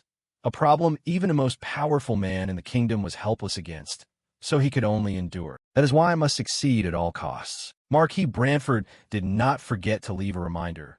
There is no turning back now. In a cellar deep beneath the castle, a mysterious figure stood in the center of the room. Worried, she recalled the days of her past. Must even helping others risk one's life? The aid of the weak is but a sham, if you truly want to be in a position to help others. Her father's admonition remained engraved in her heart to this day. First, obtain rightful power. She looked at the sword lying on the table. I follow my father's words. I train to gain strength. Then she trembled as she looked down at her bloodied hands. But if this gruesome outcome is the price to pay, then? Ghislaine entered through the door behind her and said, I knew it was you. She turned her head and glanced back, tears brimming at the corners of her eyes ready to fall. Lady Rosalind Branford, daughter of Marquis Branford. He placed his hand over his chest as a minimal courtesy to greet her. I am the Lord of Fenris. Then Ghislaine smiled warmly and amicably. At his unexpected appearance, she asked in puzzlement, Why have you come? He stepped forward and said, I have come to treat the lady. Does the cosmetic I gave her work? No sooner had his words ended than a stone suddenly flew straight at him with incredible speed. But with equally swift reflexes, he tilted his head to the side and easily dodged the throw. She now, voice trembling, said, Do you think you're the first to claim you'll cure me? No medicine or treatment will change that. Just leave me be now. It will all be in vain. Her voice was full of despair. At this point, she had collapsed to the ground, arms wrapped around her trembling body. He continued, I'm different from those others because I've staked my very life on treating the lady. This was all too familiar to her, and she spun around in anger, shouting, The words of those who come to satisfy their greed are always the same. I'm different. I'll stake my life to cure her. Cosmetics or whatever. Just because things have gone smoothly around you, you think you're somehow great or special. Seeing her losing her temper, he spoke to reassure her. I know the lady has endured much suffering and restraint recently. Rosalind Branford, heiress of the Marquis family. Her father is the leader of the princely faction. Her mother was the daughter of the current chancellor. After her mother's death, she became the new star of the Branford household. With both literary and martial talents, she knew how to wield both swordplay and mana, and she achieved many accomplishments as the foremost patron of various industries in Cardinia. But an unexplained skin disease completely upended the life of that star. Although the Marquis family marshaled every possible means, Rosalind's condition did not improve. Marquis Branford sought to address her situation through a political marriage. Even if she could not regain her former life, the the Branford name would still protect her. The cause of her illness was an irreversible, spontaneous skin rash caused by improper mana operation training. It's a rare rejection reaction that appears when the balance between one of the yin-yang poles, a principle of mana, is disrupted. In other words, the crux lies in her mana operation pathways. The more she overuses mana, the harder it is to treat. Seeing Ghislaine still standing there, she flew into fury, tightened her sword, lunged forward, and screamed, "Get out of my sight before I kill you." Contrary to her lost temper, he remained composed. He said slowly, "Forgive me, but I must proceed with forced treatment." With that, he gripped the hilt and darted forward, to her look of astonishment. The two swords clashed the instant she swung. With skill, he easily knocked her blade aside, then rushed in to seize her arm. He twisted her arm, and with great force pinned her to the ground. Then he called toward the door, "Windy Belinda." They had been waiting outside, and, at his call, rushed in and restrained Rosalind. She was now tied to a bed and shouted angrily, "What is this? Untie me at once." He ignored her protest, began removing his outer coat, and said, "If you want that, please take off your helmet first, milady." The suggestion startled her. "What?" he continued. "Before formal treatment begins, I must inspect the lady's condition." As he spoke, Belinda moved to remove her mask, but she twisted her head wildly, resisted, and shouted, "Don't. I said it's unnecessary." The moment the mask hit the floor, it clattered, and everyone present gaped in stunned silence at her condition. He then produced a small vial, looked at it, and said, "In any case, please try to endure for the next week, milady. With enough willpower you can bear it." She clenched her teeth and growled, "You really want to die, don't you? Do you truly think you can cure me?" He stepped closer and began treatment, saying gently, "If I don't succeed, I will die anyway. The lady will be the same. She will soon perish as well." Those words made Rosalind's face flush with anger to the point of tears. He, meanwhile, looked at his hands radiating magic and thought to himself, "Don't worry, I will succeed." Because this treatment method was created by Rosalind of the future herself, milady. After that thought, he placed his hands over her body and began channeling mana, causing the space around them to flash with light. The moment the mana entered her body, she was seized by unbearable pain. Her whole body felt as if it would shatter into 100 pieces. Waves of pain tore through her continuously, making her scream, "It hurts! It hurts! You expect me to endure this damn thing for a whole week? Why me? Among all the people out there, why must I alone suffer this kind of pain?" Recalling Ghislaine's words, "If I fail to cure her, the lady will soon perish." Those words stirred her will to live. She clenched her teeth and swallowed the pain. She said coldly, "Fine. If I'm going to die anyway, then do it properly. If you do it half-heartedly, I'll be sure to kill you." Outside, rain lashed down and thunder rolled in unusually. His manor had been surrounded by the kingdom's guards, making Alfal shout angrily, "Damn it, who are the people besieging our manor? We barely made it to the capital to carouse, and we're locked up like this. It must be that stupid lord causing trouble again." The fat man beside him warned, "Hey, we can't stay here forever. Should we go find a commander?" Inside, Chow and Gillian descended the stairs and said, "There's no need for that." Chow added, "Keep drinking and relaxing." He would never act without thinking it through. Cut to 1 week later. The palace was bathed in brilliant sunlight, as if something good were coming for its master. Marquis Branford descended to the cellar to check on his daughter. The moment he stepped in, something made him flinch. His eyes narrowed slightly. Inside a room, the scene was haunting. Blood spatters everywhere, staining even Ghislaine's clothes. And there, Rosalind, his daughter, lay unconscious on the sickbed. Her face was covered by a thin white cloth, giving a terrifying impression. As soon as he saw him appear, Ghislaine turned his head to look. Branford tried to speak, but his throat would not open. Understanding his intent, Ghislaine stepped forward and pulled Rosalind's face cloth away. The moment the cloth was removed, Branford's eyes widened in surprise. Meanwhile, across the kingdom, people buzzed with talk. Has the Marquis's daughter's illness been cured? What? Didn't they say it was incurable? Someone replied quickly. The Marquis is about to hold a feast.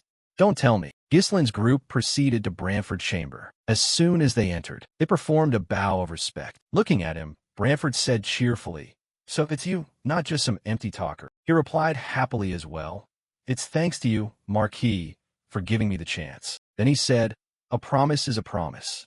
Now state what you want. As those words were spoken, the atmosphere in the room grew unusually tense. Ghislain paused in thought for a moment, then said, please become my patron. The room shook the moment those words left his mouth. A count at the back shouted, what? What did you just say? Belinda, delighted by her master's audacity, chimed in cheerfully.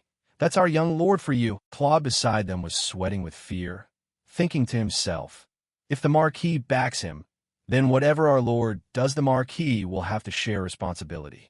There's no better way to build influence in the kingdom than this. At this proposal, Branford pondered for a moment, then said, and you still call this a small wish? It seems you must have some particular reason for seeking me out. But I've already set my sights on someone else in the north. Before he could finish, Ghislain interrupted, you mean Count Brabant? At the name, Branford visibly flinched. He then asked, there are also great lords in the north like Rayfold and Desmond. Why are you so sure it's him? Ghislain replied, as for Desmond, he seems neutral, which makes his true intentions hard to read. Rayfold is mired in chaos from internal family disputes. Aside from them, it's mostly those blinded by greed or inept lords. But Count Brabant is different. He has close ties to the princely faction and is extremely wealthy. He even controls part of the Red Flame magical force.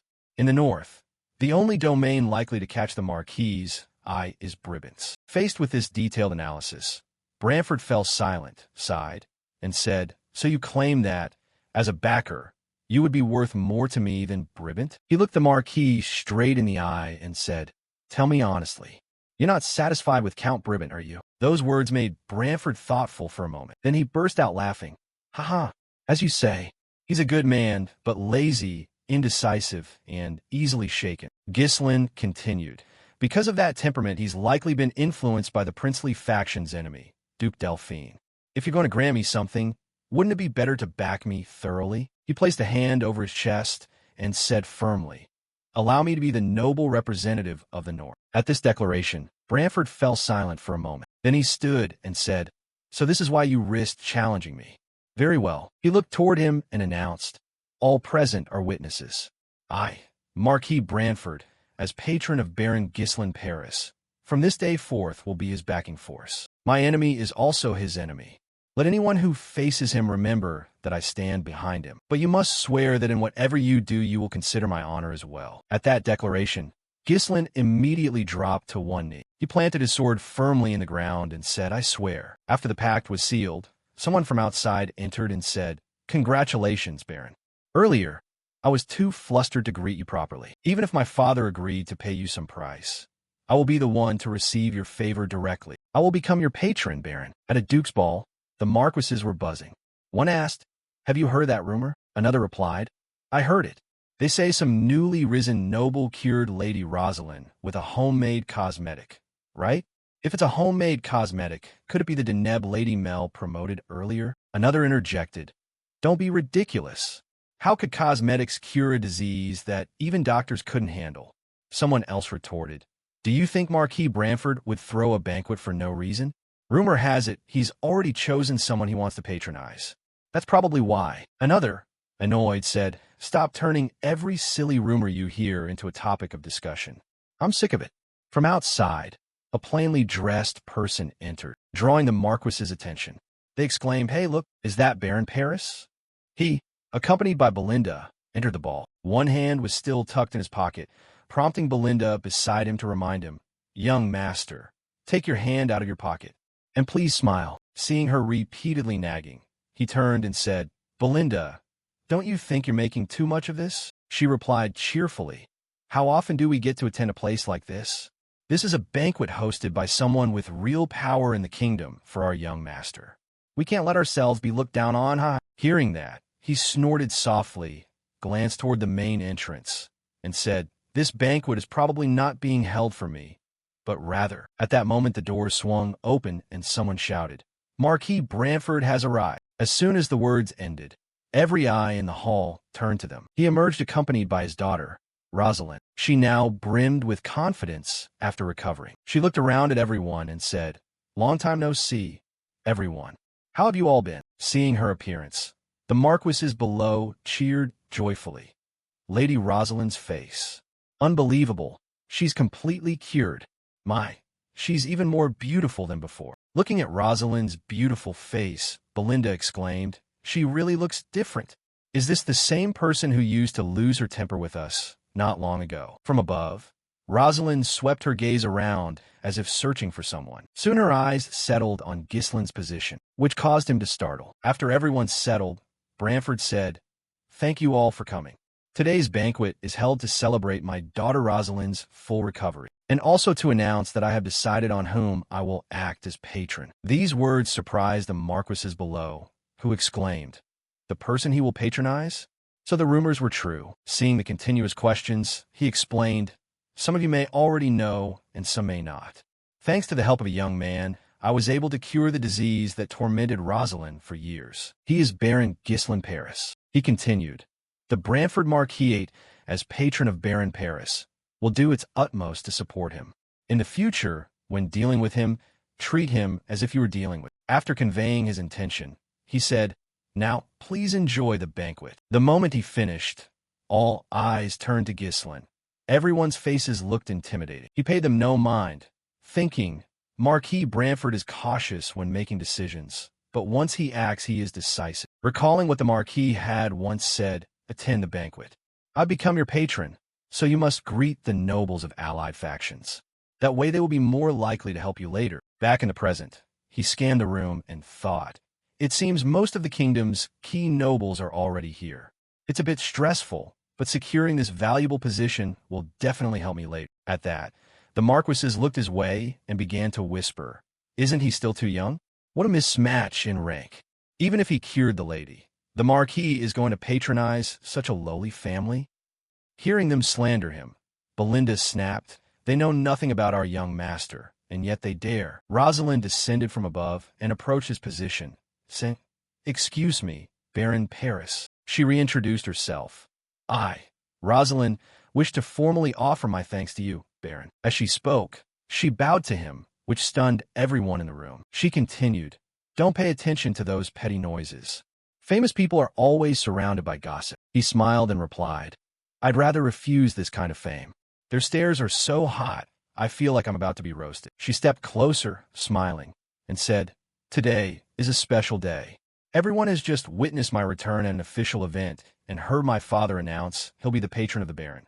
So I'm sure everyone is quite eager." Then she extended her delicate hand and said, "Come, let's go and greet them. They're all waiting for you." At her suggestion, he froze for a few seconds, then looked back at Belinda behind him. But she now wore a welcoming expression and agreed to the plan. Receiving her consent, he turned, gave a slight smile, and the two began to greet the guests. Rosalind introduced, "The princely faction can be divided into three main branches. First is Lady Mel, a great heiress who controls the capital's culture and high society, from the house of Count Augsburg. Next is the Prime Minister's eldest son, who oversees law and administration, the Lord High Judge, and is also allied by marriage to our house, Lord Belower Norton. Then there's the man responsible for the kingdom's military forces, the Commander-in-Chief of the Royal Army, Marquis Macquarie. These senior nobles hold strong power, dominating the kingdom of Lithuania's administration, judiciary, and military.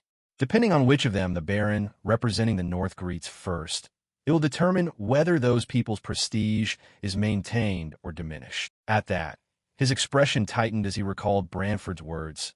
"Don't forget, the world you're about to enter will be very different." Standing before the kingdom's heavyweights, Ghislain let out a quiet sigh, then swept his gaze across everyone present. He then brought his hand to his chest and announced, "I am Baron Paris." The first person he greeted was Count Augsburg.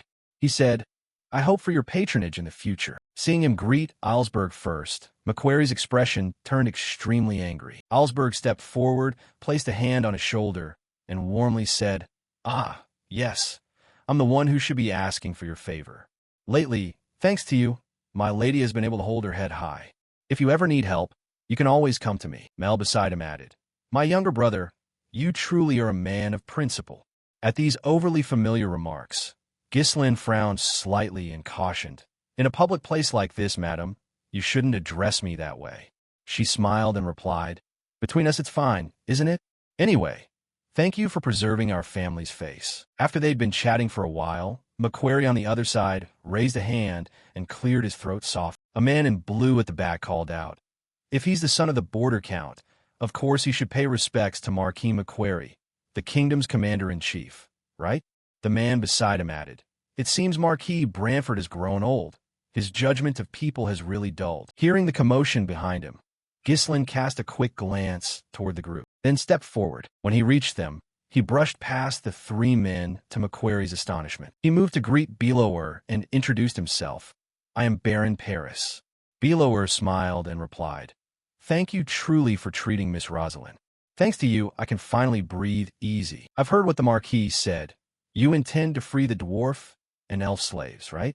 Leave the legal issues about slavery and taxes to me, so don't worry." At those words, he bowed in salute and said, "Thank you, sir." After greeting Belower, he then approached McQuarrie's position. The old man's whole body trembled with rage as he said, "Don't get arrogant just because Branford backs you.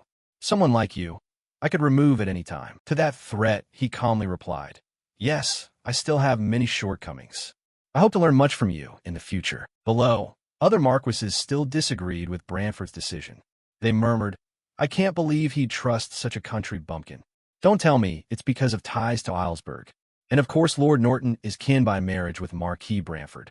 Despite these whispers, Branford remained composed. Returning to Ghislain's side after the salutations, he moved toward Rosalind. Seeing him come back, she asked, "Was that greeting order intentional?" He answered calmly, "I only followed the call of my heart." No sooner had he finished than countless other marquises swarmed toward him like moths to a flame. They cried out, "Sir, please look this way. Please accept this gift. We hear you personally defended your lands in battle. Is that true? Please spare some time for our house." Looking at the crowd gathering around Ghislain, Islesburg said, "He's already won McQuarrie's commitment." Mel smiled and replied, "He simply handled the man deftly." Belower added, "Though he may make others envious, for Marquis Branford's sake McQuarrie cannot help but acknowledge him." No sooner had the words been spoken than Branford stepped forward and said, "That's only natural. He cured my daughter's illness, the very disease that baffled all the physicians of this kingdom." Looking at him, Belower exclaimed, "To have found such an outstanding person to entrust, truly, you are exceptional." He sighed softly and said, "I didn't do anything particularly special. That he could rise from the bottom to stand before me is entirely due to his own strength, using force to turn a disadvantaged battle into victory, possessing the ability to read the situation and anticipate what will happen next. So I thought, if it's him, he can be trusted. But when light bursts forth so suddenly, I only hope darkness will not follow." At that moment, outside, a man struck his cane against the ground with a single sound, which made Ghislain startle. From the doorway, a man entered, drawing everyone's attention. Seeing him, Ghislain's eyes widened in astonishment. He entered, the cane's knocks sounding like deep gongs through the room. Looking at the man before him, Ghislain thought to himself, "At last you finally crawled out. My nemesis, my eternal rival, the ducal house Delphine." And he was the Duke's close aide and also the ducal house's advisor, Raoul Joseph. Then he turned his gaze to the burly figure behind him, whose face was now hidden behind a mask, and said, "And that is," seeing the two of them enter, the crowd buzzed. "They're agents of the Duke Delphine. There's no benefit in getting involved with them. Don't go near them." TSH, just when the mood was settling. Ignoring the mutterings of the bystanders, Joseph stepped forward and said, "Long time no see, Marquis Branford." Seeing them, Branford replied calmly, "Duke Joseph, I thought you weren't interested in places like this." He wore a not particularly friendly expression. "I came only for a courtesy visit. I heard you took in a young lion." The person he referred to was none other than Ghislain. At that, Branford's gaze grew sterner, and he said coldly, "Still, that's not something a duke should concern himself. Who is the man behind you?" He answered, "He is my bodyguard knight. It's nothing the Marquis need worry about." A knight from the opposite side stepped forward and said, "Even if he is the Duke's bodyguard, he must identify himself clearly." Then he ordered, "You reveal your face." The opposing bodyguard did not respond. This enraged the knight. He clenched his sword hilt and shouted, "Did you not hear me?" Seeing tensions rising, Branford raised a hand and warned, "Enough, Talio." Fixing a murderous glance on Joseph, he warned, "You've come a long way. Take care of your strength.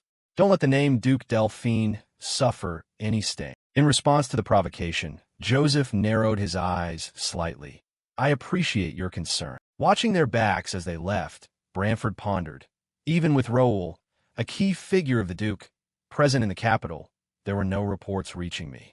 Somehow, they've avoided the eyes and ears of Branford. As the Duke's hand already reached throughout the capital, the two of them now stepped up in front of Ghislain. He fixed them with a cold look. Their eyes met, like sparks flying. Then he said coldly, "Do you know who I am?" Ghislain's expression remained serious, and he replied nonchalantly, "Yes, about you I heard much news while I was in the capital." He continued, "I've also heard a great deal about you, Baron Ghislain Fenris.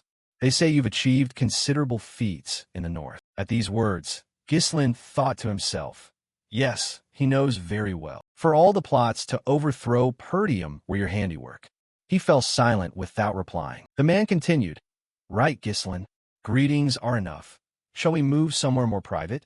I have matters to discuss discreetly with you." Afterward, the two moved to a tea table in a quiet corner. He said coldly, "I'll be blunt. We're interested in the fact that you created a cosmetic. We heard a product has appeared so effective that Miss Rosalind's skin has been restored to life. That's why I personally came to the capital. In fact, we are developing a similar product ourselves." Ghislain wasn't focused on the Duke's words. His gaze kept drifting to the bodyguard behind him. Then he said, "If you intend to talk about exclusive contracts or technology sharing, first allow me to decline." The Duke cut him off. "No, I don't mean to speak of such boring matters. What I mean is, should a remarkable young man like you wither away in some godforsaken northern backwater, yet by some turn of fate you suddenly shone, led troops to victory in war, and established a firm position in the capital, was that due to luck or your true ability?" His words carried an implied threat. Ghislain showed no fear and replied, "I merely applied myself to learning a bit." At that sharp answer, the Duke said, "Oh, really? Then come serve Duke Delphine. Talent and capability have their shelf life. If you remain in a harsh place like the North, before your talents can flourish you may suffer from barbarians or wars and meet your end. I've seen more than one young, outstanding person like you buried this way." He extended his hand and invited, "If you take refuge with the Duke, you won't have to worry about such things anymore, for we hold the power to make that a reality." Faced with the enticement, Ghislain bluntly replied, "I have already joined the prince's faction." The Duke pressed on, "But saying you're fully committed is a stretch. You've only dipped your toe in.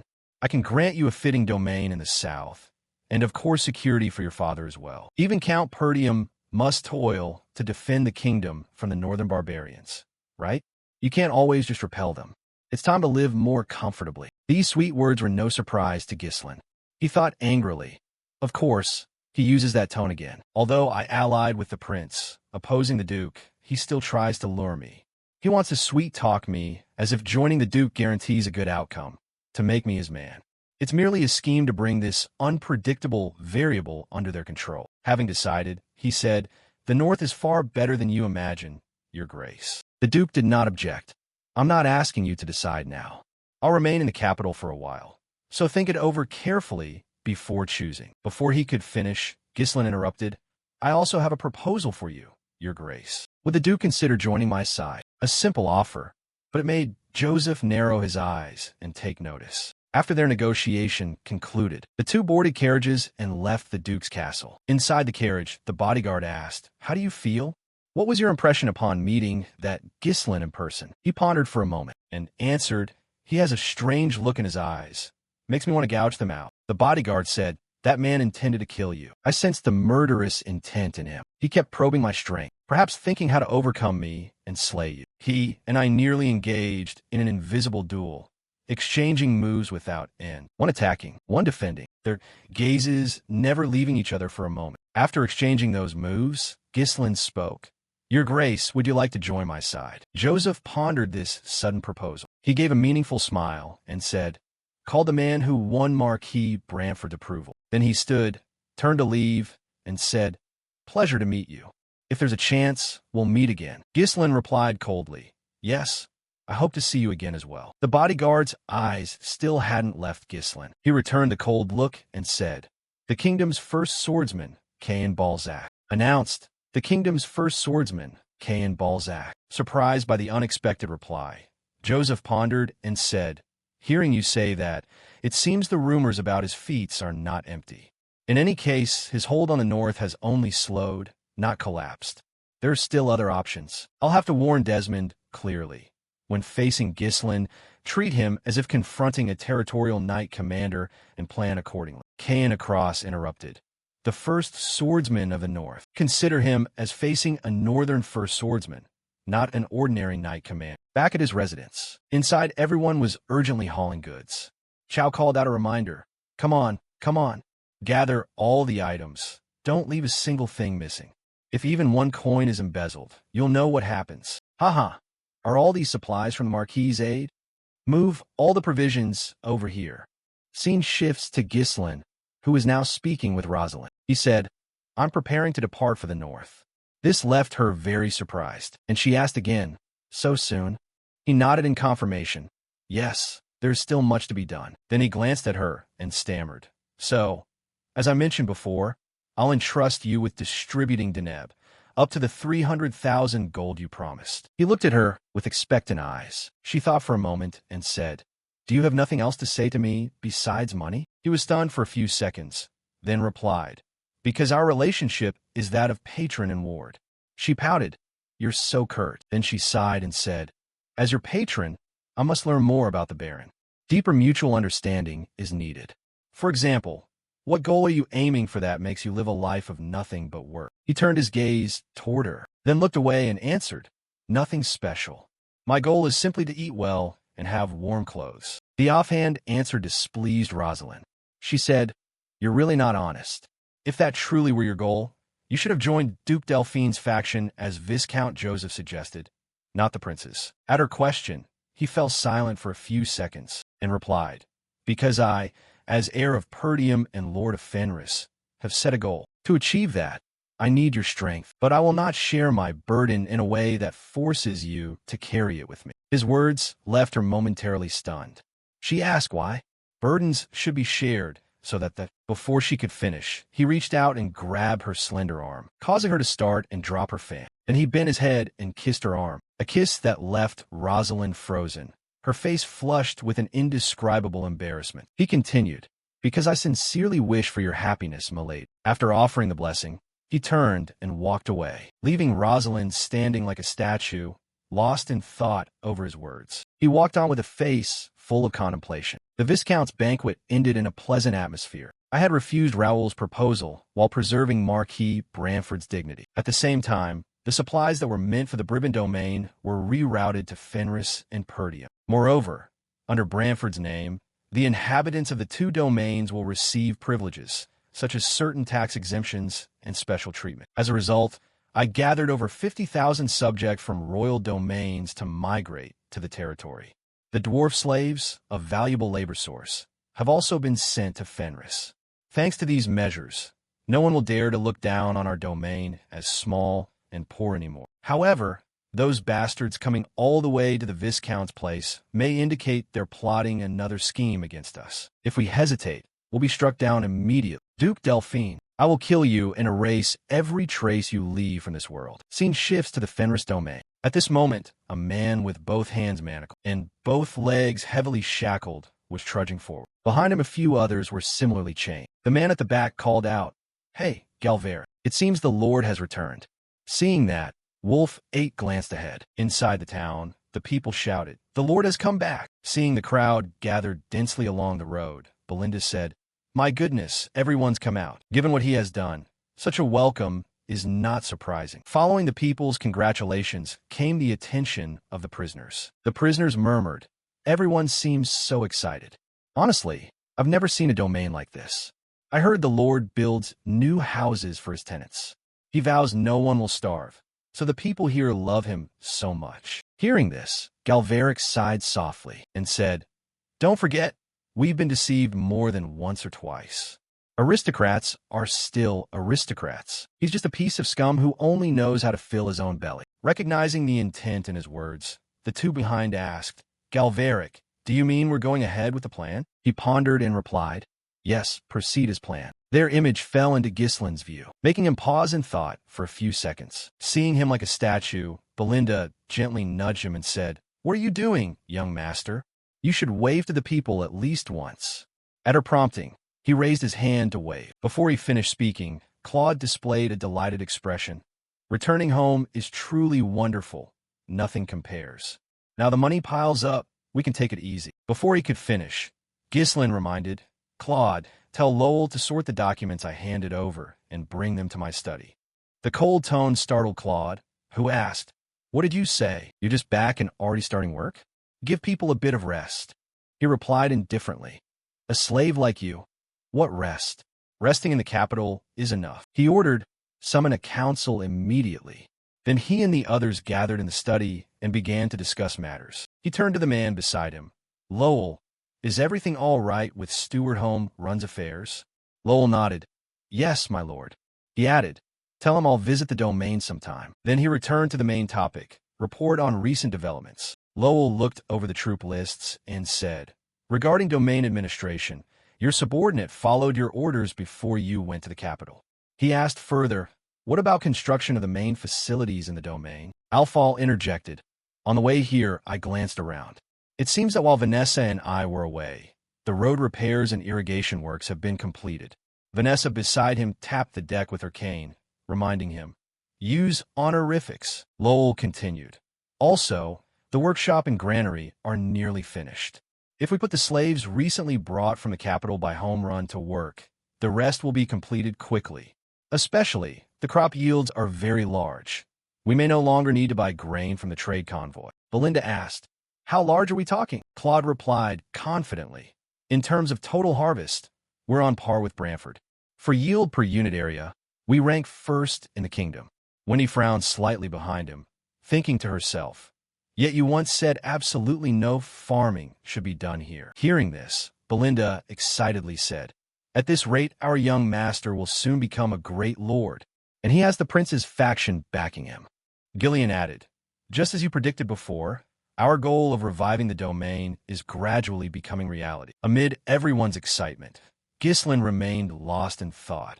Although this place now has the minimum form of a domain, that alone is still not enough. He said, Continue buying food supplies until I tell you to stop. We also need to expand residential areas, so prepare land for that. The remark made Claude startle and ask, What do you mean? He continued, From now on, we will prepare for war. The announcement shocked the room, and they exclaimed in unison, War? Claude shouted, Wait, what do you mean? Who would dare attack the domain of a lord aligned with the prince and under Marquis Brantford's protection like you? His voice turned cold. Desmond or Rayfold?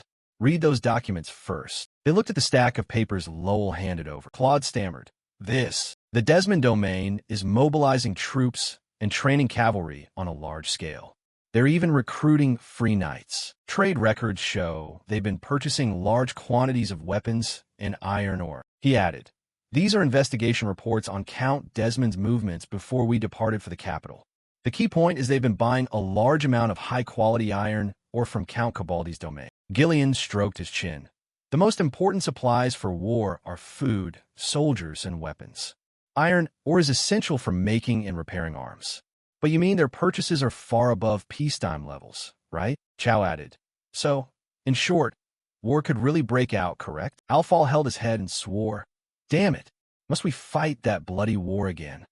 Vanessa was silent, her expression worried. After reviewing the documents, Claude said, If Desmond monopolizes the iron ore like that, confronting them will be difficult. To raise the domain's overall capability, iron ore is indispensable. But you know Count Cabaldi would never sell to us, right? He nodded. Yes. At this point, consider Count Cabaldi to be aligned with Duke Delphine. But if we start searching for iron ore now, they may already be readying for a domain war. He continued. Overall, our current situation is somewhat awkward.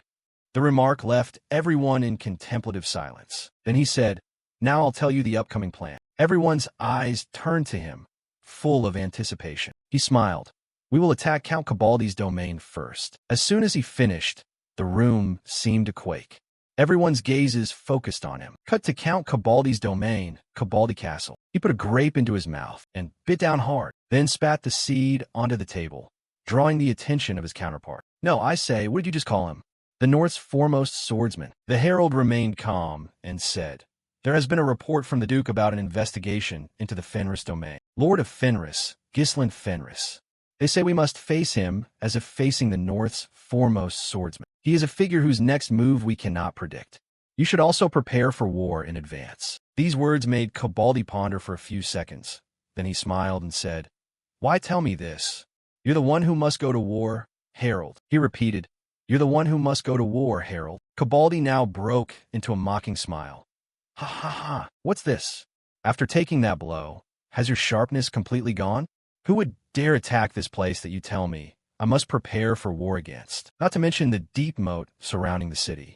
I've had 2 layers of walls built sturdier than ordinary keeps, and the defensive weapons were made using the North's top metallurgical techniques. This is the strongest fortress passed down through our clan for generations. You see it, and still say I must further bolster preparations? Sorry, but in our family's history, this castle has never been breached, not even once. Instead of worrying about me, Desmond, you should worry about yourself. Have we not just lost a very valuable secret weapon?" This remark made Desmond furious. He clenched his fists, his eyes burning with rage. Cut back to the Fenris domain. At this time, Chow and Gillian raised their hands to their chests in salute. Along with them, Belinda also bowed slightly as Gislin's figure passed by. He now wore jet black armor, hands clenched, eyes resolute, and stepped forward. Before him stood an immensely powerful army. He looked toward them and praised, "Excellent spirit. I know it's not easy to trust and follow someone without any monetary gain. Yet you have trusted and followed me this far. As I declared before, I will make all 200 of you true knights. From today, the Fenris Knights Regiment is officially established." As he finished, he drove his sword forcefully into the ground, followed by determined shouts from the soldiers below. Inside a nearby tent, Claude exclaimed, "This is madness. No matter how you look at it, I can't tell if this is truly feasible." Then he turned and asked, "What do you think, Wendy?" She was silent, deep in thought. Cut to not long before, back in his meeting room.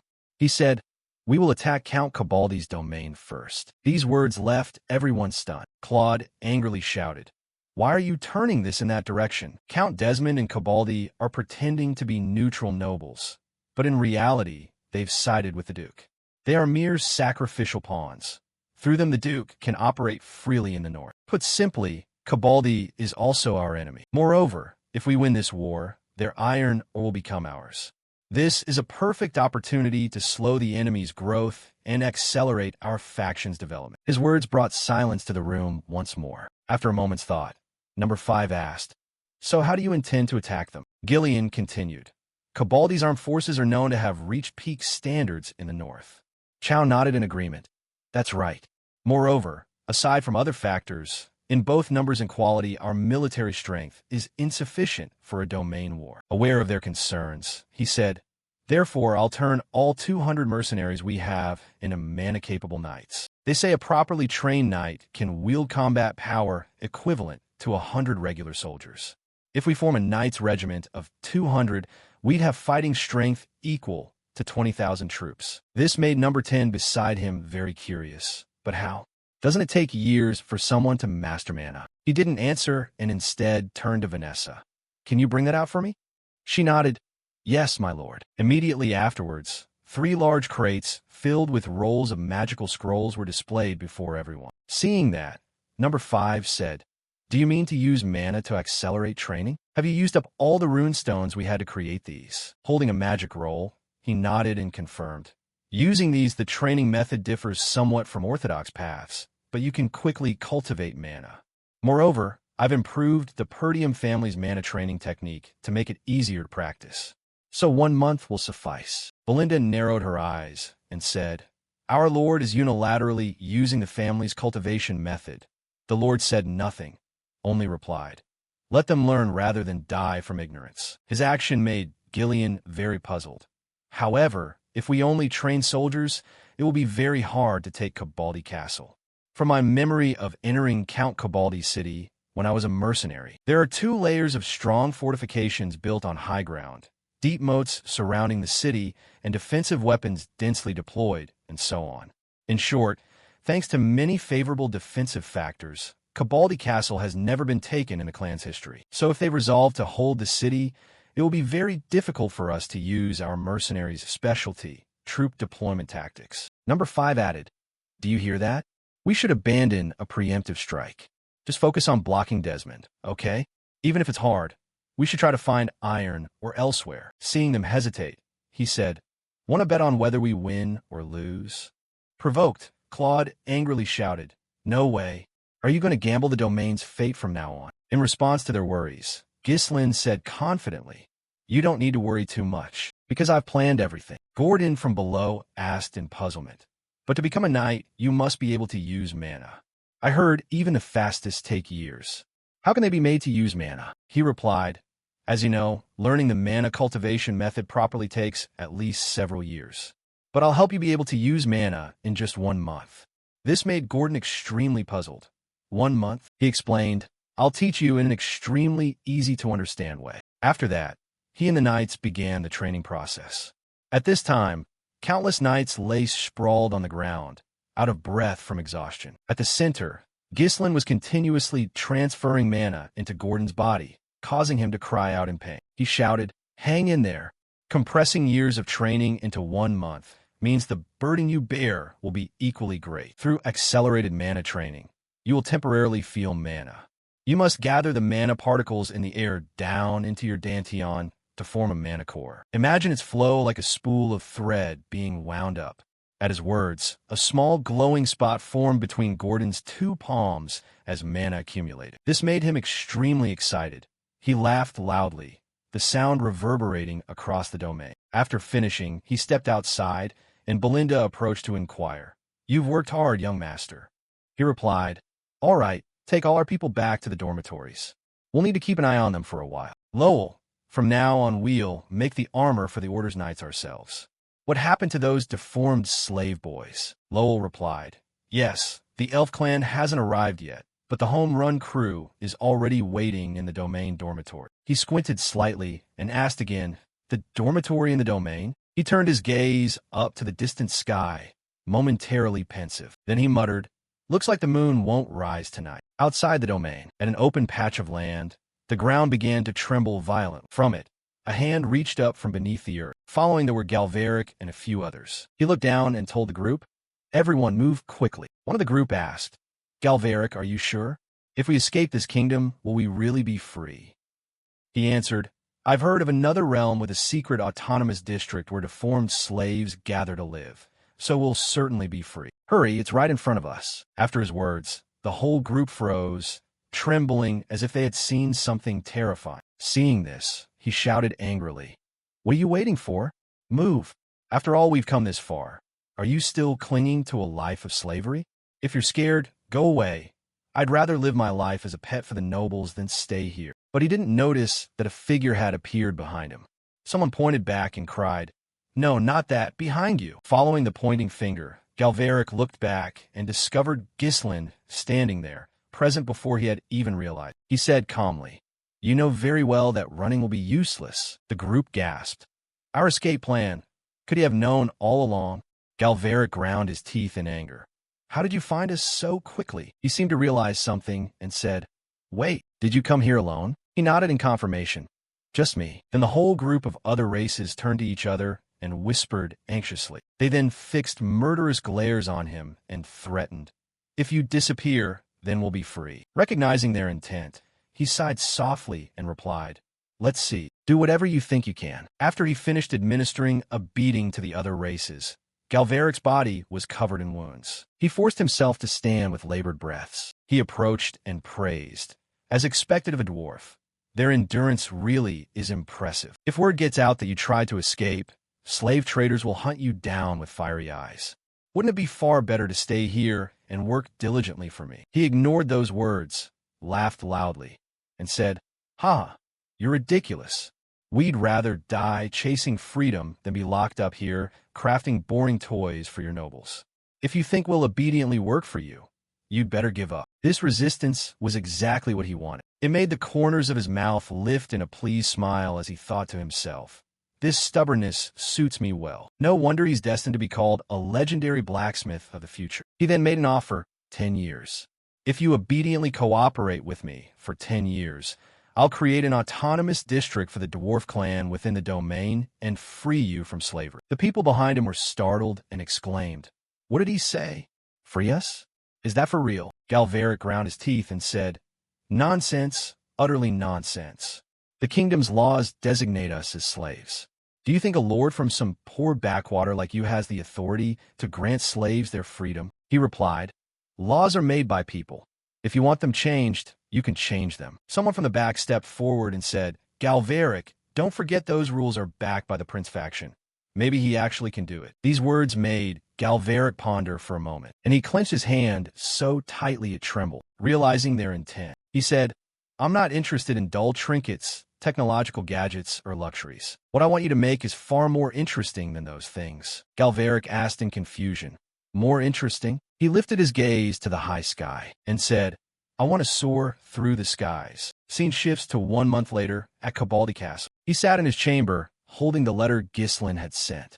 It read, "To Count Cabaldi, you are disturbing the fairness of the entire northern iron or market by trading iron preferentially with a particular house. If you do not open the iron market to Fenris and neighboring domains, you will regret it. Signed, Baron Ghislain." After reading the letter, he exclaimed, "What the hell is this?" One man explained, "It's a letter from Baron Fenris, sir. That insolent upstart with no respect for rank. Seems the fellow isn't quite sane." Cabaldi stared at the letter and said, "This, huh? Threat letters like this only work when issued by those with real power. What do the Fenris people think they're doing sending me such a blunt note?" The man in yellow said, "As I understand it, they're still buying grain in large quantities from other domains. They're even willing to pay higher prices to trade food with our caravans."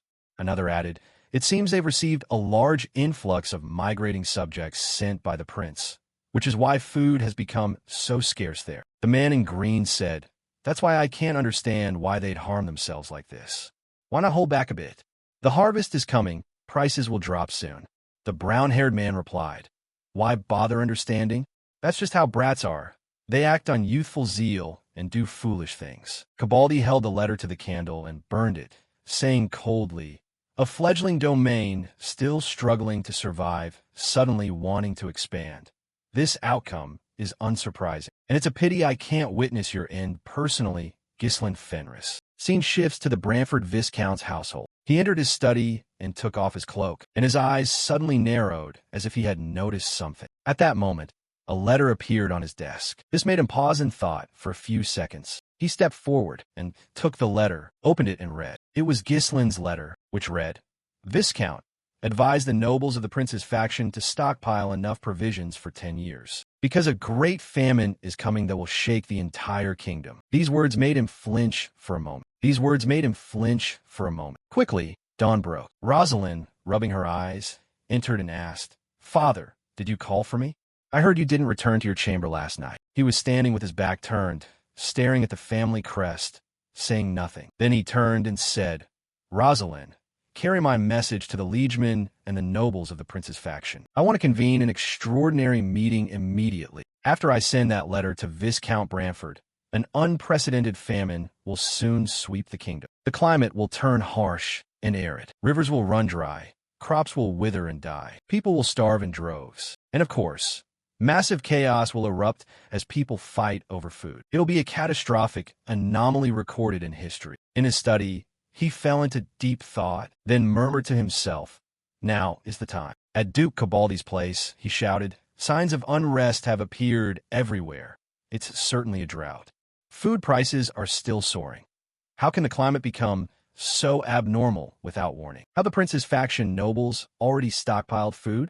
There's even talk that Fenris's harvests remain abundant despite the drought." He slammed the table in anger. "Damn it, the food supplies are. What the hell is Desmond dawdling for? We should have seized Fenris earlier to take their food and lands, comma," one man replied. "As for that, Desmond asked us to be patient a little longer. It seems Desmond is busy dealing with his own problems and missed the opportunity to attack." This made Cabaldi furious. He ground his teeth and swore, "That stupid bastard. When exactly will those people send supplies to us?" The brown-haired man said, "My lord, there's one way we can quickly gather provisions. That is to trade the amount of iron Baron Fenris wants in exchange for their food." This enraged the barons at once.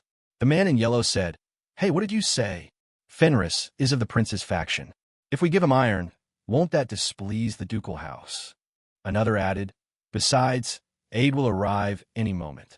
The ducal house and Desmond have promised support, so we should wait a bit longer. You can only wait if you can hold out. But levying food from the populace has reached its limit. We're using the night order to forcibly suppress the people, but he was right. Whether it's the ducal house or whoever, at this rate who knows if we can hold out until reinforcements arrive. Not to mention, if food runs out and the soldiers begin to starve, this fortress, which has never fallen in Cabaldi history, will be destroyed by an uprising from within." These were the words Cabaldi wanted to hear. He bowed his head and said, "At this point you tell me to bow before that brat?" He clenched his teeth, sweat pouring down his face, then said, "Or send people to Fenris, give them iron, and bring back their food." This stunned the barons. The brown-haired man nodded and said, "Yes, my lord." He clenched his fist in anger. In any case, Baron Fenris's fate is to die at the duke's hand.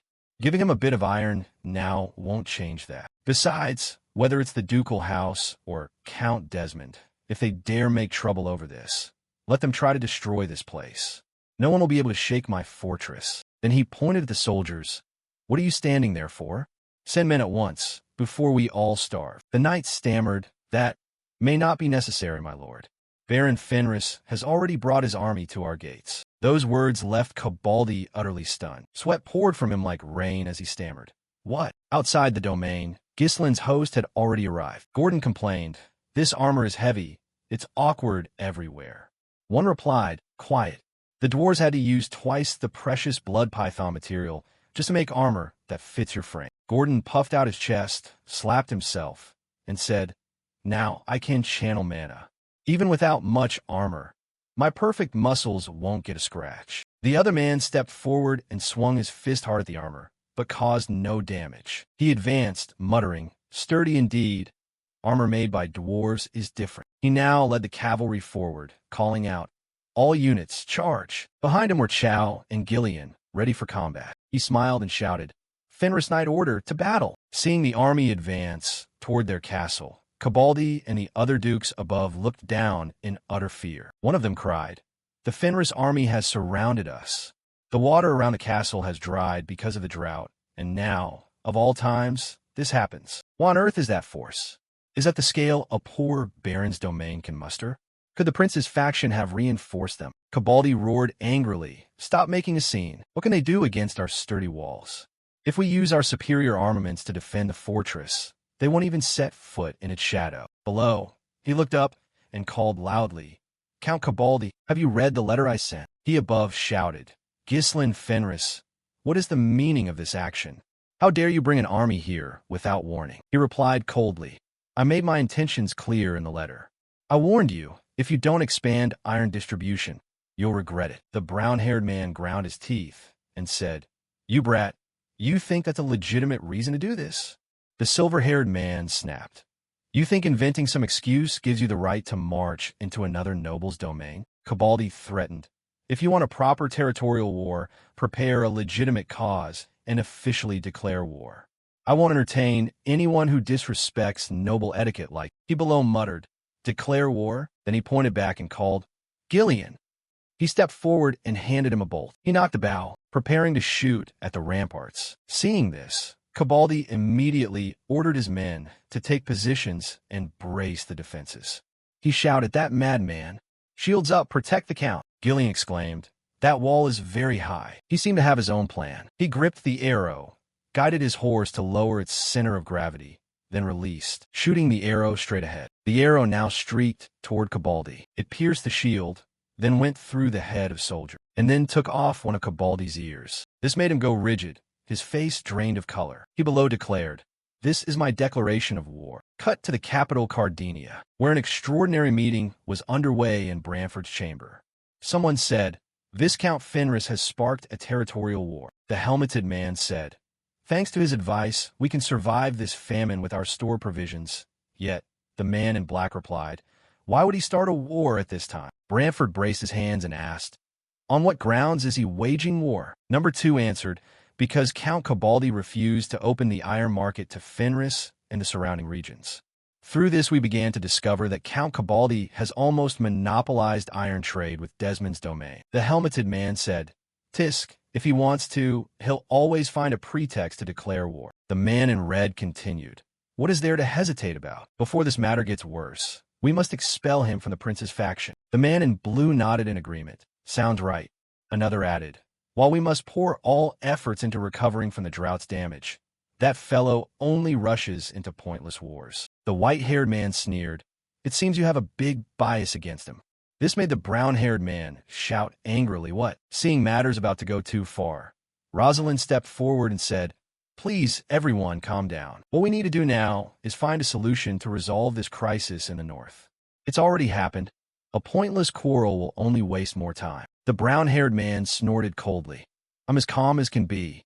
It's obvious that what he's doing is bait for the ducal house to pick on us." Someone from outside entered and agreed. "I concur with that statement, dear nobles of the prince's faction." At the sight of this newcomer, the dukes were startled and shouted, "You are of the ducal house." Branford turned a cold gaze to the newcomer and said, "Count Powood." Powood replied, "As you know, Viscount Fenris attacked Count Cabaldi, a neutral noble. While everyone here suffers from natural disasters, such a thing can happen. Can we take this as the will of the entire prince's faction, Lord Marquis Branford?" The remark contained a veiled threat, causing Branford to frown and fall silent. The white-haired man thought to himself, the Duke's intelligence network is no joke. The helmeted man also pondered, is this blunt, hardline greeting because they're confident they have leverage over us? Rosalind swallowed and fell into thought. This incident could turn all neutral nobles into enemies of the prince's faction. It's a golden opportunity for the ducal house to gain the upper hand. Plainly put, depending on what my father says, the fate of the entire faction could be decided. Conversely, from the prince's faction perspective, if Lord Ghislain fails, we will lose influence in the north. Even if he withdraws from the prince's faction, the outcome would be the same. However, if Fenris wins and can seize the largest northern iron mine that Cabaldi holds, we could reap benefits far exceeding the risk. After a moment of reflection, Branford interlaced his fingers and slammed them onto the table, saying, "The grounds for Viscount Fenris to launch a territorial war are entirely legitimate." Powood on the other side frowned slightly and asked, "What do you mean by that?" He replied, "Because I consider this a personal dispute between Viscount Fenris and Count Cabaldi. It's not the will of the prince's faction, and the ducal house has no stance to intervene in this matter." Powood retorted, "But if you plan to wage war, you must at least choose the timing wisely. By taking this position, you would be abandoning the duties of a noble of the prince's faction, the duty to maintain the kingdom's order." Hearing this, he let out a quiet sigh and replied, "I have my questions too. Why is the ducal house reacting so sensitively to this matter, as if Count Cabaldi had officially become a vassal noble of the ducal house?" Cut to the count's castle, where a loud cry rang out from the ramparts, drawing everyone's attention. He commented, "Your call about the wall just now shouldn't be underestimated, Gillian." Chow added, "That fat noble. Looks like he won't be able to wear his earring anymore." A soldier stepped forward and shouted, "My lord, staunch the bleeding." He now raised his hand, clutching his ear tightly, shouting, "All troops take positions. Those bastards, make those vermin pay. Show them the majesty of Cabaldi's fortress, which has never fallen in history." The soldiers replied in unison, "Yes." The archers took their positions, ready to fire. As he finished speaking, the troops immediately took their places and prepared to attack. Down below, Gillian said, "They're preparing to attack." He nodded in confirmation. A place with such a tradition of defense responds quickly indeed. With preparations complete, a soldier shouted, "All ballistae have been loaded." Cabaldi bellowed, "Attack." No sooner had he spoken than a rain of arrows streaked toward him. He and everyone else maintained perfect composure. He reached back, tightened his grip on his sword, and prepared to block the blow. The prepared shields served well, stopping many of the incoming arrows. He swung his sword and easily broke apart the arrows hurtling toward him. Others also swung their swords to parry the attack. When one wave of attack ended and the dust cleared, Ghislain and his troops were unharmed, with no losses. This made Cabaldi above grit his teeth in anger. He sheathed his sword at his back and sneered, "Is that all you have?" Then he spurred his horse and cried, "All troops, withdraw to headquarters." Prepare for the next engagement. After returning to camp, Claude leaned back in his chair with satisfaction and exclaimed, "Our Lord chose a perfect moment to declare war, didn't he? Right, Wendy? They surely haven't stockpiled as much food as we have. So if we just keep waiting like this will be a battle whose victory will almost certainly tilt in our favor." Alfal, now despondent, buried his head on the table and complained, "If that's the case, why did he bring along us mages at all?" Claude continued, "So what? We're slaves anyway. No, mages have to help build the garrison. You've been working hard day after day. Now just rest and relax. It's been a long time since we've had the luxury of idleness in the rear. It's wonderful." Then he looked at Alfal and suggested, "If there's nothing to do, shall we play a game?" Facing a gambling addict, Alfal immediately agreed. "How much do you want to bet?" Then he looked at Alfal and suggested, "If there's nothing to do, shall we play a game?" Facing a gambling addict, Alfal immediately agreed. "How much do you want to bet?" Seeing his arrival, he sprang up in surprise and asked, "You're back already?" He didn't answer, but turned to Alfal. "You, gather the mages at once." The interruption made Alfal grit his teeth in anger. "Damn it." Ghislain continued, "From now on, dig a tunnel toward that fortress for me." Hearing this, Alfal cried out in shock. "What a tunnel?" Claude added, "This is a battle we can win simply by holding this position. Are you really going to waste effort on those other schemes?"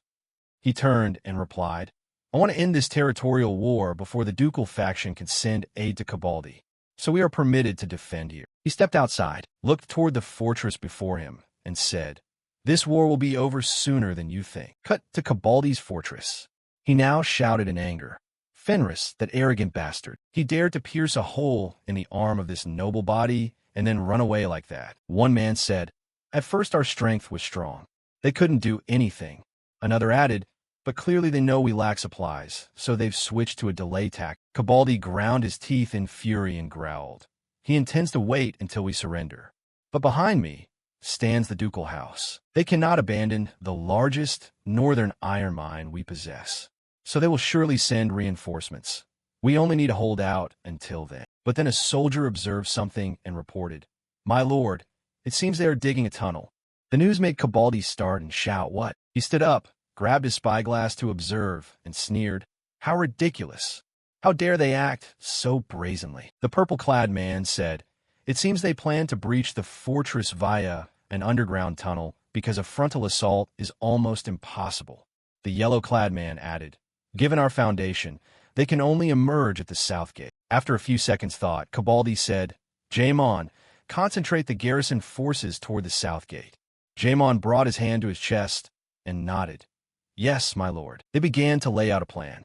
"The moment the enemy's heads break the surface, you strike all at once. Then open the gate for our knight brigade to charge out. Wipe out those Fenris bastards and their chaos in a single blow." One asked, "What about the walls?" Cabaldi replied, "A rabble without even basic siege equipment can't do anything. Most of them are infantry or cavalry, so we only need minimal forces on the walls to hold them back." He smiled inwardly.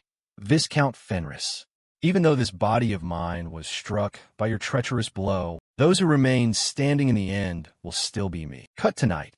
A team was hauling carts full of something up to the peak beside the fortress. They strained and shoved like oxen. Galveric panted from exhaustion, cursing in anger, "That damned lord. Why force us to haul something this heavy up such a height?" The man beside him added, "And they forbade us from lighting torches. How are we supposed to see the path ahead?" Another man turned and said, "Galveric, we build it exactly as the Lord ordered, but can we actually use it in real combat?" Galveric put on a resolute face, confident in his craftsmanship. "Don't waste words. There's no way what we made wouldn't work." A few days earlier, upon hearing Ghislain's intention to fly into the sky, he was extremely puzzled. What? Could it be he possesses the legendary airship design, the lost device of the ancient empire? Hearing about an ancient airship also piqued Ghislain's interest, and he asked, "What exactly is it?" He then explained, "With your skills, once you see this you'll immediately understand what I intend to build." He took out a large piece of cloth and draped it over a pole stretched above a fire below. The heat from the fire immediately made the fabric billow up. "It's like a sky lantern." Galveric looked at it, but still didn't understand. He stood and asked, "Then what? What do you want us to look at?" He slapped the cloth and explained, "Look at this thing inflating. The hot air produced by the fire rises, and in the process the air inside the fabric. A large volume of air blew out from the fabric. Galveric was startled, but then realized something. The shaved-headed man beside him still didn't get it, and said, "So what? That's just like the wind blowing through." But Galveric cut him off. "No. If it were just wind, it would flutter sideways, not puff up like that." Seeing Galveric grasp the idea, he smiled faintly and drew with his stick on the ground to explain, "If we create an airbag 100 times larger than this." Before he could finish, the man lunged forward and snatched the stick from his hand, and explained, "Then hang a basket for a person beneath that massive cloth. If it creates hot air, it will." I get it now. But he still asked, "Why does this phenomenon occur? Why does heated air rise?" He couldn't really explain, so he answered loosely, "I don't know either. I just noticed it when I lit a fire to dry clothes." This silly reason made Galveric grit his teeth in excitement. "That's crazy. How did you think of this from something like that?" Then he turned and said, "Lead the way." He asked curiously, "Lead the way to where?" Galveric replied excitedly, "To your workshop. Where else? We must build this quickly and test it." Back in the present, Ghislain stood on the peak, looking down as Galveric's men brought the carts up. Seeing them, he smiled and said, "Just in time." Galveric exhaled and snorted coldly. "With the two of us, dwarves are the piece of cake to move this." Outwardly he said that, but inwardly he cursed. "I'm exhausted as hell." Belinda stepped forward and handed him a knight's helmet. "Young master, the mages and knights are ready." He replied with satisfaction. "Good. Belinda, you prepare as well." Over here, Alfal shouted angrily, "You bastard, if you're going to do this, then what the hell did you have us dig a tunnel for?" Gordon immediately stepped forward, pinned him down, and threatened, "Watch your mouth, or I'll cut out your tongue." Earlier, with everything prepared, he confidently stepped forward. He brushed past everyone, and he looked down at Cabaldi's stronghold and said, "From now on we will launch a raid into the center of the enemy's formation, as trained before. After breaching the fortress and taking the inner city, we must quickly open the outer gate so the Gileonite brigade can enter easily. That is the core of this operation. Remember that Cabaldi's army has the best equipped forces in the north. Even if you can channel mana, you cannot easily deal with them.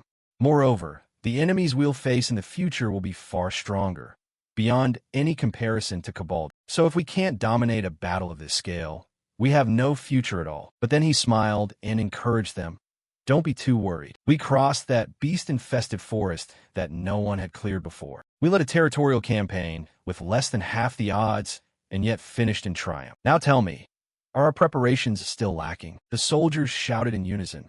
"Not at all." He continued loudly, "Are you afraid?" The soldiers replied, "We are not afraid." After rallying the troops, he put on his mask and confirmed, "Indeed, you have matured at a rate no one could have imagined. Now fly." Vanessa was already aboard the balloons, using her magic to produce the fires that fueled. Inside the fortress, the soldiers remained remarkably calm. One man, peering through binoculars, said, "Those idiots dug like crazy by day, so why are they doing nothing now?" The man beside him grunted, "They need to sleep at night, too." Then two guards came up from afar and said, "Change of watch. Anything unusual?" The other replied, "Who knows what day it is anymore? Are they actually going to attack?" A soldier assigned to the final artillery duty had finally dozed off a bit. "Because of those bastards, our life is like this." But as he yawned and tilted his head back to the sky, he noticed countless balloons hovering overhead. This made the soldier extremely curious. "What are those things?" "There are several round objects in the sky coming toward us." "Are they monsters?" At that moment, a shadowy figure suddenly appeared and lunged toward them. The instant he landed, Ghislain swung his sword and with a stroke sent one man to the afterlife in an instant. Seeing his comrade cleaved in two, the remaining man was terrified. His blade then rushed forward and split him in two as well. After finishing them off, Belinda's group began descending the fortress wall. "This time I'll take point and lead the charge. Kill them all, spare none." Inside the fortress, along a corridor, three knights hurriedly strode. The leader was Leslie, commander of Cabaldi's Knight Brigade. He and two others hurried to the Lord's chamber. When he arrived, a guard saluted the commander. He urgently asked, "Where is the Lord?" The guard answered, "The Lord is still asleep." Without hesitation, he kicked the door hard and stepped into the room. Cabaldi jolted awake, staring at him and asking, "Leslie, why are you?" He immediately explained, "This is an emergency, my lord. They have breached the city." The words struck like thunder, making Cabaldi flinch. Outside, countless balloons hovered in the sky, approaching the fortress. The soldiers could only look up helplessly. Elsewhere, Gislin's group was still fighting fiercely against the fortress troops. Chow shouted excitedly, "Come on, everyone. Go tear off the last ear of that split-chin lord and bring it back to our leader." Inside, Cabaldi cried in fear, "What? How did those Fenris get over our walls? Did they use tunnels?" Leslie explained.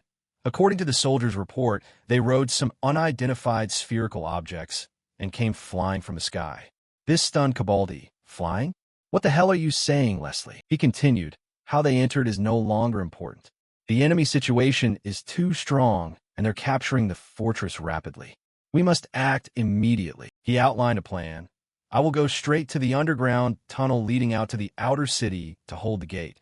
That way I can call on the main force stationed at the southern gate to encircle them." After considering for a moment, Cabaldi said, "I focused on their tunnel and even set traps waiting for them to crawl in.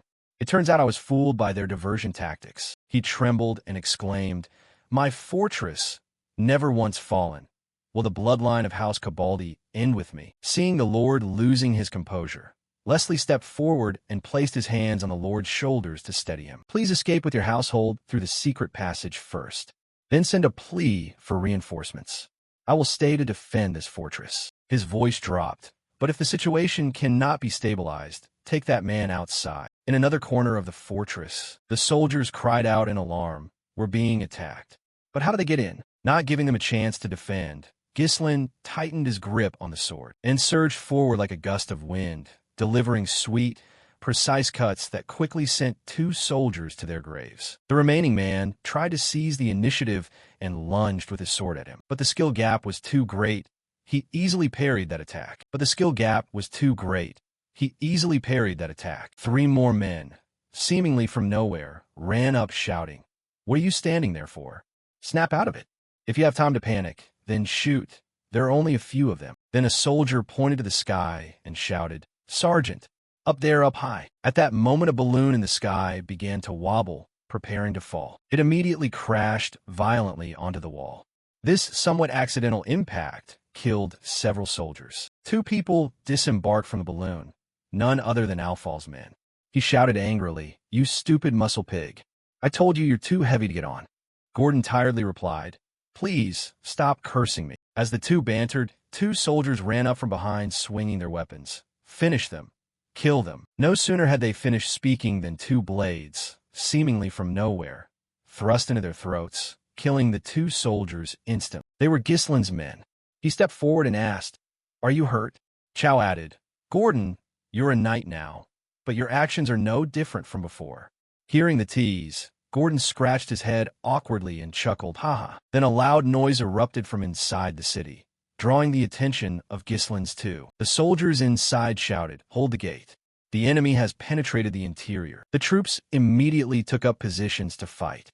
Seeing their hurried demeanor, Chow exclaimed, "What? They've gone on the defensive?" He continued, "Their response is quicker than I thought. It seems there's someone inside this fortress who's still sharp." He thought to himself, "The enemy forces dispersed by our earlier tunneling trick are probably reassembling. We must hurry." Then he turned to the others and said, "Has everyone descended?"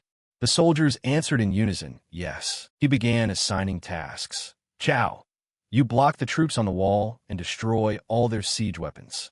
Belinda, go find Count Cabaldi." Both of them nodded in agreement. As for himself, he looked straight ahead and said, "I'll clear the way to the main gate. Is everyone ready?" The soldiers raised their swords and shouted together, "Our morale is ready." He then put his mask back on and declared. The Fenris Knights began their operation. After that, everyone moved into their prearranged positions. At the main gate, seeing Gislin's men charging, a soldier shouted to the captain, "Commander, they're coming." He remained calm and said, "As expected, they're targeting the main gate." He also pointed his spear forward and shouted, "All troops, raise your spears. Stop them for us. Hold them until the main force from the southern gate arrives." At the order, both sides rushed into a fierce battle. But with Gislin leading, the disparity in strength between the 2 sides became obvious. This made Leslie's eyes widen in surprise. The soldiers clearly showed their weakness against Gislin's men. Whoever charged was cut down with a single blow. 2 soldiers who witnessed this had their morale shaken. How is this possible? We can't stop him at all. The most surprised was Leslie. He thought, each weapon is wrapped in mana. Wait, are all the attackers knights? But even if they are knights, they shouldn't be able to push back the heavy infantry holding the front line so quickly. Then he fixed his gaze on Ghislain, who was taking the vanguard. We must stop that man. The troops gradually lost their advantage and fell back, shouting, Commander Leslie. Their momentum is too strong. The outer city forces can't hold them anymore. At this rate, before the main force arrives, the main gate will, Leslie said coldly, destroy it. Demolish the entire mechanism used to open and close the gate for me. I'll buy you time. With those words, Leslie began to emanate a pale, purple mana. Ghislain's group cut through them like a knife through bamboo. He swung his sword hard and charged forward, his eyes fixed on Leslie's position. Without hesitation, he leapt in and unleashed a slash aimed straight at him. Leslie reacted swiftly and raised his sword to block the attack. Their gazes briefly met. Then they resumed, exchanging moves without pause. He attacked while the other defended, and when he defended, the other counterattacked. They fought fiercely for a while. The moment a gap was spotted, Leslie lunged straight forward, but with his ample experience, the other easily slipped aside, avoiding the direct thrust. After 7, 4, 9 exchanges with no clear victor, the two returned to a defensive stance, staring directly at one another. Their eyes met again. Leslie introduced himself. I am Leslie, captain of Cabaldi's Knights. The man declared firmly, you may not advance another step. Somewhere else, inside the fortress, Cabaldi approached a large prison cage in a secluded spot. Inside, solemnly, someone was imprisoned, cruelly bound by chains that wrapped his entire body. Standing outside, Cabaldi urged, Lucas, you must go out there and buy me time. The man inside slowly opened his eyes, but did not answer immediately. Then the corner of his mouth curled into a suggestive smile, and he said coldly, if that's what you want, why don't you remove this for me first? He said this as he grabbed the heavy chain hanging at his neck. In another corner of the battle, Chow shouted excitedly, forward, leave neither weapon nor man intact. He plunged into the fray like a moth to flame. Belinda was no less fierce. She dispatched 2 soldiers with a single effortless cut, in contrast to the brutality on the other battlefield. At Ghislain's location, the two stood facing each other once more. Leslie declared resolutely, I am Leslie, captain of Cabaldi's Knights. You shall not pass. This opponent was no pushover.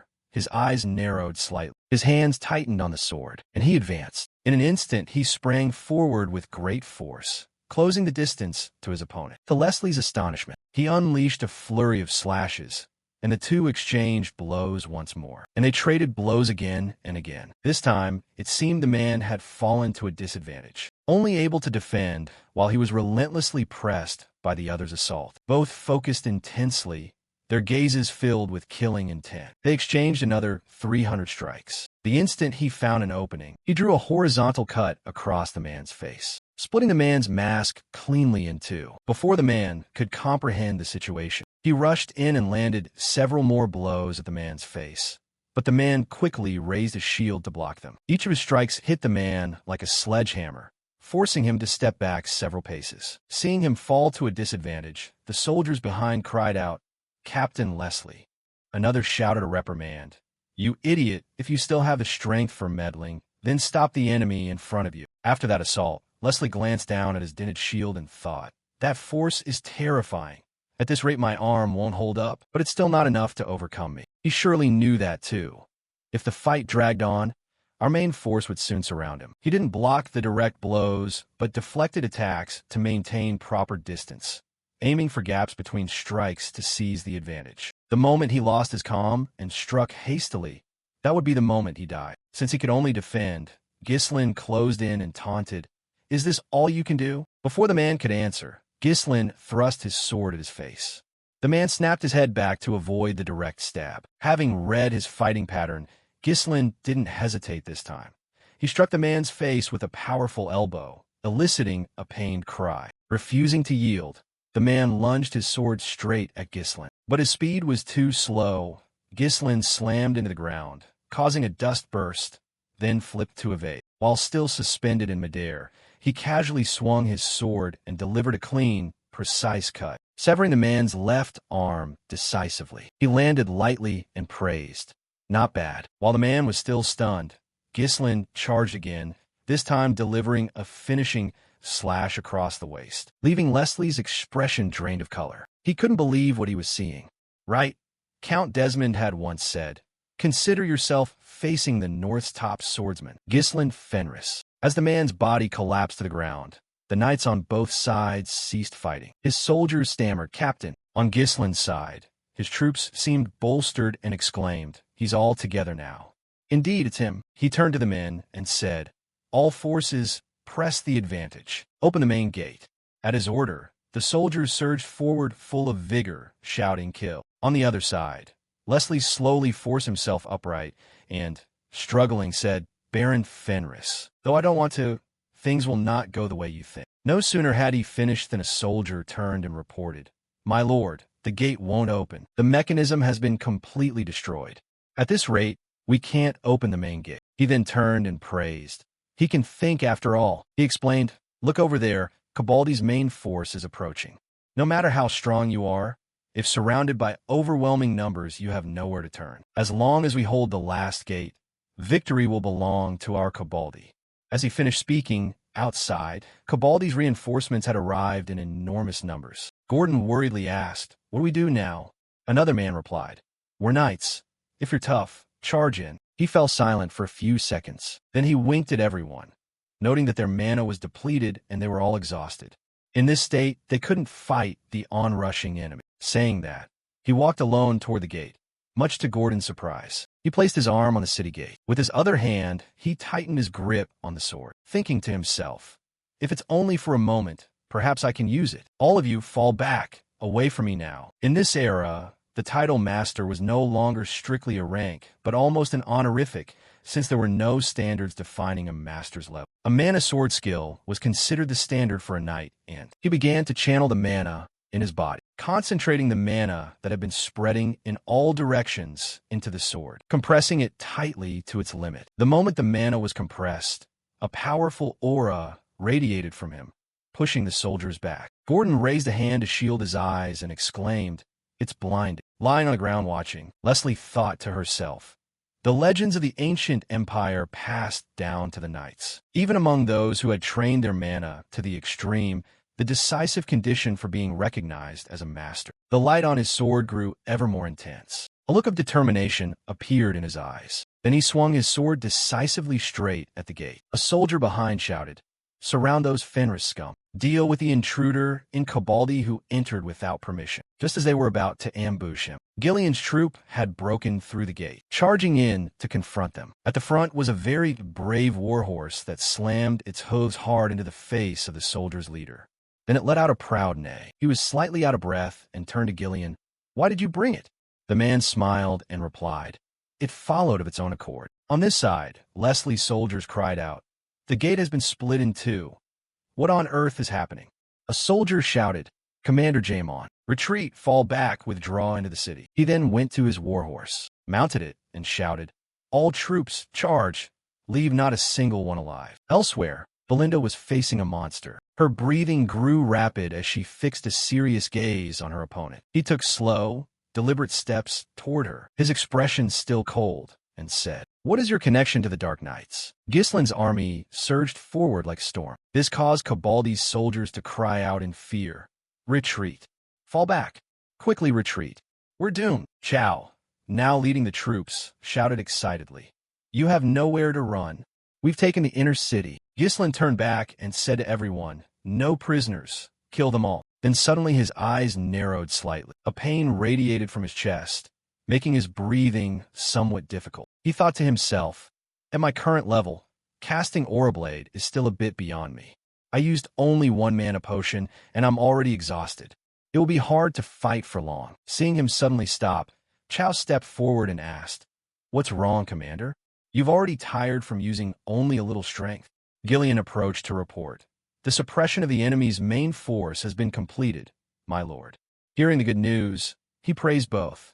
"Well done." He turned to everyone and asked, "What about Belinda's side?" Alfal exhaled wearily and replied, "After she entered the city, there's been no news yet."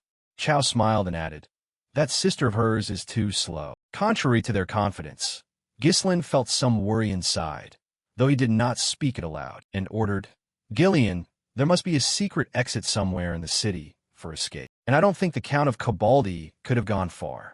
Have the cavalry thoroughly searched the outer districts for tunnel exits? He nodded in confirmation. Yes, my lord. He continued. As for Belinda, I will find her personally. With that, he darted deep into the city. Cut to Belinda's perspective. At this moment, she was at a disadvantage against Lucas. He demanded, What is your connection to the Dark Knights? She was stunned by the question and echoed, How do you know that name? He fell silent for a few seconds. Suddenly, from afar, a sword flew in from nowhere and hurtled toward him. But with lightning reflexes, he easily raised his spear and deflected the surprise attack. Taking advantage of his distraction, Belinda leapt high into the air, then spun and delivered a crushing downward kick. He immediately raised both hands to block. Belinda shouted, Answer me! But Lucas remained silent and did not answer. They continued to spar for another 300 exchanges. One attacked while the other defended. Thus they plunged into an unending fight. The moment she found an opening, Belinda leapt back and landed safely. Not giving her time to rest, Lucas immediately recovered his stance, tightened his grip on the spear, and lunged at her to strike once more. Belinda didn't dodge immediately. Her eyes narrowed slightly. Just as the spear was about to thrust home, she suddenly spun, springing up to evade the direct thrust in an instant. Seizing the moment while he was unprepared, she followed through with another kick. But Lucas had anticipated this.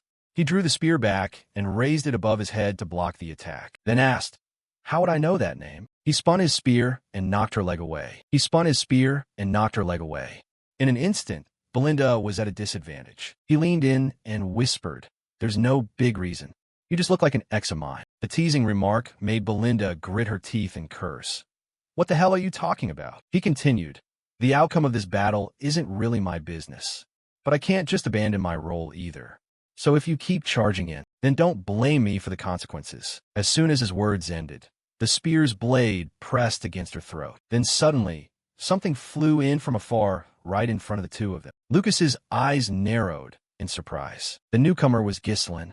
Without hesitation, he rushed in, swinging his sword to knock the spear aside and rescue Belinda. Seeing him appear suddenly, she exclaimed in shock, Young master, he coldly admonished, Get out, Belinda. Leave this one to me. Lucas looked at him with extreme coldness. Then the corner of his mouth twitched into a smile as he said, Young master? He gave no explanation and immediately lunged to attack him again. But all his attacks were blocked by him with astonishing ease. The two fought for a while. He clicked his tongue. Tisich, it seems it'll be hard to catch that woman now. Are you the noble who started this war? No sooner had he finished speaking than he surged forward to attack and seized the initiative. Just as his spear tried to bind Ghislain's sword, Ghislain spun his blade and delivered a horizontal slash at his side. Sensing the danger, Lucas leapt up to avoid the slash. But this was all anticipated by Ghislain. As soon as he jumped, Ghislain spun and launched a kick aimed straight at his face. The unexpected kick left Lucas stunned. He quickly retreated to regain his composure. He stepped forward, laughing loudly. Ha ha, it's good to see you again, Lucas. Seeing the man before him know his name, Lucas flinched. You know my name? He replied, Know it well, in fact. He thought to himself, Lucas, a subordinate and former comrade of mine.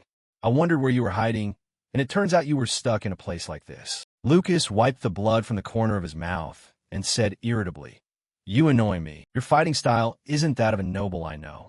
It's gone beyond the usual bounds. Then he pointed the spear at him. What is your true identity? He didn't hide it and answered immediately. I once served as a mercenary for a time. This surprised Lucas, who uttered a soft, Oh, a noble who became a mercenary? He didn't answer his question, but immediately countered. Let me make you an offer. If you defeat me, I promise to withdraw my troops from the city and restore everything as before.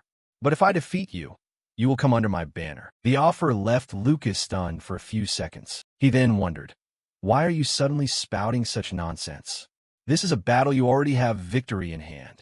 At a time like this, you want to let everything be decided by this petty wager? And I have no ties or attachments to this city anyway. This amused him even more. Is that so?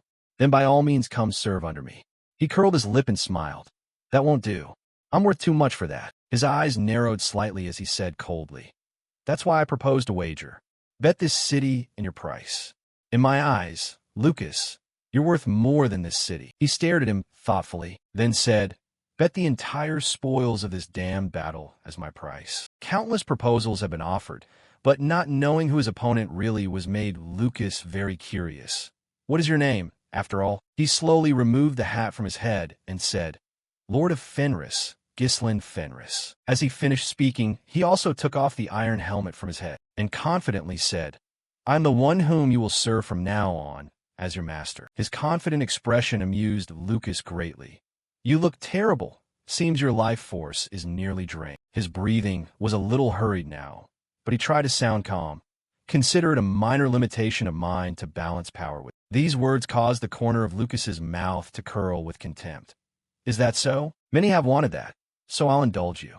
With that, he leaped and lunged toward him, preparing to attack. Among the snow-covered mountains, we see someone packing their belongings and stepping out of the tent. It is Lucas wearing thick clothes and snow boots, a spear strapped to his back, a close-up revealing a scar over his left eye. As he departed, he happened upon Ghislain and said, From today, I am no longer your subordinate.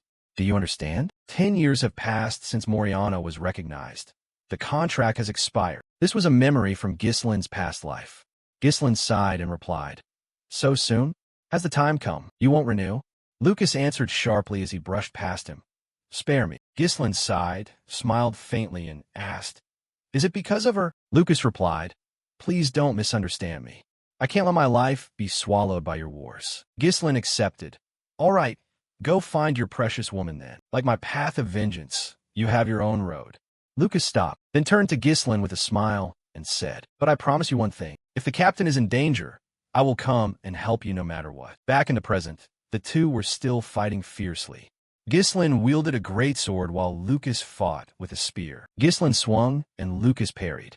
They stared at each other, their gazes showing not a hint of hesitation. Then, they separated as Lucas unleashed a series of lightning-fast spear thrusts, and Ghislain blocked them all before counterattacking with a strike aimed at Lucas's head. Lucas raised his spear and deflected the blow upward. Lucas counterattacked from above, but Ghislain bent down and evaded. Ghislain then aimed at Lucas's body.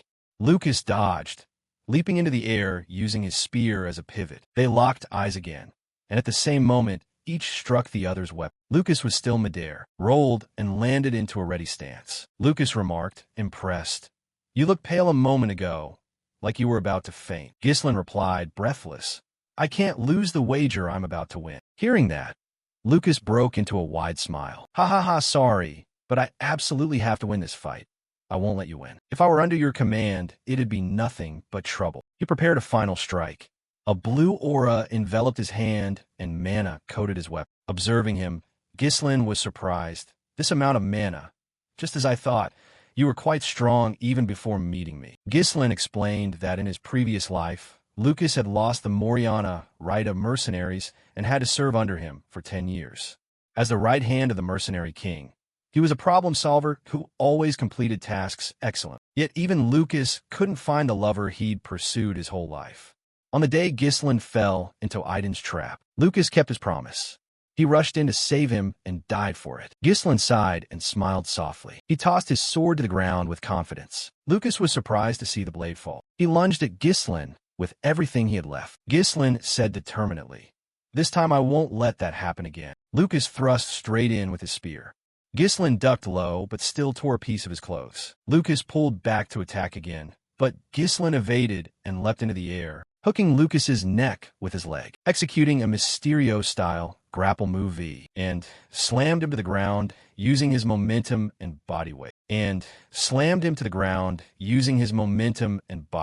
Lucas cried out in pain, a mouthful of blood spitting from his mouth. Immediately, Ghislain landed atop Lucas with a dagger at his throat and said, This is my victory. Lucas panted, Damn it, things just got even more complicated. At last, someone had won. Ghislain's assault killed many of Count Cabaldi's soldiers. The scene cut from Ghislain standing to Count Cabaldi kneeling with his hands bound.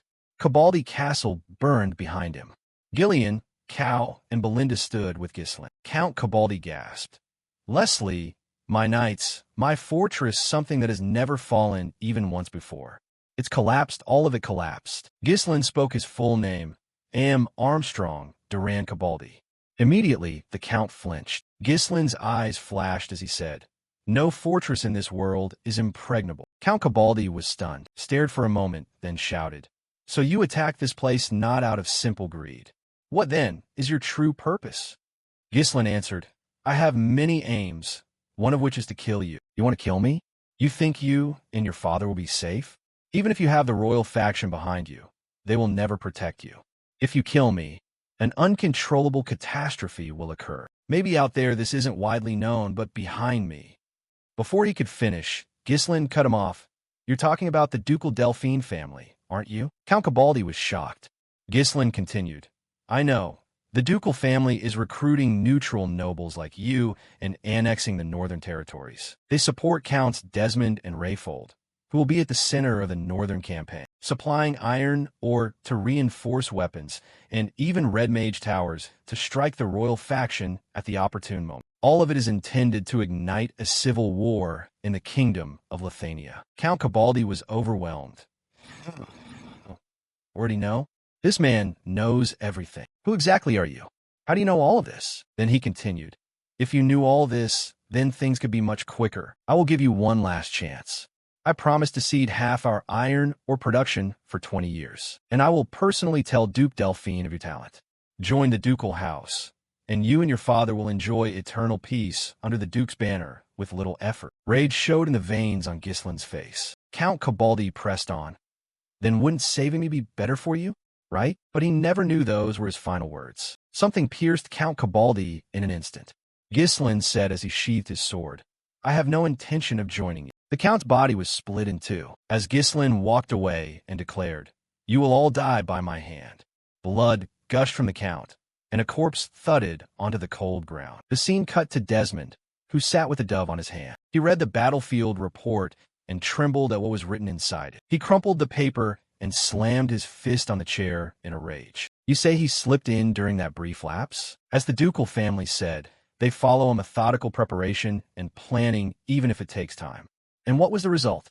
Many sat around a round table as Desmond implied that all attacks against Gislin had failed. Every plan he painstakingly prepared returned the same result. All ended in abject failure. Gislin went up to Perdium. Now he had the royalist faction loyal to him at his back. Angrily, he declared plainly, "We must crush these sprouts before they grow. I need no one's orders or reports anymore. From now on, everything will be decided by my will. From now on, the top priority is the destruction of Fenris and Perdium." In the capital Cardinia, Marquis Maurice Marquis asked in astonishment, "Did the Baron of Fenris really defeat Count Cabaldi, the man called the Master of the Iron Fortress? What the hell happened?" He laughed and added, "I didn't expect the Baron of Fenris to possess such superior military skill. Truly, you can't judge by appearances." Rosalind beamed with joy and added, "Moreover, they say he took the fortress in an all-out battle, and Count Cabaldi did not surrender. Lord Gislin demonstrated great strength during the siege of Perdium, so his military might cannot be doubted." Marquis Maurice could hardly believe his ears and objected, "That's impossible. He was just lucky. Without that great famine, he couldn't have won so easily." Sister Bill Norton replied sharply, "Are you acting like that's the issue? In the end, what matters is that he won." Marquis Branford fell silent for a moment, then asked his guard, "Has Desmond made any moves?" Talio answered, "Yes." They kept silent. Marquis Maurice Marquis relaxed and admitted, "I expended great effort positioning the kingdom's armies on the road to Cabaldi's fortress." But Count Anselm remarked, "Well, we've already profited enough from this season's harvest." Bill Norton added, "And now it's clear Count Cabaldi is receiving support from the ducal family, so it will be difficult for them to intervene at this time." Rosalind thought to herself, "If Count Desmond acted over this, we could confirm that he is not a neutral noble, but allied with the ducal family." Marquis Branford warned, "It's still too early to judge hastily. Of course, with the Baron of Fenris's victory, the influence of the royalist faction will expand north." He continued, "Yes, we have gained significant military power now, but the ducal family will not stand idly by.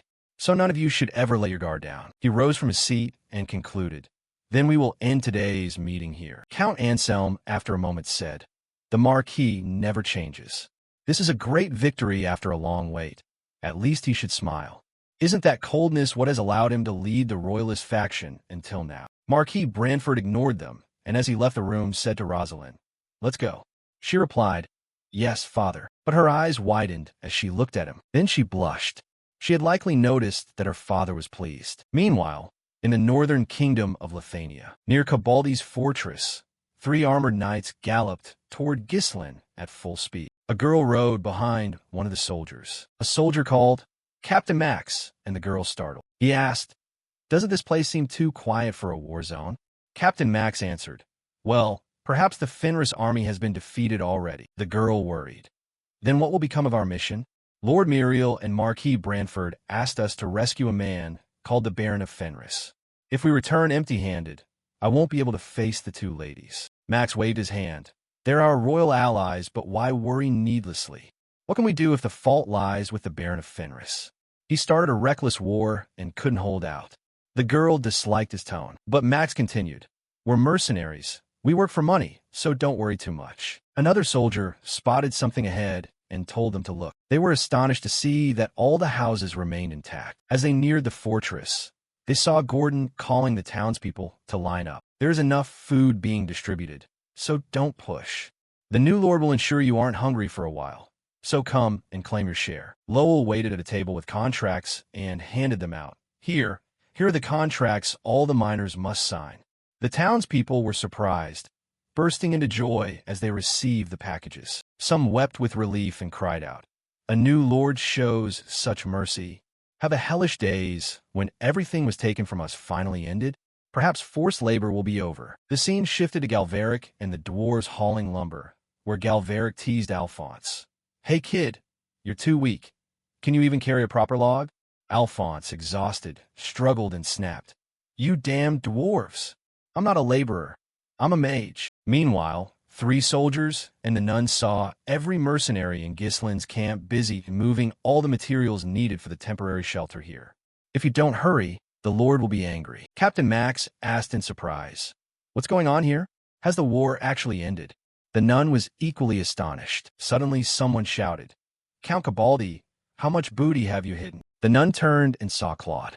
Claude and 3 others boasted, "Even inside the fortress there's nothing but gold, artifacts, and valuable items."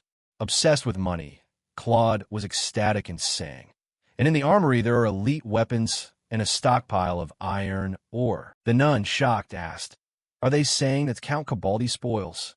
Max was also stunned and thought to himself, "Could it be?" Dew suddenly appeared and startled them. "Faces I have never seen before." He growled and demanded, "Reveal your identities and purpose." The scene shifted inside Cabaldi's fortress, to the great hall where 2 guards stood watch. They stood at attention and opened the gates to reveal Gislin standing at the window looking out. Gillian had brought the nun and Captain Max to him. The nun trembled at the sight before her. Gillian said to Gislin, "My lord, they are visitors from the capital." Gislin stood with his back to them for a few seconds, then turned to look at them. Max appraised him, thinking his long life as a mercenary had taught him to read a man's worth by posture and the smell of blood not yet dried from war, the disciplined movements, and he concluded, "This man is the Baron of Fenris." Gislin studied them without expression and asked, "And who are you?" The nun and Max bowed respectfully. Max answered, "It's an honor to meet you for the first time. My Lord Baron of Fenris, my name is Max, and I was sent by Marquis Branford. I came with the mission to rescue you by any means if you were in danger. I came with the mission to rescue you by any means if you were in danger." Gislin looked at him and smiled. "You're late," Max tried to explain.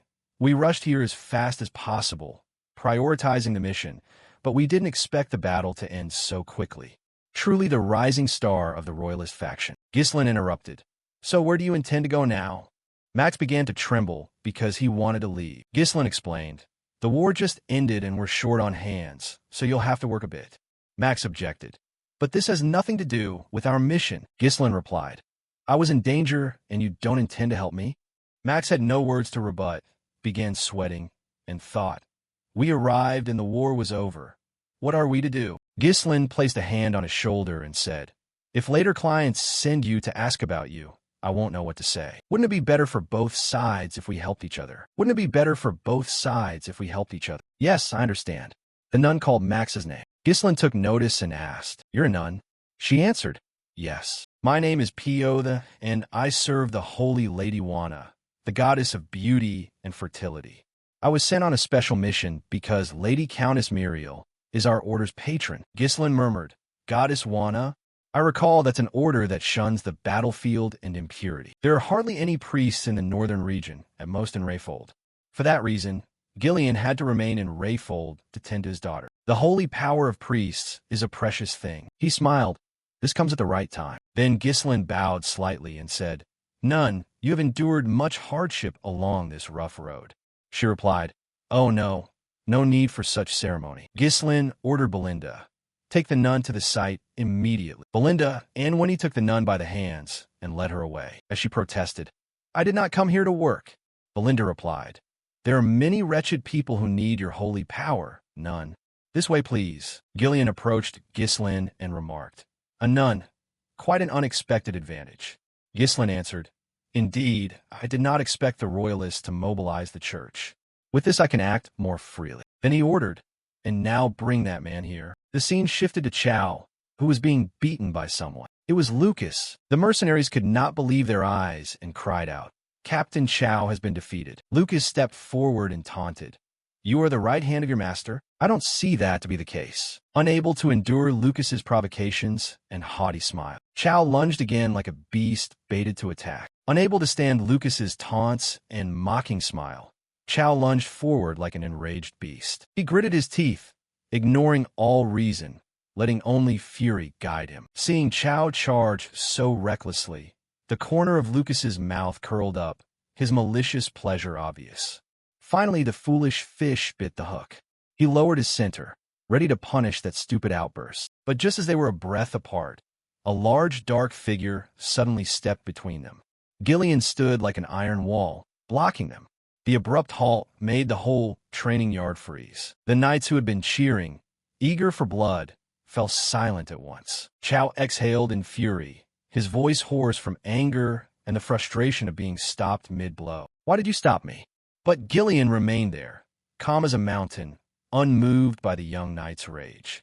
"Enough." Lucas immediately relaxed and stepped back with an air of nonchalance.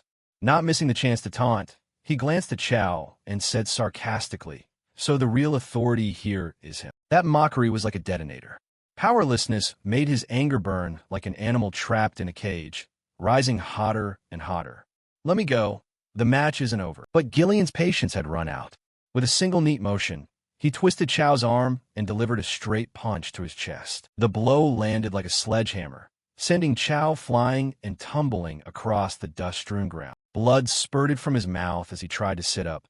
His chest ached as if a boulder pressed down on it. Gillian stepped forward, looking down at Chow with an icy gaze. "No matter who stands before you, you must keep your dignity." Gillian then turned and called to Lucas, "Let's go. The Lord is looking for you." Lucas shrugged and followed, a faint smile still playing on his lips. Chow watched their figures recede with eyes blazing with disappointment. He slammed his fingers into the ground, clenching his fist tightly, his face twisted in helplessness. Before they were fully out of sight, Gillian glanced back and clearly saw that bitterness. As they walked down the quiet corridor, Lucas suddenly chuckled. Gillian glanced at him and asked, "What's so funny?" Lucas still giggled. "It's just my first impression of that lord. The first time I met him, he had me deal with one of his soldiers. Most lords care about land and money, but he even manages the hierarchy of his knights. Odd, isn't it?" Night fell, and the training yard emptied. Only the sound of wind through the banners and a lone figure remained. Chow trained as if chased by today's ghosts. Every strike was laden with the humiliation of Lucas's laugh, the helplessness before Gillian, and the hot blood still lodged in his throat.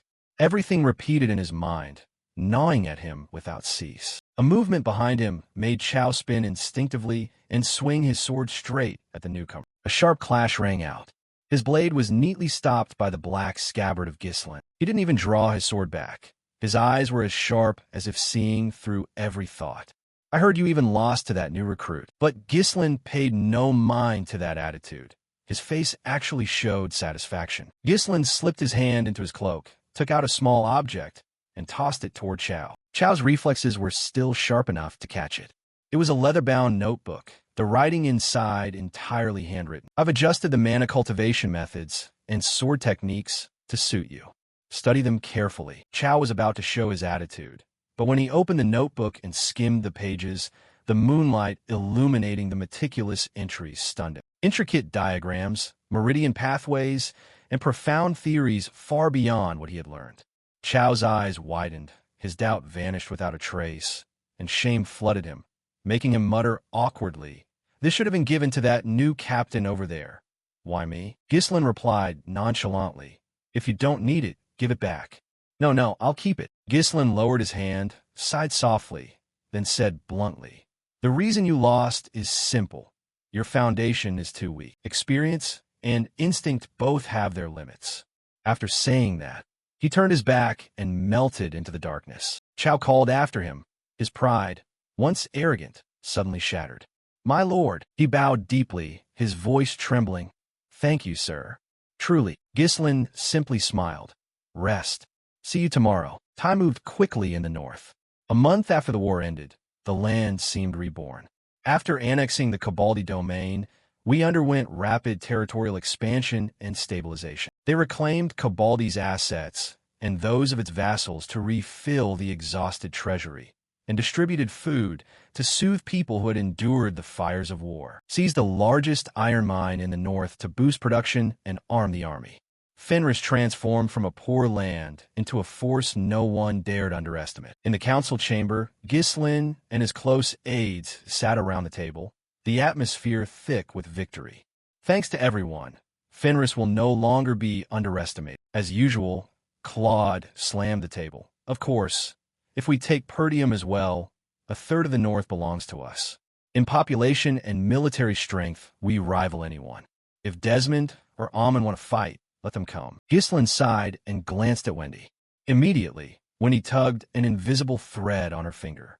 Gag, Claude's neck tightened. He could only gape like a beached fish. Berinda shook her head in exasperation. "This man never knows when to be quiet." Ghislain ignored the commotion and focused on a more important matter. "We can't celebrate yet.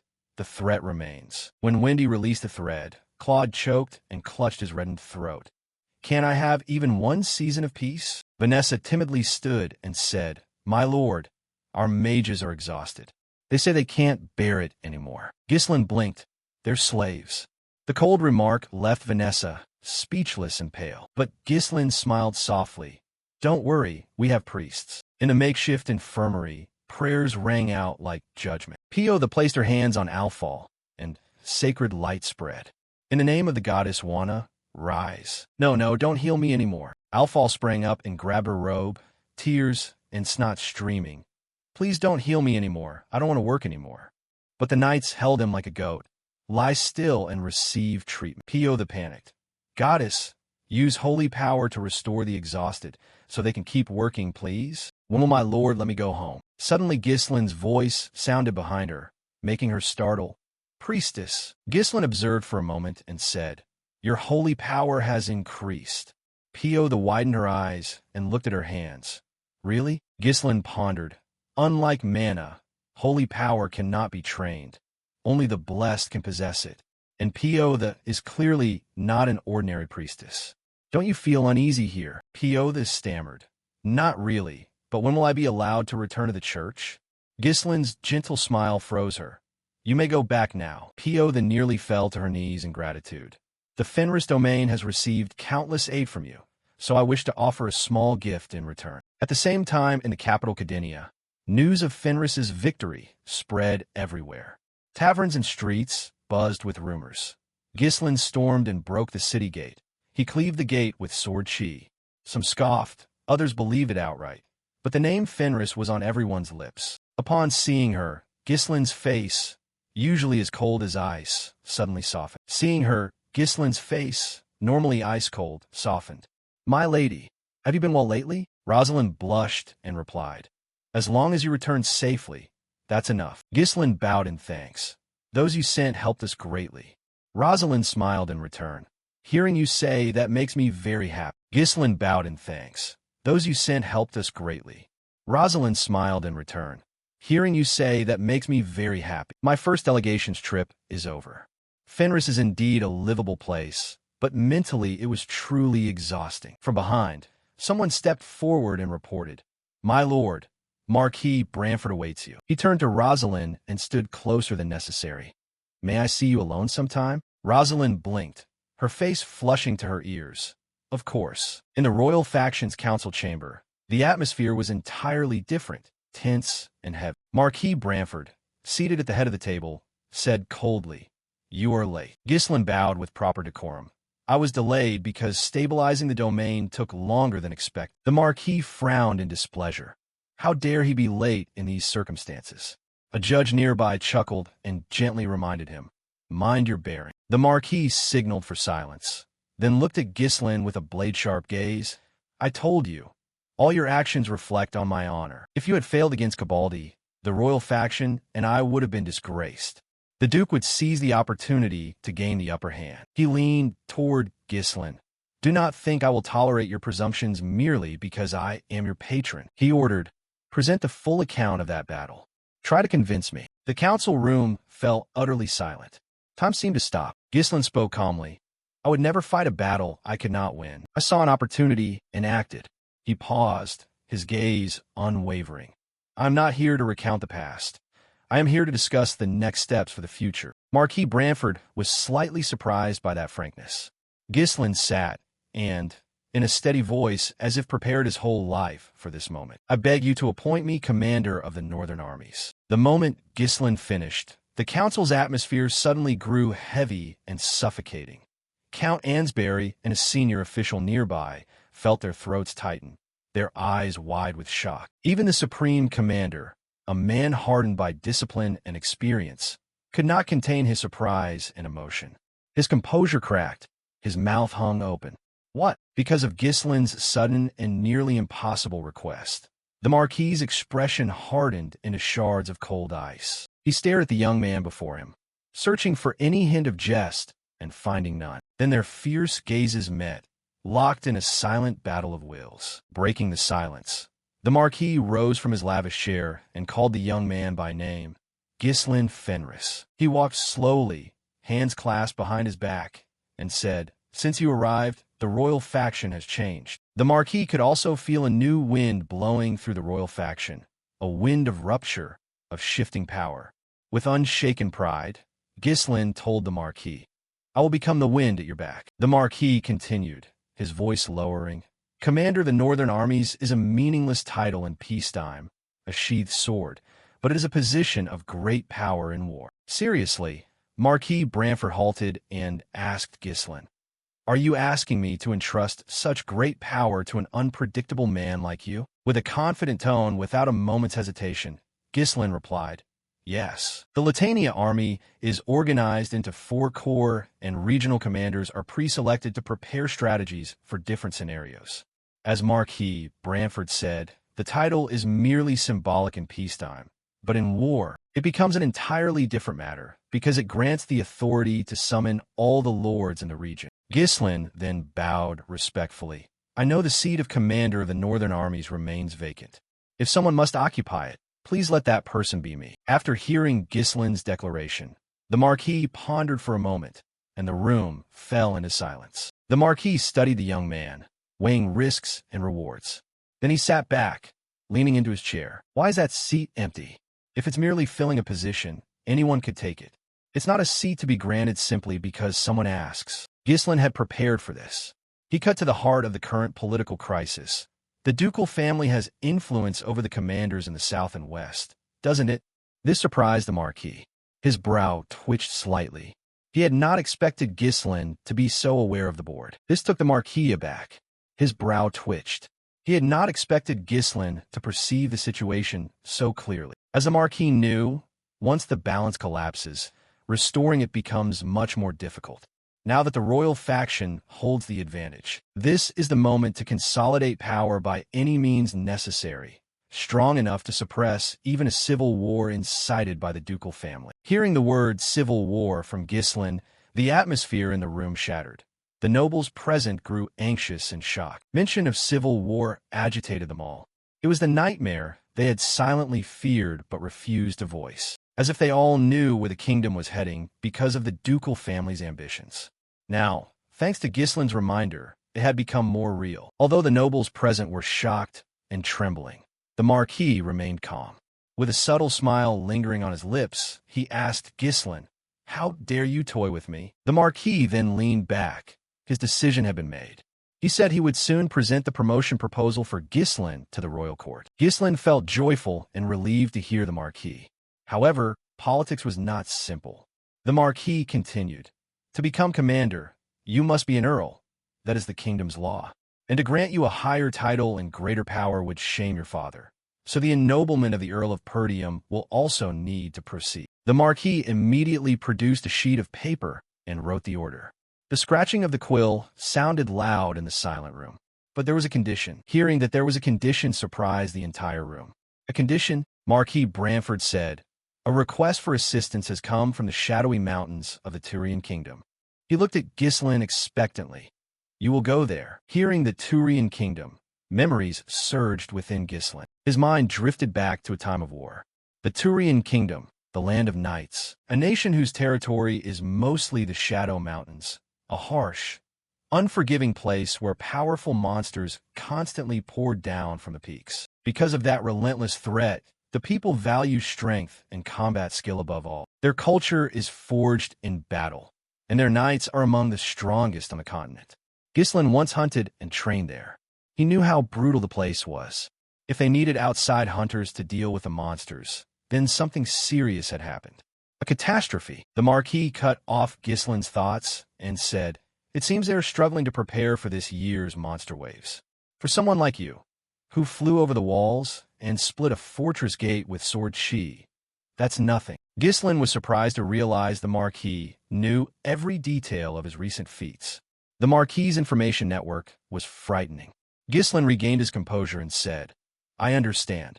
But being a seasoned strategist, he asked the Marquis to deploy troops near the Fenris domain as a precaution while they were absent. Although the ducal family appeared weakened, they did not know what they might do. When Gislin left, descending the great corridors of the palace, he looked down at the city sprawling below, a place peaceful until now. Gislin thought of his previous life and recalled the tragedies that befell this land. In that past timeline, Duke Delphine had manipulated the previous commanders. He moved his pieces in the shadows. Then he started a civil war and ultimately seized the throne, drowning the kingdom in blood. The northern commander at that time was Harold, who paved the way for the Duke's victory. With a newly burning resolve in his chest, he decided that this time he would strike first. He resolved to take the north the same way the Delphine family had in his past life, but he would use it to save the kingdom, not to destroy it. The scene shifted abruptly, leaving the capital's lavish halls for a windswept, desolate land. In the middle of the field, a helmet was placed atop a sword driven into the ground. It was a makeshift grave, a memorial to defeat. An unnamed knight, an old man with weathered skin and tired eyes, touched the blood-stained helmet with deep feeling. His fingers trembled as they traced the dense and dried blood. As the wind blew and tousled his gray hair, sorrow overwhelmed him. It was a grief so deep it felt like dying. Count Desmond approached the nameless knight from behind, his heavy footsteps scraping the dry ground. He stopped a few paces away and asked, "Well?" The nameless knight slowly turned and saw Count Desmond. There was no surprise in his eyes, only emptiness. But the old man then looked toward the horizon where the sun struggled through the clouds and, in a heavy voice, said, "Victor, he had a promising future. This world is cruel." The old man did not wait for an answer and continued. "The one who killed Victor was Gislin Perdium, wasn't it?" Count Desmond replied, "Yes, Gislin Perdium, now Baron Perdium." The nameless knight remained silent for a while. Then he began to walk away, turning his back on the sword and helmet. There was no reason to lament. In this world, those who run are always overtaken by those who learn to fly. It was a bitter philosophy, an admission of defeat. "Thank you for the information, Count." But Count Desmond did not stop. "It was we who pressured Perdium, and as a result we paid the price." Hearing that made the old man halt. His shoulders trembled. Desmond stepped closer and continued, "Victor is dead. Only after everything ended did the Viscount request that Ghislain be reinstated as the greatest swordsman of the North. Behind Ghislain stands the royal faction, and now they even use the army to monitor us. The position of a neutral noble is now only an empty shell. The old man turned and asked the count, "Do you suspect the ducal family's strength?" With a resolute tone and a determined look, Count Desmond declared clearly, "From now on I will obey no one's orders. I myself will ignite the war and annihilate both Perdium and Fenris. In the end, I will fight the ducal family to the death. He is ready to burn the world to get what he wants." The old man fell silent after hearing the count. Then he said, "If that happens, the royal faction will not sit idly by. You will be the spark that ignites civil war. Facing them without the Duke's power would be. Hutton before me need not painfully hide his feelings. Do you really think giving up like that is enough?" That question shattered all the emotional barriers the old man had built up. The facade of the steadfast warrior collapsed. The old man spoke with a voice trembling with anger. "I can never forget that night." Memories flooded back to when Victor was still a child. The undefeated child. He had never known defeat. And yet this time he returned with his helmet split in two. Tears welled in his eyes, hot and furious. That precious child, my only disciple. I should have forged him to be stronger. He blamed himself. How could that possibly have been enough? The old man then completely lost his composure. The nameless knight knelt before Count Harold Desmond. He bowed his head and said, "Ghislain Perdium, please allow me to personally take the head of that monster." Count Desmond said angrily, "That moment will come soon." Hutton Desmond looked down at Victor's master and said to him, "When that time comes, tear everything apart with the guild. Ghislain Perdium must die then." Before Ghislain departed for the Turian kingdom, the atmosphere there was heavy. Rosalind stood before him, her delicate brows knitted into a deep line. With an unmistakable worried look, she quietly asked, "Are you really going to the Turian kingdom?" Ghislain nonchalantly readjusted the strap of his gauntlet, his expression calm. "Yes, it's the Marquis's order. I must comply." Rosalind's worry deepened at that confirmation. She stepped closer, her voice trembling slightly. "To such a dangerous place, and the war only just ended." But before she could finish, Ghislain interrupted. "It seems they still don't fully trust what I've achieved. Perhaps they want me to prove myself through this mission." With a warm look that melted the icy tension of departure, Ghislain gazed into her eyes and said, "Don't worry, I'm sick of hunting monsters by now." Rosalind fell silent, feeling embarrassed to realize she could not hide her anxiety. Her cheeks flushed slightly as she tried to regain composure. She then cleared her throat and shifted to a more practical topic. "Anyway, the negotiation with the Wana church you requested went well. You can keep Sister Pio the nearby for a while without worry." Ghislain straightened, adjusted his posture, and said in surprise, "Even if she is a patron, bringing a nun from such a strict order along is no easy matter. I know the Wana church is notorious for stubbornness and rigid rules." With gentle triumph, a mischievous light returned to Rosalind's eyes. "No, it's nothing special. The leader of the Wana church may be a priest, but he is weak before money." A knowing look passed between them. Then Ghislain bowed slightly, a courteous and respectful gesture. "Miss, I am once again indebted to you." Rosalind blushed at his gesture. The formality mixed with sincere gratitude left her flustered. She meant to say something, her lips moving but no words coming out. Then Ghislain extended his hand, an invitation, a classic knightly ritual. Rosalind placed her hand in his. In a truly romantic moment under the morning light, Ghislain kissed her hand. He lingered for a second, then looked straight into her eyes. "Milady, I always wish for your happiness." Time passed, and the scenery changed rapidly. They were now far from the comforts of home. At the foot of the shadow mountains of the Turian kingdom, the air was thin and bone-chilling. Ghislain and his companions pressed onward. The terrain was treacherous and the sky a sullen gray. Suddenly Berinda pointed ahead, her sharp voice cutting through the wind. "Incoming!" A horde of terrifying monsters lunged down, hissing, howling, and clawing. The air erupted into chaos. Ghislain's group began slaughtering the monsters with relative ease. It was a massacre rather than a battle. Ghislain cut through the creatures like slicing tofu. His blade moved so fast it blurred, meeting no resistance as it passed through bone and hide. His horse seemed even more excited than its rider. It reared and tore, plunging into the fray with frenzy. Lucas slaughtered monsters with his spear at lightning speed. His weapon struck like a cobra, piercing hearts and throats with deadly precision. Chow, with the new martial techniques granted by the Lord, was also exhilarated. He moved with newfound power, his body flowing through the hard-earned forms. The exhilaration of battle took hold of him, and Chow began to laugh loudly. A wild sound echoed off the cliffs. He shouted challenges at the monsters, intoxicated by his own strength. Suddenly, irritated by the noise, Belinda threw a hooked chain. It flew with absolute accuracy and embedded itself in Chow's mouth. She yanked the chain hard, pulling him back onto the saddle. Chow collapsed on the saddle, clutching his cheek in pain and angrily asking, "Hey, why did you hook my mouth?" Belinda calmly reeled in the chain. She looked at him with soulless eyes. "Next time, do you want me to hook somewhere else?" Chow was stunned. He studied her cold expression and realized he shouldn't argue with women, especially not this one. He rubbed his cheek and muttered to himself, "We've been meeting monsters all along the way. So is this wild country full of powerful beasts?" At that moment, Lucas seized the chance to taunt. "You still came along knowing that? Brave, or just plain stupid?"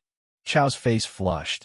He tried to ignore Lucas's mockery. "Say what you want." In a serious tone, Ghislain told them to halt. "Prepare yourselves, we're almost there." Ghislain's mind drifted back to a few days earlier during the preparations in the Fenris territory. The room had been warm then, a stark contrast to the current icy journey. Ghislain stood before his vassals and outlined the plan. He explained why he must go personally to the Turian kingdom and reassured them, "I won't be gone long." Hearing Ghislain say he was leaving, Claude felt joy inwardly. Their minds were screaming at the thought. They thought it was finally time to be lazy without the Lord's intimidating gaze. However, outwardly they tried to keep calm, masking their joy with a touch of feigned worry. Claude could barely hold back a laugh. His shoulder twitched. He pressed a hand to his face to hide his excitement and began to ham it up. "If the Lord isn't here, what are we supposed to do?" Alfal chimed in. "If that's the case, we have no choice but to rest. I mean, endure." Ghislain ignored their performance. He turned to the most trusted man in the room. "Gillian, manage the territory while I'm away." He pointed sharply at Claude and Alfal. "Make sure those two don't get lazy."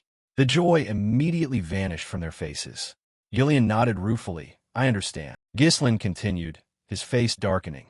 "I've positioned troops near the territory, using royal forces. But the truth is we don't know how Desmond will act, because we've driven him into a corner. He might launch an all-out attack." In a commanding voice, Ghislain ordered Gillian, "If Desmond attacks, do not engage. Withdraw immediately." It was a shocking order for a warrior. But Ghislain understood his lord's intent. Preserving lives mattered more than honor. He bowed deeply to accept the command. It was a shocking order for a warrior. But Ghislain understood his lord's intent. Preserving lives mattered more than honor. He bowed deeply to accept the command. Chow ran forward to stop them. In desperation, he begged to come along. Hearing Chow, Claude and the others were stunned. Why would anyone volunteer for hardship? Alfal asked. Why would that famed fellow refuse a chance at an easy life? Lucas resumed his habit of sarcasm. It's hard to survive there with only mediocre skills. The Lord was considerate to keep you behind. Stay in the territory for safety. Chow immediately threw a punch in irritation, but Ghislain intercepted it in time and caught his fist with ease. Despite the blocked punch, Chow glared past Ghislain at Lucas. Our last match isn't over, and this time the outcome will be different. Lucas raised a brow with interest. Oh, really? Ghislain looked into Chow's blazing eyes of determination, then sought Gillian's assessment. Gillian answered with certainty. One of me will be enough. With a discreet smile acknowledging his subordinate's growth, Ghislain said, Good, Chow. Come with me. Back in the present, the memory dissolved as reality arrived. Ghislain's group had reached their destination. A massive stone and iron structure appeared. Ironcliff Fortress of the Shadow Mountains. The atmosphere inside was suffocating, thick with the smell of sweat, rust, and old blood. As they entered, the other hunters glanced over with appraising looks at the newcomers. Predatory gazes measured their equipment and confidence. Belinda surveyed the hard faces and massive architecture and snorted coldly. Lucas looked around nostalgically. This place hasn't changed at all. Chow felt the hostility, noting a man staring as if he wanted to eat them alive. Why are they staring so creepily? Ghislain immediately stopped Chow. Don't start anything, Verinda asked. Shall we unload and go hunt monsters right away? Ghislain shook his head no. To hunt here, you must first register as hunters at the guild over there. Verinda frowned. Aren't we here at the royal request for aid? Shouldn't we have some privileges? Why the tedious paperwork? With a smile, Ghislain said, Don't expect too much. The rules here are what they are. They stepped into the guild hall, dim and filled with the grumbling of rough men. Ghislain introduced himself to the sleepy receptionist. I am Marquis of Fenris from the Kingdom of Latania. We arrived in response to a request for aid from the Turian royal court. The receptionist remained indifferent, slowly opening unimpressed eyes. Here, to register as hunters? Titles aren't recognized here. Nobles entering this fortress are equal to everyone else. Verinda erupted in anger. What did you just say? The receptionist completely ignored her and began writing in the ledger. The scratch of the quill was the only sound he made. Don't play noble here and pick useless enemies. The Turian knights only run this fortress at a minimal level. Disputes among hunters are your own problem. He looked up to admonish. Just don't kill each other. After all, you're here to hunt monsters, right? Chow sneered mockingly. You mean you're so lazy you expect us to handle everything ourselves? The receptionist replied bluntly. Yes. Then he tossed 4 badges onto the wooden table with a clatter. With these, you can hunt anywhere in the Shadow Mountains. Don't forget to carry them at all times. He looked at them with near-mocking eyes. Enjoy yourselves, distant hunters. Ghislain took the badge without changing expression. Let's go. Verinda kicked a stone in annoyance. Honestly, they beg for help and act like this. If this were Lutania, but before she could finish, a voice rang from behind. Greetings, new friends. 3 hunters blocked their path. They looked coarse, scarred, and arrogant. The man in the middle stepped forward with a false courtesy. Welcome to Ironcliff. Are the distant nobles freshly registered? Ghislain replied indifferently. Who knows? He turned his back to move on. No time for empty words. Chow glared at them. Move along, we're busy. The man quickly blocked them and tugged his cloak to reveal a distinctive emblem.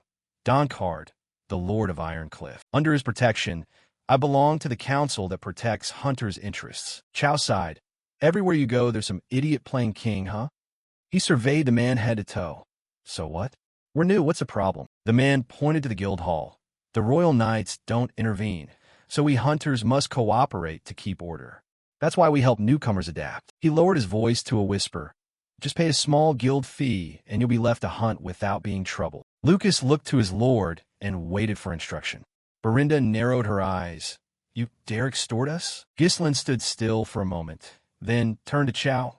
Chow, listen closely. When arriving in a new place, there's one thing we must always do first, especially in a lawless place like this. The extortionist smirked, thinking Ghislain would give in. Seems you're sensible, understanding the situation. He nodded approvingly. Whether you like it or not, we'll meet often here. Best not to cause trouble. He held out his hand for payment. In a motion too fast to follow, Ghislain punched the hunter squarely in the face.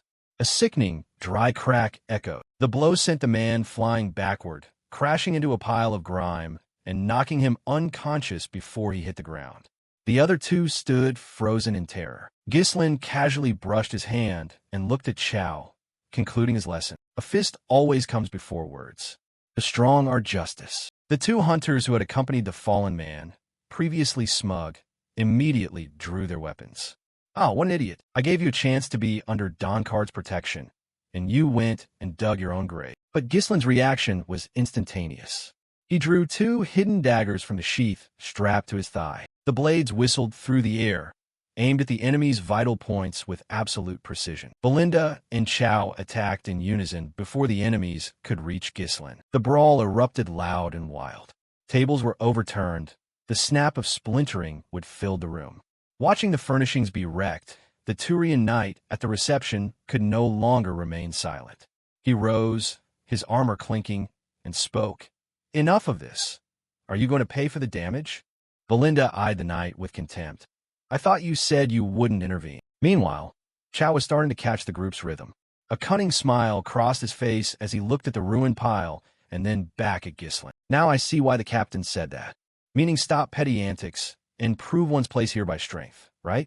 At Chow's words, a faint smile appeared on Gislin's lips. As the dust began to settle, Lucas regarded Gislin with a probing look. You seem very familiar with this place. Have you been here before? Gislin answered in a low, curt tone. Yes, more or less. That reply astonished Belinda. She had known this young master since childhood and watched him grow up.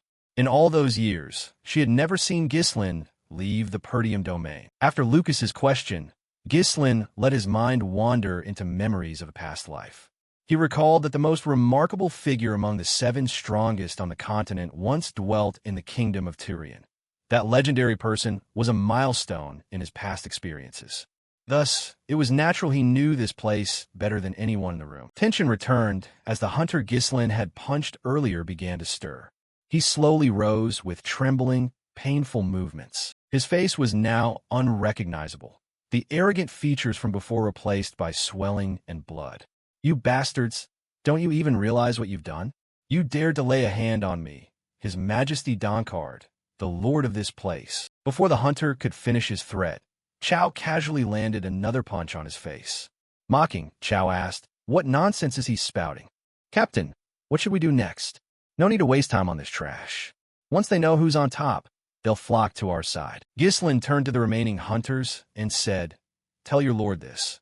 If there's a problem, come and see me in person. The scene shifted away from Tyrion's bustling streets toward the dusty, harsh northern border of the kingdom of Latania.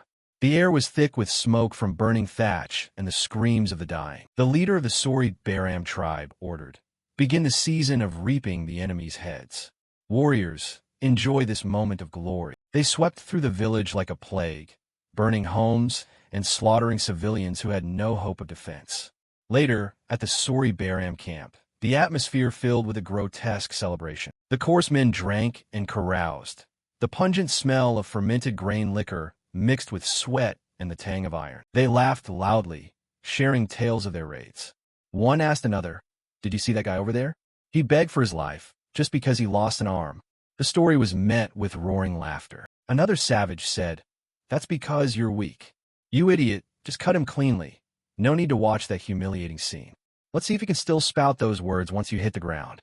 Meanwhile, the Sori Baram leader drank in silence amid the crowd. He was a huge man of muscle and scars, a veteran of thousands of skirmishes. Another savage approached, holding a letter and asking him to read it. Hearing about the letter, Kustu was slightly surprised. News rarely arrived so formally. He took the letter and his eyes scanned the characters. Suddenly, Kustu ground his teeth in anger. The paper felt alien in his hands, and the inked lines looked like scratches. He couldn't make out a single word. Frustration exploded. He flung his cup of wine into the face of the savage who had brought the letter. He roared, if there's writing on it, you should have brought the village chief. Are you stupid? The messenger cowered in fear, eyes wide with terror, immediately apologizing to Kustu. He stammered that he would fetch the chief at once and fled into the camp. After some time, the village chief arrived. He held the letter with trembling hands and began to read aloud. The message was short but weighty. The north is vacant. I hereby grant your warriors permission to seize Perdium. Those words hung in the air, cold and heavy. Hearing that Perdium was to be seized, all the savages present fell silent. Perdium was a land of wealth and history, a place they had coveted for generations. One savage could not contain his excitement. He shouted, at last the chance has come to pillage the rich land the northern wolf always cherishes. Another began to laugh loudly. The time has finally arrived. We will seize the settlement land the warriors have long coveted. Amid the rising murmurs and war cries, Kustu remained silent. He sat like a statue, deep in thought. You want me to take Perdium? Then suddenly Kustu laughed loudly, the sound resonant and wild. Ha ha ha. What trick are those crafty bastards of the Latania kingdom trying to pull to send a formal missive to me in person? I only need a good fight to be pleased. And besides, we've always intended to invade Perdium, so there's no reason to refuse this offer. In excitement and laughter, Kustu rose and ordered his men, send word to the other chieftains to gather their warriors. The moment to seize the land of Perdium has come. Meanwhile, The scene shifted to the towering peaks of the Shadow Mountains. Chow was stunned when Ghislain told him he had to hunt at least 100,000 monsters if he wanted to grow strong. Yes, to become stronger, one must at least hunt that many. What good is coming here just to kill stupid monsters? The truly powerful prey on beasts all around here. Suddenly, Belinda signaled Ghislain to look ahead. Young master, up ahead. Suddenly, Belinda signaled Ghislain to look ahead. Young master, up ahead. At that moment, the monsters also noticed Ghislain's group. They turned their necks back like owls, staring at the whole party. Growls rose from their throats as they charged straight at. Ghislain looked at the approaching beasts and told the group that these were the apex predators of the Shadow Mountains. All bears. Arrogance took hold of Chow. He saw mere animals, not a threat. They show up whenever there's a commotion. I'll handle them. Whether it's 100,000 or 1,000,000, it doesn't matter. But before he could finish, Ghislain punched him off. At that moment, before he hit the ground, an all-bear crushed his horse. The giant monster closed the distance at terrifying speed. Ghislain calmly said, "Never take your eyes off an all-bear. These ones move without making a sound." Chow sprang to his feet, heart pounding in his chest. "You should have warned us about them sooner." Chow approached the first all-bear and swung his sword, only to realize he had cut at empty air. The all-bear easily evaded his attack with agility that belied its massive frame. It immediately counterattacked, kicking Chow with its enormous legs. Chow was forced into a defensive stance, struggling to block its powerful kicks. At that moment, other all-bears attacked him from behind. One clamped its jaws onto his arm and twisted its neck, flinging him backward into a drift of snow. Before he could recover, the beast leapt onto him with its massive paws and razor-sharp claws. While pinned to the ground with an all-bear on top, he barely managed to use his sword to block its claws. The metal groaned under the terrible pressure of these monsters. "Captain, are you just going to stand there?" With a teasing tone, Ghislain repeated, "You said you'd handle it yourself. See it through." Lucas didn't miss the chance to taunt. "I told you so. In a place like this, that clumsy skill won't keep you alive." Chow gritted his teeth and glared at Lucas. "What did you say?" Lucas sighed. "If you're struggling because of those bird brain things, I don't know what to tell you." Lucas's continuous taunts only fueled Chow's anger. Two all-bears kept attacking him with relentless ferocity. Finding no opening to counterattack, Chow could only defend. His strength began to wane. Seeing this, Belinda grew worried. She looked at the young master and asked, "Do you think he'll die?" Ghislain reassured her in a calm voice. "He's not the sort to die from this. All bears are very intelligent. If someone rushes them without thinking, they'll fall into their traps. All bears didn't become the apex predators of the Shadow Mountains by chance. That's why they would never, ever think they could become prey." Ghislain watched Chow closely. "Like when you landed that blow on Victor, I taught you how to grow stronger, and you've done it before. The problem is you never use your full potential unless your life is threatened. You need the mindset of a predator, not prey. Don't charge him blindly.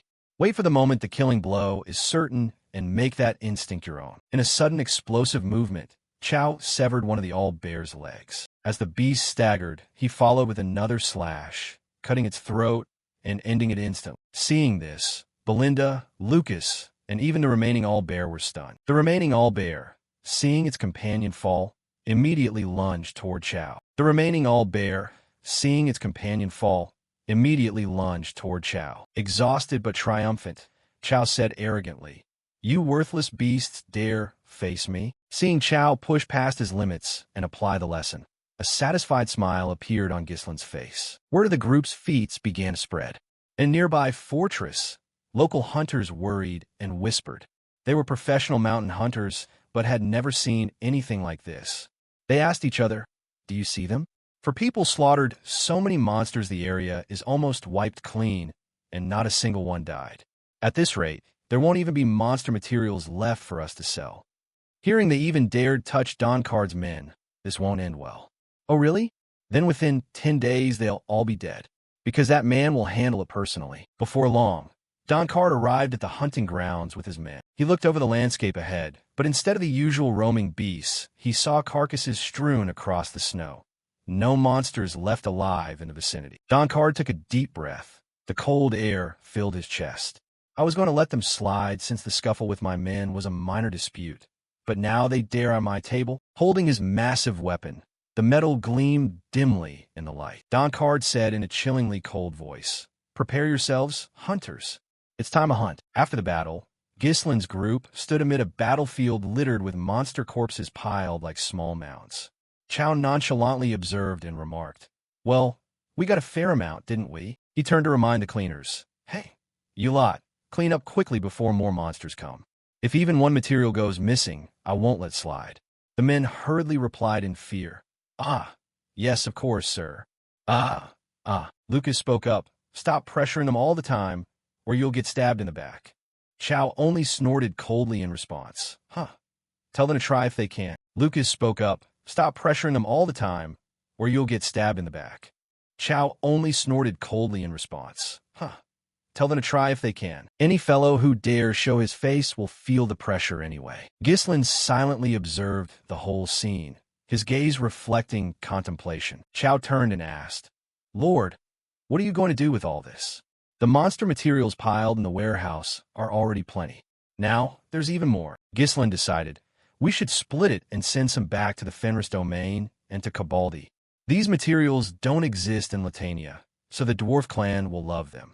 He added, "I've sent a letter telling Claude to organize a transport team, so it should be soon." Before he finished speaking, Belinda came running in a hurry. Gislin took the letter, read it quickly, and his expression immediately turned grave.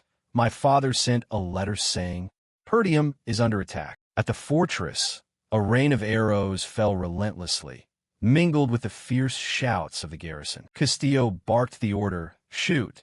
Do not let the filthy heels of those savages trample our land." On the opposite side, Chieftain Custer rode at the head, roaring, "Warriors, climb the walls. The land we've always aimed for is right before us. Drag those wolves down." The savages surged, setting up ladders crazily and pouring over the walls. The commander ground his teeth and cursed, "Damn it! Where did this massive force come from? Do they really intend to wipe out Perdium? These damned savages attack us often, but an assault of this scale is unprecedented." Randon urged worriedly, "My lord, this attack of theirs is truly not normal. Should we request aid from the air? Send a letter asking for reinforcements." Castillo cut him off at once, his voice resolute. "Absolutely not. This is not Fenris's battle, but Perdium's problem. Our northern wolves must solve it ourselves." He emphasized, "No reinforcements." Back with Gislin's group, they stood on the snowy field urgently discussing the situation. Gislin spoke in a low voice, analyzing. "According to the battle dispatch, 6 barbarian tribes have formed an alliance and are attacking the northern fortress of Perdium. Attacks by those tribes on Perdium happen all the time, but them forming an alliance like this hasn't happened even in our past lives."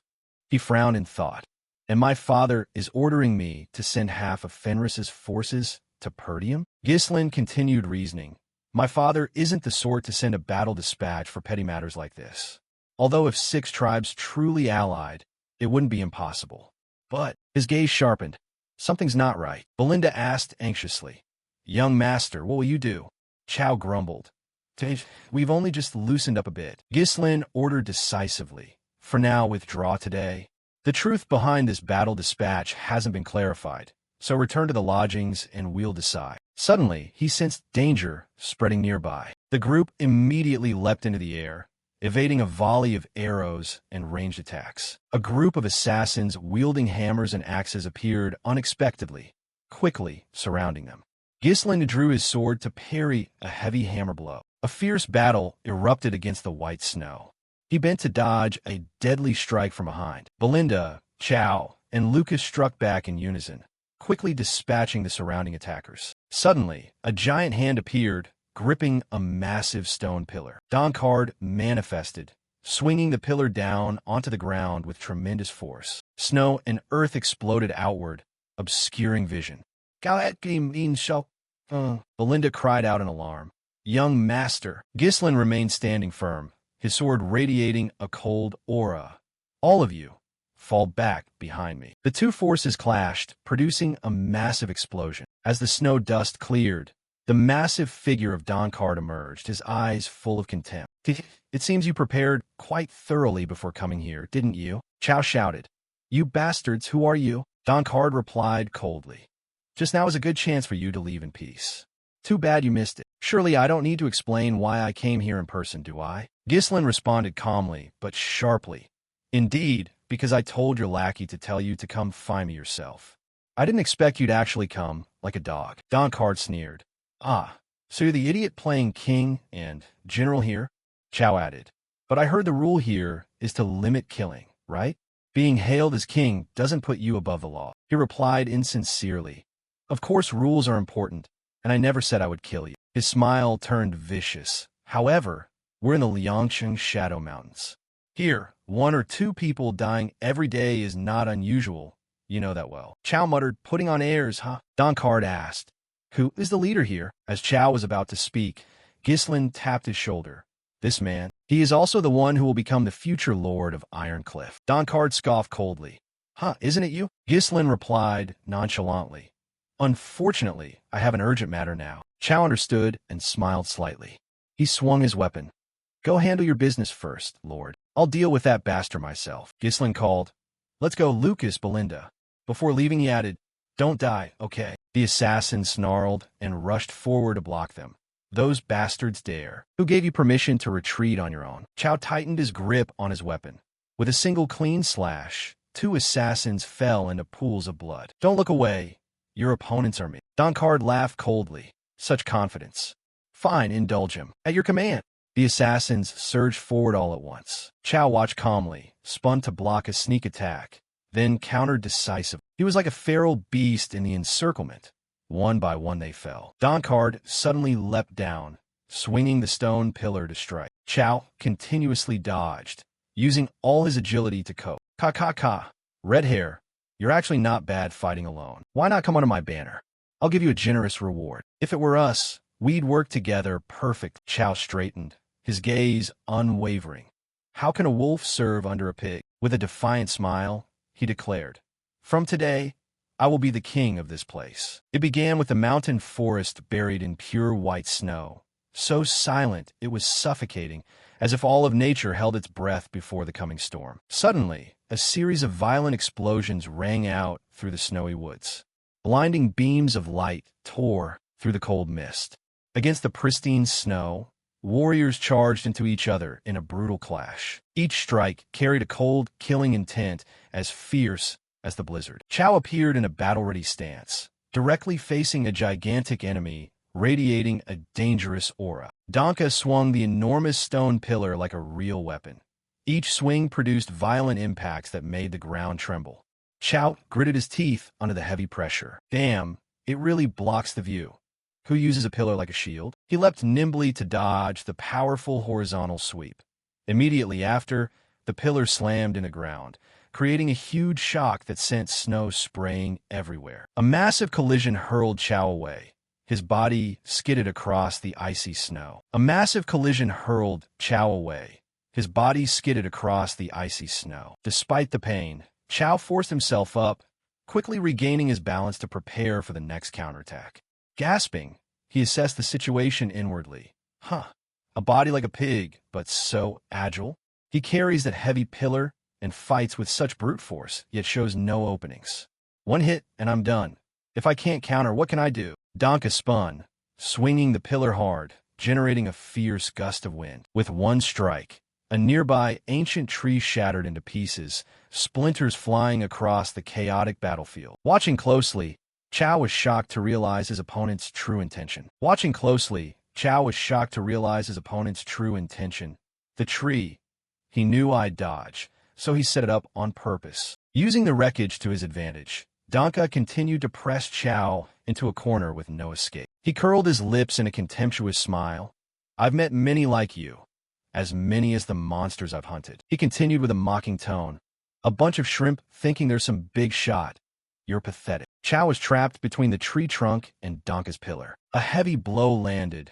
Blood spurted from the corner of his mouth, and Chow collapsed, pinned under the large trunk, motionless in the white snow. Donka casually sat to rest on his weapon and leisurely lit a cigar with a light. Gray smoke rose into the cold air as he turned his back on Chow with utter disdain. He said, It's been a long time since someone dared challenge my position, so I lost my restraint. High reputation isn't always a good thing. Some flee at the mere thought of fight. It's boring. He sneered. You too. Somehow you got scared and kept running away, which ruined my fun, so I had to end it early. Poor that blonde who trusted you and left you in charge. Believing the fight was over, Donka hoisted the pillar onto his shoulder and turned to leave. What a disappointment. At that moment, an angry voice rang out from behind. Hey you, who did you say was scared? Donka froze. Chow forced himself up amid the wreckage, his body smeared with blood, but his eyes blazing. He murmured in surprise. Oh, his tone changed, tinged with interest. As expected, maybe you'll reconsider my earlier offer. Come under my banner. It's not too late. Pride won't fill your stomach. Wouldn't a well-fed pig be better than a starving wolf? Chow's face was smeared with blood, his eyes colder than ever. Though his hand trembled with pain, he tightened his grip on the sword's hilt. Today one of us must die, but it will not be me. Donka curled his lip in contempt as a green, killing aura began to emanate from his body. Foolish. Once you're dead, regret comes too late. Chow felt as if his body had been smashed to pieces. Damn, it feels like I'm completely broken. Chow felt as if his body had been smashed to pieces. Damn, it feels like I'm completely broken. His gauntlet hands trembled violently. He forced himself to endure, to face reality. Fear. Is this what fear is? Memory flooded back. The image of the castle and a stern voice shouting. Who told me to be afraid? Huh? You feared that Lucas might steal your position. When you actually fought him, he proved better than you expected. If you tremble before the fight even begins, what point is there in competing? Why bring that up here all of a sudden? Even in the Beast Forest or when fighting that winged Iron Man, I wasn't afraid. In the memory, Ghislain suddenly thrust his sword straight. Chow barely dodged. The sparring match was unbearably tense. Lord, why are you doing this all of a sudden? In an instant, Ghislain had Chow completely controlled, the blade pressed against his throat. At the first sign of disadvantage, you only think to flee. It's natural. People all act on instinct. But if you dare to rush in, you'll find you have a chance. What you must overcome if you want to pursue your current ideal is fear. Back in the present, Chow stood firm before the giant strike, no longer trembling. Death is something to be avoided, yet it is also the greatest teacher. Blood splattered across the white snow. In the decisive moment, Chow's sword pierced straight through Donka's bodyguard. Boom! The two continued to clash. Chow used his opponent's own weapon to his advantage. He sprang up and launched an attack, leaping high to slice down onto the enemy's shoulder. Donka thought to himself, he dodged twice?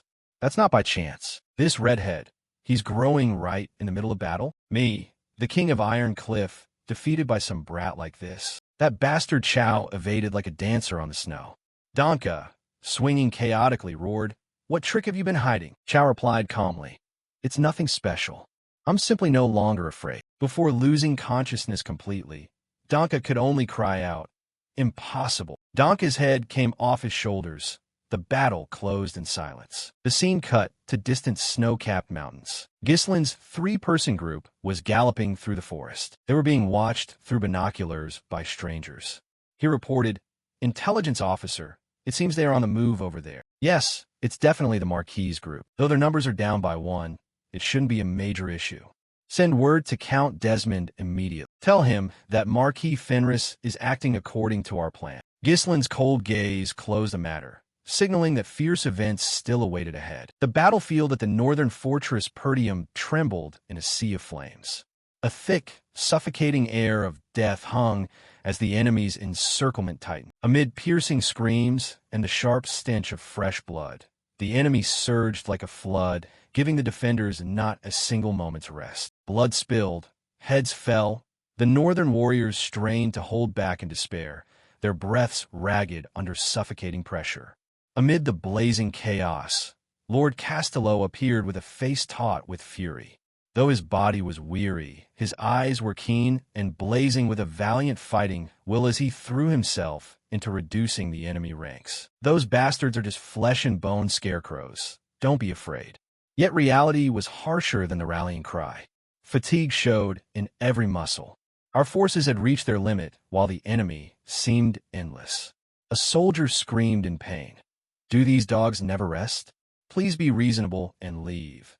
After so much fighting, you should be pulling back. Across the lines, Chieftain Kustu appeared with a half-smile of contempt, his eyes full of killing intent and the triumph of a predator cornering its prey. Ha ha ha. Looks like those wolves are starting to tire. Just 2 or 3 more waves like this, and they'll collapse, just as the kingdom said. He savored the enemy's fear like entertainment. With a calculating command meant to squeeze the defender's last ounces of strength, he shouted, Aum Phone Clan, fall back. Rest. Reinforcements rotate in. The Mandi's soldiers, still bloodthirsty and reveling in slaughter, regretted the pause in the carnage. Already pulling back? Not nearly enough. Tisich, we were just getting fun. Behave, you pups. That's an order from Chieftain Cust. On the wall, faces blank with exhaustion, looked down at the enemy's rotation in horror. Damn, they're swapping troops again? How many times has this happened? Randon hurried to report to Castello in extreme anxiety. My lord, 6-man D tribes are rotating to sustain continuous attacks. Our forces are too few. We cannot withstand their non-stop assaults. Scovan ground his teeth angrily. Those stupid bastards know strategy now, planning to deny us any rest and grind us to death. A flicker of doubt passed through Randon's mind. From their alliances to their attack strategy, everything seemed odd, almost as if someone were pulling the strings from behind. Amid the chaotic thoughts, Castello remained silent. He had nurtured a bold, almost mad decision and resolutely ordered, if those bastards come back, open the gates. The Lord declared proudly, this northern wolf will personally take the head of their leader. The fortress was stunned by this suicidal decree, but at that moment Randon suddenly pointed toward the horizon, his voice breaking with alarm.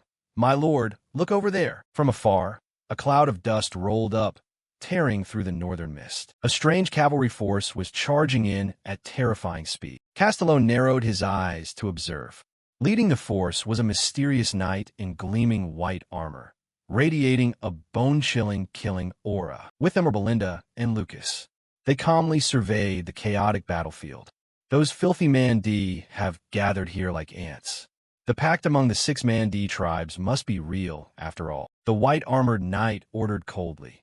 Belinda, Lucas, each take troops to fan out to the wings and form an encirclement. Then the knight swung his weapon, his voice ringing like a death sentence. I will finish these bastards here and now. At your command. The entire unit shouted in unison, charging into the enemy mass like arrows through the wind. The Mandi were not frightened, but instead ecstatic at this new prey. What the hell are those dogs? Are they from Perdium too? But why did they ambush us from behind? Ha ha ha. What does it matter which side we attack from? I've grown sick of this hit-and-run style from those cowards.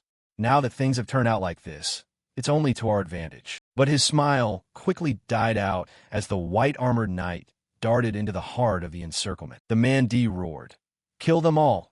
Today is our blood festival. Yet they were not the ones presiding over the festival. The knight began a horrific slaughter. His great axe swung in arcs of death, reaping enemy lives like ripe grain. Each strike carried destructive force, sending foes flying. The killing intent he radiated made anyone who met his gaze tremble. The warhorse became one with its rider, charging like a whirlwind. Wherever horse and rider went, enemy corpses piled up. No Mandi could lay a hand on that warrior's coat. The white armor was now stained bright red with fresh blood, looking utterly terrifying. The Mandi troops began to panic. In the blink of an eye, he's right in front of us. I didn't expect there to be a warrior like this in Perdium. He dragged the man down from his mount and held him back. Run. Chieftain Custu sensed ill omen and bellowed to steady his man. What the hell are you doing? Are the great warriors of the Aum Phone clan scared of a brat? At that moment, a soldier came running in a panic. Chieftain, it's bad. Belinda leapt from above, attacking in sync with her comrades. The enemy is pressing our warriors from both sides. Lucas also swung his spear, piercing through the trembling chests of the defenders. From the rear, the northern wolf has also led troops out of the gate. Earlier, he had never opened the gate even once. Yet he chose precisely this moment. Still, he relied on numerical superiority. No matter how they thrash about, our number of warriors is still overwhelming. Soldiers keep sweeping through, but his troops no longer obeyed. One soldier stared at the blood-soaked knight, his lips trembling. That man is the demon bathed in fresh blood, stepped out of legend. A terrifying legend rose in their minds. It was said that on the day the beast forest burned in flames, a demon who bathed in a sea of bright red blood appeared, snatching away the souls of everyone. Under eyes blazing red with killing intent and hooves trampling crimson pools, that name sounded like a curse. Blood-tinted demon. Even Custa paused for a moment, but his savage nature soon made him laugh wild. Blood-tinted demon, is it? Fascinating. I didn't expect someone this strong in the north. He spurred his horse forward, gripping his axe with both hands. I am Kustu, the great northern warrior. I'll personally behead this demon. The knight answered in a cold tone. How disgusting. You have been gnawing at the north all this time with your barbaric warrior games. Custer roared and threw his full strength into the blow. But every effort proved futile. The blood-tinted demon easily deflected the attack and countered with a powerful kick that sent Kustu flying from his horse. He tumbled, groaning in shock, scrambling up with a face full of hatred. Kusta cursed. Damn it. Can't you fight properly? You demon. Kustu, will make sure to end your life. Before he could finish, a thunderous kick from the White Knight's warhorse landed. Kusta collapsed into a pool of blood, his eyes gradually going vacant. The knight declared crisply, from this day forth, a new legend will spread among humanity, that the northern wolf severs the breath of any warrior who dares invade this land. Castello stepped up from behind, driving a decisive thrust through the enemy's chest to extinguish any hope of resistance. The leader managed one last cry. Wolf! Wolf! Cheers thundered as the enemy's leader fell. Castello gave the enemy no time to recover. Finish off the remnants of the Man D. Make sure they never dare lay eyes on Perdium again. As the dust settled, the blood-tinted demon dismounted and approached the Lord. In the dusk light, that blood-streaked armor looked all the more majestic and terrifying. Castello murmured, Long time no see, son. The mask slowly came off, revealing Gislin's face. He replied calmly, Yes, I'm a bit late. Randon hugged him joyfully. You're amazing, young master. No, Baron Fenris. Thanks to you we can breathe easier. Castello looked at his son, eyes full of thought. How did you know to come? And why bring troops like this? Gislin produced a sealed letter. I received a plea for aid bearing Perdium's seal, so I came. The letter said everyone was under attack by the Man D and asked that part of Paris's forces be sent as reinforcements. This dispatch wasn't sent by you, was it? Castello stared at Randon in shock. Randon hastily denied it. It wasn't me, my lord. You specifically ordered that nothing be sent. If not, then who sent this dispatch? Castello muttered. Gislin was silent for a moment. His gaze grew firmer than ever. Father, please listen carefully to what I'm about to say. The strategic map lit up key strong points. Paris, Stonehaven Fortress, Perdium, and Desmond's domain. The overhead view captured the entire Royal Army's Second Corps camp. In the pitch-black night, the camp blazed with thousands of torches and storm lanterns. Tents pitched close together into a maze of light. Inside a tent, soldiers passed time with gambling cards. One angrily slammed his stack down, complaining, Damn it, my weekly pay's gone again. They turned to their commander in weary tones. Corps commander, when will we go home? I'm sick of this place. Another added, I'm starting to miss Cadmea too. Doran, the calm commander of the Second Corps, smiled faintly at their complaints and replied casually, We'll go home when our superiors order the withdrawal. I heard we're camped here to guard against Count Desmond attacking Paris's lands, right? One sneered. There's been no major movements so far. With a royal army posted like this, who would dare attack? Doran reassured the troops with sharp analysis. Don't worry. Count Desmond is not reckless. If he moved now, he'd make the kingdom an enemy. Even the mightiest northern lord wouldn't act rashly unless mad. But no sooner had Doran finished than a horrifying sight appeared atop the distant hill. A procession of dark shapes trudged out, blotting out the star-filled night sky. It was a vast army, silent and emanating death, staring down at the camp like a pack of predators. The peace shattered instantly. A guard burst into the tent, screaming in utter panic. Corps commander, it's dire. He stammered the report. Count Desmond's forces are charging at us. Desmond's cavalry swept in like a tidal wave, crushing everything in their path. Doran shouted orders to the troops. Night assault. Form ranks at the front. Prepare to fight. On the royal side, commanders yelled in chaos. Wounded forward. Used dense formations to stop them. The thunder of hooves shook the ground. Royal soldiers tightened their grips on spears, bracing for death. ready to meet the impact. But the Northern Cavalry's force was overwhelming.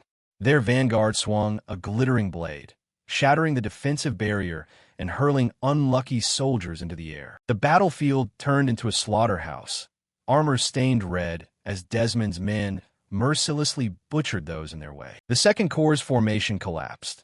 The camp was trampled under enemy hooves with no order left. Panic spread like disease. Screams rose everywhere. "Damn, we can't hold. Corps commander, we can't maintain formation." The Royal Army, made of the kingdom's elite, falls in an instant like this? Seeing the situation irretrievable, Doran cried out, "Retreat. Abandon engagement. Fall back toward Paris. Send word to Cadnia immediately." But just as they tried to turn, a fierce strike struck, blocking their escape route. From the rear, another detachment of Desmond's cavalry suddenly appeared, closing the ring. The royal soldiers despaired. "There's cavalry at the rear too? Our retreat is cut off." Doran froze as he realized they were trapped. He muttered in horror, face drained. "Lure our attention forward, then time it to block our retreat from behind. We've fallen into a trap." A massive horse silhouette approached, casting Doran beneath a deathly shadow. Harold Desmond looked down at the defeated commander with contempt and sneered mockingly. "A pleasure to meet you, Viscount Doran." He sat astride his horse, his sword still flecked with blood, projecting the air of a ruthless conqueror. Doran ground his teeth and shouted in impotence and fury. "Are you mad, Harold Desmond?" Meanwhile, at Fenris Castle, news of the attack spread like a storm. Panic showed on everyone's faces. Claude exclaimed in shock, "Count Desmond has wiped out the Second Corps of the Royal Army?" The trembling messenger continued his report, sowing more fear. "Yes, and he hasn't stopped. He's heading straight this way." Everyone in the council fell silent. Alfal grabbed his head and shouted, "Damn it, is it war again?" Beside him the young nun trembled.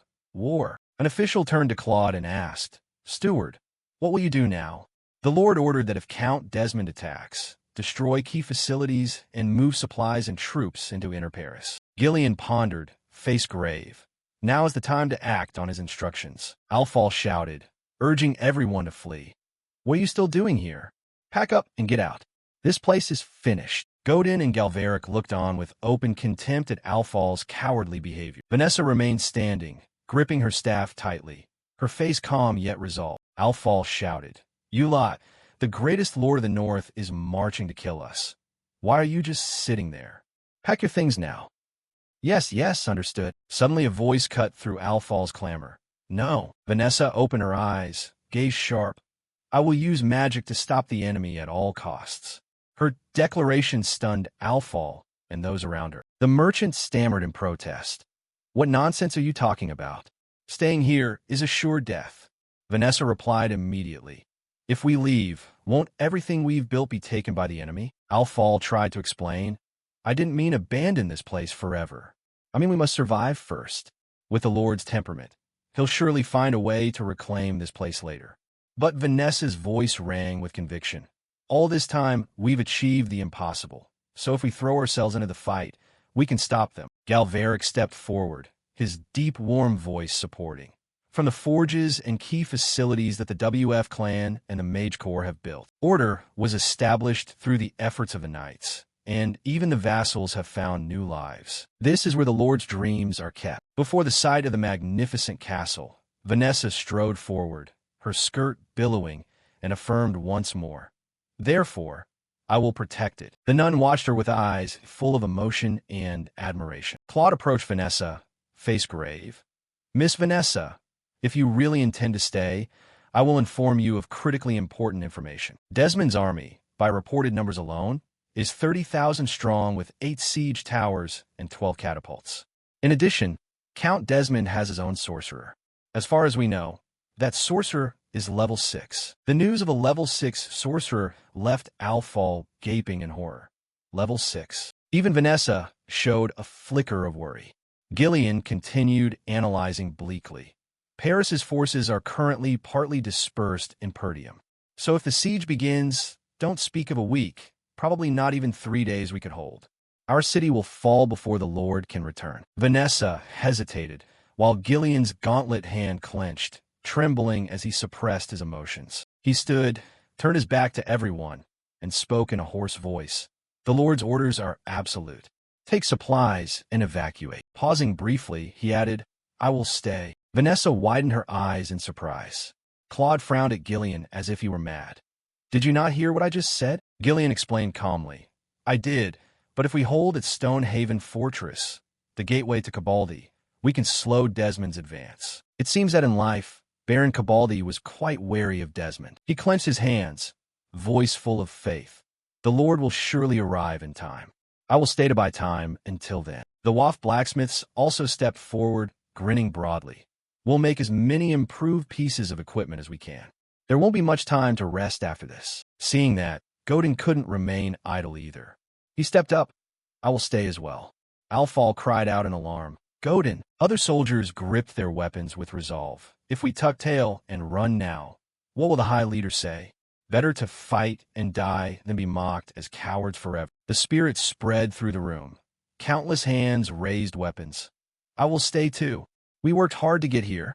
Let those bastards come charge in. The spirit spread through the room. Countless hands raised weapons. I will stay too. We worked hard to get here. Let those bastards come charge in. Vanessa placed a hand on her chest and smiled happily at her comrades. Everyone, north of Perdium Fortress. At the northern fortress of Perdium, where white smoke hung thick, Ghislain sat alone in a room, holding a newly delivered letter. Each line in the letter read like the heartfelt words of loyal retainers. My lord, since following you, I have seen you accomplish what everyone called impossible. I know this land is necessary for you to fight tougher enemies. We will protect your dream. Ghislain lowered the letter, eyes heavy with sorrow and pride. Gillian, Vanessa, and everyone. He clenched the letter, weighing the military situation. Desmond possessed an army of 30,000, enough force to shatter the kingdom's second corps. In an instant, Desmond had cleverly disrupted communications to disperse Paris's forces, then used the opportunity to strike while keeping him pinned here. Ghislain's gaze sharpened. Desmond, I considered the possibility he'd act alone, but I didn't expect Randon and Castello to both worry and advise against it. Ghislain's gaze sharpened. Desmond, I considered the possibility he'd act alone, but I didn't expect Randon and Castello to both worry and advise against it. Suddenly the door burst open and a soldier rushed in, panicked. My lord, it's Dyer. The Mandi rearguard is returning and charging toward us. Randon and Castello stood on the ramparts, aghast at the sea of people surging forward. What is that? How many are there? Is that a full-scale assault? I thought after the last attack they'd rest. Ghislain understood how perilous the situation was. Even if it were his father, Perdium's strength alone couldn't stop them. If he left his post now, Perdium would surely be overrun by the Mandi. Everything fell into place, and he knew who stood behind it all. All of this is your scheme. The arrogant silhouette of Harold Desmond rose in Ghislain's mind. His eyes flared with rage. So you staked everything on this battle, haven't you, Harold Desmond? The arrogant silhouette of Harold Desmond rose in Ghislain's mind. His eyes flared with rage. So you've staked everything on this battle, haven't you, Harold Desmond? He looked his son in the eye. Stopping the Mandi and protecting the people of Perdium is our northern wolf duty, not yours. Ghislain was stunned. His father smiled, eyes full of pride and trust. You are also a lord of a territory now. Aren't the people you must protect waiting for you? Just fulfill your duty. At his father's words, the hesitation in Ghislain's eyes vanished, replaced by iron determination. Outside, Perdium's soldiers were ready to fight to the death. A commander's voice rang out. All troops prepare to fire. If we don't stop them here, our homeland will be trampled. That will never happen. Damn Mandi. Let's see who the victor is. Ghislain's father turned and strode toward the battlefield, leaving a final instruction. Go do your work, Ghislain. Ghislain stood still, watching his father's figure. He silently thought, Father was right. These are the people I must protect. Then, unexpectedly, Ghislain stepped forward, standing beside his father, his hand gripping the haft of his weapon behind him, and finished his sentence. They are also the people I trust most. Ghislain swung his battle axe hard, the weapon radiating a brilliant blue energy. He ordered his two most trusted retainers, Belinda, Lucas, we'll resolve this quickly and return to our domain. Today, Ghislain's eyes burned with a cold, killing intent. He pronounced the sentence for the enemy. The one who must die in this battle can only be Count Desmond. at Stonehaven Fortress, where a fierce battle was about to unfold. Inside the walls, an atmosphere of urgent preparation prevailed. Shouts rang out everywhere as soldiers hurriedly moved equipment. Load the supplies, bring more stones. Put that ram right here. Gillian was commanding and urging the troops. Move! Everyone who's ready, assemble. While directing, a call rang from behind that made him pause. It was Galveric. He held a helmet in his hand as he walked up and asked, "Have all the soldiers been fitted with that armor?" Gillian looked down at the fully equipped soldiers and nodded. The quality is truly excellent. So who made it? Arrows couldn't pierce it, and most importantly, it's light, so it saves effort. Galveric added. The knight's armor has also been inscribed with magic circles with a mage's help and improved.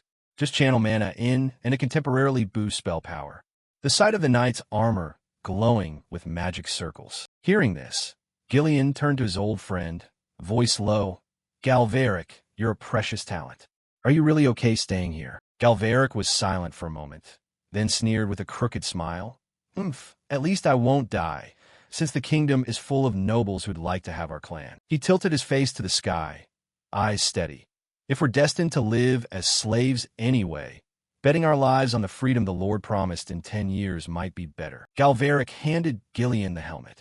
What use is it if the Lord isn't there when the time comes? Receiving the helmet from Galveric, a faint smile crossed the old, bearded man's face. Regaining his solemn bearing, Gillian stood atop the wall and shouted, "Is everyone assembled?" Below, thousands of spears stood like a forest of swords as the soldiers shouted in unison. Gillian began calling the roll. Priest, his face dotted with sweat from strain. Mages 10.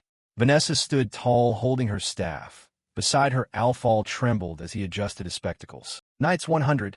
The elite warriors with cold, sharp eyes were ready. Soldiers 1,000. And finally the fortress's core force. Gillian turned his back, his gaze fixed toward the distant horizon. Dusk was beginning to roll up. From afar, an army swarmed like ants, thundering forward and encircling the small fortress. A vast land was covered by the enemy's shadow. The footsteps shook the ground.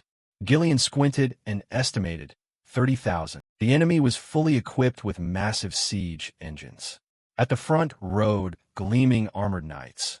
Most prominent was Harold with cold blue hair atop his horse. Tall siege towers slowly advanced, heralding an uneven fight. From above, the masses below seemed ready to swallow the fortress. Gordon's face went drained of blood as he stammered. The disparity is 30-fold. A nearby soldier forced a laugh. It's truly terrifying. Alfal panicked and tried to turn and run. It's better to just run straight. With the Lord's nature, he wouldn't want us to die, right? Damn it, it's too late. But Vanessa grabbed his collar and pulled it back in time. Though the ranks held, the soldiers couldn't hide their trembling as they faced imminent death. Gillian turned back, his voice warm but resonant. Afraid, he declared clearly. Our purpose is not to defeat them, but to hold out until the Lord arrives. If this place is breached, the enemy will seize the domain in an instant. He reminded them of what lay behind them. Your businesses, your families, the homes you built. As for me, thanks to the Lord giving me a new life, I can still hold on to my dream. Saying that, Gillian slowly donned the lion-headed helmet. His eyes gleamed behind the iron. This time it's our turn to protect the Lord's dream. His words kindled the fighting spirit like a flame.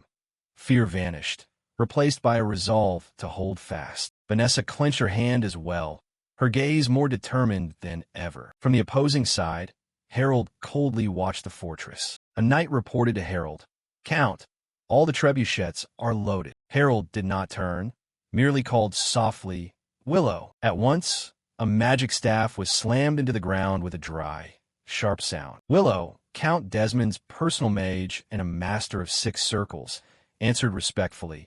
"You summoned me?" Harold asked. "Have you found any runestone traps they used in the siege?" Willow replied, "By our checks, there's no trace of runestone energy in this area. This battle broke out suddenly, so they certainly didn't have time to prepare." Good. He drew the sword at his side, pointed it toward the fortress, and ordered, "Fire." No sooner had the order been given than the shout to launch rose, and enormous boulders shot into the sky. A barrage of trebuchets worked at full power, sending a hail of massive stones down on Stonehaven Fortress. Black boulders plunged down at terrifying speed toward Gillian and the soldiers. Unflinching, he raised his shield and shouted, "Prepare to repel the assault." Loud explosions rang out as rocks struck the walls, dust flying in clouds. Not giving the enemy a moment's rest, Harold immediately ordered the cavalry and infantry forward. On the wall, Gillian brushed dust from his shoulder as a soldier reported, "Gillian, they're coming." He calmly ordered, "Clear the damaged artillery positions. Ballista crews, take your stations. Archers, to your posts." After the command, a deluge of arrows was loosed, streaking toward the enemy. The enemy infantry advanced, shouting, "Raise the shields, keep moving, press to the base of the wall." Harold observed the wall, standing firm after the bombardment, and thought, "The wall is solid. Even after deploying all 12 trebuchets, it shows little damage." Their response is quicker than expected. I heard the princely faction received DF slaves and used their tech to reinforce the walls. Below the wall, the enemy commander ordered, "Archers of Squad 1 and Squad 4, begin firing." Arrows tore through the air as the attackers screamed, "Sweep the walls clean for us." However, a strange thing happened. Arrows that struck the soldiers were bounced off, unable to pierce their armor. Harold watched this with surprise. The soldiers on the wall were equally astonished. These arrows just bounce off the armor. What on earth did you WF make? Hearing the praise, Galveric smiled smugly and gave the orders. "Fire, fire! Arrows like that do no harm." Arrows continued to rain down. Harold clenched his teeth and issued the next command. Willow's eyes flared with killing intent. "Unleash a rain of fire." Willow raised his staff high. Mana began to surge, and the mages behind him chanted in unison. He gave a malicious smile. "As you wish." On the wall, Galveric frantically pointed and shouted, "Hey, Gillian, over there!" Gillian looked up and sensed something wrong with the sky. Thick black clouds were spiraling, and a massive violet-red magical vortex was forming directly above the fortress. Gillian widened his eyes in horror. The ground-standing spell, arms outstretched as if embracing the whole sky. "Ah, that's right." He looked up at his masterpiece, voice mocking. "Watch your head." His face twisted with manic excitement, because there will be a rain that burns everything down. Immediately, a barrage of gigantic fireballs like meteors descended from the magical storm onto the fortress. The soldiers panicked. "Gods, damn it, the armor can stop arrows, but it can't stop wide-area magic like this." Everyone under cover. Amid the chaos, Gillian stood firm and shouted, "Everyone stay calm and hold your positions." The soldiers stared at him in bewilderment. Gillian said firmly, "There's nothing to fear." Just as the fireballs were about to hit, he proclaimed, "Because we have magic too." A sudden turquoise light enveloped the fortress.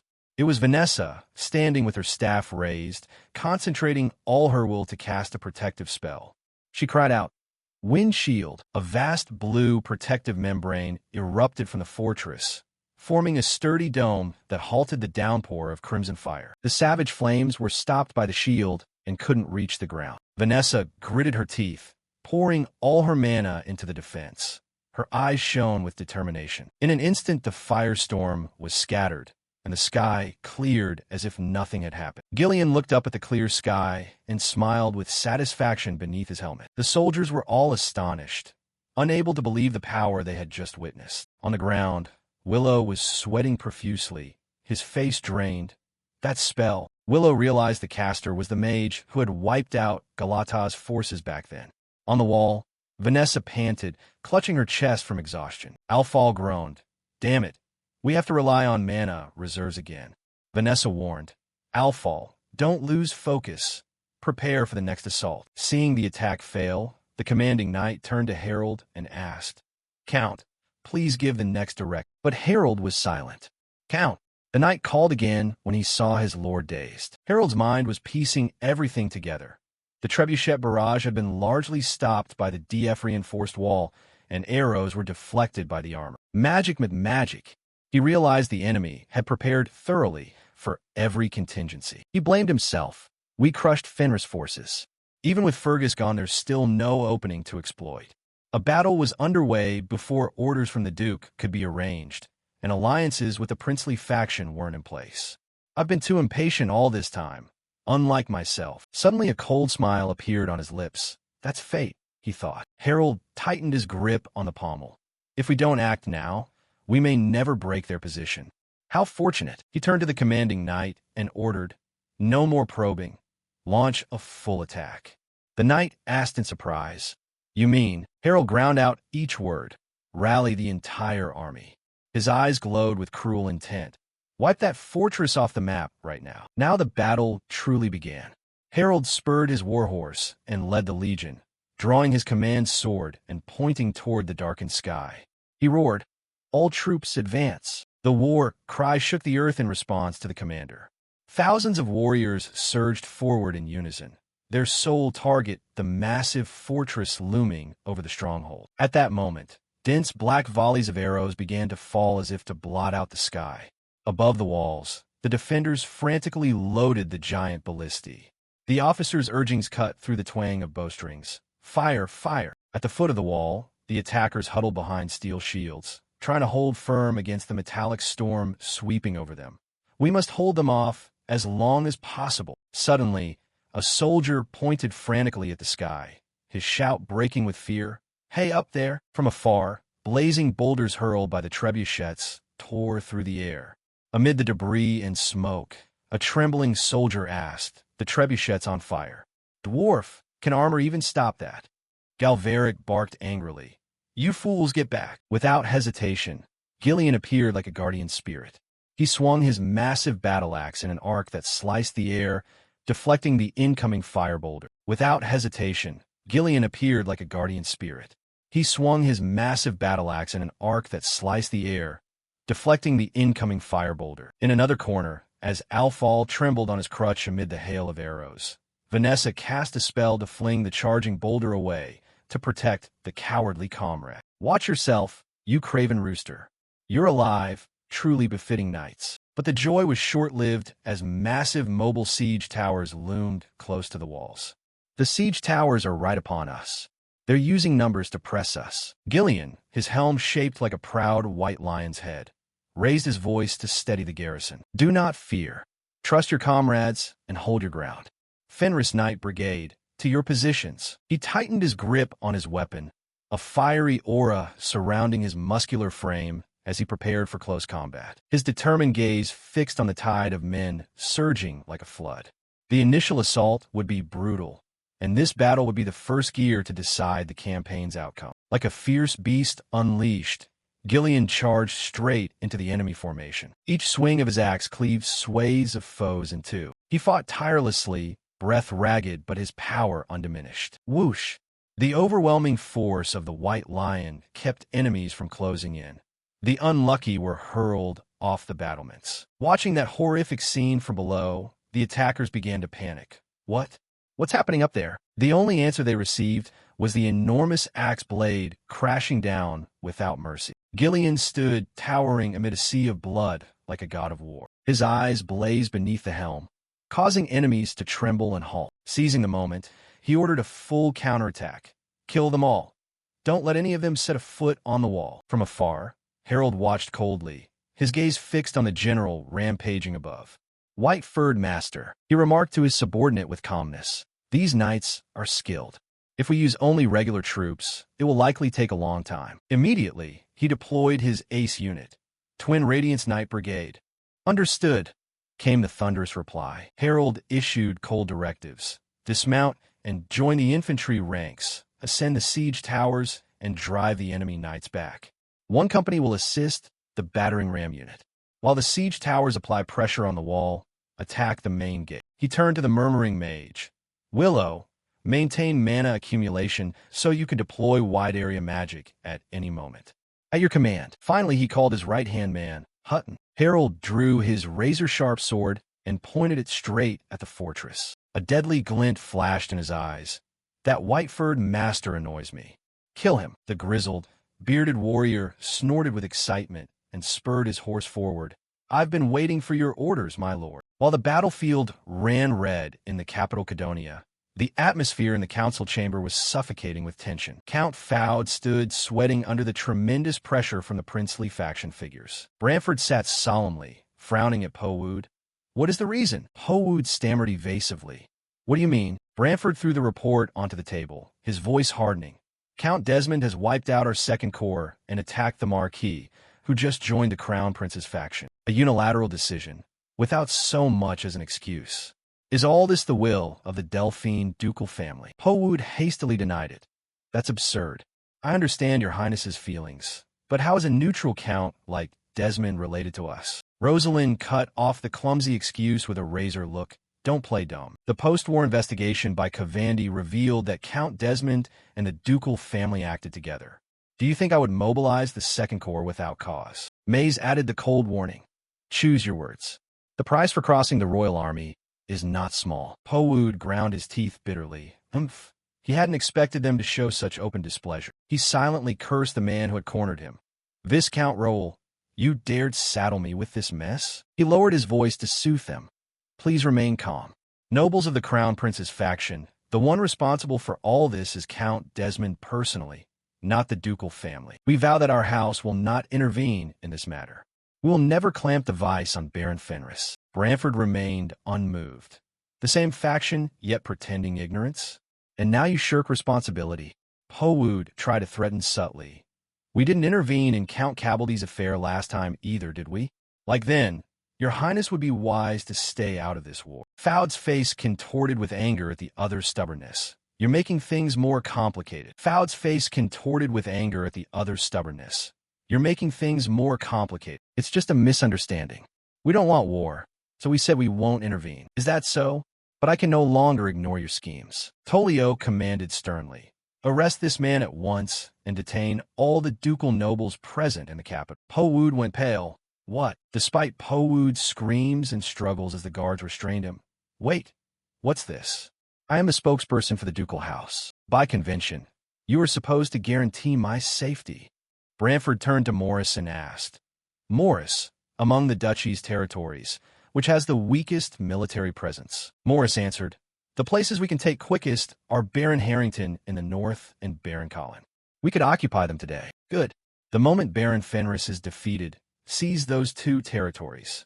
Order the royal forces nearest the north to march immediately to support Baron Fenris. As for Desmond, I'll assemble a separate army to strike him.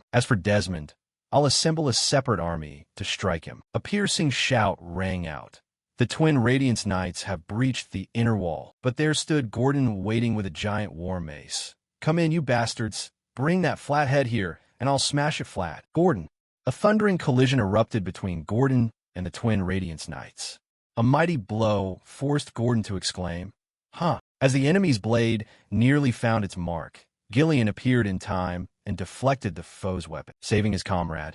Your head almost came off there, Gordon. At that moment, another knight charged like a whirlwind, but Gillian intercepted and countered, sending him flying. Rumor had it Baron Fenris's men were mostly mercenaries, but this one was truly a monster. Gillian glared.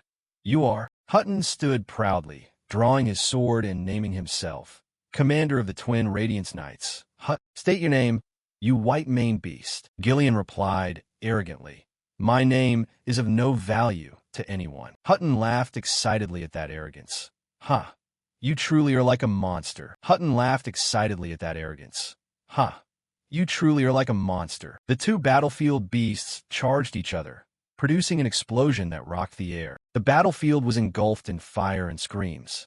The enemy surged forward like a savage wave, roaring, Destroy those Fenris scum. A massive siege engine lumbered up to the city gate. The creaking of wood was drowned by the commander's roar. Forward with the siege engines. Break the gate. From below, the towering walls were now shrouded by smoke and fire blotting out the sky. The invaders' fervor boiled over, determined to flatten every obstacle and seize the fortress. A burst of purple energy exploded. The clash of metal rang out as battle axe met sword. Gillian swung his axe down toward the enemy commander's head, but was blocked in time. Not a wasted movement. The two strongmen locked eyes, full of killing intent. Power from the purple aura surged as Gillian poured force into the blow, while Hutton matched him, bracing his sword against the massive weapon. Attacker and defender. Gillian moved with the stealth and ferocity of an alpha wolf. Purple energy enveloped his body, continually shifting direction to deliver deadly strikes. Hutton narrowed his eyes and let out a cold, disdainful snort. Once again, raw muscle power and superior technique collided head-on, producing a tremor that shook the ground. They struggled fiercely, neither willing to yield an inch. Using the weapon's momentum, Gillian sprang up and executed a wind-cleaving sweep. Hutton twisted aside, narrowly avoiding it. Instantly, the veteran of House Fenris spun airborne, becoming a whirlwind that hurled toward his opponent. The agility beyond expectation stunned the enemy command. Oh ho! A freedom those knights will never have. He delivered a strong counter-slash, grinning with excitement. How entertaining. Gillian gritted his teeth to hold firm. The weight of the slash made his arms tremble violently. Determined not to be outdone, he launched a horizontal sweep with devastating force, forcing Hutton to retreat. They separated, creating distance to prepare for the next fatal exchange. At that moment, Gillian's belly wound began to bleed, yet his expression remained cold and unshaken. The enemy surged forward like a gale, striking and sneering. You're decent, but you leave too many openings. A spurt of blood flew, proof of the brutality of their confrontation. Cut to Harold with his distinctive green hair, watching silently from a distance. He spoke coldly. That's enough. He signaled the troops to pull back the siege engines. Willow, break the gate. Having awaited the order, Willow responded immediately and clearly. On the walls, the soldiers began to panic as they witnessed the horrific scene. Look, a massive fiery sphere blazed into being, radiating heat that seared the air. Sweat poured like rain down the mage's face as he concentrated all his mana. Willow smiled triumphantly. This won't be stopped like last time, he shouted, unleashing the ultimate spell, Solar Radiance. The destructive fireball slammed down on the target. Under that terrible force, Gordon and Alfal froze, horror showing in their eyes. Meanwhile, Vanessa kept her eyes shut, focusing all her mind on the incantation. Boom! An earth-shattering explosion rocked the area. Smoke, dust, and masonry flew as the sturdy gate was smashed to pieces. Harold curled his lip in satisfaction, his gaze cold. It's over. The gate collapsed, and the enemy poured in like a torrent. The gates breached. Infantry and cavalry forward. Take the fortress. Elsewhere, Gillian was still held fast by the enemy command. The duel had not yet been decided. Hutton suddenly noticed an odd move from his opponent. Oh, drawing a sword from behind your back. The two weapons locked together again. Gillian's axe and sword attacked in a relentless barrage. However, every strike he made was effortlessly parried by Hutton. He struck while recalling his former pupil. What a waste. If I'd trained him, he could have become a far greater warrior. Promising children like Victor always leave too soon. He glanced toward the broken gate and smirked. It seems the fortress will fall before this duel ends. Still want to keep fighting? Gillian was silent, his eyes contemplative but unshaken. Claude's pre-battle instructions surfaced in his mind. Claude sat solemnly in his chair, his sharp gaze sweeping the room. If you truly intend to continue, follow the orders of the Fenris steward. Alfal's eyes widened in surprise. What? Weren't you once a slave? Claude replied with a provocative smile. I am the steward and the Lord's representative. Unlike some others, they have mobilized national forces for an all-out assault. No matter how strong your internal defenses, you cannot withstand such an overwhelming numerical advantage. So Claude smiled confidently and traced the battle map. From now on, I'll lay out the plan.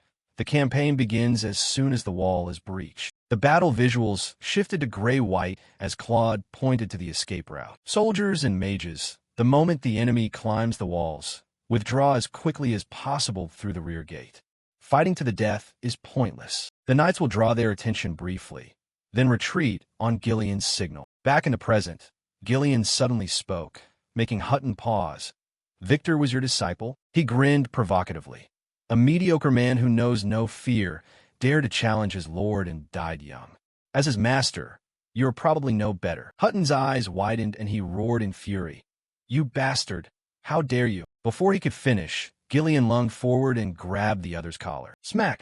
A powerful head strike stunned Hutton. Gillian shoved him roughly aside, then as quick as lightning grabbed the huge crossbow on the ground and leveled it at his opponent. Hutton froze, clutching his aching face and growling.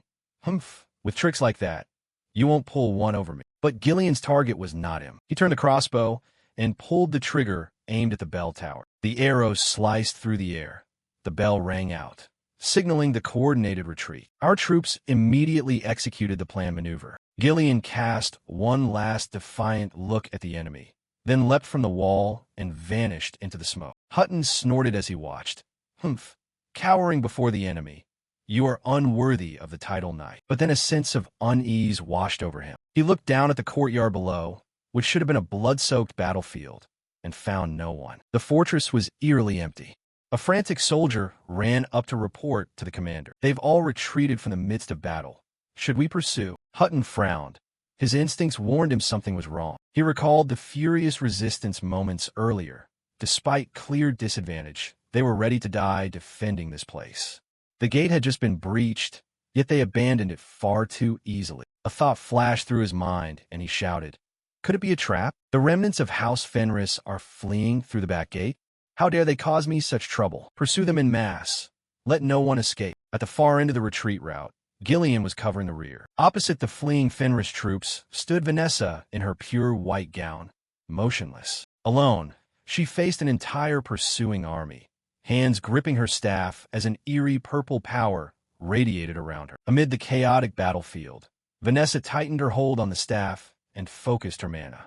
A vast current of magic began to flow through her hands, making the surrounding air tremble. A gigantic magic circle flared at her feet, a column of blue light shooting straight into the sky. From the heavens, countless lightning bolts struck the enemy formation like the wrath of gods, leaving them no time to react. Vanessa's eyes glowed an eerie purple as she shouted her ultimate spell, Blazing Fire Strike. The devastating blast left the enemy commanders, including Harold, staring in utter shock. A cataclysmic explosion erupted, red flames devouring a vast area. From a distance, Harold stood frozen as he watched the scene of destruction. His face was now twisted and streaked with dust. He stood rooted, watching the flames consume his soldiers. The hooded commander broke into a cold sweat, stammering in extreme panic. Impossible! Could this amount of mana be from a runed stone? The sea of fire swallowed the unlucky ones. Screams echoed everywhere. Ah! Ugh! It's so hot. Amid the chaos, Hutton tried to restore order, shouting commands. Everyone withdraw from the castle now. The twin Radiance Knights rescue the wounded and check our numbers. Harold spurred his horse through the flames and called, "Hutton." He replied, "Baron." Hutton's eyes were bloodshot with rage and smoke. Harold barked, "Report the situation immediately." On a distant hill, Gillian's group watched the castle sink into flames with calm. A voice said, "Oh, it's burning nicely." Vanessa saw blood on the veteran's hand and cried out in concern, "Gillian, you're bleeding." But Gillian replied nonchalantly, "I'm fine." Alfal winced in regret. These people have no sense for money, using a red earth rune stone like that. Gordon beside him shrugged. "So what? Our captain is wealthy. Besides, if we lose, they'll just loot everything anyway." Gillian, clad in stately armor with a lion-shaped helm, nodded in approval.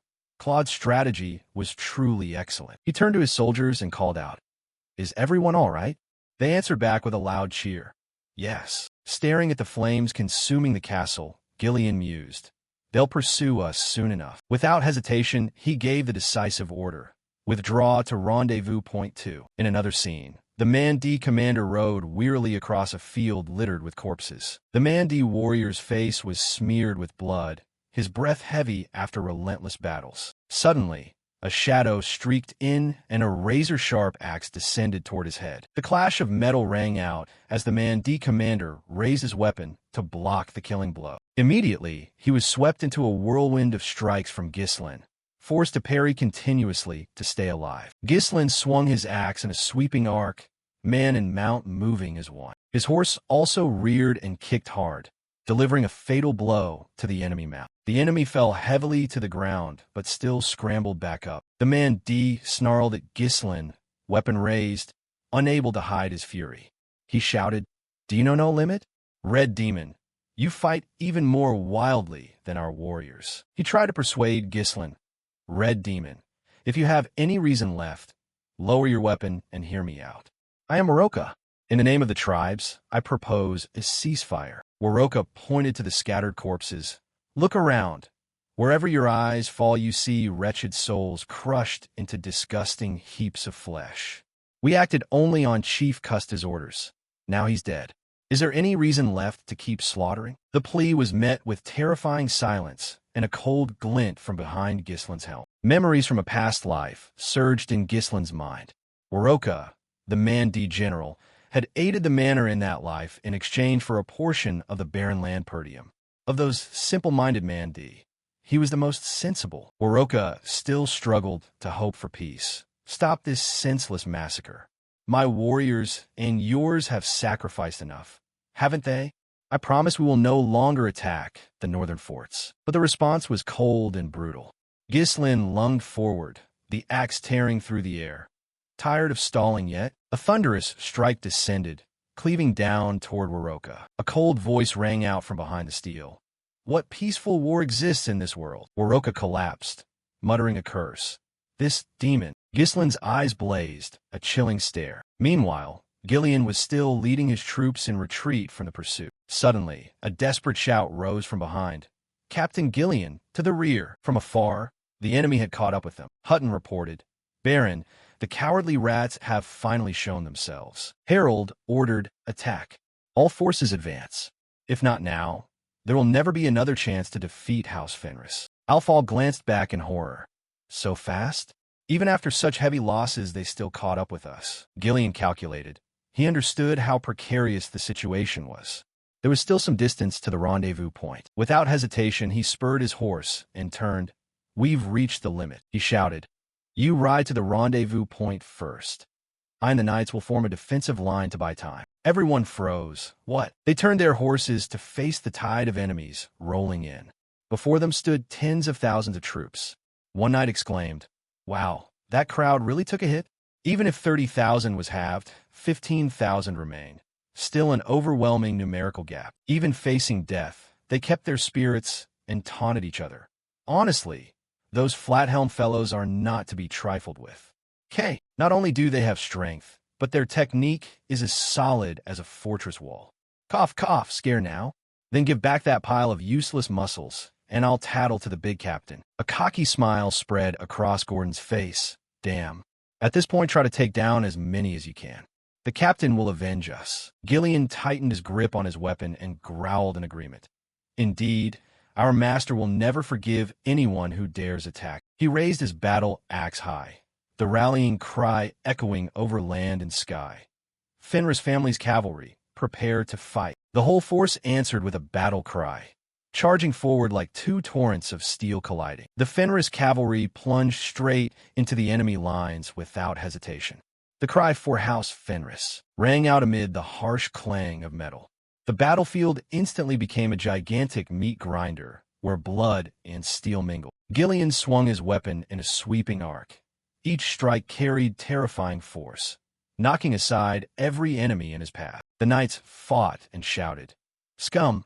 We'll make sure you never dare glance at Fenris again. They fought like cornered beasts, determined to protect their family's honor until their last breath. From above, Harold looked down at that stubborn resistance with contempt.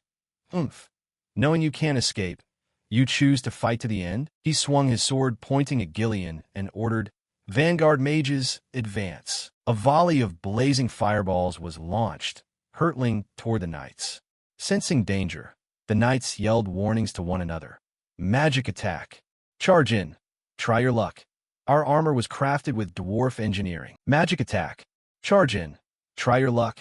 Our armor was crafted with dwarf engineering. At that critical moment, bursts of magical light suddenly sprang from the staves. A wall of energy rose up, stopping the rain of fireballs and causing massive mid-air explosions. Harold and his lieutenant were startled. Magic! A female voice rang out. I cannot stand by and watch the knights die before my eyes. Vanessa hovered in the air, her black hair streaming in the surging mana. I will join the fight as well. Her arrival was like a goddess, causing the battlefield to fall silent for a moment. Meanwhile, Hutton, the hooded enemy commander, had found his target. He rode up to Gillian, stared at him, and sneered. Now I know your name. Former captain of the Ratado's mercenaries, Gillian. Gillian did not reply. Only his cold eyes looked back at the enemy through the slit of his lion-shaped helm. Hutton recalled, "They were a band of mercenaries we traded with often for their outstanding skills. But then they suddenly vanished, and I forgot about them." He mocked. "Why would you sell your life to follow Baron Fenris? Do you think playing knight can wash away a mercenary's nature? If you truly believe that Fenris, that beast, can rule the north, let me give you some advice." He spat each word. "It's all an empty fantasy." Gillian kept his calm in the face of the taunts. He replied slowly in a steady voice. "The mercenary I once was is dead." Clutching his axe, he declared, "Lord Gislin has granted me a new life." His eyes flamed with unshakable resolve. "His dream is my dream as well." On horseback, Gillian charged boldly toward Hutton's position across the battlefield, axe raised high, ready to crush any foe in his way. A sharp explosion rang out as Gillian's weapon struck Hutton's sword head-on. The terrifying power of Gillian's blow sent sparks flying. The impact shockwave hurled Hutton away, creating a deadly gap amid the chaotic battlefield. Gillian gritted his teeth, eyes blazing with unwavering determination in the face of the enemy's strength. Hutton had to brace himself to the limit. He growled in his throat, a muffled snort as he felt the 1,000-pound weight of the strike. Not giving the other a moment to breathe, they both lunged at each other again. Blades and axes tore through the air, forming a deadly dance. Hutton swung his massive sword down with terrifying speed, but Gillian reacted in time. The harsh clash of metal rang out once more. Gillian steadfastly parried the onslaught like a storm. Seizing an opening, Gillian used prodigious muscle power to fling Hutton's weapon aside, leaving him off guard. Gillian's axe blade tore through the air and struck a powerful blow into Hutton. Hutton took the hit, blood spurted, and he gasped in shock. At the unexpected, overwhelming force, the blow was so strong it knocked both Hutton and his horse, sending them rolling into the dust. In pain, Hutton staggered and realized this impact, this power, was completely different from before. If we judge purely by total forces, we're entirely outmatched. He's severely wounded, and yet where does he draw such terrifying strength? He looked up at his opponent, eyes full of doubt. "It's incomprehensible. Why would someone like you?" Hutton shouted in anger and bewilderment. "Why would a lowly mercenary sell his life to follow that beast of a lord?" Gillian's silhouette stood firm, his deep, steady voice ringing out with authority. "No one has the right to call Lord Fenris a beast." He tightened his grip on the weapon's haft and stated firmly, "And I will not let anyone insult his dream. That is the spirit of my knighthood." Hutton was stunned into silence. Thoughts he'd never had before flashed through his mind. What mercenary ever displayed absolute loyalty to his lord like that? There are lowly men who place coin above all, acting on instinct with no notion of honor. He pictured that proud figure, Baron Fenris. Rumor said that beast had tamed a wild lion and turned it into a knight. Did he not? Not giving his enemy time to think, Gillian raised his weapon high, preparing to bring down a thunderous strike. Hutton gritted his teeth and hurriedly lifted his sword to block the deadly blow hurtling toward him. Gillian surged down like a prowling lion, his terrifying strength seeming to rend the space around him. But Hutton was no weakling either. He twisted a dodge and unleashed a furious countercut. The two warriors flashed past each other by a hair's breadth, leaving streaks of blood on the cold ground. Amid the fight, Hutton's voice sounded solemn. "Please forgive the impudence of my legion." Hutton called out respectfully, "White Master." Gillian gripped his sword with both hands, eyes steady as he faced his opponent. "As a knight, I hereby formally challenge you." Elsewhere, Harold was shouting commands to the army. "Attack the enemy flanks." From above, the enemy swarmed like grasshoppers, tightening their encirclement and forming a siege. The situation was perilously tense. Alfal turned in alarm to Vanessa. "With such a disparity in numbers, if we're surrounded, we're done for." Galveric asked as well, "Is there truly no other way?" Vanessa, her face dripping with sweat, still shouted orders. "Alfal, mages, form a circular formation." She slammed her staff into the ground, activating a radiant magic circle beneath her feet. Instantly, towering pillars of ice rose from the earth, forming a solid protective wall around the army. The enemy froze at the colossal ice wall. "They've sealed the perimeter? How can we besiege them now?" Harold ground his teeth, eyes cold as he looked toward the enemy. How offensive, such pompous display. He immediately ordered his subordinates. Willow, deploy magic. Willow replied, clear. The enemy armored cavalry began to surge forward en masse.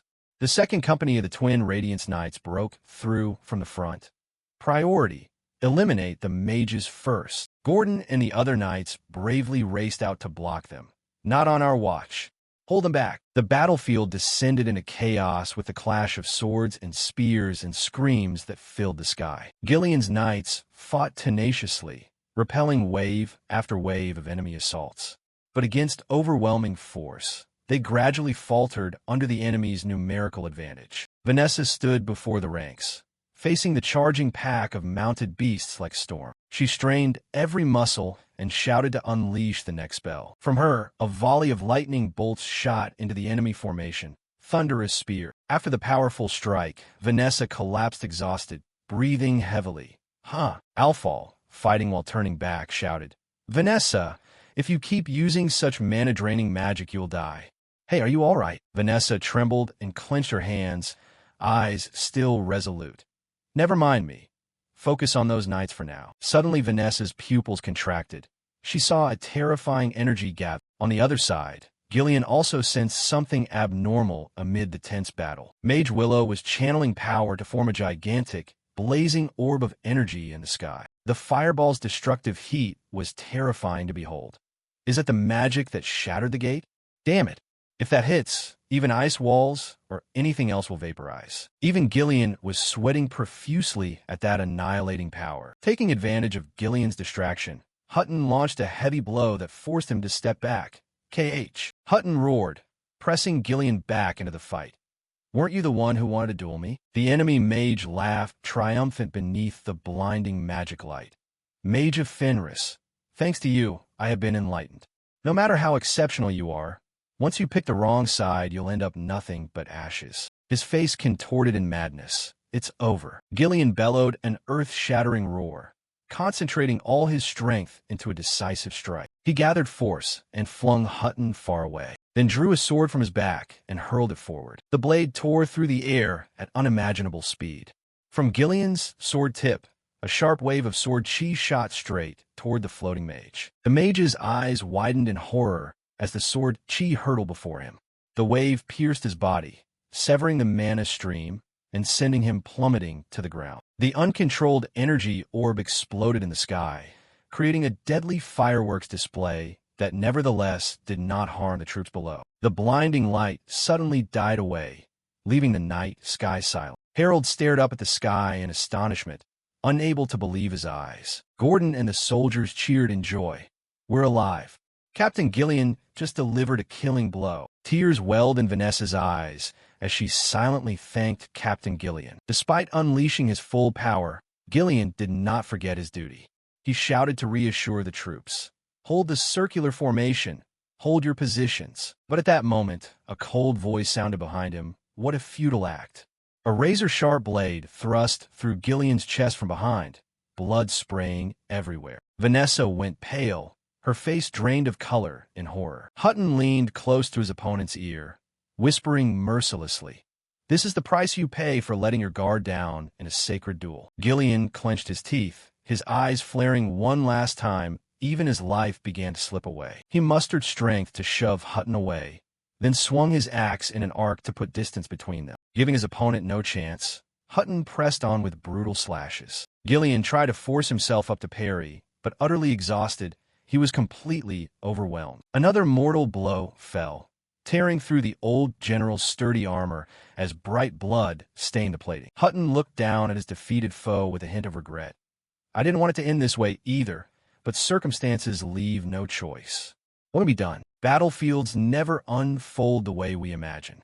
The massive form of White Master Gillian slowly collapsed onto the cold ground. Shouts of anguish screams rose from his comrades. Vanessa screamed in despair, tears streaming down her face. Harold cried out in exhilaration. Gillian lay motionless while the battlefield around him continued to rage. His breathing grew weak and his vision blurred. He felt the cold of death creeping into every fiber of his flesh. Memories of glorious battles from the past flooded back. He had once been an invincible warrior, vanquishing countless enemies. He remembered the comrades who had lived and died with him, Vanessa, Alfal, Scovan.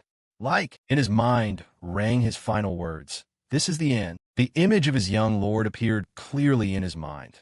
The day he knelt and swore fealty. Ghislain smiled kindly. Keep moving forward and do not look back. Gillian's eyes twitched slightly. The new life I receive from my lord. The days of living like a family, fighting for a noble ideal. Ghislain, Chow, Rosalind, and everyone else. All of those were the most precious possessions he had. In his delirium, he saw a familiar figure standing there. Memories of guiding his comrades through hardships. The image of a small daughter, a warm hand resting on his shoulder like in days past. Ghislain looked at him with absolute trust. You are one of the most trusted. Gillian lay on the ground. He whispered in his final breath, sorry. A voice called out in his mind, Master Ghislain. Suddenly Gillian's eyes flew open. The light of life rekindled. Before him, a familiar figure stood towering between him and death. Gillian exclaimed, My lord. The familiar voice rang out. Before your subordinate, maintain your dignity. Chow turned, his sharp gaze fixed on Gillian as he ordered, Stand up. Not long ago, in the Ingshan Mountains of the Kingdom of Turian, the mountain's peace was shattered by a terrible roar. A horde of snow monsters with pure white fur and razor-sharp teeth was charging madly forward. A wave of monsters.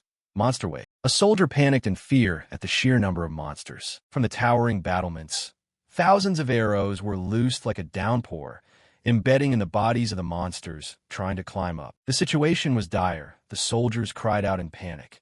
Hey, they're stepping on corpses to climb up. Stop them. Don't let them get up. They plunged their long spears with all their might, stabbing and screaming in fury and fear. Die. Suddenly, a gigantic monster appeared. In its left hand it held a massive boulder, in its right a huge club wrapped in a blue light. It swung its sinewy arm, striking the boulder with the club and sending it hurtling toward the wall with terrifying force. The shadow of the huge boulder fell over the soldiers. One could only exclaim, Hey, that's a boulder! The boulder slammed into the wall, producing a cataclysmic explosion that hurled men and stone alike. The monster did not stop. It picked up another boulder. The soldiers, horrified, realized, Snow Fiend. Despair enveloped the troops. They trembled and told each other, what kind of creature can swing a club and send a boulder the size of a house flying? Damn it! Even those proud Turian knights have joined the fight and are being pushed back. What are we to do? Another silently wished. At times like this, I wish Lord Doncard were here. A terrified shout rang out. Here it comes again. Get out of the way. A massive black object was hurtling down from above. Rapid, pounding footsteps thundered on the ground. Chow appeared with blazing red hair, shouldering a colossal stone pillar and knocking the Snow Fiend's boulder aside. He used the pillar as a weapon. The stone was deflected and flew straight into the horde, shattering their formation. Seeing that, the soldiers cheered in delight. Alive! That redhead is the new king of Iron Cliff. The troops shouted his name. Lord Chow. Chow gritted his teeth, bracing under the enormous weight of the pillar, wondering, how the hell can that guy swing a giant pillar in a single arc? He muttered curses while fighting. That Doncard pig can carry that horrendous weight everywhere, can he? Chow's sweep generated a tremendous impact, tossing aside and crushing scores of blocking monsters. Casting aside the cumbersome pillar, Chow drew the sword at his hip and plunged into the monstrous horde like a whirlwind. His blade sliced clean through the monster's flesh. He moved nimbly, dodging their swipes and countering with lethal slashes. In Chow's mind flashed his training with his master, honing fundamentals, overcoming fear. And once you learn to dig into the problem, the next stage is application. Chow's eyes suddenly lit with a strange blue glow. Before him now stood Hutton, an experienced knight. Chow watched every tiny movement, the shoulders' motion, the body's center of gravity, the placement of the feet, reading the signals the body gave off. And if he could see through the opponent's next move, thanks to that ability, Chow easily anticipated and dodged Hutton's powerful slash. He calmly parried and confidently declared, whoever the enemy is, I can face them. Hutton did not falter and continued to unleash powerful attacks. But Chow, like a ghost, always slipped past the opponent's blade. Hutton began to feel bewildered. What the hell? He can read all my movements? Unwilling to accept it, Hutton roared to regain momentum. The two charged at each other again, steel meeting steel in sparks. After a bout of fighting, Hutton was pushed back, panting, blood running down his aged face. He muttered to himself, "If I'd lower my guard even a moment later, it would have been over. What on earth is the identity of this scoundrel?" Hutton studied his opponent. His physique and mana were nothing remarkable. So how could he possess such power? Unable to contain his curiosity, he demanded loudly, "What is your name?" Chow replied coldly, "What do you need to know for?" Hutton snorted coldly, "Humph, from your attitude and speech you don't seem like a knight. You're a mercenary the kingdom paid good money to hire, aren't you?" Chow laughed. "Honestly, you really have no eye for people," he announced plainly. "I am Chow, captain of Fenris Knight Regiment." Hutton was stunned. "Captain? Isn't the captain supposed to be the white-furred master?" Even gasping, Gillian muttered, "What nonsense are you spouting?" Chow glanced at the motionless man on the ground, mocking, "If you've been knocked out, shut up and lie still." Chow charged Hutton again, not forgetting to taunt Gillian. "If you're so resentful, stand up and fight back." Hutton snorted in indignation. The battle resumed. Both lunged at each other with murderous intent. Chow stopped Hutton's attack. Hutton disparaged his opponent's skill. "Ha! That uncontrolled style of movement. Baron Fenris really only brings up beasts." Hutton shouted angrily. "This body has won the knightly tournaments 5 times, where the fate of a domain is wagered. Do you think the likes of you are worthy opponents?" Chow casually parried and retorted with contempt. 5 times? After all, that so-called knight tournament isn't much different from the bets mercenaries like us make, is it? Our lord says he's done it over 100 times. The number stunned Hutton. 100 times? Suddenly Chow launched an upward hooking kick from below. Struck full by the kick, Hutton lost momentum and fell backward. Chow raised his sword to finish him. Hutton hastily brought his blade up to block. He shouted in anger, "Cut out that worthless nonsense." The two swords locked, neither yielding. Suddenly Hutton grabbed the blade with one hand and used the pommel with the other to lower his center of gravity. A strong pommel strike swept Chow's supporting leg, throwing him off balance and causing him to fall. Chow was completely taken aback by the move. Hutton swung his sword down. "I will destroy anyone who dares stand in Baron Desmond's way." Both men's expressions were extremely surprised. Gillian heaved his axe hard, sending Hutton flying back. Gillian said, "You've grown stronger." Chow looked at the old man, gasping. "Old man, do you still have the strength to fight?" Gillian forced himself up, recalling, "Priest Pyote treated me temporarily, at least enough for me to fight right now." Hutton barked, "White-furred master, if you've lost the duel then admit defeat and withdraw. Why interfere like this?" He continued to hurl insults. "You despicable bastard, haven't you yet shed that lowly mercenary nature?" Gillian advised, "Don't worry, that man is Victor's master, the one who once drove him to the brink of death." "Galdipli, dam." "No wonder that old man is so strong," he said seriously. "You look terrible. The next attack will be your last, won't it?" Gillian answered, "Yes, there's only one chance." "One chance," Chow shouted. "That's more than enough." Then the two charged. Both unleashed their decisive blow. They crashed into each other, not with elegant swordplay, but in a deadly close-quarters fight. Gillian knocked Hutton's weapon away. They lunged at each other and grappled unarmed. They rolled on the ground. Chow launched a thunderous punch, followed by Gillian's strikes. A rapid succession of punches landed without miss. Heavy blows slammed straight into Hutton's face. Chow delivered a kick to his opponent's gut. Gillian seized Hutton's collar with fingers like steel and headbutted him hard in the face. The headbutt stunned Hutton and sent him sprawling backwards. He lay collapsed on the ground, utterly spent, his breathing heavy and ragged. In his death throes, he gasped, "You despicable scoundrels, is this what you call knights?" Chow replied coldly, "So what if we're knights?" Chow and Gillian each hefted the axe. This was a battlefield. Madness and ruthlessness showed on both their faces. On the battlefield, only the outcome matters. Hutton let out a final, pained, despairing cry. HRK? HRK. Without hesitation, the finishing blow fell. Blood sprayed everywhere, staining the area red. The battle ended. Harold, riding by on horseback, saw his subordinate struck down. He glared, unable to believe his commander had been killed. Harold shouted. The domain of Baron Rayfold loomed among the mountains, a strong fortress sheltering prosperous settlements by a gentle river. In her luxurious study, Amelia Rayfold calmly stroked a white cat, while listening to reports from her subordinates. A man seated opposite spoke. According to the intelligence gathered so far, while Baron Fenris led part of his forces to defend the northern Perdium fortress, Baron Desmond provoked war. With an army of 30,000, he defeated the kingdom's 2nd Legion stationed there and is now marching straight toward Fenris territory. The man in the red bowler hat, his face full of worry, continued. He attacked precisely when Fenris forces were scattered. Although he acted without the ducal family's consent, the timing was perfect. Bernaf stood beside Amelia, his expression grave as he analyzed the situation. If this continues, not only will Fenris be annihilated, but Perdium could also suffer heavy losses. Amelia fell silent, seemingly considering every move. A smile spread across her lips as she said softly, "Indeed, we will strike into Desmond's domain." Amelia's unexpected decision startled her subordinates. They couldn't believe their ears. The man in the red bowler stammered.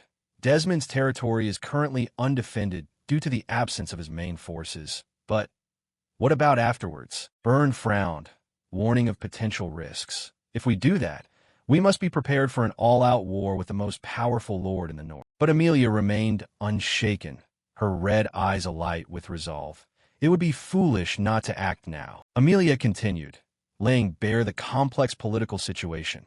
If Desmond absorbs Fenris and expands his power, he will surely become the ducal family's new enemy. If Ghislain wins, he will become the strongest in the north. The ducal family will never simply stand by and watch that happen. A crafty smile spread across Amelia's lips. Win or lose, Desmond has already fallen out of favor with the ducal family. If we replace him, don't you think they'll support us more? The two subordinates gaped, stunned to realize their mistress's deep calculation. Indeed, Bernaf could not hide his approval either. Miss a strategy can check both Desmond and Fenris.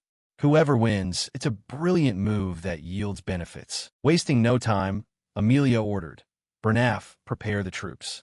This is our chance." A reply rang through the room. "Understood. At your service, miss." Outside, under the pitch-black night, the Rayfold army began to assemble, ready for battle. Bernaf drew his sword and pointed it to the sky, his voice booming like thunder. "Prepare to march." Chants echoed throughout the camp. This is our chance to prove Rayfold's new standing. Thousands of soldiers lined up in neat ranks, burning with readiness. From the high balcony, Amelia proudly watched her vast army advance, a fierce belief in victory swelling within her. She smiled with satisfaction, thinking to herself, "Ghislain, no matter how strong Desmond is, you won't be defeated so easily. But you've attracted too much attention. Just wait, this time I'll strike a fatal blow at you."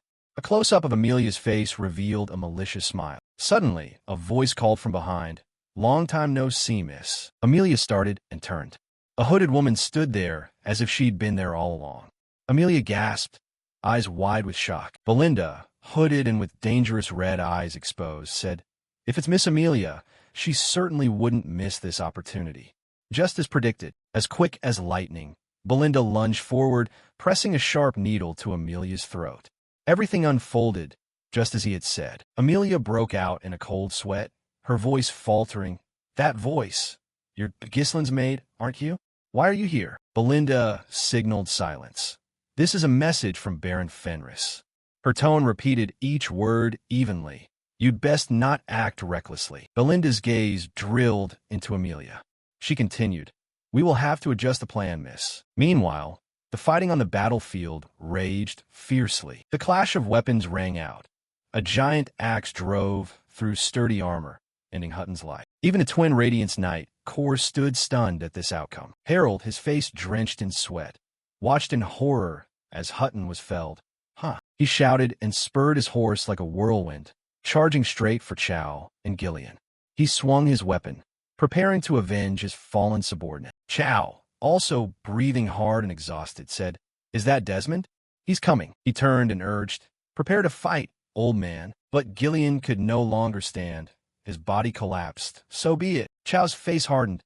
"Damn it, we're done for." Refusing to yield, Chow swung his huge bloodied axe aloft and roared a challenge at the enemy.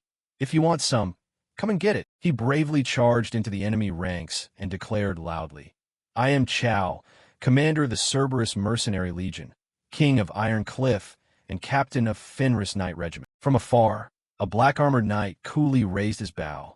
A sharp arrow aimed straight at the battle. The arrow tore through the air at a terrifying speed. The arrow flew straight at Harold. Harold used his sword to deflect the deadly arrow. The arrow narrowly saved Chow's life. Harold stared in horror toward the shooter. Impossible. Chow gripped his axe, a smile spreading across his face. He called out, "Captain Ghislain!" Clad in black armor, Ghislain charged bravely, the axe in his hand emitting a cold blue light. The surviving soldiers cheered joyfully. "The captain is here! Hail the Baron!" Alfal shouted loudly, reproachful yet relieved. "Damn it! Where have you been playing that you only show up now?" Vanessa cried out emotionally, "My lord!" Harold's face contorted with anger as he roared. "The plan we prepared should still be in progress. Don't tell me you finished off those barbarians that quickly." A Ghislain on horseback sped by, leaving a cloud of dust. "Not at all. He was alone. It seems he abandoned everything and rushed here." Harold sneered, eyes full of contempt. "What can one man do? Your haste has brought disaster upon you." Ghislain cut back to the hillside where he had just stood. Castello was observing, beside him a knight in golden armor. He spoke.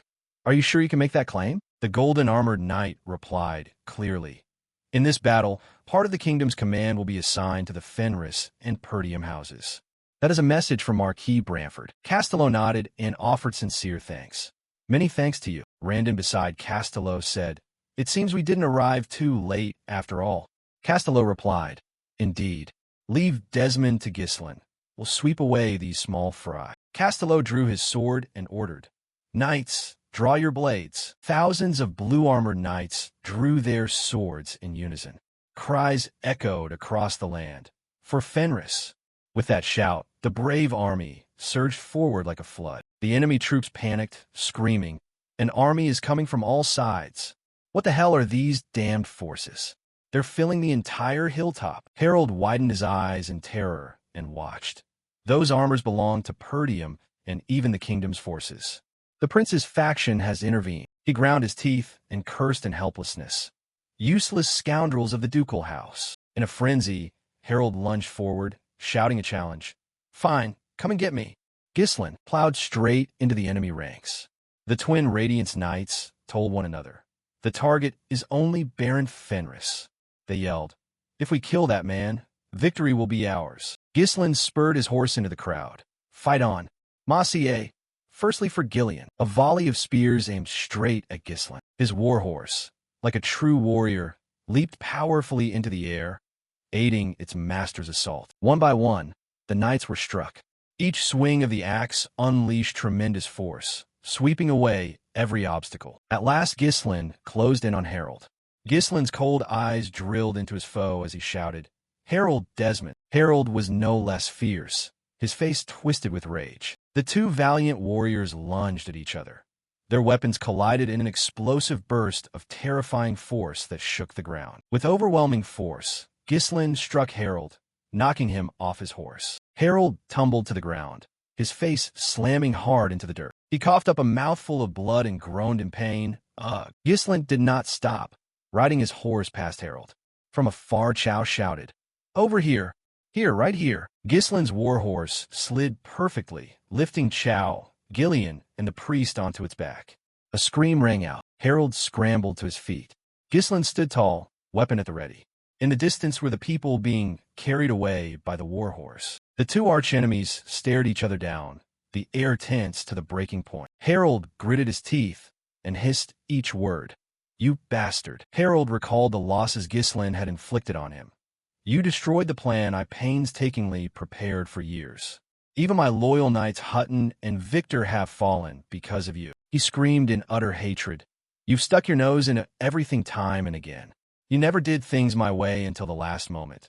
Yet you still had the nerve to come before me yourself." He glared and pointed his sword at Ghislain, roaring, "You're ready to die, aren't you?" Ghislain remained motionless like a stone statue, his voice low and resonant. "I have waited for this day for a very long time." On the battlefield, Castello raised his sword high, eyes blazing with determination, and shouted to the army, "Forward! Concentrate your attack." The mighty cavalry surged forward like a thunderous gale, carrying overwhelming momentum. The front quickly collapsed. A Desmond soldier was impaled by a spear, blood everywhere. Others panicked and shouted, "The front line is falling. Their momentum is too strong. Baron, please give the next order." "Where is Baron Desmond?" When reinforcements arrived, Gordon fought with increasing fervor, shouting, "Bastards, dismount. Now it's your turn to taste suffering." Seeing their forces being overwhelmed, a Desmond soldier loudly reminded his comrades, "Twin Radiance Knights, this is not the time to wait for orders. Do not break formation." He continued to urge, "Rouse yourselves, destroy the enemies before you." Ahead are Fenris's troops. They are heading straight for them. Gordon panted and complained, "Huh? It can't be like this." A comrade beside him criticized, "That idiot is overacting, drawing attention with that fervor." Alpha lamented, "Damn it, I don't even have any mana left to withdraw." Suddenly a shout rang out, "Fire!" Immediately, a rain of arrows poured onto Desmond's ranks, catching them off guard. From afar, a voice called out with smug satisfaction, "We waited a long time at the rendezvous point, you insolent lot." It turned out to be Claude.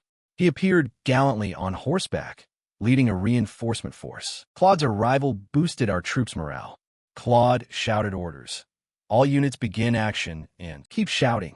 Support our allies immediately." The rain of arrows continued to fall. Amid the chaotic battlefield, Castello swung his sword and fought bravely. Meanwhile, Gislin's warhorse raced across the field, rescuing endangered comrades.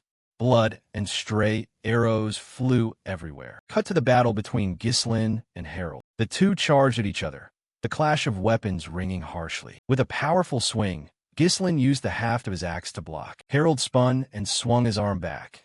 Gislin popped off the haft, flipped in midair, and launched a roundhouse kick. Harold took a kick to the face and spat blood. Gislin continued, swinging his weapon in a downward slash. Harold blocked with his sword. The battle raged fiercely, neither yielding. Gislin charged straight at Harold. Harold, his face bloodied, he roared madly, "I have lived a spotless life. My plans have always been perfect, and I have always led the house on the right path. Experimentation and mistakes have never existed in my life." Harold received a powerful kick to the gut and coughed in pain. "Then why, Gislin spun his weapon overhead and brought the axe down on Harold. A crushing blow fell, producing a dreadful explosion against the ground. A voice bellowed with hatred, "Gislin, who do you think you're to throw me into turmoil like this? When you began acting, my plan was broken for the first time. Those who trusted and followed me have died by your hand." Harold screamed, "I have swallowed countless humiliations." Gislin heaved the axe violently and stepped back to create distance. Immediately, they charged at each other again. He blamed him once more. "It's all your fault." A flurry of attacks followed.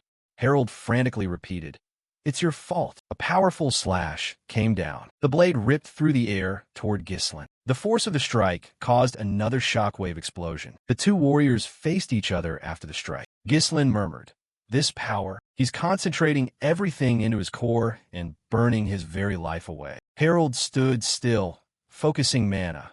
Lightning enveloped his body. "I cannot lose. Do you think I'll let everything I've built collapse?" Harold placed his hand on his chest. A powerful surge of energy erupted from his palm. "There's only one way to turn this around." With murderous fire in his eyes, Harold declared, "That is to kill you." He poured all his strength forward, thrusting his sword at Gislin. Gislin stood firm, unshaken. A thunderous thrust was launched. Gislin's helmet was cleaved off, spinning several times in the air. The blade stopped inches from Gislin before it could touch him. Gislin caught the haft of Harold's sword with his bare hands. A name was shouted. "Harold." Gislin, his voice deep and composed, spoke each word calmly. "I can never forget that emptiness when I killed. Even if I were to hack your corpse into 100,000 pieces, those who mattered to me would not come back to life." Memories of loved ones returned vividly. But now it's different. With resolute eyes, Gislin affirmed, "I will cut you down to avenge them." He opened his core. A purple manosphere of power flared before Gislin's chest. Harold glared in surprise at the torrent of power pouring from Gislin's mana core. Gislin launched a lightning-fast thrust. Harold barely dodged, but still had a hole pierced through his arm. Each strike was light, but carried the weight of 1,000 pounds.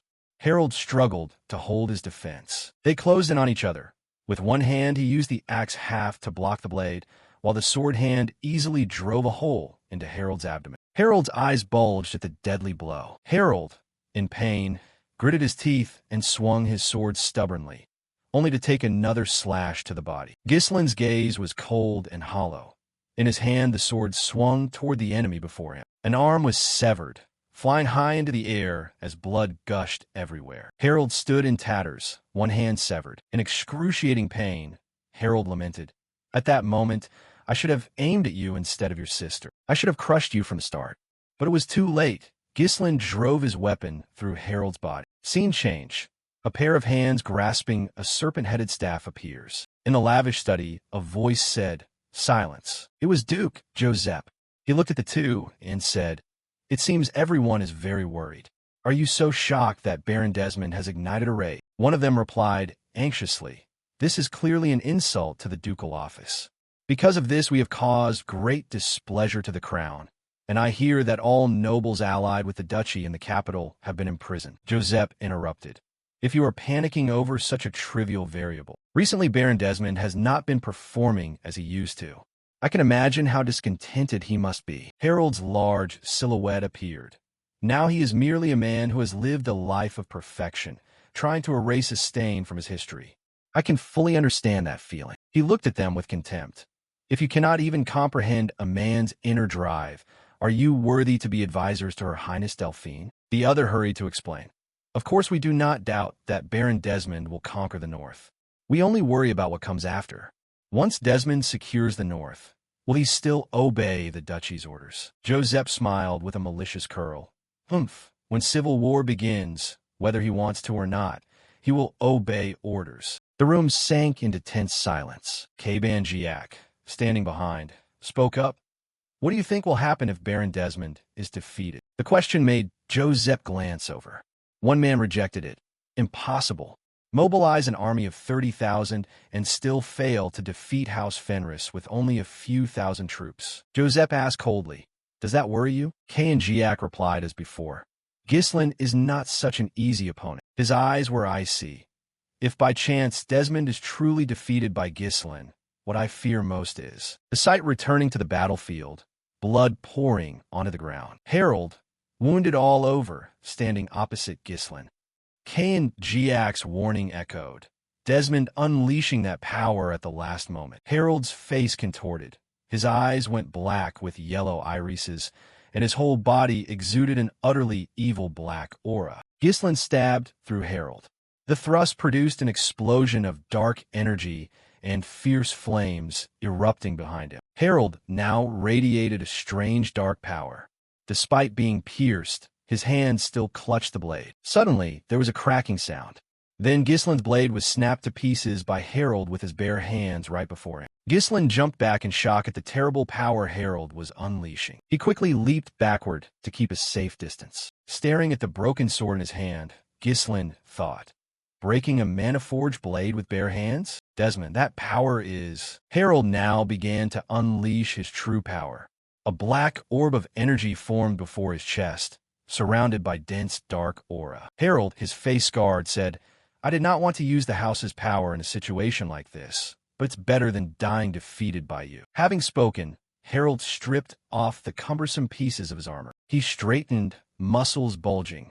"Now I can no longer retreat." Harold lunged with terrifying speed, knowing time was short. Gislin's eyes flared as he focused intensely to read his opponent's attack. Harold's slash carved a crescent arc. Gislin nimbly swung his axe to parry. Harold somersaulted in the air and launched an X-shaped slash. Gislin swung his axe hard.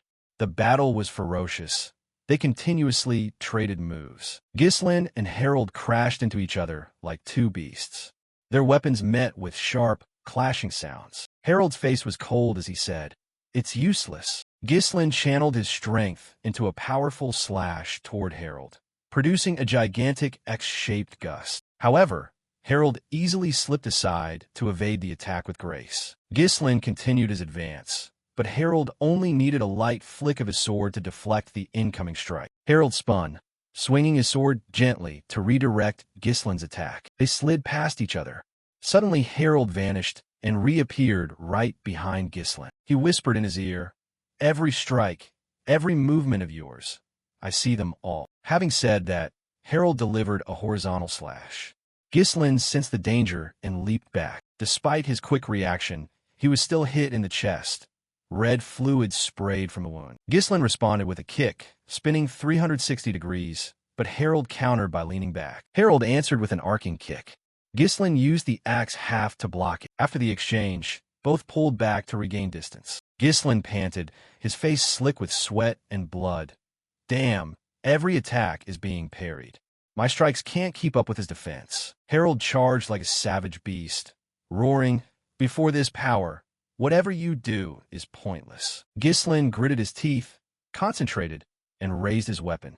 A blue light flared along the axe's edge. He swung powerfully at Harold, creating a crescent of energy. Harold blocked it with his sword. Harold quickly raised his blade to counter. The two energies collided with a resounding clang. Ghislain did not stop. He pressed a relentless assault, forcing Harold to retreat step by step. Seizing an opening, Ghislain leapt into the air and unleashed a powerful strike aimed at Harold's head. But Harold evaded in time, swinging his sword back with one strike, then another. Ghislain was forced to tumble through the air to dodge the opponent's deadly blade. They both landed, facing each other, eyes glaring as they prepared for the next round. Harold's gaze flared with killing intent. Ghislain took the initiative, leapt high, and swung his weapon straight down at Harold's head. Harold raised his sword to block. The impact produced a shockwave that hurled everything nearby aside. The battle grew increasingly fierce. Both moved at extreme speed, repeatedly unleashing lethal strikes. Their eyes met in a blaze. Fighting will surge through their veins. Ghislain swung, generating a massive blue surge of energy that slashed toward Harold. Harold read the motion with a decisive move, sliding his sword into the gap of Ghislain's battle axe. He locked the axe blade and then drove his foot hard into Ghislain's abdomen, sending him flying into the air and knocking the weapon from his hand. Ghislain coughed up a mouthful of blood.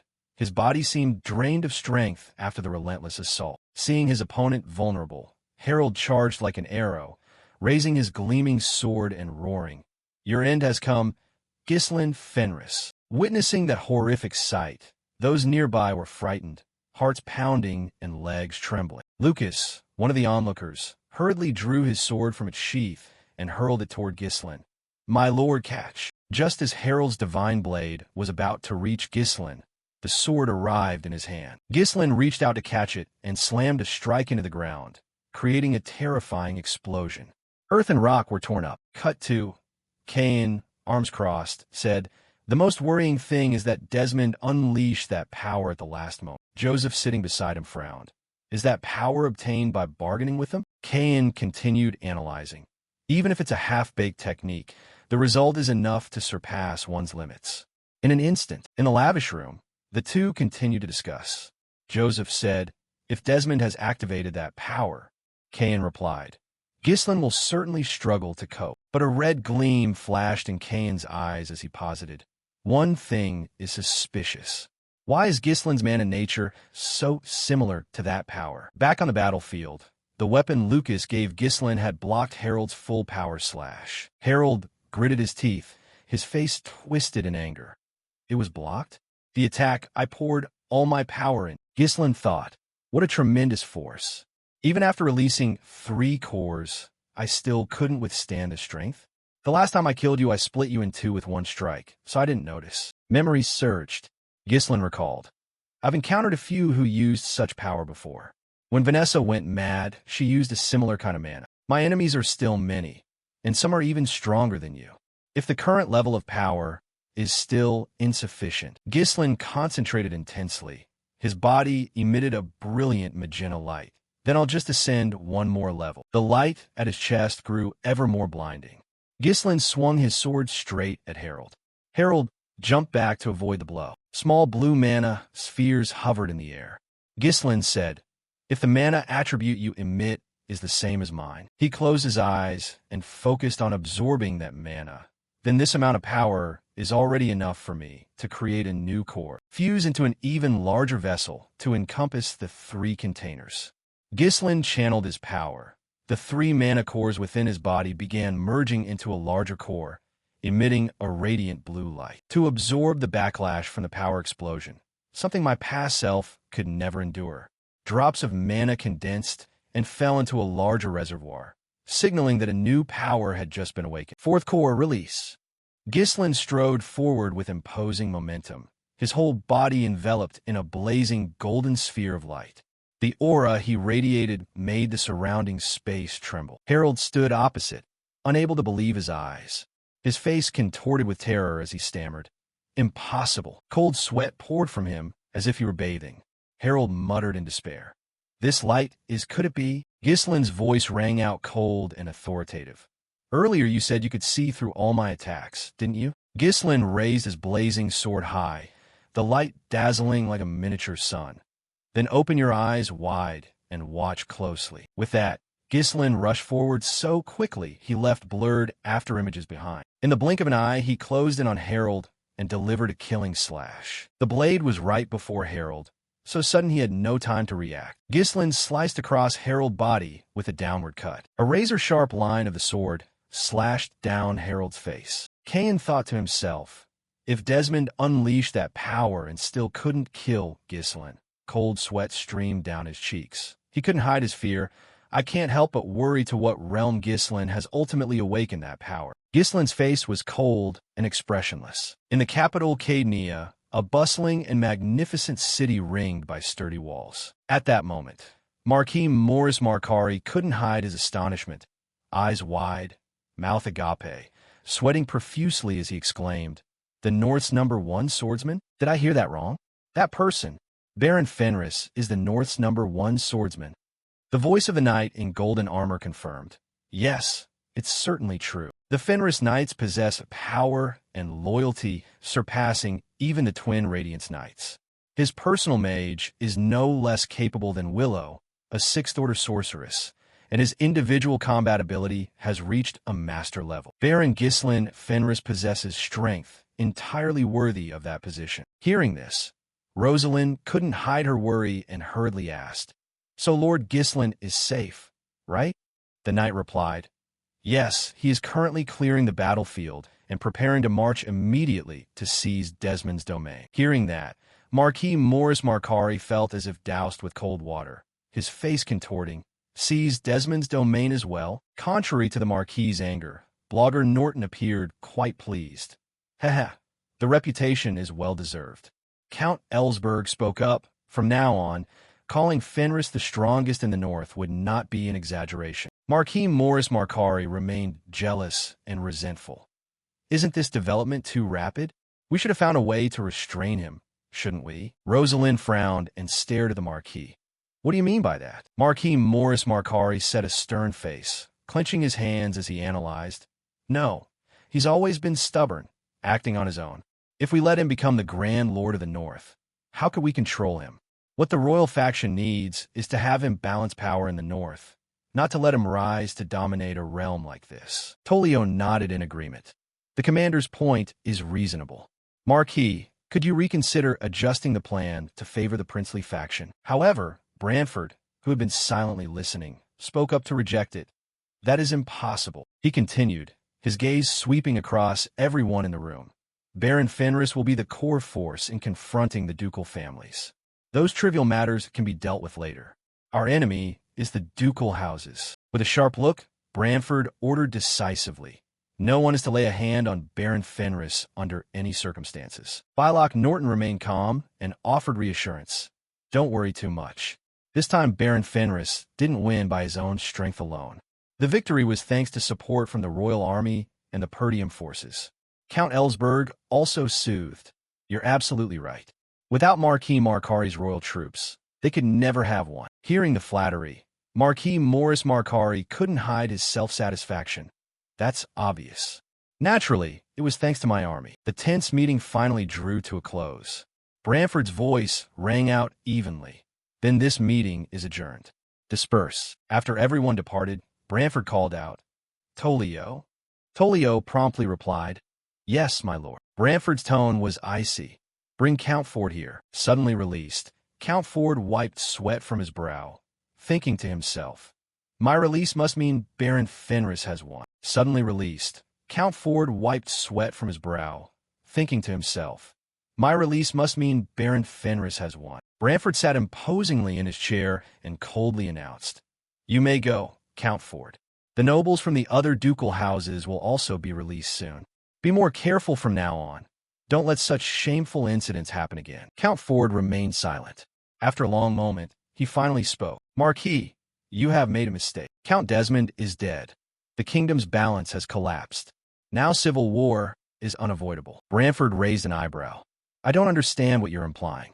Who doesn't know that ducal houses are eyeing to annex this kingdom? And it is our royal faction that has always tried to prevent civil war from breaking out. Ford didn't hesitate to retort.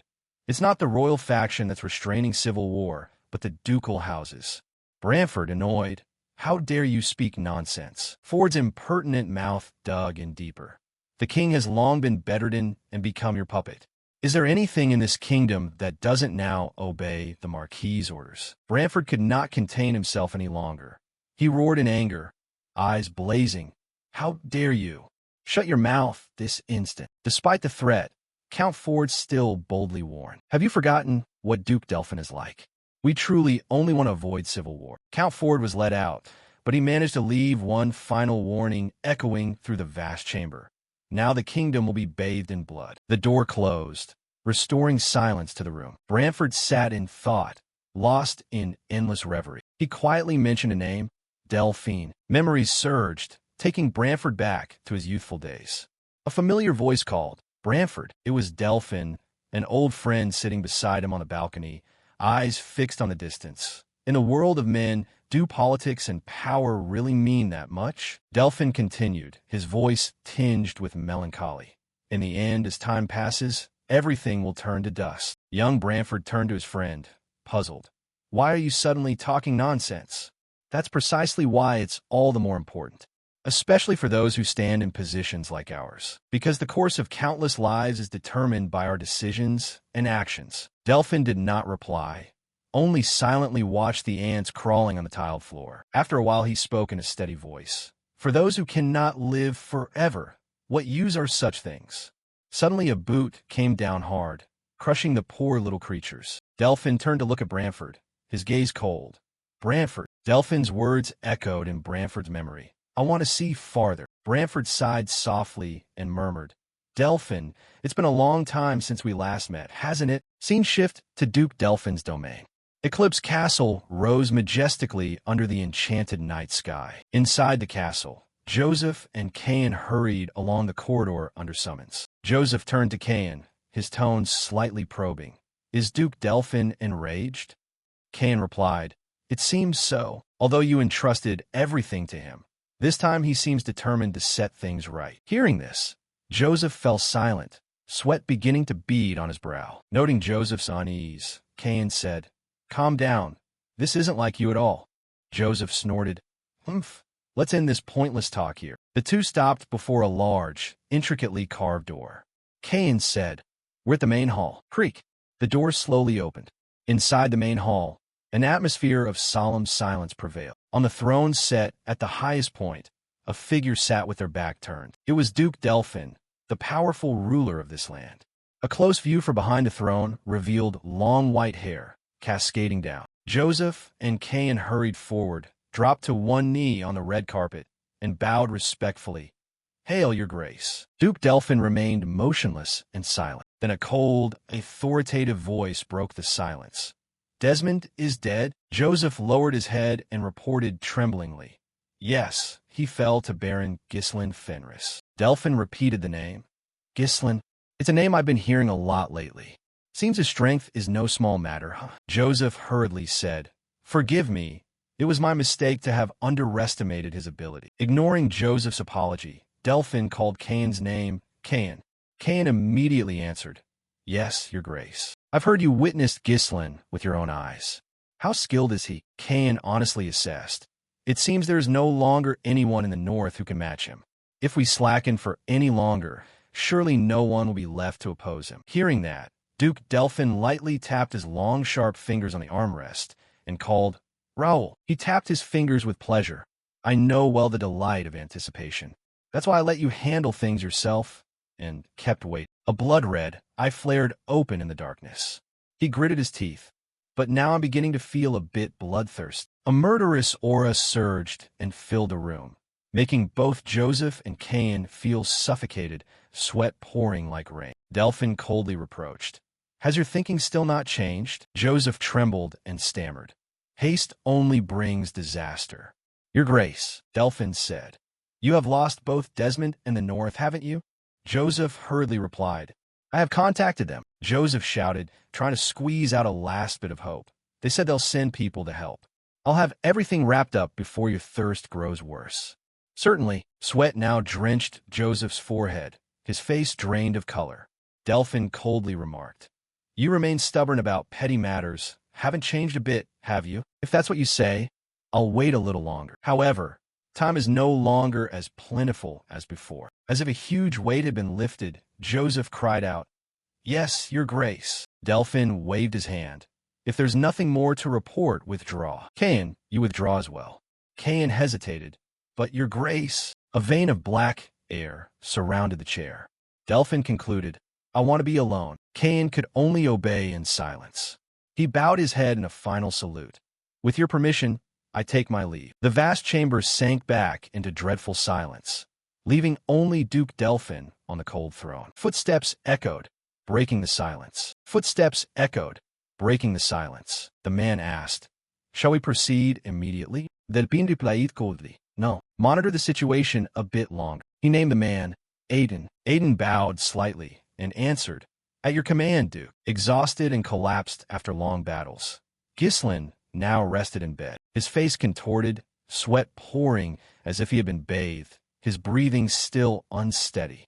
He must be dreaming something terrible. Suddenly his eyes flew open, pupils contracting, as if witnessing an unbelievable sight. In the dream, the sky was blood red. Violet lightning tore the air into a colossal vortex. Below, a vast city was engulfed in raging flames.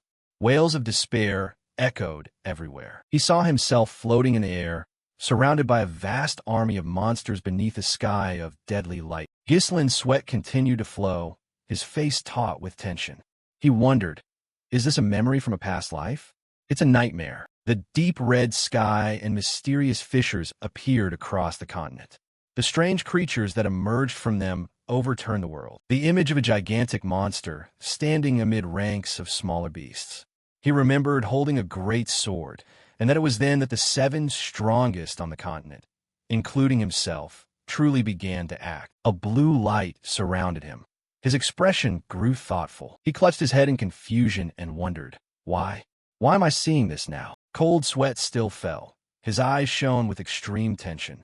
Before him stood a mysterious knight in full armor, a razor-sharp sword in hand, facing the giant monster. Ghislain thought to himself, and that knight, too, a close-up of an armored arm, gently swinging the sword. The monster hurled itself madly forward. The mysterious knight swung his blade at the beast. A flurry of successive blows fell, producing blinding flashes of light. He gathered all his strength and thrust the sword straight into the glowing orb on the monster's chest. After the killing blow, he watched the monster roar in agony. Ghislain, full of surprise, wondered, how strange. He certainly isn't in my memories, yet somehow he feels very familiar. Ghislain suddenly recognized that swordsmanship. It was the sword style of the Perdium family, an ideal blade technique that surpasses all the sword arts of our clan. The image of the knight standing proud with a glowing sword. The knight was standing with his back to the giant monster. Behind him, the monster lunged forward, swinging its blade in a deadly slash. Ghislain shouted a warning, Careful! The colossal sword, carrying destructive force, came crashing down toward the knight, but only just reached the knight's magic barrier. With a decisive motion, the knight spun and parried the monster's attack. With extraordinary strength, he flung the giant blade far away and added another slash at the monster, not even bothering to look at the blindside attack. The knight was enveloped by a blue magic barrier. Ghislain continued thinking, does he sense it by expanding the barrier around his body? Yearning to see more of these superior skills, he longed. Again, show me more. Just a little more. Ghislain's hand reached toward the knight, but at that moment, a gentle hand touched him, pulling him back to reality. Ghislain startled awake. Reflexively, his hand tightened around Belinda's. As she bent down to wipe his sweat, she cried out, "Ah!" Belinda tumbled onto the bed, flustered as she explained, "You startled me. I was wiping you because you were sweating so much. Did you have a nightmare?" Ghislain fell silent. He wiped his face, trying to calm himself. "Sorry, just a dream." Belinda asked kindly, "Are you in pain anywhere? Would you like me to bring a restorative potion?" Ghislain waved his hand. "No, I'm fine." Ghislain rose and put on his coat. Belinda continued reporting. "A messenger from Marquis Branford in the capital has arrived to say that since you have been elevated to Count, you can now take command of the Northern Army." Ghislain smiled. "From now on, I will be Baron Fenris." He turned and asked, "But what about Gillian?" Belinda replied brightly, "Don't worry, he's full of energy. It seems Father Pioz's intensive treatment has had a great effect." Ghislain breathed a sigh of relief. "That's good," he ordered. "Belinda, summon everyone here for me. We will prepare for the next step." Elsewhere, Alfal scowled. "You people are asking me for donations?" he shouted angrily. "Why dare you try to extort money from me? I'm Alfal, head of the Fenris Magic Tower branch, am I not?" Pios trembled in reply. "No, we didn't mean to extort anything," the girl stammered. "It's just that the poor people need a bit of help." Alfal sneered. "Don't make me laugh. I'm the poorest person in this domain. Because I, heir to the Fire Magic Tower, am forced to live like an unpaid slave in this godforsaken place. How short of funds are you that you come to beg me?" Pios timidly offered a small purse. "Teach, that's because it's only a few dozen gold coins." Alfal gaped. "What?" Seeing his attitude, Pios bowed her head in apology. "Sorry for not knowing your circumstances, Lord Alfal. I'll seek someone else." Then she turned and walked away. Alfal hurriedly called after her, "Wait, calm down." He gripped Pios's shoulder tightly, flashing a sly smile. "I never said I wouldn't give you the money." Pios blinked. "Huh?" Alfal whispered in her ear, "If I, as branch head of the Magic Tower, simply hand money to a cleric, it would look like a bribe, wouldn't it?" "Pure surprised." He continued to entice. "So I'll give you a fair chance to take my money." Pios, curious, "How?" Alfal produced a coin and tossed it into the air. The two sat at the table. Alfal explained the rules. Heads is odd, tails is even. Pios still didn't understand. "Huh?" Alfal snorted. "What? You don't know the rules? Just guess which side will land when I flip the coin." "Very simple, right?" Pios flailed in alarm. Gambling is forbidden. Since gambling stems from greed, it's a sin for a cleric." Alfal shook his head and rationalized. "Humph, you still have much to learn. This isn't gambling. It's just an excuse for me to give you money. I'll flip first. Watch carefully." He flipped the coin. When he opened his hand, it showed even. Alfal feigned regret. Tails came up even. "Damn, I lost." He handed Pios a gold coin. "Here, take it." Pios took it awkwardly. Alfal smiled, falsely friendly, and asked, "You understand how to play now?" Pios hesitated. "Not really." Pios took it awkwardly. Alfal smiled, falsely friendly, and asked, "You understand how to play now?" Pios hesitated. "Not really." Pios began to be persuaded. "That makes sense." The game began. The coin was tossed into the air again. Pios closed her eyes and guessed blindly. Even. Two assistants stood behind watching, but the result was heads. One said, "Too bad, it's odd." This time Lord Alfal wins. Next round, Alfal slammed his hand down to conceal the coin again. Pios guessed odd, but it came up even. She whimpered, "Oh no," again. In the following round, she guessed wrong again, odd. "Oh," she cried out in despair. Even, but luck still did not smile on her. Pios's donation pouch gradually emptied with each lost round. Finally unable to bear it, Pios burst into tears. Why can't I guess correctly even once?" Alfal smugly counted the money. "Well, wonderful. How much is this now?" "We've caught a fat prey." Pios, unwilling. It's not over yet. Let's play one more round." At that moment a bystander spoke up to warn, "You'd better stop, cleric. That bastard is using magic to cheat. You'll never win." Pios stunned. Cheating? Realizing she'd been tricked, Pios angrily grabbed Alfal's shirt. "Cheater, give me my money back this instant." Alfal tried to pull his arm free. Hey, what's wrong with you? Why is this money yours?" he shouted loudly. "So, will you continue playing or not? Aren't you going to help the poor?" Pios could only sob, watching the last coin fall onto the table. "Hick this." She wiped her tears and produced her last coin. "Play one more time." Alfal flipped the coin forcefully again. The coin spun in the air, gleaming under his gaze. Pios shut her eyes tightly and clasped her hands in prayer. Alfal sneered inwardly. Praying won't do any good anyway. With the coin swap magic I developed, not even the goddess can beat me, he boasted. I'm the god of heads and tails. Meanwhile, Pios prayed sincerely. Please forgive me. Goddess Duana, that bastard.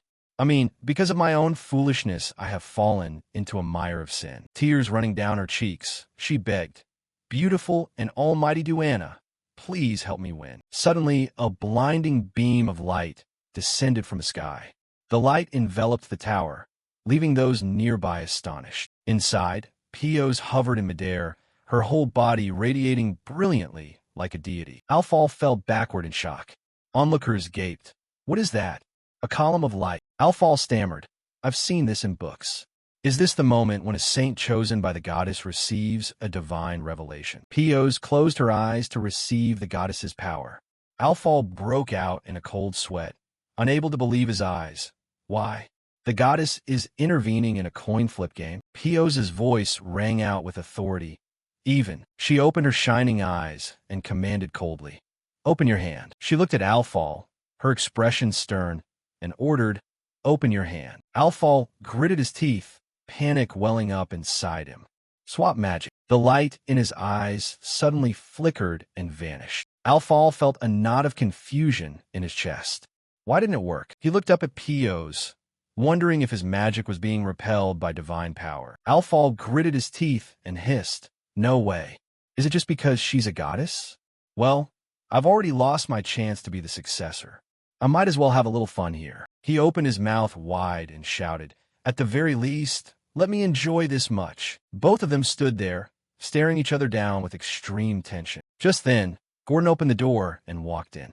Alfal, what was that light just now? He stared blankly, eyes wide as he took in the scene inside. The entire space had been shattered into pieces. Alfal and Pios were lying on the ground. She was breathing heavily. His entire body wouldn't stop shaking. Alfal's hand was still clenched tight, opening the coin to check the result. Snot and tears streamed down Alfal's face. He exclaimed, overwhelmed with happiness, I won. Even a goddess couldn't beat me. His scream echoed throughout the area. The one who defeated the goddess is me. It's Alfal. After being informed of everything, Ghislaine Pirium calmly questioned, Priest Pios was chosen by the goddess and became a saint, yet you surpassed even his power? Alfal proudly asserted, That's right. He suddenly sighed and remarked, Unbelievable. Ghislaine Pirium said softly, Priest Pios was a man to begin with. This left Alfal completely bewildered. Chow hurriedly stepped forward, put him in a headlock, and scolded, You bastard, daring to lie right in front of the leader. Alfal struggled and screamed, No, I'm telling the truth. You all saw her that morning, didn't you? I defeated a goddess. Ignoring the two of them brawling nearby, Ghislaine Pirium stood there lost in thought. A saint chosen by the gods could channel divine power from the deity they served. He frowned, remembering his previous life, where a saint chosen by the goddess of war rose up to stand among the 7 strongest people on the continent. That kind of power would be a crucial asset in the coming chaos. Then, Ghislaine Pirium suddenly clapped his hands to grab everyone's attention. He announced, For now, our biggest threat, Desmond, has fallen. Ghislaine Pirium pointed to the map. In short, Fenris has grown into a major territory, absorbing over 20,000 troops from the 3 northern regions. We couldn't have made it this far without all of you. Great work, everyone. Everyone present couldn't help but cheer with excitement. But before they could enjoy it for long, Ghislaine Pirium announced, Now, let's move on to the next mission. Claude jumped in surprise and blurted out, More. He hurriedly laid out his grievances. Can't you see this mountain of paperwork? Reinforcements, construction, maintenance, weapons production, security gaps, administration, recruitment, reports from the capital, managing 3 territories. And you still want to add more? I'm going to die at this rate. Hearing this, Ghislaine Pirium only replied coldly, That's your problem. He looked up at everyone and asked, Now, let's take a look at our current situation. We have joined the Royalist faction and become the key power in the north. You all know who will be facing next, right? The room fell into a dead silence for a split second. Ghislain was the first to answer. "We are going to face Duke Delphine." Alfal clutched his head in misery and muttered, "Damn it. What did I do to get dragged into a war like this?" Hearing this, Chow knocked him on the head and mocked. "Aren't you the one who defeated a goddess? Why are you afraid of mere humans?" Ghislain Pirium stepped away from the desk and said, "Whether you like it or not, we have no other choice but to face them." He placed his hand on the map beside him, and Ghislain Pirium firmly asserted, "From now on, this war won't just be limited to the north. It will spread across the entire kingdom." He pointed to a location on the map and declared, "Our target is right here." Lucas exclaimed in confusion. It was the Marquis's western territory. Gillian quickly realized. Ghislain Pirium glanced toward it and explained, "The eastern territory is already under the control of the royalist faction, so we don't need to worry about it anymore. If we capture the west, we can put pressure on the Duke's southern territory from all sides." However, Claude disagreed. "No way. Marquis Roderick's territory is backed by several trade guilds and nobles. With that foundation, their financial and military power is on par with a small kingdom." He kept questioning. "The scale difference compared to the north is overwhelming. And you want to attack that place?"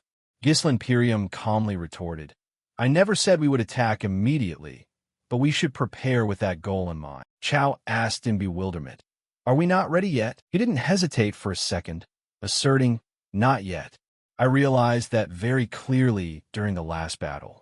Even though each of our units is elite, when our numbers are this small, our options remain limited." Belinda asked worriedly, "Then how should we prepare?" Ghislain Pirium was silent for a moment before he laid out his plan. "I will bring all the mercenary groups in this kingdom under my command. I will establish the Fenris Mercenary Corps." Chow couldn't help but exclaim in surprise, "Mercenaries?" Lucas laughed, realizing, "So you aren't just building a regular army?" Gillian shrewdly grasped the issue. "The West has the largest number of active mercenaries in the kingdom and the biggest team. The Dajiak Corps operates under Marquis Roderick. So you want to seize control of those mercenaries." Claude also understood everything. "If the enemy is too strong, we will erode their power until they are on equal footing with us." Seeing his members were so quick-witted, Ghislain Pirium smiled with satisfaction. Then he ordered, "I'll leave it to you to recruit all the mercenary groups in the north. If they refuse, make them kneel at any cost. As for the West, I will handle it myself." Chow replied with total confidence, "That's my specialty." Gillian expressed some hesitation. "Then in the West, that means taking the Dajiak Corps from the hands of the Marquis." But he cautioned carefully, "The strongest sword in the West might make a move." Ghislain Pirium was also quiet for a long time. He thought anxiously about the strongest sword in the West, Tenet. At the same time, in the Latania Kingdom, in the west, at Marquis Roderick's territory, a young boy was sweating profusely, his breathing extremely heavy. On the boy's back was a hand offering comfort. Tenet gently suggested, "Try again." He slowly instructed the boy, "Relax your hand. Don't tense up." Seeing the boy follow his instructions, Tenet immediately encouraged him. "That's it, just like that." He adjusted the boy's stance while teaching. "The goal isn't to hack, but to link each movement together." The boy breathed out and followed Tenet's lead. Slowly. "Focus on your breathing and finish at the tip of your blade." A sword strike was swung, cleaving the pedestal in two. The boy's eyes widened in surprise. He shouted excitedly, "Master, I did it!" The children around them also immediately called out, "Master, me too." Tenet smiled and reassured them, all right, one by one." Just then, Martin Roderick had approached and asked, still the same, "Master Tenet?" He smiled and expressed, "Master Martin's student has finally appeared again." As soon as he saw Martin Roderick, Tenet's eyes went blank. He calmly offered, "I have something to discuss with you privately." Before Martin Roderick could finish, he directly cut him off. "Wait for me a moment." Tenet avoided his gaze. "I said, I'm still teaching the kids." This left Martin Roderick stunned. Time passed, and he sat by the campfire waiting. Tenet finally approached from behind. He sat down and expressed, "Sorry to keep you waiting." Martin Roderick frowned and questioned annoyedly, "Tisish, what a waste of time. Do you think I waited because I wanted to?" Tenet simply replied coldly, "Sorry." He became even more furious and remarked, "You look quite at ease. After all, You are the strongest sword in the West. No one dares to touch you. Before Martin could say anything, Tenant directly stated his position. I'll say it straight, I won't go back to the Marquis's mansion, Prince Martin. He frowned and said, I haven't finished speaking yet. No one in the West has your talent. He hurriedly replied, there's no need to drag me into this. Can't you leave this to the Dajiak Corps? Your mercenary friend Dominic is fully capable. A subordinate has no right to interfere in succession disputes. Hearing this, Martin Roderick lost his patience and shouted, damn it, that's succession business. If you had just helped a little, I wouldn't have had to go through all this. Go back. Tenant exhaled a weary breath, then bowed his head to the prince. Tenant revealed his own power and asked, tell me, how far do you think I've come? Martin Roderick leaned his head down. No need to ask. He looked him straight in the eye and affirmed, you have reached the pinnacle. Hearing this, Tenant sighed again, the pinnacle. He looked up at the sky and expressed, there was once someone stronger than me. Tenant looked down at his hands and recounted, the moment I faced him, my whole body trembled like a child. Tenant looked down at his hands and recounted, the moment I faced him, my whole body trembled like a child. Tenant exclaimed blankly, no. He recalled the scene at the time, at the boundary where death could strike at any moment when blades clashed. Tenant stated his thoughts. It was a feeling that cannot be described in words. This left Martin Roderick deeply shocked. He heard him confess, there is no one left in the West at that level anymore. Tenant's eyes brightened with desire. If only I could stand at that boundary one more time and feel that thrill again. Rain poured down in torrents at Martin Roderick's mansion. He bowed his head, gritting his teeth, and exclaimed, Master Tenant is just flaunting meaningless pride. Martin Roderick irritably took off his hat and muttered, I used to train under him, but he's not an ordinary person. With that ability, he wastes it all just because he was thrown to the front lines. Then he put his hat back on and muttered, do you understand? Dominic Drac, opposite him, remained silent. He looked up and questioned, why did you call me here personally? Only then did Martin Roderick remember, right? He asked, you know my brother, right? I think power has completely blinded him. He even set up a new trade guild in a field he knows nothing about. And it seems like he intends to challenge me. This is my territory. Dominic Drac insisted on the main issue. What do you want me to do? Martin Roderick smiled and instructed, nothing complicated, just remind him that we aren't easy to deal with. Saying that, he placed a dagger on the table and demanded, destroy my brother's trade guild. Then he looked up at Dominic Drac and instructed, and don't forget to leave that behind. He picked up the dagger and pondered. That dagger belonged to another noble family. Before he could question it, Martin Roderick continued, you have until next week before the auction begins. Make sure you don't screw it up. Martin Roderick smiled threateningly. And remember well, your child is in my hands. Dominic Drac then left Martin Roderick's mansion in the pouring rain. The hand holding his sword was trembling slightly. After returning and recounting everything, Dominic Drac's underlings couldn't help but shout, that madman. They didn't stop cursing.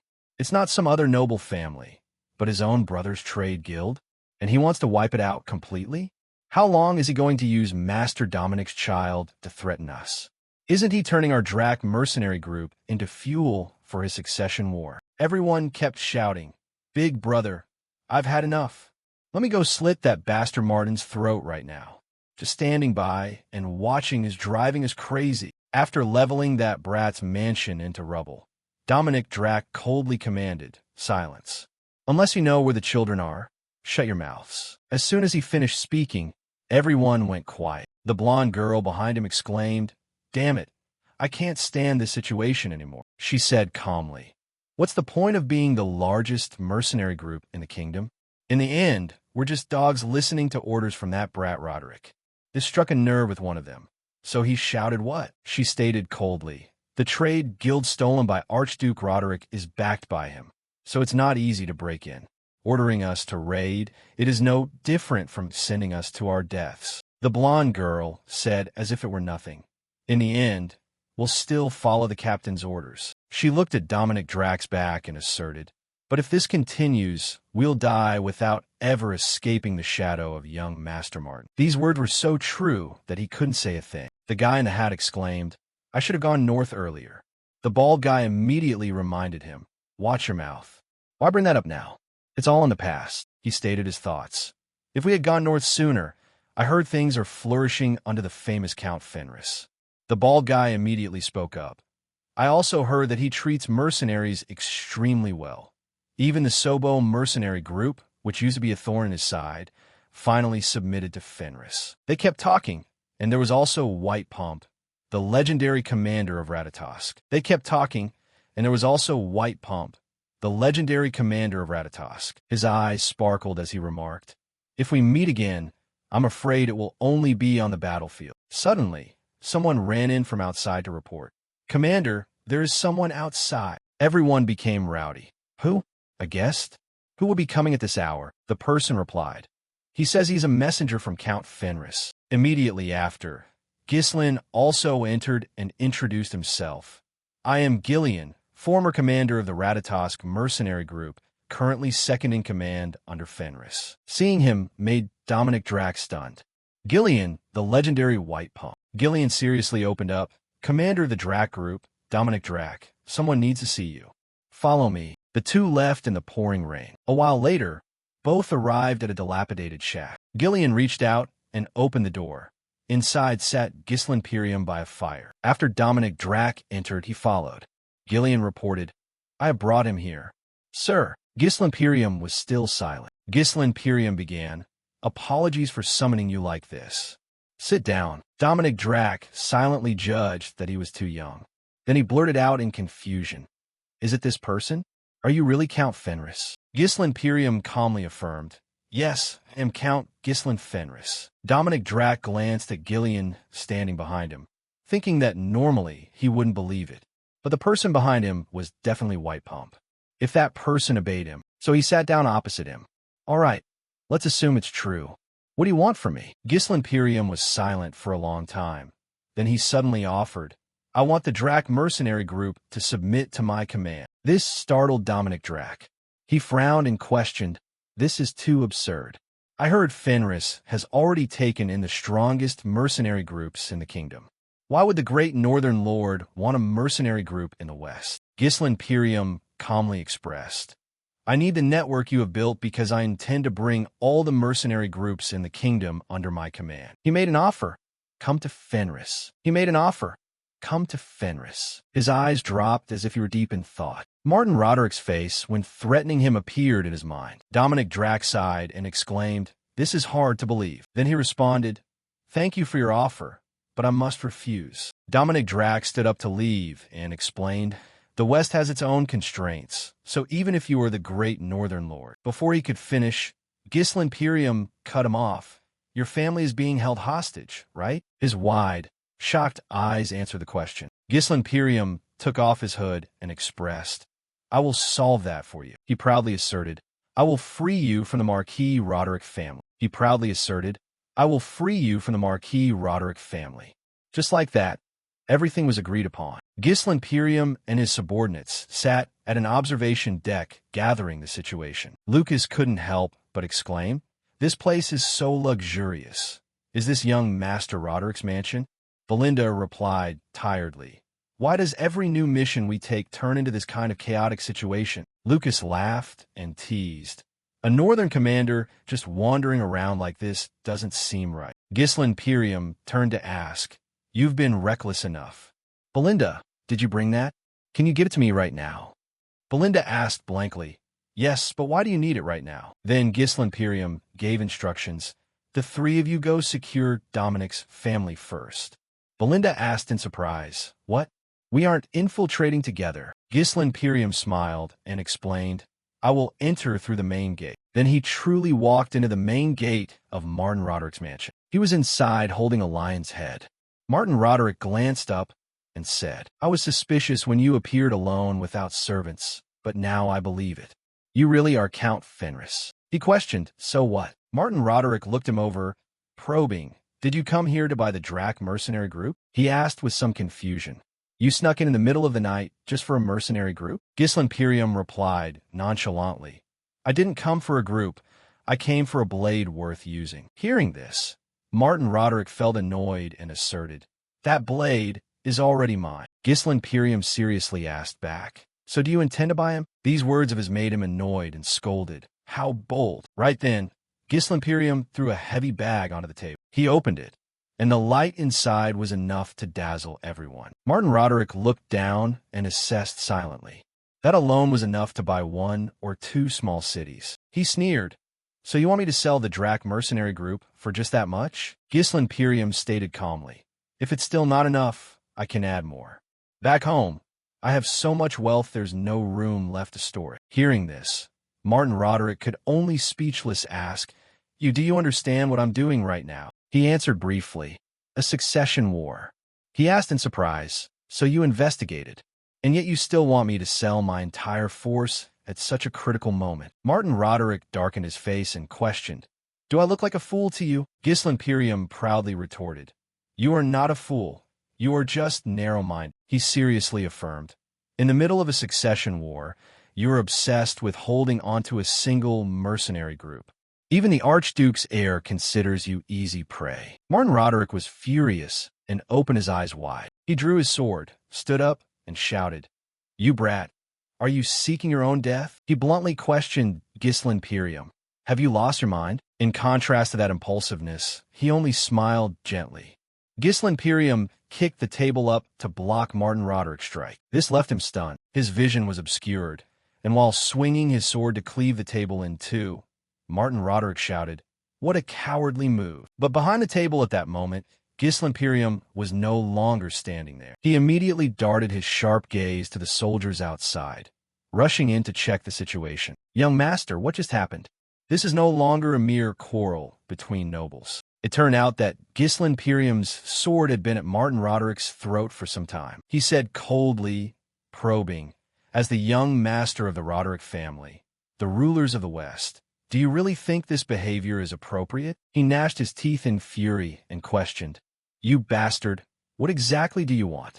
Do you really think you can leave here safely after holding a sword to my throat? After he finished speaking, Gislimperium simply pulled his sword back and turned around. He stepped back and pointed his sword at Martin Roderick again, challenging, You and me one-on-one. Gislimperium brimmed with fighting spirit as he challenged.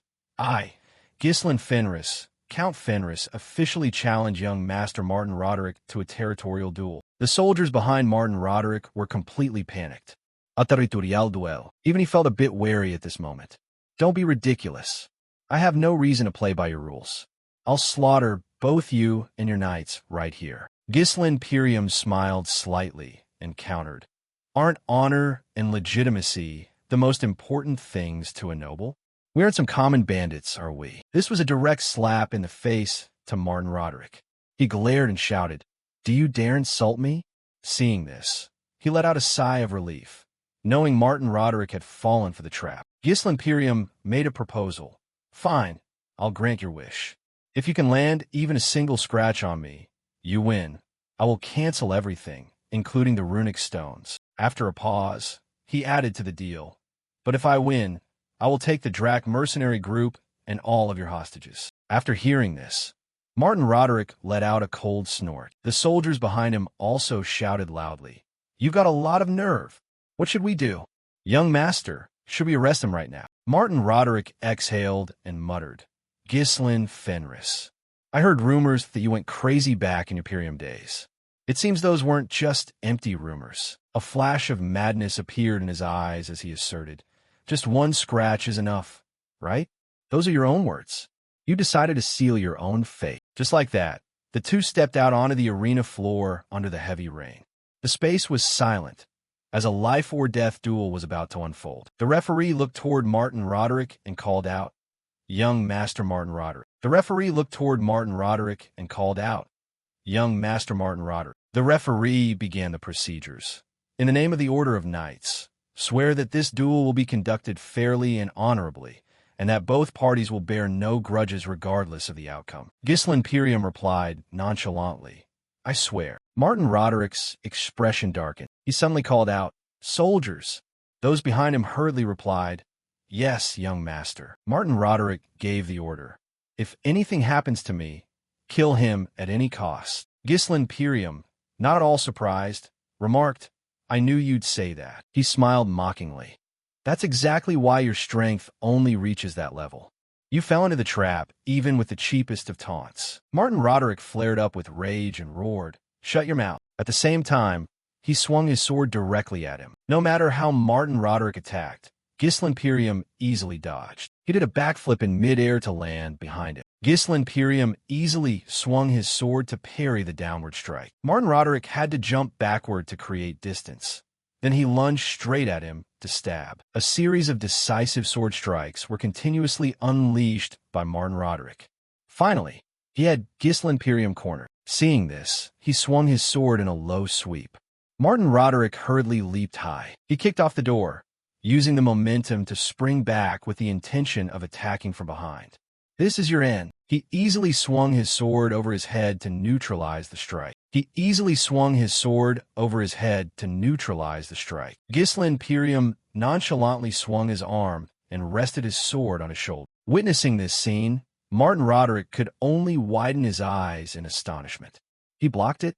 He deflected an attack from his blind spot. From below, Gisli Imperium smiled slightly and complimented, "Not bad." He turned his body, preparing to catch Martin Roderick as he fell. A hook kick struck straight into his stomach, causing Martin Roderick to cough up blood. Gisli Imperium jumped back a few times to keep his distance.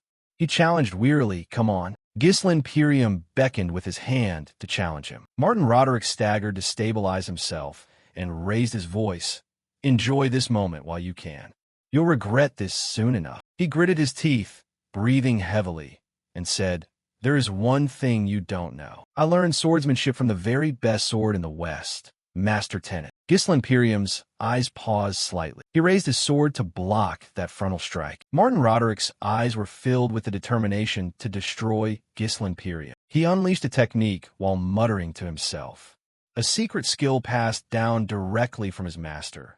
Martin Roderick confidently asserted, "Let's end this right here." A powerful burst of energy erupted when the swords clashed against his hand. Gisli Imperium nonchalantly questioned, "You learned from that old man?" He frowned and asked again, "Are you his disciple?" Immediately after, Gisli Imperium swung his leg and kicked Martin Roderick hard. He struggled to find his footing to stay upright. Before he could catch his breath, Martin Roderick saw Gisli Imperium appear right in front of him. If you mentioned him, Gisli Imperium turned the tables and launched a continuous attack. Gisli Imperium smiled slightly and affirmed, "Just because you're his disciple doesn't mean you've inherited the essence of his swordsmanship." Gisli Imperium smiled slightly and affirmed, "Just because you're his disciple doesn't mean you've inherited the essence of his swordsmanship." Martin Roderick, being struck, was shocked to realize it was the very same technique he had just used. At that exact moment, his body was pierced by Gisli Imperium's blade. Martin Roderick was devastated. That's Master Tenet's swordsmanship. He copied it after just one look and even improved it to perfection. Could it be? Martin Roderick grasped the sword embedded in his body and stammered, "You might actually have the ability to make Master Tenet step out personally," he boldly asserted, "but you will surely lose." After Martin Roderick fell, the soldiers from outside rushed in and called out, "Young master, Martin!" They didn't stop urging each other, "Kill that bastard.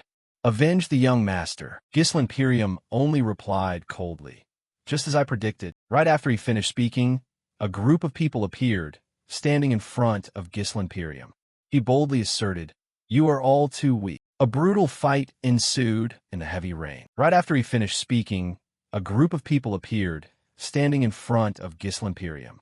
He boldly asserted, "You are all too weak." Someone from outside entered and called out, "Sir, there is a guest here to see you." He frowned and said, "Let him in." Just like that, a person stepped inside. His eyes glowed brightly. He smiled and began, "Welcome, Tower Master of the Red Flame Tower, Delmer, a seventh circle mage." Delmer laughed slightly upon hearing this. He showed a bold, probing attitude. "The fact that you summoned me at this time proves the situation is already extremely urgent. Is that right?" Joseph replied indifferently. "The Duke is currently extremely furious." Joseph replied indifferently. "The Duke is currently extremely furious." A horrific scene appeared in both their memories. Joseph remarked gently. Only in that way could he break one of the heavy chains holding him back. Thinking of the Duke's terrifying face, he muttered, to get a taste of freedom. His laughter at that moment was something one could never forget. His laughter at that moment was something one could never forget. Then Joseph took out a scroll and suggested, "Take this." He took it, wondering, "What is this item?" Joseph explained immediately all the information on the key figures of the Fenris faction. He frowned and affirmed, "The other side said they would soon dispatch a capable person, but we cannot just wait passively. Anyone blocking the Duke's world-building endeavor must be eliminated." On the scroll were pictures with notes about the members: Gillian White Lion, former leader of the Ratatosk Mercenary Group; Chow Mad Dog, leader of the Cerberus Mercenary Group; Lucas, the one known as the Piercing Spear, an assassin whose identity is still unknown; Pyote, the saintess representing the goddess of beauty and prosperity; Vanessa, the exclusive mage of the Fee House, who has reached the Sixth Circle. Reading the information on Delmer, he couldn't help but be shocked. The Sixth Circle? From what I know, the magic tower in that faction only recently began operating. Is it reasonable for a Sixth Circle mage to appear in such a short period? Joseph sighed and remarked, "This news is based on the fact that she fought on equal footing with Gui Lao, a Sixth Circle expert, during the clash with Fenris. Even if her true strength might not be at that level yet, we still need to be absolutely cautious." A glint of cruelty flashed in his eyes as he reminded, "There is only one card that makes me concerned, the one Joseph referred to as Alfal, the one who had subdued even the gods." Delmer exclaimed in surprise, "Defeated even the gods?" He continued, "Based on reports, he is a mage possessing power enough to suppress the divine power of the Saintess. Moreover, he was chosen as the successor to the Red Flame Magic Tower." Joseph warned seriously, "All data points to him being the most formidable hidden power of that faction." Delmer stroked his chin and remarked, "So that's how it is." Then he laughed and affirmed, "A variable that absolutely cannot be ignored." Delmer collected the scroll in his hand and reassured, "You don't need to worry too much. Just by destroying the Red Flame Magic Tower, we will shatter the foundation of their power." He turned to leave and signaled, "I will bring back news of victory soon." Joseph replied calmly, "Don't be too complacent. Both you and I, in the eyes of the Duke, are just as small as ants." At the same time, in the barracks, Dominic Drac hugged his two children tightly to his chest. The soldiers around them kept whispering and gossiping. "I see. And as for Dominic, who was held hostage, is that offer really true?" Dominic Drac looked up confused and asked, "What is this about? What did you do to young Master Martin?" Ghislain Pyrium gently explained, "He fell in a fair duel between knights that left those around him horrified. Dead? And that was Marquis Roderick's beloved son." Everyone shouted in opposition. "Are you all crazy? You just caused a massive catastrophe." They surrounded Ghislain Pyrium, cursing, "Damn it. We need to leave this place immediately. Roderick's forces will definitely hunt us down to the end." Seeing this, Gillian spoke up, "My lord." Belinda was equally confused. Ghislain Pyrium bowed his head in silence, removed his hood, and shouted loud, "All members of the Drac Mercenary Group, listen up. I am Count Ghislain Fenris, Commander-in-Chief of the Northern Army." He shouted firmly, "I have severed every chain that bound you. From now on, you no longer have to live the life of an aimless puppet." This left those around him utterly bewildered. "Vice Captain, so the person who found Dominic at that time was, even if we are free, we can't survive in this Western land. Roderick's Legion will come and wipe us all out." This left those around him utterly bewildered. "Vice Captain, so the person who found Dominic at that time was, even if we are free, we can't survive in this Western land. Roderick's Legion will come and wipe us all out." This shocked everyone. "Protect us? Will you really tolerate and shelter people like us?" Dominic Drac was the first to stand up.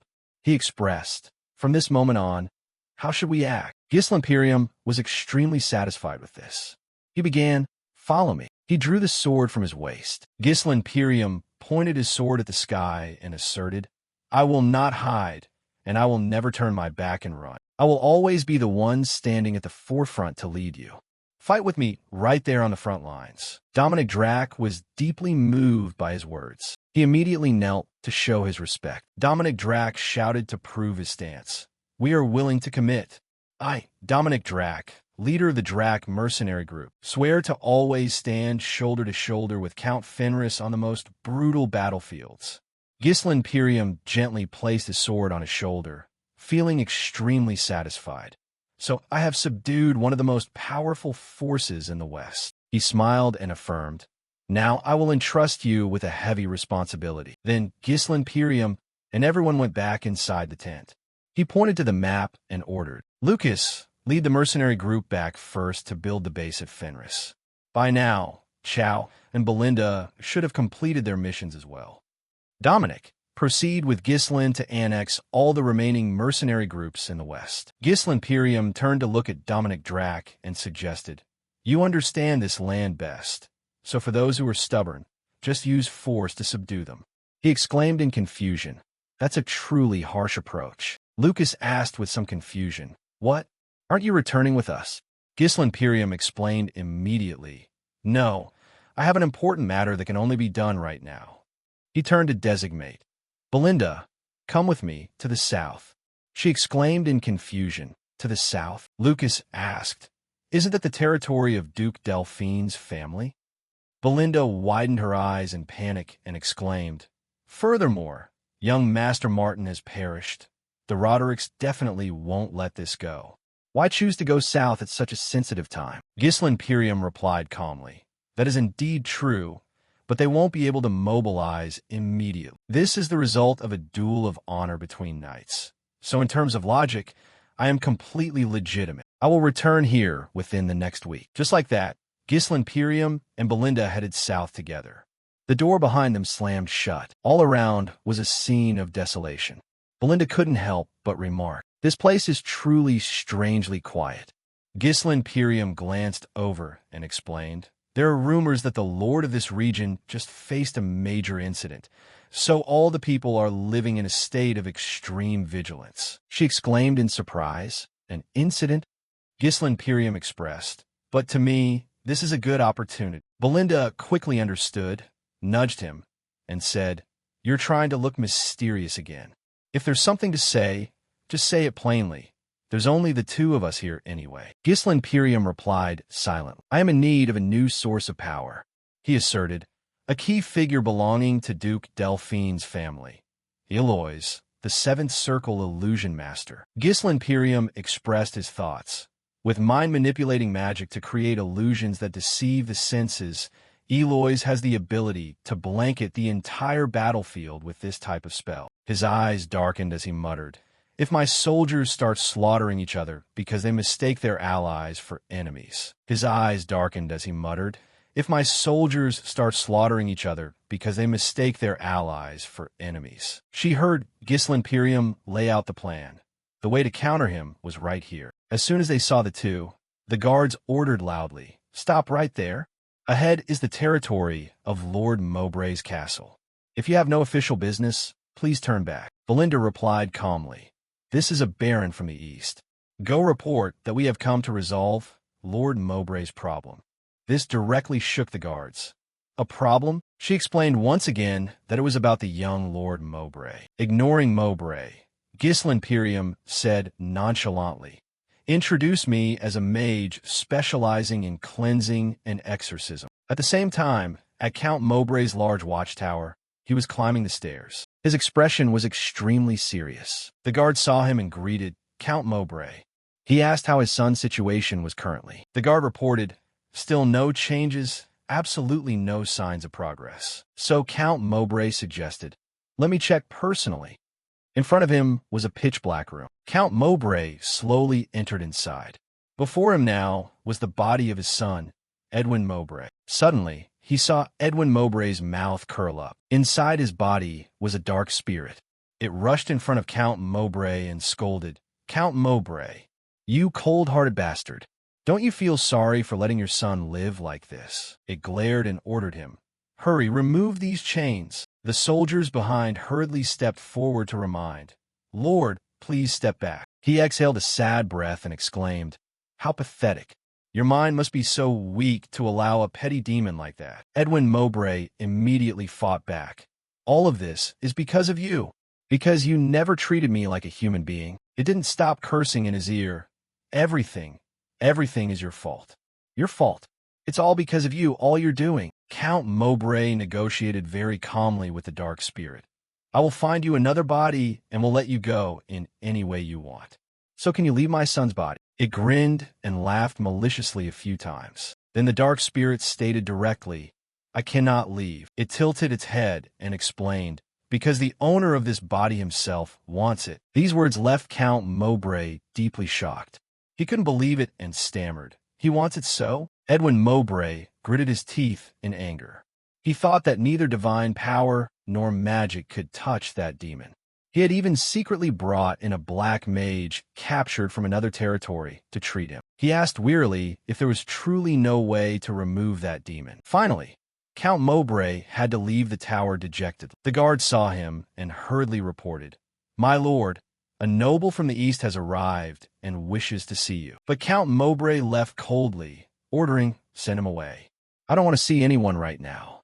This left the guards feeling confused, but they spoke up, making Count Mowbray freeze. He says he is an exorcist. He turned around, stunned, and asked, An exorcist? A while later, Count Mowbray agreed to meet.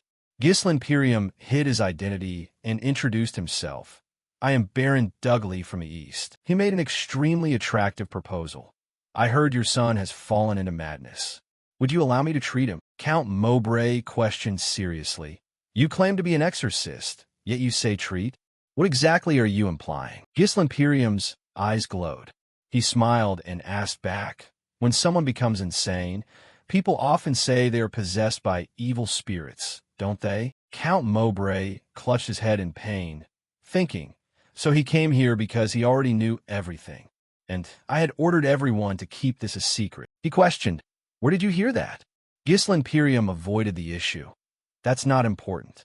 What's important is that I can destroy that demon. Count Mowbray asked curiously, So, can you use divine power or magic?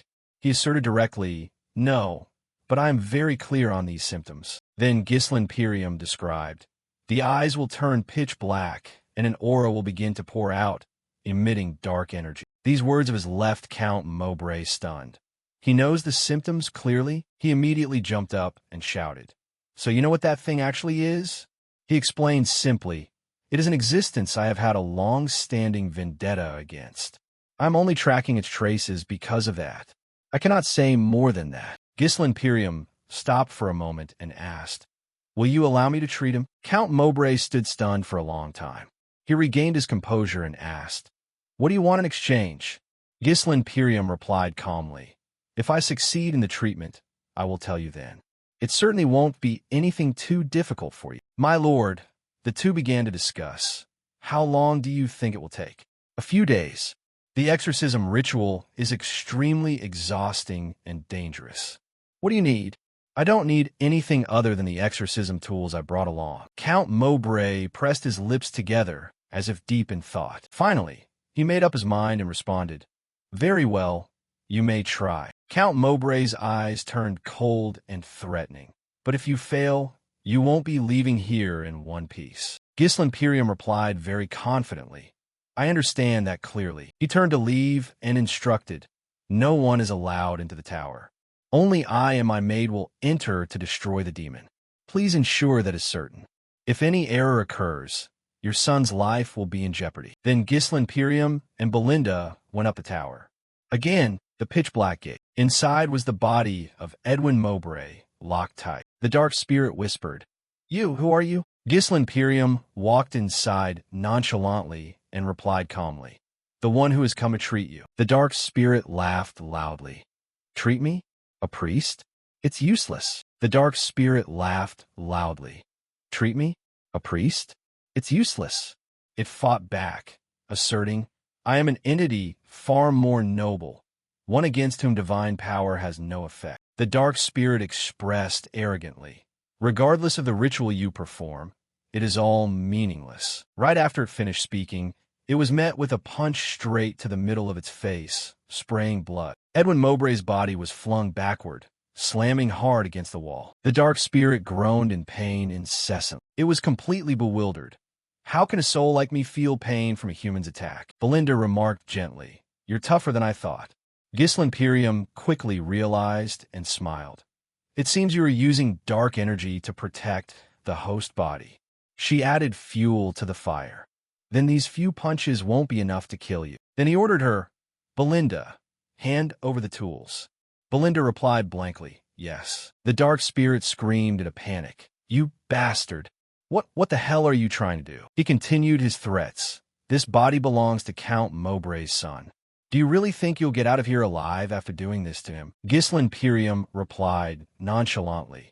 A mere demonic entity trying to act like the owner of someone else's body? Besides, I happen to be an exorcist. Gislimperium pulled out a weapon to show him.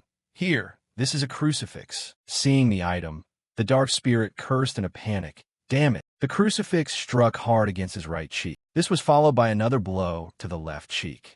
Gislimperium relentlessly struck Edwin Mowbray's entire body. He hammered from the top of the head down to both cheeks. It was a punishment that felt like it would last forever. Blood sprayed out continuously. Screams echoed nonstop. The dark spirit began to tire. It hurts. How much longer is this going to last? He finally realized that this was by no means a standard exorcism. The dark spirit screamed in desperation. That's enough. Please. This piercing cry shocked Belinda. Is that his voice? The dark spirit cried out helplessly. No, the owner of this body has woken up. Edwin Mowbray screamed in agony. Father, save me. Gislimperium laughed at the sight. Oh, you're awake? Belinda silently praised him. Just as expected, with weaklings like these, a good beating is enough to bring them to their senses. Then Gislimperium ordered, Belinda, hold this guy tight for me. The dark spirit finally escaped from Edwin Mowbray's body. He kept grumbling, damn it, it took so long to find a body that wouldn't resist me. The dark spirit revealed his true form and cursed, and you ruined it all. Gislimperium smiled calmly and suggested, if there's an issue, just possess that heir's body again. The dark spirit screamed frantically. Once I've been evicted, I can never enter it again. He ranted incessantly. I never expected someone who isn't a mage or a priest to be able to force me out. If I don't find another body soon, I'll vanish. The dark spirit yelled loudly. I don't want to vanish. Just then, he stopped abruptly as he realized something. You have a wonderful body. The dark spirit changed his target to Gislimperium. You are completely different from that weak shell. Your body is truly a masterpiece. Belinda, gritting her teeth in fear, cried out, is that demon aiming for the young master? The dark spirit merged into the space and muttered, this body seems durable.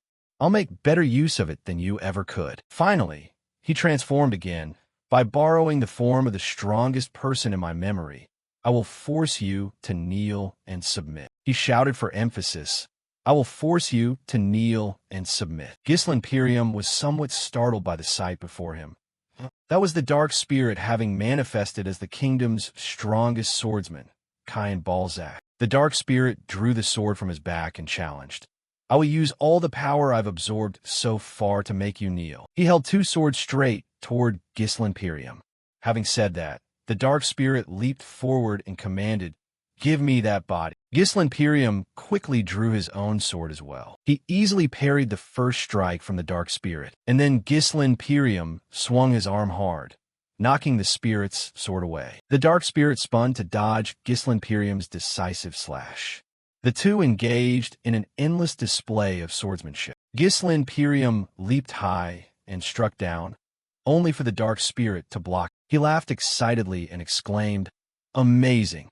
I never thought you could withstand attacks modeled after the kingdom's strongest sword to this extent. In his heart, Gislimperium silently evaluated, to be a mere illusion fully materialized from magic power and yet possess such strength. It contains a massive amount of magic power. He smiled slightly, plotting, if a well-trained master were to use this power. The two faced each other and shouted in unison, I want it even more. So, Gislimperium swung his sword and charged forward again. The dark spirit stepped back to dodge. Then he also swung his sword to attack. Gislimperium spun around to block the sword behind his head. He drove his elbow hard into the exposed side of the spirit. The dark spirit's eyes flashed with a sharp gleam. Following that, he was able to push Gislimperium back. He hurriedly leaped and spun in the air, avoiding the attack. Then Gislinperium stomped hard on his shoulder to gain momentum and land on the ground. The space was suddenly engulfed in silence. Gislinperium let out a breath of relief. The dark spirit on the other side hissed with anger. "You bastard." Gislinperium smiled in challenge. "What? Didn't you basically show me everything you've got?" The dark spirit went silent for a long time. "Fine." A murderous glint flashed in his eyes as he affirmed, "It seems this won't end unless I change things up a bit." Thinking that, the dark spirit turned and threw his sword toward Gislinperium. He tilted his head to dodge the sword. However, just a moment later, Gislinperium noticed something unusual. "Is there a thread of magic power attached to the sword?" The dark spirit yanked hard, pulling the thread toward him. Thus, he gained momentum and lunged forward at a dizzying speed. The dark spirit swung his sword in a long arc toward him. As a result, a circle of magic thread coiled around Gislinperium's body. He was dragged away by the spirit with that thread of magic. Gislinperium struggled to block the strike with his sword. He silently evaluated.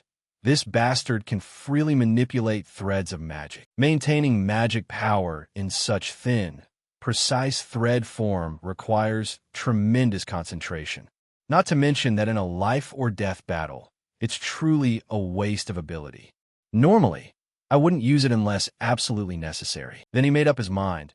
But with a magic-enhanced monster, there's no need to worry about that anymore. Gislinperium became serious about the match. This is going to be a bit troublesome. He swung his sword straight down from the air. However, right after that, Gislinperium was dragged away by the dark spirit. Seeing him lose his balance and fall, the spirit took advantage of the situation and lunged forward. "That body must be mine." Just at this moment, Gislinperium called out, "Belinda!" A crucifix was thrown out, hooking directly onto the dark spirit's arm. Belinda took the momentum and delivered a kick straight to his head. The dark spirit couldn't help but be shocked, crying out, "What?" Gislinperium took the opportunity to leap up and exclaim, "I didn't want to have to use this much magic power to fight you either." He frowned, tensely ordering, "But it's time to end this." And so, a single sword stroke cut the dark spirit in two. Cain Balzac's body fell backward, and black mists escaped from the host. The dark spirit kept exclaiming, "My magic power is collapsing." He felt absolutely terrified. I didn't even see him swing his sword. Finally, the dark spirit realized and asked, "Are you saying you haven't been fighting seriously until now?" Gislinperium spoke softly. Forced possession of my body has failed. So what do you plan to do now?" The dark spirit laughed loudly. "The magic power I absorbed from those nobodies is nothing compared to this.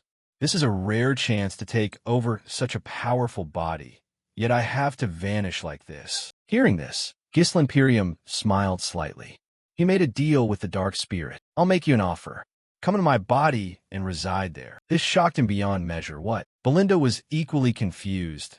"Didn't you just risk your life fighting to keep your body from being stolen?" Gislinperium glanced at her to explain. "Stealing a body is different from giving a place to reside." Then he turned back and continued, "I'll give you a place inside my body, and I'll even provide magic power if needed." The dark spirit laughed excitedly. "You're willing to let me use your body without releasing me? What will you gain from this?" Gislinperium replied immediately, "Your strength, your ability to amplify magic power." Hearing this, Belinda couldn't believe it and opened her eyes wide. The dark spirit was also stunned. It continued to laugh incessantly. "Ignorant. So you think you can control me after letting me inside?" He quickly agreed. "Fine, I'll transfer to your body." Just like that, Gislinperium raised his hands to welcome him. He let out a few small, pained cries. Then Gislinperium screamed as he merged with the dark spirit. Belinda witnessed the scene and screamed in extreme fear. "Lord Gislin!" But right after that, she heard his voice calming her. "It's all right, Belinda." Gislinperium smiled and asked, "You trust me, don't you?" The dark spirit, having just crawled into his body, threatened, "Once you accept me, there's no turning back. A greedy choice by someone bound by power. Don't you regret it?" Finally, he accepted the spirit completely. Gislinperium's body collapsed into Belinda's arms. "Lord Gislin." His voice echoed throughout the tower. "I won't regret it." His voice echoed throughout the tower. "I won't regret it." He was incredibly eager. What are these overflowing energy sources? This is the first time I've entered the body of someone this powerful. You are in a completely different league compared to those nobodies. The dark spirit laughed excitedly. Now, in exchange for you giving me your body, I will definitely grant you true power. I will evolve this body to the next level. Then the dark spirit began the process. The emotions you feel in your memories are my power source. Show me your memories. A powerful beam of light erupted. The scene appeared filled with darkness, with murderous intent everywhere. Gisli Imperium stood alone in the void. The dark spirit was a bit stunned. He gradually began to panic. What is this? This horrifying sight. The dark spirit looked at Gisli Imperium's back and questioned, "Who are you?" He slowly turned his face back. Facing him, then, was Gisli Imperium's cold gaze. Gisli Imperium turned completely to face the dark spirit. He was extremely bewildered and kept questioning, "Who is that? Why would another soul be present in a person's mind?" But the dark spirit quickly realized, no, isn't that appearance, though perhaps more weathered, definitely the original entity of this body. Even so, looking at Gisli Imperium's cold, world-weary face, he wondered in confusion. This is far beyond his current age. He spoke softly. "You want to probe my memories? Fine. Look to your heart's content." Then Gisli Imperium released his memories for the dark spirit to enter. If you yourself can withstand it. In an instant, he was enveloped in darkness. The dark spirit was lost in confusion. Tragic screams rang out endlessly. A gaze full of despair appeared before his eyes. Next was the scene of Imperium being struck by thousands of arrows. In the distance, Gisli Imperium was kneeling, a tear rolling down his face. The moment that day, no matter the price, revenge had to be taken at all costs. Gisli Imperium's eyes snapped open with one thought: revenge at all costs. He was like a warrior trampling over thousands of enemies. Finally, Gisli Imperium's body took a slash. The evil Yun asserted, "Because we formed an alliance with the forces of the Delphine Dukedom, we crushed your family until not a single piece remained." Gisli Imperium's final memory was that name, Duke Delphine. He whispered to himself, "If I get a chance to live another life, I will never tolerate those bastards again." Absolutely not. In an instant, the dark spirit had to process all of this information. He couldn't help but panic. Can a human soul hold such intense resentment? This energy source, I can't swallow it. He couldn't help but panic. Can a human soul hold such intense resentment? This energy source, I can't swallow it. The dark spirit turned to criticize. Bluff. It's definitely a bluff. A human dying and being reborn is already absurd. How can one reverse time itself? He calmly replied, "Whether it has a basis or not is no longer the important thing. The core is the truth that I am still standing right here." He was even more confused. Huh? Why is that? The dark spirit asked question after question. Huh? Why would an ordinary mortal carry such a burden? He struggled and begged, "Let me go. Get out immediately." But right after that, the dark spirit saw that everything around was filled with light. He stammered in bewilderment. "That is," Gisli Imperium softly affirmed, "it's the treasure I must protect at all costs." He thought of all his loved ones and silently resolved, "I will never let it be lost ever again." This made the dark spirit pause. He finally realized, so the foundation for him to carry this world and continue existing was duty. Meanwhile, outside, Belinda was still staying by Gisli Imperium's side. His eyes snapped open, his whole body suddenly jolted, leaving her completely bewildered. The black energy around Gisli Imperium increased, then gradually dissipated. He closed his eyes tightly. Then Gisli Imperium opened his eyes once more. The magic power covering his body had vanished. Gisli Imperium tried moving his fingers. He smiled in satisfaction and exclaimed, "All right." Belinda, still dazed, called out softly, "Young master." Belinda, still dazed, called out softly, "Young master." He turned and suggested, "Let's head back." Belinda smiled and replied, "Yes." Gisli Imperium's gaze glanced at the dark spirit behind him, thinking, "Dark spirit, your energy when infused into the consciousness must have the ability to break Ilas's illusions." He recalled his memories, the first swordsman of the dynasty, Kai and Balzac in his past life. That was the supreme power he held. Ghislain Pirium satisfiedly told himself, but now that power belongs to me. Perhaps there is enough potential to confront him now. The scene shifts to the branch of the Scarlet Magic Tower, located in Fenris. At the place where runestones are crafted and refined, mages worked nonstop. They muttered uncomfortably, "If this continues, we'll surely die. You bastards, how dare you treat us mages like animals? Give us a break." From behind, Alfal loudly ordered, "No talking. You lot don't want to work properly, do you?" He continued his threats. "If you don't meet the quota today, prepare yourselves for Archmage Vanessa to drain your magic power dry." So the mages scrambled away. Vanessa walked over, puzzled, and asked, "Alfal, what's going on here?" He then excitedly replied, "Oh, you're here?" Alfal took credit and presented as if she were witnessing it. "I'm straightening out these newly transferred mages. This bunch of wet-behind-the-ears mages only know how to whine, don't listen to orders, and are arrogant. If I didn't come down here to manage them myself, who would have the capability to handle them?" He proudly expressed, "This responsibility needs someone to carry it. Someone like me, an awakened mage." Vanessa hesitated and spoke, "Oh right, that's good too. But while I'm at it, I'll be away from here for a while." Alfal paused and asked, "Not be here?" So she explained, "The Jimson Magic Tower has sent an invitation proposing a sparring tournament with our Scarlet Magic Tower." Hearing this, Alfal felt annoyed. Those annoying crimsons? The exchange tournament between magic towers is a grand and prestigious event where archmages from all over gather to share academic insights, exchange views, and improve their skills. However, the most attractive and anticipated part is the competition between the disciples of each tower. If the tournament situation becomes too tense, casualties are hard to avoid. Alfal wondered in confusion. Usually, opposing magic towers wouldn't organize these kinds of events. "Why suddenly them?" Vanessa calmly explained. "I received the invitation personally from Tower Master Hubert. Word is that, according to the agreement, the Tower Masters and Elders will not participate in the arena matches during the event." Alfal was even more surprised. Master issued a summons, and suddenly he bowed his head and snorted. Alfal turned away, asserting, "I'm not going anywhere. I'm the rightful successor of the Scarlet Magic Tower, yet I'm being mistreated in this desolate place. I haven't even seen a letter of concern. So why should I go and risk my life for a master like that?" He expressed proudly, "I'd rather bury myself in this Fenris land." At the same time, at the Scarlet Magic Tower, the mages frowned in confusion. "Did you really decide not to call that kid back?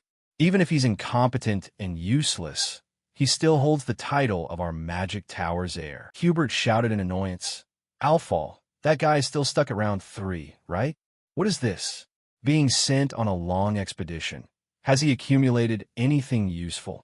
"The Tower Master of the Scarlet Magic Tower, Hubert." So the Yellow Hat mage hesitated and spoke. "If that's the case, will our disciple have the capability to take down an opponent personally trained by the 7th round Archmage Delmer?" Hubert calmly affirmed, "It doesn't matter, it's fine. As long as Vanessa is there, this tournament is already in the bag." However, a moment later, they met Alfal, who greeted them with a smile. "Hello, Master." Hubert greeted warmly. "What are you doing here? Welcome back. Was the trip peaceful?" Vanessa also looked dazed as she spoke. "Greetings, everyone." Then he turned to her warmly. "Oh, my dear Vanessa, was the trip exhausting? Is the rumor that you've broken through to the 6th round true?" Hubert turned and ordered, "You elders sitting here, look at Vanessa and take her as an example. You're just stuck fast in that 5th round." Right after that, he faced a wave of criticism. Isn't the Tower Master himself just stuck at the 6th round master level? Almost about to be caught up by a girl who used to be a maid. Where is it? That bold statement that as long as you possess rune stones, you'd soon break through to the 7th round. Hubert could only stutter that, "Damn it, shut your mouths." He gritted his teeth and glared at Vanessa, thinking, damn it, what secret technique did that brat in Fenris apply? That girl previously clearly couldn't feel a shred of magic power. Finally, he sighed, stroked his beard, and expressed, "Let's skip it. Even if Fenris Scarlet is outstanding, the one holding the supreme power of runestones is still me." There's no reason for me to follow the playstyle of that old man Delmer, Hubert affirmed with a smile. As long as we hold the rune stones, our magic tower rising to the top of the kingdom is just a matter of time. Sometime later, the day of the competition arrived. Delmer led many disciples, a whole army of mages marching rhythmically behind him. The two armies faced each other. The fifth round, mages exclaimed in panic. Bringing such a large force of disciples? The estimated number must be at least 50, Tower Master. Hubert asked himself with some annoyance. What's the intent? Bringing such a large number of people like this, he felt stifled. Trying to provoke a public war? Delmer was the first to speak. Long time no see, Hubert. In contrast to his calm demeanor, Hubert frowned and spoke uncomfortably. Their eyes locked firmly. Suddenly, Delmer radiated his own magic power. Hubert hurriedly ordered his subordinates. Pressure from the whole army. Maintain the magic defense barrier. He shouted angrily. What kind of crazy game are you playing? He shouted angrily. What kind of crazy game are you playing? A moment later, Delmer withdrew his power. He brushed past Hubert, muttering, just a standard greeting according to etiquette. Taking this opportunity to test the waters a bit. That's all. Delmer showed his contempt openly. You're still standing still. Haven't progressed at all compared to before, huh? This remark made Hubert shout in anger. You old bastard. He stared at Delmer's back, challenging. I've arranged everything so both sides can compete immediately. Let's decide who's better right at this moment. He answered without hesitation. Fine.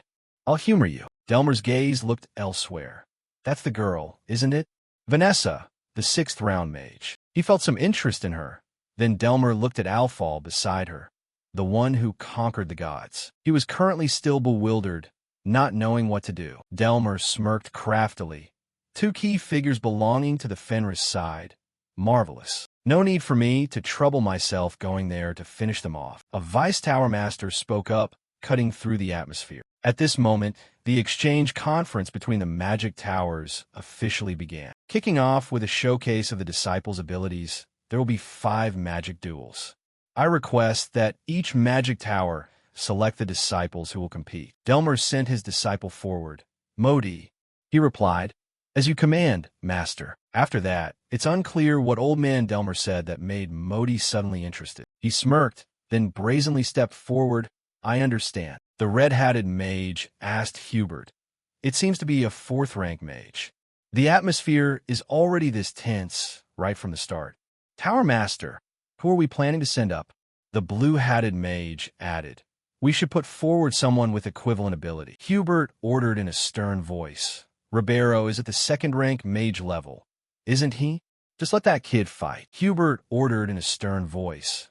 Ribeiro is at the 2nd-rank mage level, isn't he? Just let that kid fight. Even if we lose completely, as long as Vanessa enters the fray in the final round, victory is assured, and our reputation will be upheld. Hubert ordered his disciple. Ribeiro, this is a good opportunity for you to spar with a higher-level opponent. Consider this a learning experience. Even if you lose. Ribeiro sweated as he replied. Yes, sir. Both sides are ready. Ribeiro channeled his power and unleashed his technique. Dual fireballs struck toward Modi. Dodging the attack, he replied with contempt. How pathetic. Upon finishing, Modi used the wind blade technique. This left Hubert in utter shock, while Delmer wore a look of triumph. Just as Ribeiro collapsed, covered in blood, everyone immediately rushed to support him. He's losing so much blood. The kid is going to die. We need to treat him immediately. Hubert was furious. Delmer, you bastard, are you deliberately inciting your disciple to kill? The old man just shrugged casually. Now calm down. Among our people, my disciple showed great restraint in his attack. The old man just shrugged casually. Now calm down. Among our people, my disciple showed great restraint in his attack. This made Hubert even more furious. Please don't be so angry. I completely understand your feelings. However, aren't casualties unavoidable in a duel? Come now. Don't let the atmosphere dampen. Let's continue the game. The battle resumed immediately after. The result was a victory for the Crimson Magic Tower. The referee announced, "We are pleased to invite the next student to step forward." But as soon as he got up there, the guy trembled, closed his eyes, and shouted, "I surrender!" Whispers spread. Huh. Is this truly the ability of the place that claims to be the #1 magic tower in the north? Rumor has it you only know how to cling to past glory. Witnessing it firsthand today, I see the rumors were not wrong at all. What a bunch of losers. Standing high up, the red-hatted mage spoke. Tower Master, the strength of those in the Crimson Magic Tower is naturally high, but this situation is very abnormal. Their intent in this exchange is clearly to take the lives of our disciples. Another one added, "Is there no other solution?" Hubert gritted his teeth in anger. He turned around, his eyes sharp, and said in a cold voice, "For the next round, is there no one else with enough courage to step up and fight?" The remaining disciples trembled. "Are you forcing me to face that monster? I'm not going up." They kill without the slightest hesitation. Seeing the situation, Old Man Delmer was smug. Well, this is supposed to be a playground to showcase the disciples' achievements. So if no one else intends to participate, Hubert, why don't you step onto the arena yourself? The entire hall fell almost completely silent at this remark. Hubert heard the whispering from his own disciples. It's come to this. We are truly powerless. The Scarlet Magic Tower is finished. He cursed under his breath. What a bunch of cowards. Suddenly, someone jumped onto the stage. He landed, then aggressively declared, "Let me go up." Everyone was stunned, almost frozen. Delmer said condescendingly, "Oh, so this is the successor of the Scarlet Magic Tower. If so, picking an equal opponent is the only proper etiquette." He then sent his disciple up. A strange man stepped forward. "I am Brody, the head disciple of Tower Master Delmer, who will inherit the Crimson Magic Tower.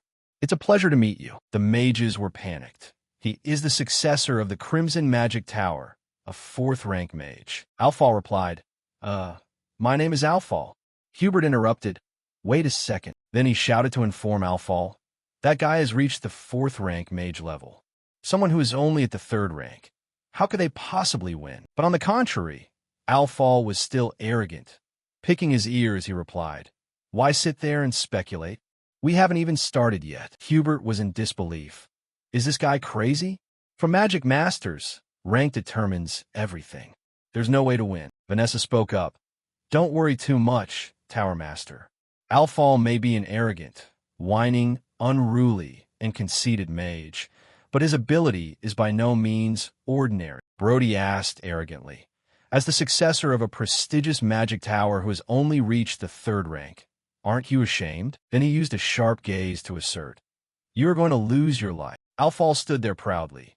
"Lose my life? I've already nearly died countless times because of some bastard or another." While saying that, he took out a coin, then used his finger's strength to flick it hard at Brody, causing him to fall backward, and stated, "However, that won't happen today." Both Delmer and Hubert were astonished by this. Brody, clutching his bloody nose, scolded, "This bastard dares to use dirty sneak attacks. You have absolutely no pride as a magic master." Afterward, he unleashed his power to attack Alfal, but Alfal quickly utilized his speed. He launched continuous attacks and immediately closed in on Brody.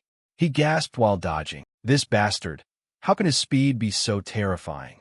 Don't come any closer." Alfal used magic telekinesis to flip a table. Immediately after, an entire round table flew toward Brody, but he managed to shatter it despite being wounded and bleeding. Just after uttering, "Where did that despicable trick come from?" Alfal suddenly appeared behind those fragments. He used Flame Fist and landed a massive punch straight onto Brody's face. Afterward, Alfal followed up with another blow that sent him flying into the air. Everyone was horrified by this shocking event. Hubert stammered, "There's no way such an absurd thing could happen.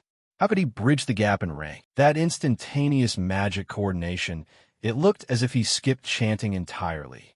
A mage who has reached such an astonishing level is only at the 3rd rank. It's truly irrational. Alfal was still landing heavy punches on the arrogant Brody's face. While punching, he shouted happily, "Does it hurt a lot? You bastard, what was that about being despicable just now?" Brody, despite being beaten to a pulp, kept scolding, "You coward," but he was still scared, so he said, "The match has been decided, cough cough. I surrender." Before he could finish his sentence, Alfal unleashed a fireball and shoved it straight into his mouth. The fireball exploded right inside his mouth.